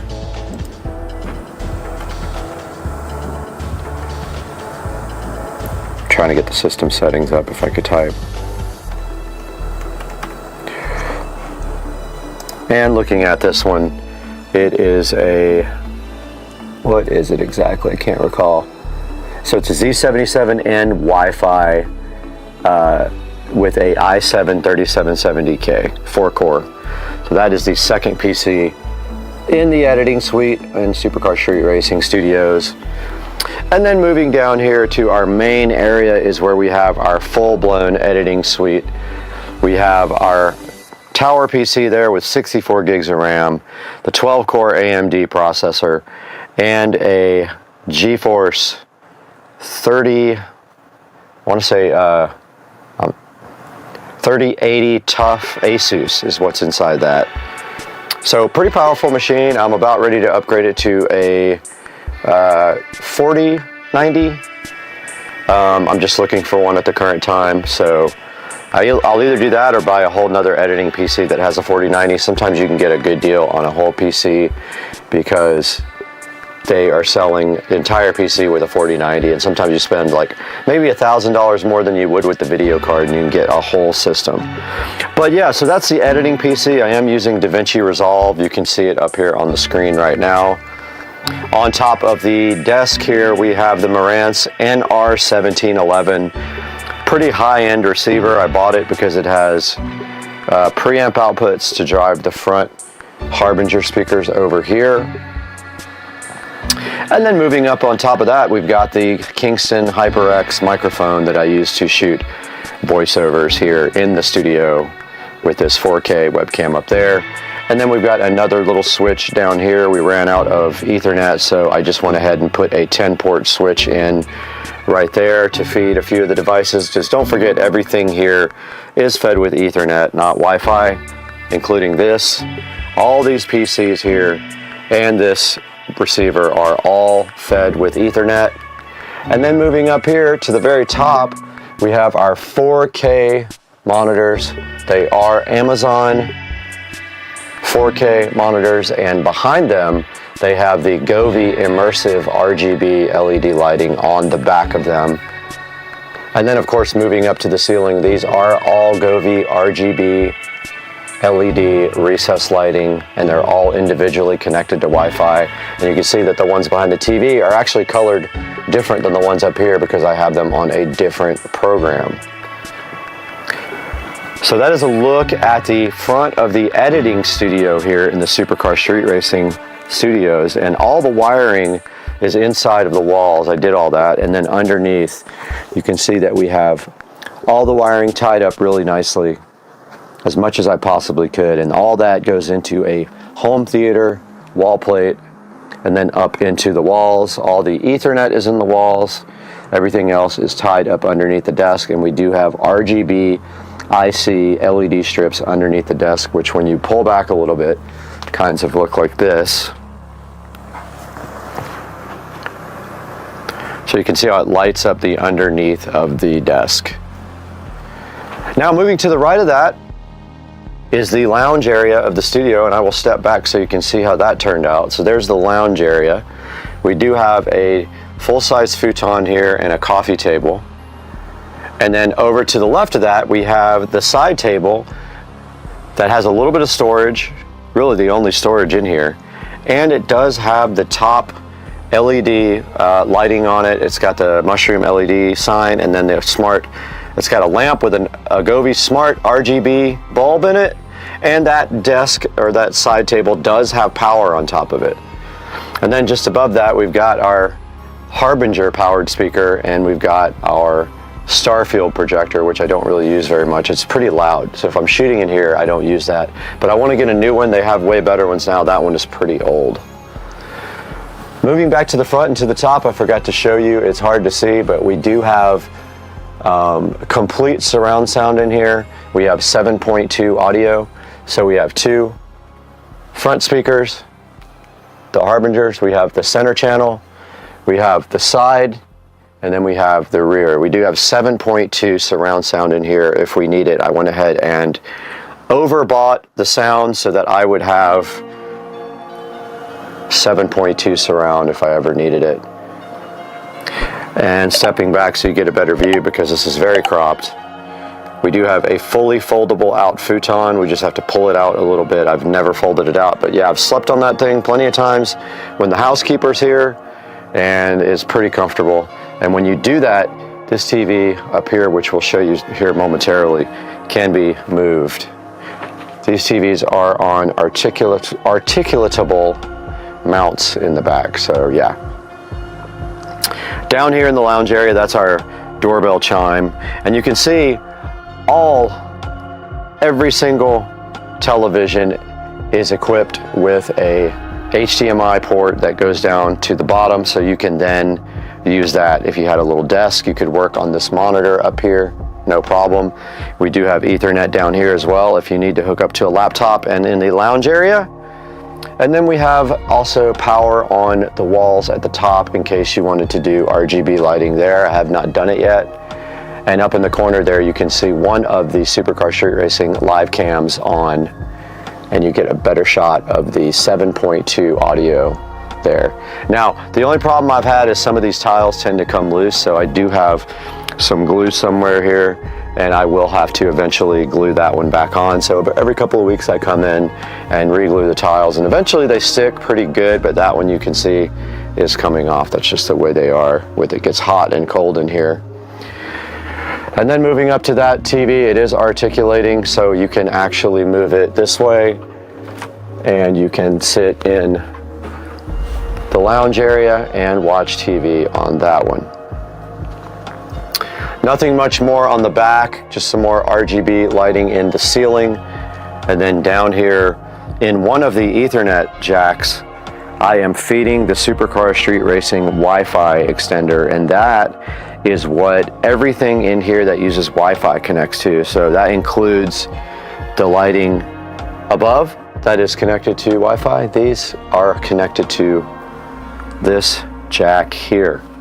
And then up on here on the wall, you can see more power, and behind the TV, you can see that there is a nice wall plate that has USB, Ethernet, and HDMI available for this TV, and this TV can just articulate this way for when we're editing.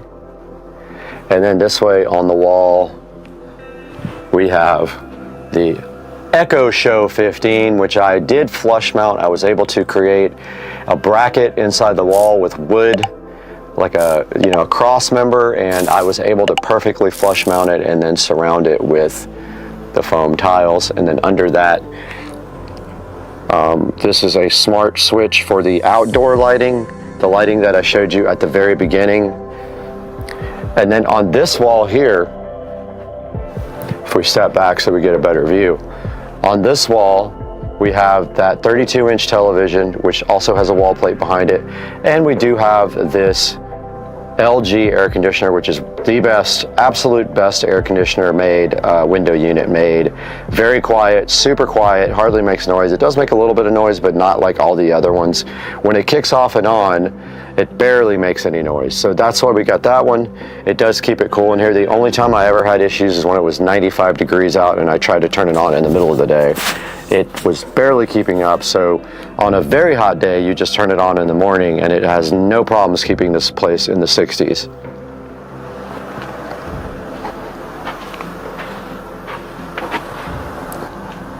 All right, guys, so that is going to wrap up a tour of the Supercar Street Racing production studios. It is 99.9% done. The only thing not done is I have power up here ready for RGB ceiling lights, and I want some that are not flush mounted. I want the ones that are externally mounted there. So I'm still looking for what I'm gonna buy. But that is gonna wrap up the tour, guys. I hope that you enjoyed seeing the 4K production studio in its glory, and I hope you like and subscribe to the videos and watch our live streams when we do editing. They're pretty cool, and you can learn DaVinci Resolve by watching me edit. All right, guys, have a good one. We'll see you on the next one, Supercar Street Racing. Guys, we are back from vacation, and today we have taken the wine fridge out here. We have to get this area cleaned up and then get the lights installed underneath this. I don't know quite how I'm going to do it yet. It should be pretty simple, but we might have to cut a little bit of drywall to do it. I'm not sure. Doesn't matter though. This whole thing is getting painted. This whole kitchen is being painted as soon as the appliances go in. So we already put the wine fridge out on the curb, me and Patricia.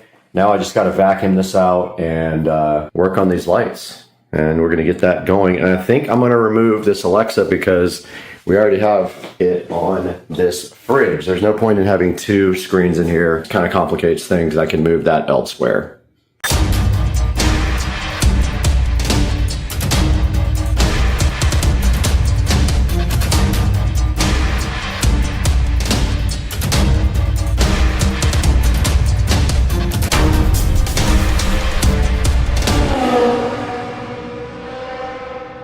Alright guys, welcome back to the channel. After a short vacation, I went on a cruise and a vacation. We came back to find where we left off over here. We had installed the lights underneath that cabinet and we found out that we can only go right to left.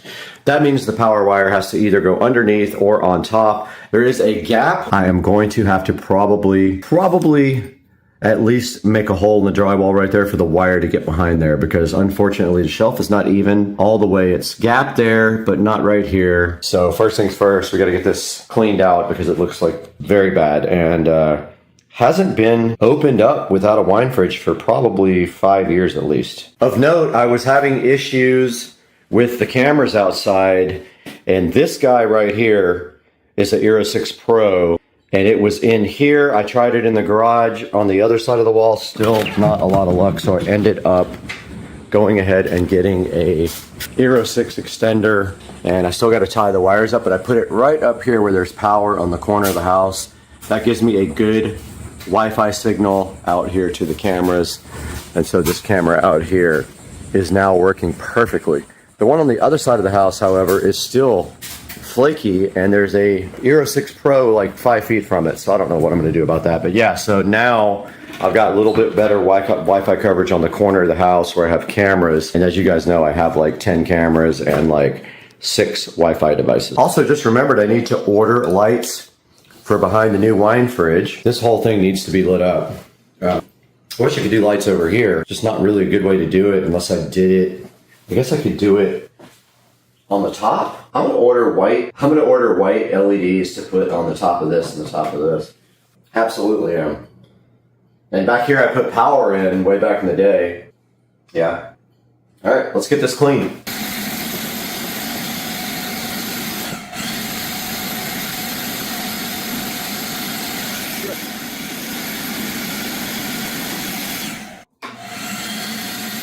You can see right there, it was looking pretty gnarly, dude. Underneath the lip where you couldn't really clean it.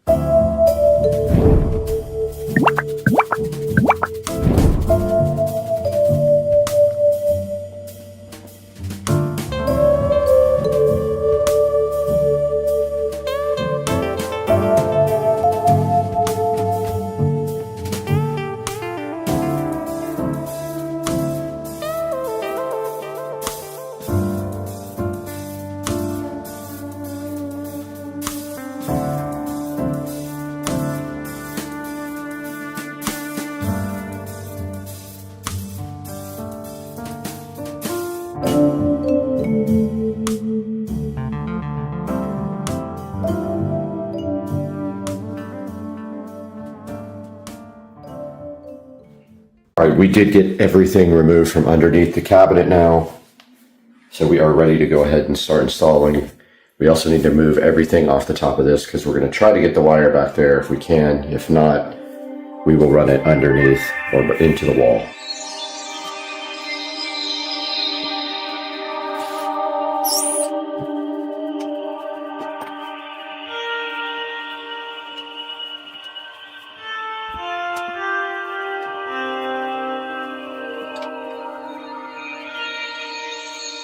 right, these are the 9-foot Govee string downlights. So what we want to do right now is get these out to kind of get an idea of what we're going to have to do to get these other lights installed. Let's go ahead and get this unpackaged.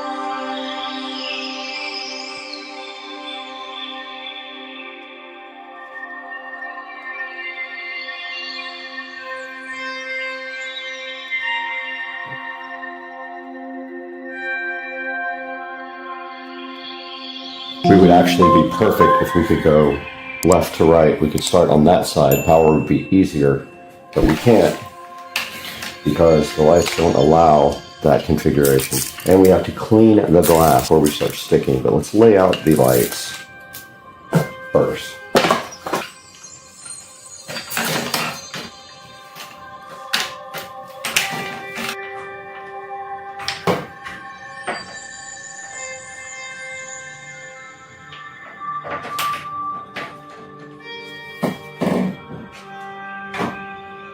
Just don't know what we do with the wire over there.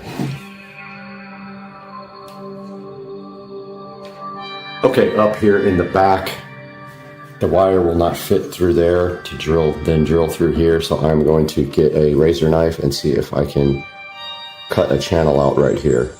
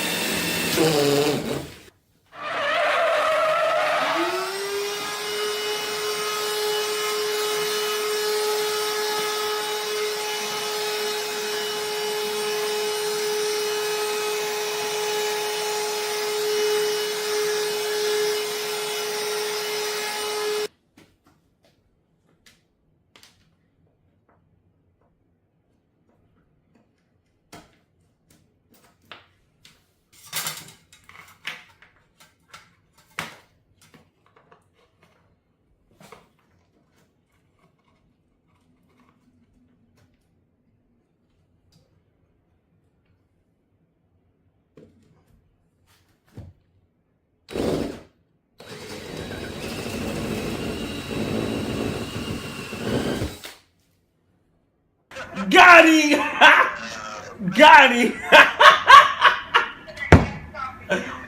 Oh! Whoa! Whoa!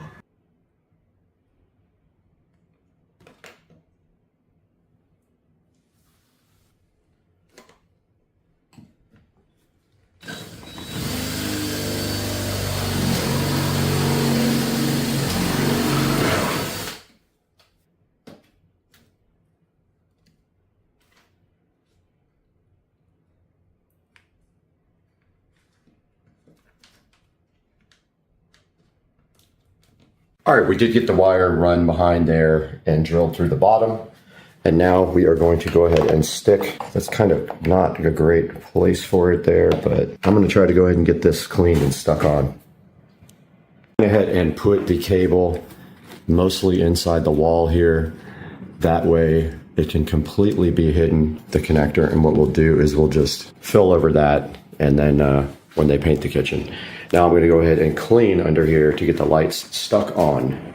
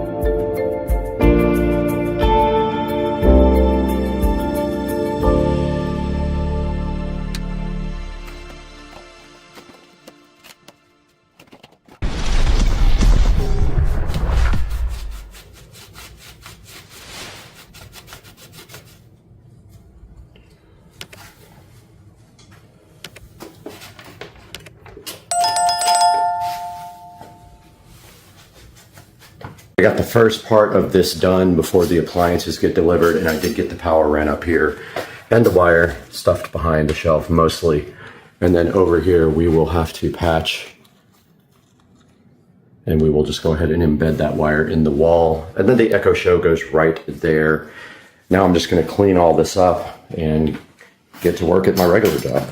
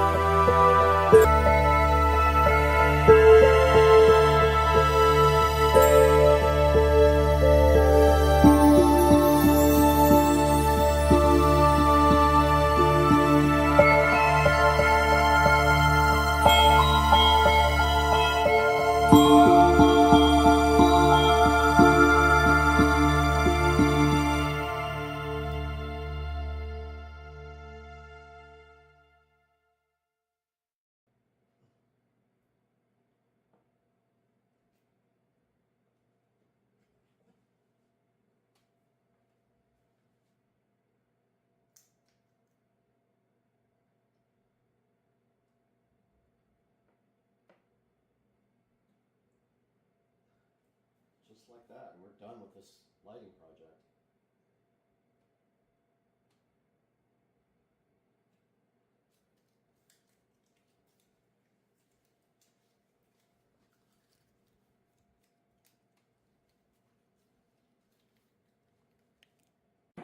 Okay, now that both sides of the lighting project are complete, we can go ahead and put these devices on same device type in the Govee app so that we can control them all at once. I'm going to go ahead and configure that now, but I wanted to let you guys see how this looked with the kitchen lights off all the way.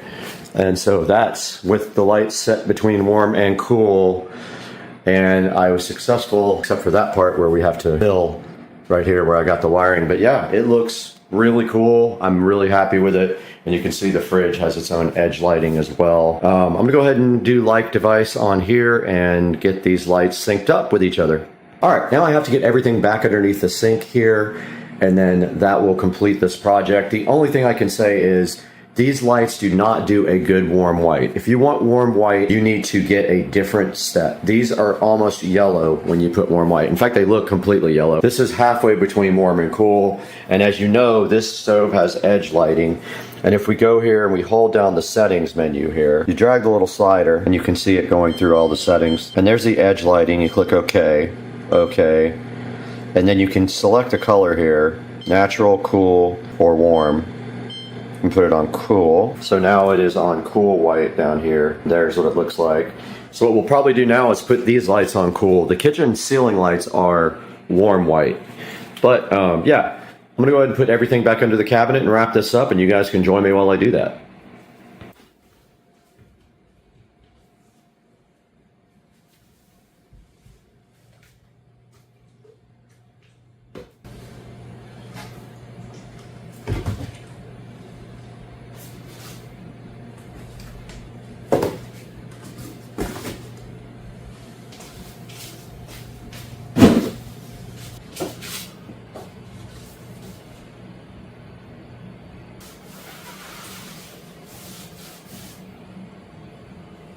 Pretty gross. Alright, this dude's making gator bites. What's the secret? Don't let the gator eat you first. What, did you actually catch these gators? Yeah. Right in your backyard. Let's go. Very dirty.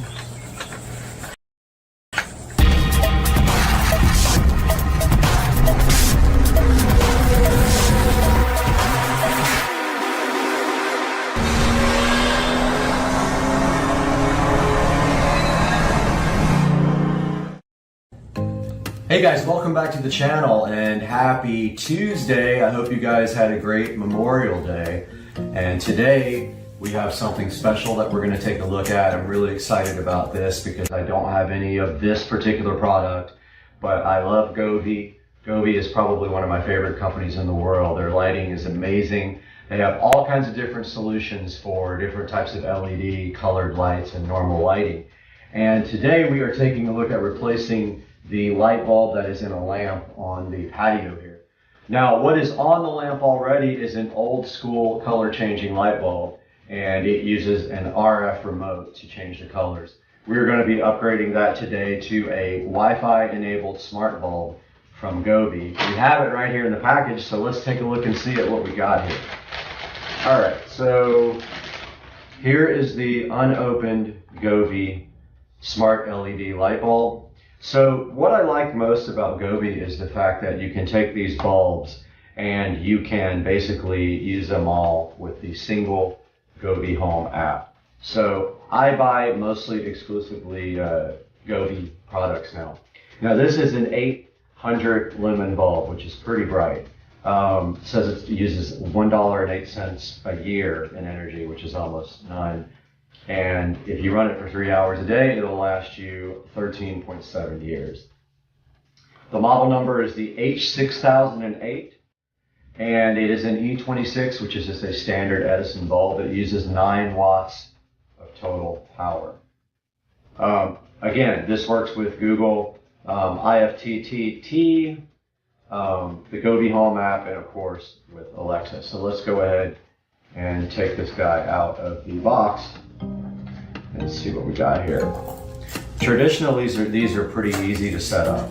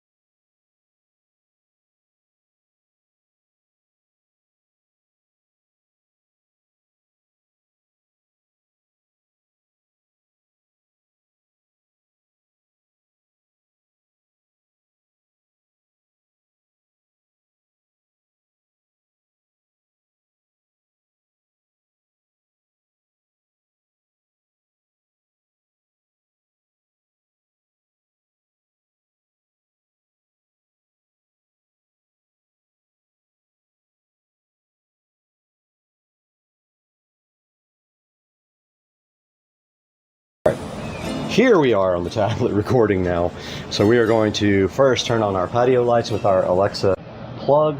Alexa will do that for us because we have a smart plug. Actually, I'm just going to flip the switch since I'm right here. So that turns on these patio lights and this guy, which is now on and warm white. So it did come on warm white. I don't know if you guys can actually see that, but let's get to our app here. So we go into the Govee Home app. My other LEDs you'll see here. Let's see. Welcome to Govee Home. No devices found. Interesting. I'm not logged in. Okay. I'll have to edit this part out, obviously.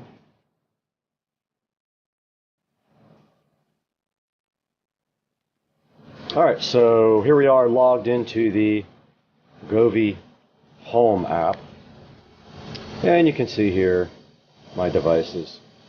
Bluetooth is off, so let's turn Bluetooth on my tablet. We are on now. To add a device.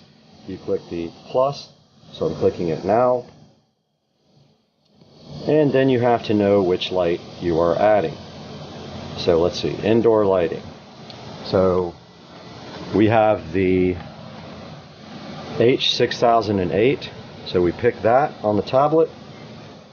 It's one without the bulb. It doesn't have a bulb symbol, it just has a G. So it's found the bulb. Here it is, H6008. So we click on it. It's connecting via Bluetooth.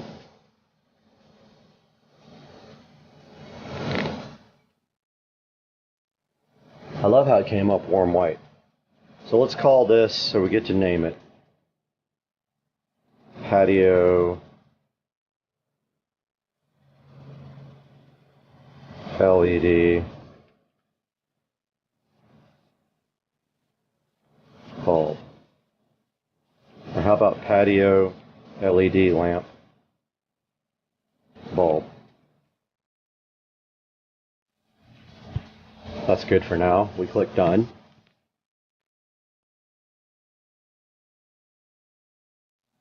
Now it's looking for Wi-Fi. Now don't forget I have multiple Wi-Fi, so I'm going to join one that is closer. That's interesting. It doesn't see all my Wi-Fi. Oh, okay, there it is. So we're going to join this 2.4E. There we go. Bulb seems to be connecting to Wi-Fi now. Said the signal was strong, even though that's in the front of the house. That's interesting. And let's see if we have the ability to upgrade the firmware. There's usually a firmware light. Let's see, firmware version 1. Yeah, there's no place to... There must not need a firmware update. Usually it shows the firmware update right here next to the little bulb. But as you guys can see up here, it is white. And you can do scenes and color wheel. So if we go to scene, we can do the same ones that we have on our bulbs for our smart mirrors. And there we go. You can't see it, but it is running colors now.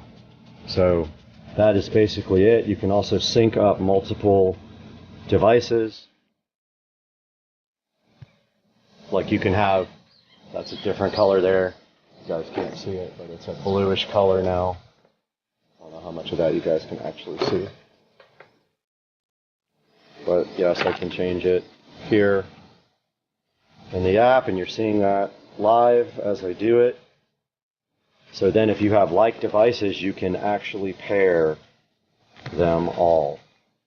And you can make them do the same exact colors. So that is the, I thought that was falling. That is the Govee Smart Bulb. The Govee H6008 Smart Bulb, guys. I hope you enjoyed this little review and setup of this device. And I hope you guys have a good day. That says that's level, but that looks horrible. How is that level? Let's look.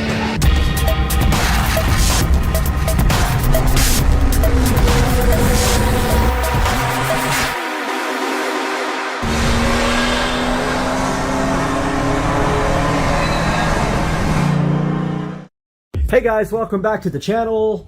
Supercar Street Racing here with another project going on in the house. It seems like it's endless, but today we are starting on 5.1 surround sound for the bedroom.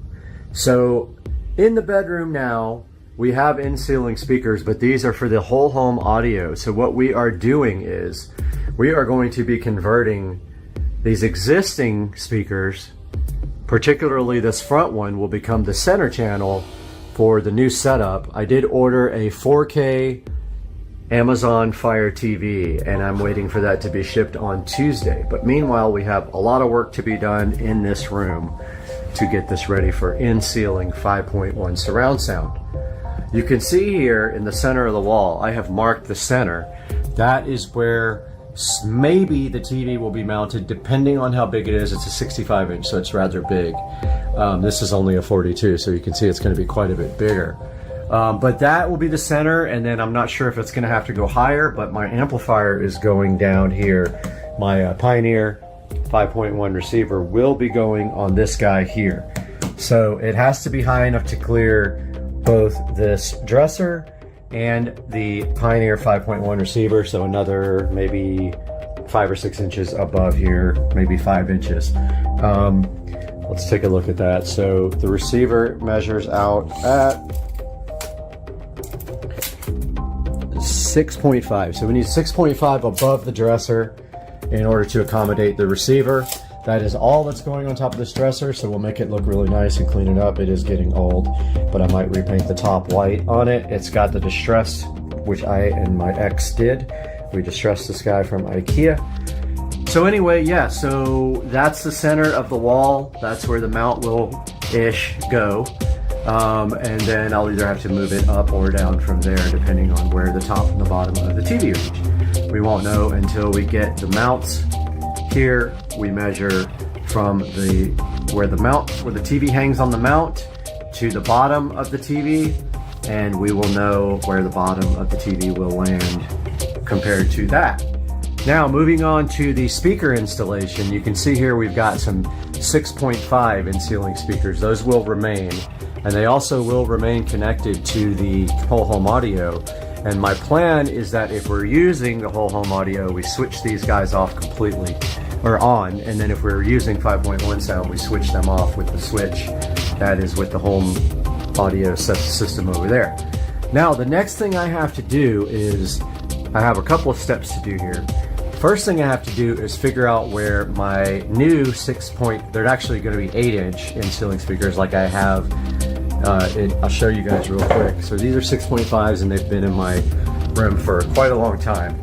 But they are going to be 8-inch two-way in-ceiling speakers on the sides here. So that will be the front left and the front right will be 8-inch. The center will remain the 6.5-inch old one for now, and eventually it can be replaced. That rear one is not going to be used for surround sound, but we are putting 2 more 8-inch here and there. When I did my home theater room originally, I made a huge mistake. I tried to wing it and drill a hole without checking, and I actually ran into a stud. So today, I will be getting in the attic with my template for the surround sound speakers. I will go into the corner, which is very difficult to reach. I will come out about 2 inches from the wall, 2 inches from each wall, if I can even get in there. I'll be literally crawling on my belly. And I will poke a hole. I'll put the template down, the speaker template down, and I'll poke a hole in the center of where it's gonna go. I'll match that over here as closely as possible. So I'll just, go out 1.5 inches or 2. And I will poke the other hole, and then up here I will do the same thing. As close as I can get to that corner, and as close as I can get to that corner, I will poke the holes. That will also allow the speaker mounting brackets to swing open and grip the drywall. Because don't forget, there has to be a little bit of drywall around the edge of the speaker in order for that little clamp to swing out and grip the drywall. At least on 2 sides. You can get away with 2, but you really need all 3. So I have a task in front of me because it's 90 degrees outside. I want to get up in the attic as quickly as possible. But the first step here is going to be cleaning this mess out, because this has had stuff under it for years. And all that stuff needs to come out and it needs to be cleaned. So I'm going to go work on that now. Taking a look at the existing wall, we're going to be mounting the TV up here on this TV mount. And then we're going to be adding this wall plate here. It's got power, HDMI, Cat 6, and even USB for 5 volts if we need it for something like LED strips. Then we're going to get our existing power from down here, and we're going to feed off of that. But first, right to the left of that, we're going to have our 6.1 surround sound HDMI wall plate. To the left of that, we're going to put the new power in, which we're going to tie the TV into. And the subwoofer jack will go over here. Alright guys, I just did the worst job ever. I cleaned underneath this dresser, and I cleaned all the baseboards and the floor. And from now on, I will make sure I tell the housekeeper to get underneath this dresser, because I'm not going to be storing anything under there. I was prohibiting her from cleaning under it, so there's some dust bunnies under there. And the next awful step is, well, there's 2 awful things. I got to get up there and drill through the cap to get my wires down through here. So I'm going to come off maybe 4 or 5 inches from where that speaker is and drill through the cap. And these wires will run right down the wall here on this side of the baseboard, which I have to find now. So what we do is we get our stud finder out. Now we know that there's a stud there, so likely 24 inches. Let's see. So we got our stud finder on stud scan.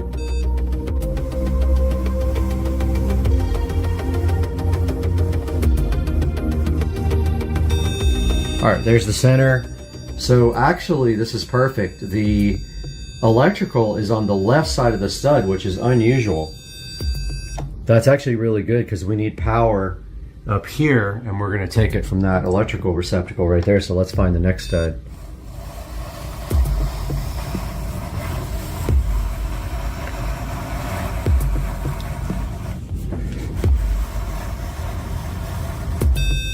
Next stud is right there, so I'm going to grab some tape and mark it, and I'll be right back. Okay guys, so here is the next stud from the stud over there, and we don't have our measuring tape. Oh yes we do. Okay, So let's see how far that appears to be. Let's see if it's 24.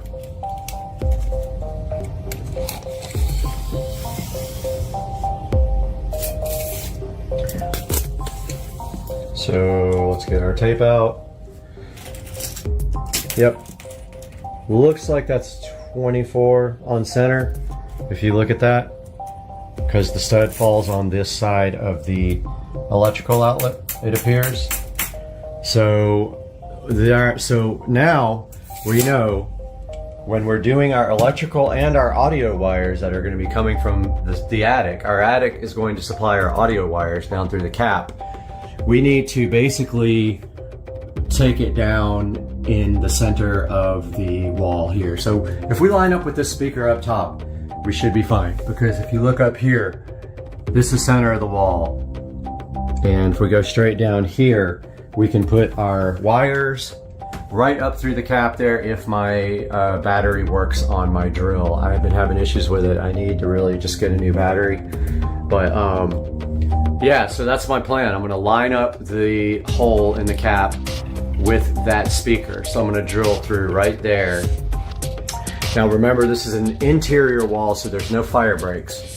So I should be able to come straight down this wall with our speaker wires, put a box in right here, and then be able to take the speaker wires out from there and up to the receiver, which sits in the center here.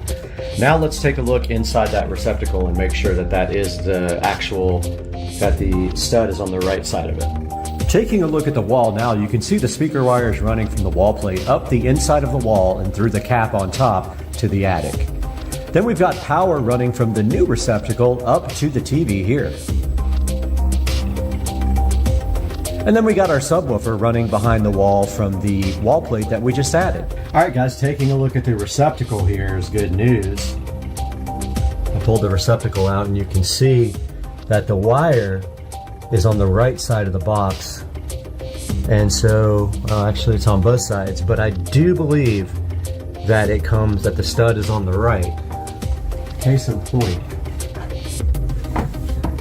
I can kind of see it in the wall, but we put our stud finder.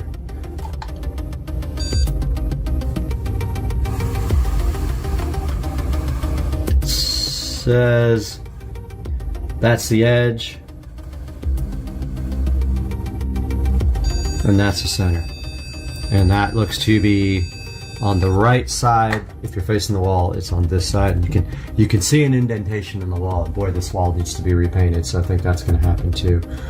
So what we're going to do now is drill through this side of the box and just verify that we can get our wire through there, and then we will pull our wire up to where our TV is going to be as soon as we know that we can put the TV there. Alright guys, we got the trusty orange screwdriver here that I always use for everything. And we want to kind of get that drilled towards the top, because we're going to try to push the wire up there and fish it. And if we can't get the wire, then we have a bigger problem. So yeah, we need to figure out.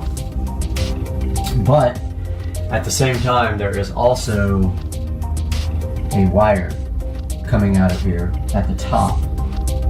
So yeah, we got to be careful we don't drill through any wires that are stapled.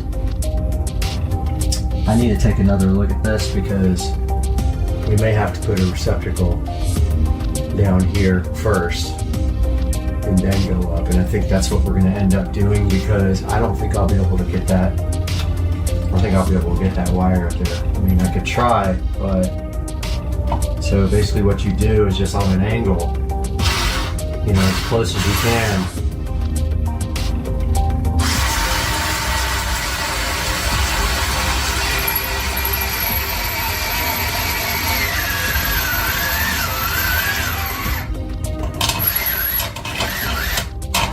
This drill's pretty tough.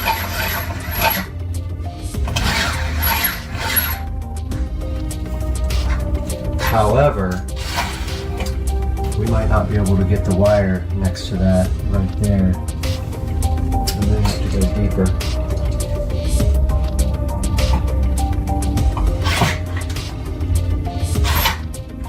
It's basically through.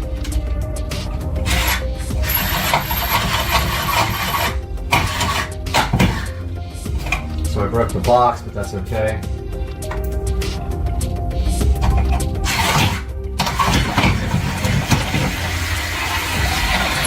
Alright, so I confirm there is no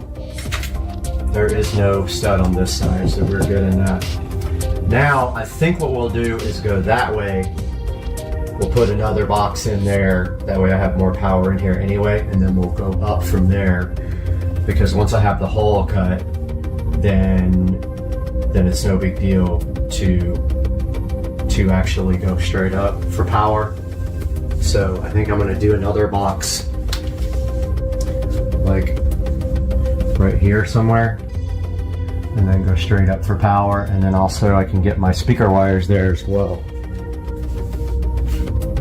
So one lesson I learned pretty quickly doing these boxes is that they can't be too close together, because when you start cutting the drywall, the drywall will collapse. It doesn't have enough strength to handle, oh, nasty roach, dead roach. It doesn't have enough strength to handle being so close together, and all the stress you put on cutting, it'll actually collapse.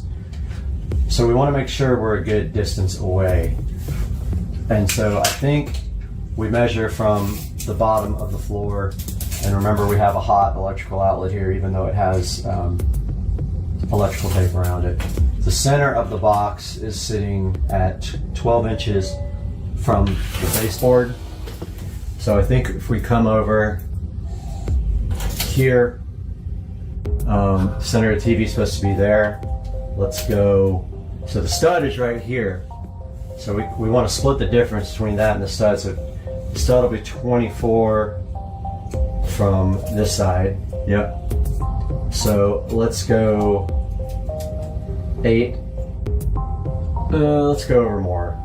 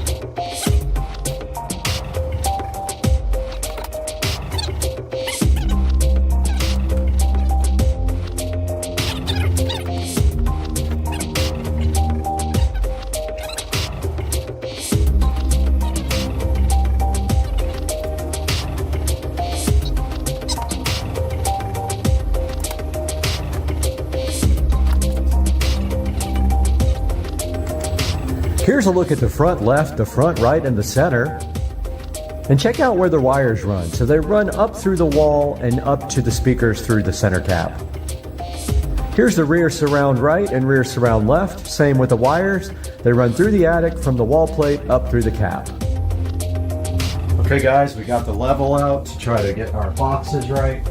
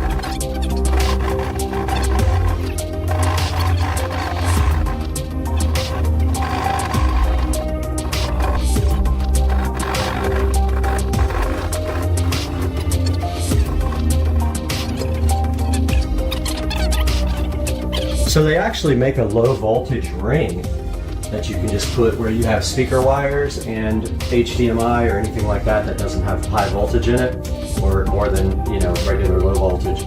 So you don't have to have a full box. I think they have those at Lowe's. I'm gonna run over to Lowe's and Home Depot after work and check. So we'll need a box wherever there's gonna be electrical, and that's gonna be right here. Now the reason we just didn't pull off of this one and go straight up, it's super hard to fish the wire through that way. And you can see right here, all we have to do is, now that's it. I mean, we're pretty much into these two here. This neutral and this hot here, and then come through our box here, and we are pretty much ready to go on this guy. So we need to get two receptacles, one for here, one for up there, a new work box, and hopefully they have the audio ring for this. If not, I'll have to order it online. But yeah, we're going to be ready to go here momentarily. Now it's cleanup time. Little update here. Some decisions were made, and I decided that I would order the correct wall plate for these guys, and we are shockingly close to the receptacle on the other side of the wall here. So close that I don't think I can get a triple gang this way. So what I decided was we are going to put electrical here, triple gang here for 5.1, actually 6.1 plus HDMI.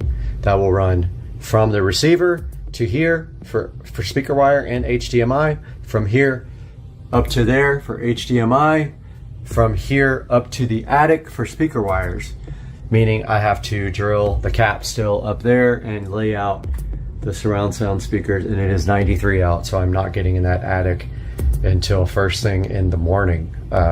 Hopefully my drill doesn't die. My battery and my drill's been giving me problems, and my manual drill, I don't have to chuck for it. So that's where we are. I went ahead and pulled the electrical wire for this guy, and it has to go through the box that I have to pick up at Home Depot. I ordered all the supplies. I ordered the 5.1 speaker plate for here. I ordered a power and HDMI and Ethernet and TV cable and USB charger for up there. It's really cool. It's a 2-gang, and it's got all those things in it. So I'm stoked about that, because that can actually power, like the USB part can power things like LED strip behind the TV, or anything else that, like any 5-volt USB devices up there will work as well. So that's kind of cool. Plus, if I ever want to run wired Ethernet to the television, I can run it up through that box right there now. Yeah, so I think this is going to work out better. I think this wire is going to be just long enough once I pop it in the back of this outlet to make it to this guy. Then from this guy, we're going straight up the wall or straight down the wall to feed our electrical up there. So I don't know where that electrical box goes yet. That's the only problem. We have to get the wall mount in, at least the wall mount kind of close to where it's going to be first, so that we know where to cut our hole. And so yeah, that's where we are right now, and I will let you guys know when we are going to do something else to this. Alright guys, probably the worst experience of my entire life and the closest I've been to death.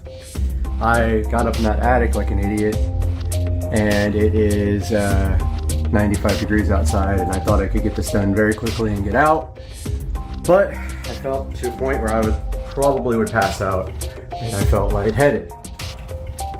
Now, I was able to get up there and make the pilot holes, and it does look like it's back a little bit. That's literally as far as I can go without hitting the stud.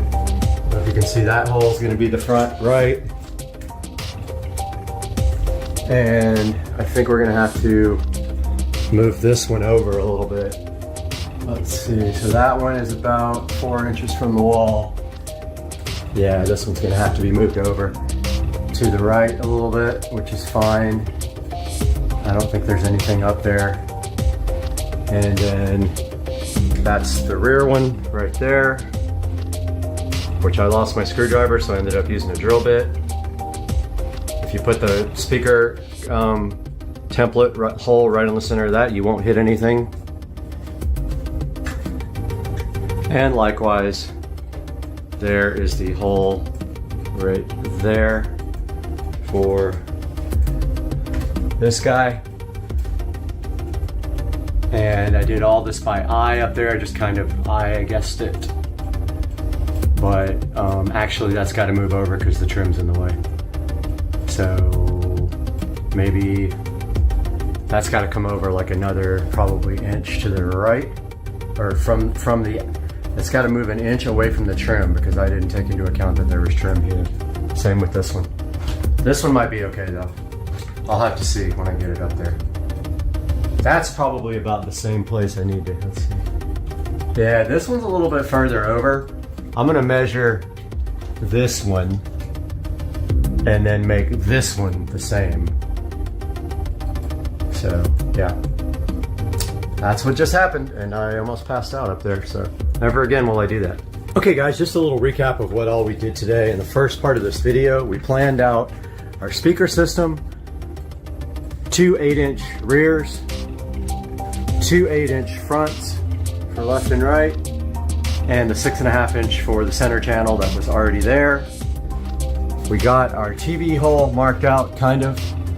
Next thing we need to do is measure the actual TV height and get that so it is above the dresser. We found the stud here so that we know we're going to drop our speaker wires down the cap through this hole, and then we're going to feed power and HDMI up and put a 2-gang box in. And I did get my delivery from I went and picked up the stuff we needed from Home Depot. So this is going to go most likely here. Can't do it yet though because we need to feed this wire from the top box down to here. It'll be easier to fish it from the top to the bottom. So we got to do that after we figure out where our hole is going to be for our double. This is an extra single because I always need those and I don't have any. And then here is our double for up here. This is going to go in the space on the wall mount. There's a space between where you bolt it. There's 2 places where you can bolt it, top and bottom. Has a big, big bar on the top and the bottom where you bolt it. This will go right between the bolt, like the hole between the top and the bottom bolts. So we just got to figure out where to put that. We know we can't put it here because there's a stud, so it'll be over here on this side. The inputs of the TV are also on this side, and HDMI will come out on this side as well. And I ordered a 5.1, it's actually a 7.1 triple gang wall plate. We're going to extend this guy out to a triple. I ordered the triple gang bracket, the low voltage, so it doesn't have a box, it's just a frame. And I ordered a double gang. It's got power, USB, and HDMI, network, and cable all in a double gang. That's going to go right here. And it charges USB, so it's a 5-volt USB plug. Pretty cool. And that is what we are doing. Also we got we got our receptacle for that guy down there. And we got our wall plate for that guy as well. The only thing that I'm not doing is banana plugs. Every time I do banana plugs, I get frustrated, and they're kind of pointless, really, honestly, because the ones that I bought were so cheap that they just caused me frustration. So we're just going to do wires.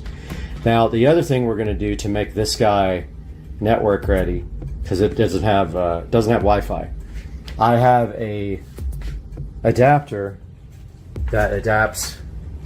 It's a line adapter, so it adapts power line to Ethernet.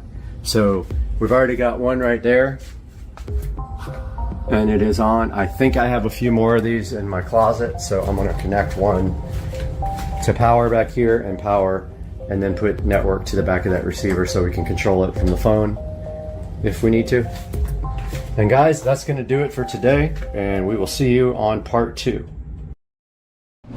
As you guys all know, on Supercar Street Racing, we are always doing projects. Now, the current thing happening in the kitchen is all these appliances are being replaced. We already have the Samsung Bespoke Internet fridge here. The dishwasher, range, and microwave will be delivered the day after Memorial Day. And part of this project is replacing the aging under cabinet LED lighting with something more modern and cool. And of course, Govee is my go-to for this. So today we're going to see how we can replace this under cabinet lighting with this cool RGB IC Govee lighting and do it in a clean way where you can't actually see it.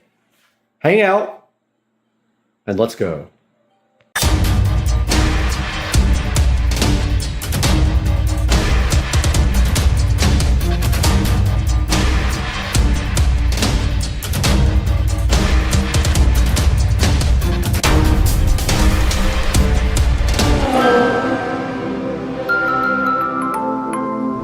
Back in the Supercar Street Racing kitchen, and the other day I gave Patricia all my appliances and I totally forgot that there was an LED strip under the microwave here and I just ripped it out, so no big deal.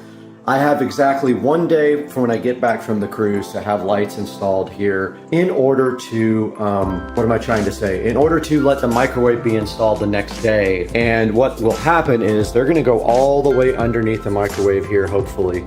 Underneath this, they will be cut right here or just run underneath this shelf, the wiring, and all the way across this way with a 9-foot version of what we have over here. So basically right here we have a 6-foot section. We can either cut a slot into there with the jigsaw so that the wire can go up through there, or just run the wire underneath the actual cabinet. So the first thing we need to do is clear off this cabinet, put everything over on the other side, and then kind of evaluate getting this off the wall, which this is not going back. I'm not going to be putting these utensils back on the wall. I think it looks cleaner without it, and I don't like the metal bar being under there either, so let's get to work.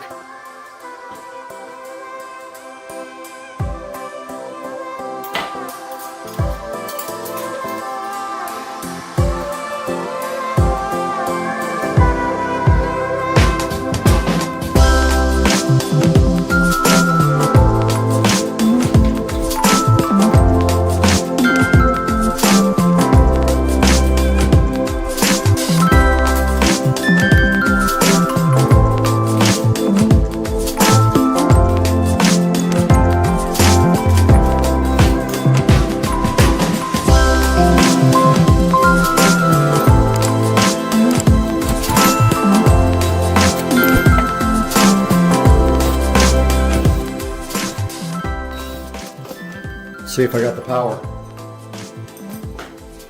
Let's go!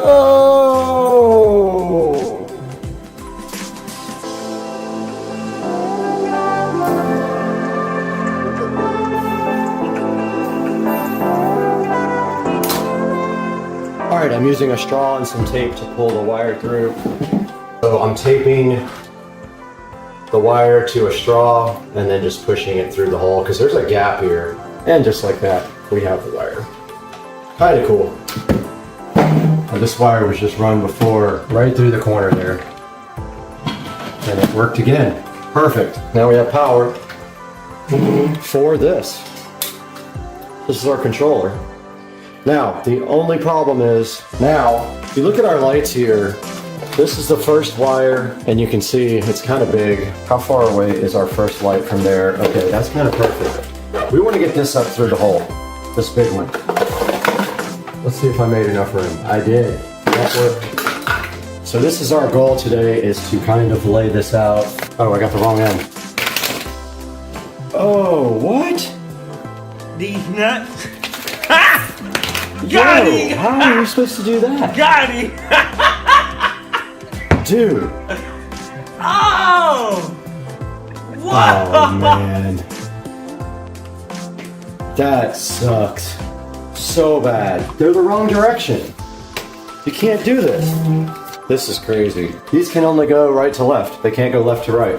Means this side is totally... This is insane. These lights have to go from this way to this way or they don't work at all. Why wouldn't they make it freaking interchangeable on both ends? Ugh. Hate this. That is the dumbest thing ever. Now what am I gonna do? Gotta go along the back. I got no choice. Oh, that sucks so bad.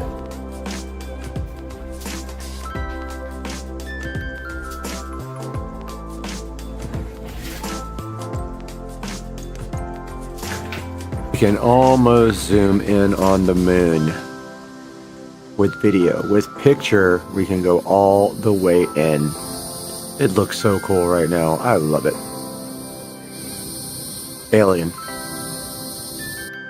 Alright, because these lights are terrible design, you can only go one way because of the way they stick. You can only come from this side. You can't reverse these. Look, I have to start on the right-hand side, go to the left. It just ruins everything. I have no choice. I have to drill. And I don't know if I can get this in there even.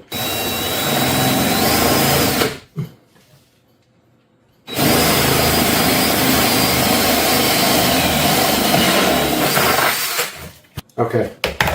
So power is going to have to come down through the back of the cabinet now, so I have to get my power wire run to the back.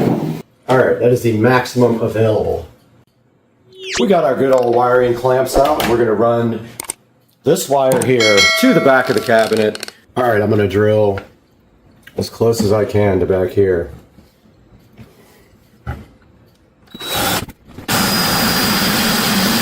Okay, it looks like there's enough room for us to put the controller and hide the wires up here, which means this just passes right through here. We can screw it down to the back with clamps, but we have to drill in on this side all the way through this time.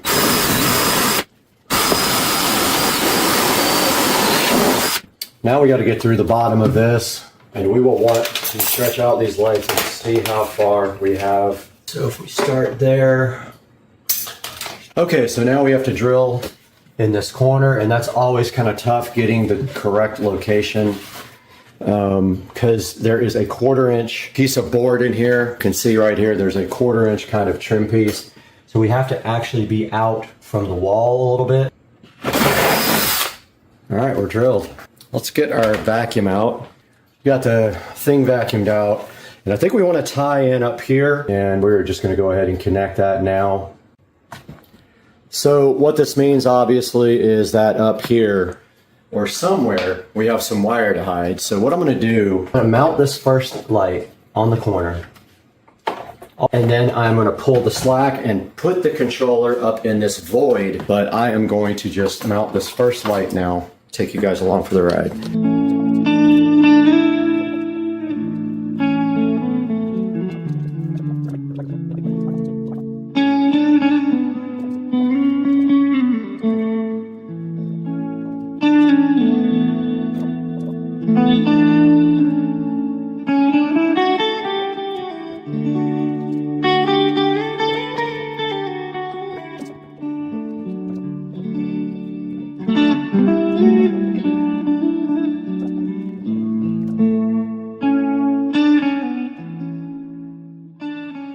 Okay, so this is the end product. Without cutting the end off of that, you can see they're very bright. Let's go ahead and get these into the Govee app. You've seen this done 100 times. It's the same every time. I'm going to do that off camera and then show you guys what it looks like. All right, we got the first side installed and connected to the Govee app. And right now it's set between warm and cool white, but you can see stepping back how that looks. It's very cool.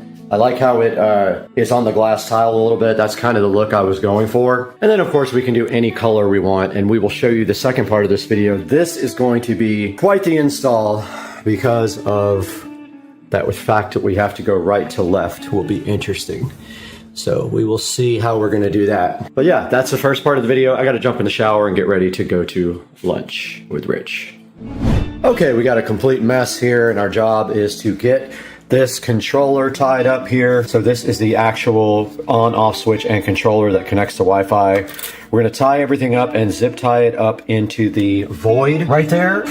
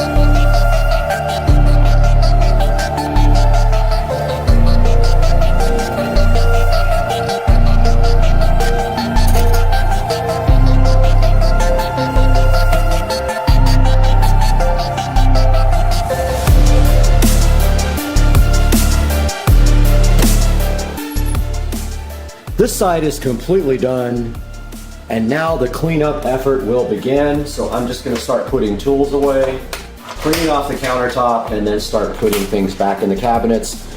But before I do that, I'm gonna wipe the insides of the cabinets down as well.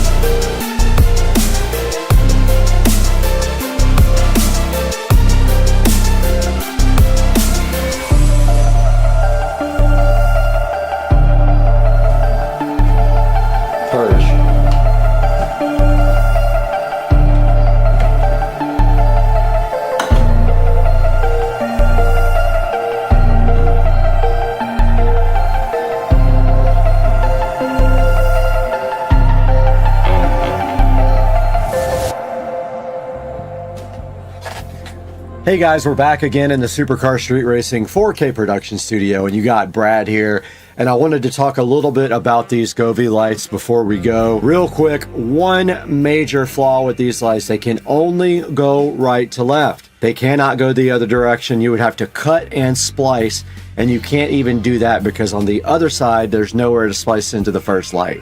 So these things are great, except for that. That is their one major flaw. You can see right here, they have good reviews though. They have a 4.6 star review. And so they're not that bad as far as the community thinks, but in my opinion, that is a big flaw. You cannot start from the left with these lights. The power supply must be on the right side. And for me, that meant re-engineering my whole project, and it's gonna be a big problem for me on the other side of the room. One other thing that I wanted to mention is the warm white is not quite warm. It's a little bit more yellowish. So just be aware if you're looking for completely warm white, this is probably not the light for you. But these are running about 69 bucks, but Govee has a coupon, and also if you buy two things, there is a discount code as well. Now, I don't have a lot of time to talk. I'm going on vacation today and on a cruise, so we'll catch you guys later after we get off the boat.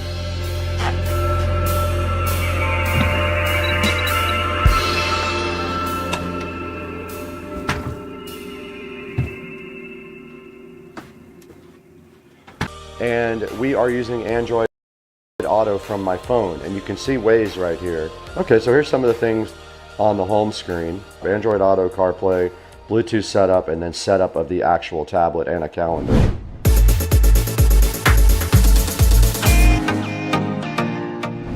Hey, what's going on everybody? Welcome back to Supercar Street Racing. We are so happy to have you on the channel once again for something super special. You guys saw what just happened. Joe and I got two Navi ST3 Pro scooters. We went ahead and took them out and did an awesome excursion. We went about 6 or 7 miles at one time. Didn't even get close to coming less than 50% battery power. What you see on the screen right now is the Navi ST3 Pro. Navi sent us two of these, and we were so happy to go ahead and check them out, modify them, and in the process, we added another sponsor to the mix. Lamto sent us their 7-inch wireless motorcycle CarPlay system. Does Android Auto also, and we put it directly onto our Navi ST3 scooters. It was a very cool project. You see, we can do everything from there and play out the music on our Bluetooth speakers as well. What a cool time we had with Navi and Lamto on this collaboration for Supercar Street Racing. Go ahead and pick up your Navi ST3 Pro. These things are awesome. They are not kids scooters. They have full suspension, so they work great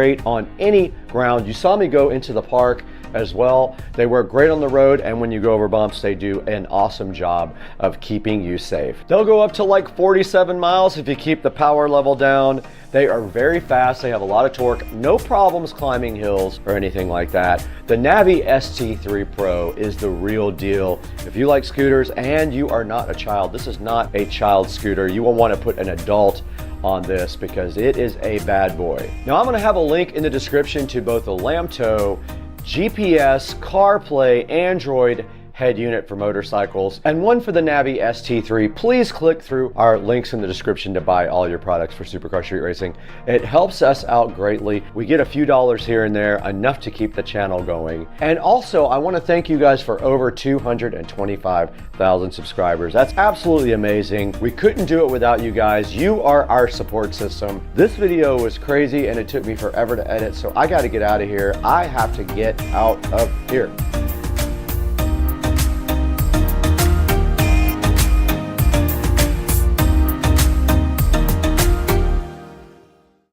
Just wanted to show you guys this awesome sunset in Jacksonville, right over the pool. And if we come back here and look, we have this awesome reflection in the crystal clear water back there. It just looks so amazing right now.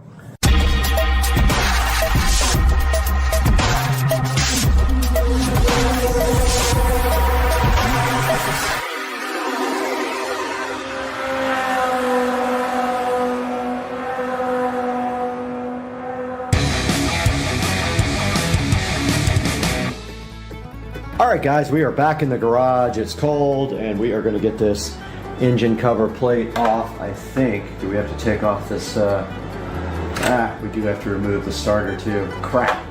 Don't want to do that. You know what? I'm going to paint this on the bike.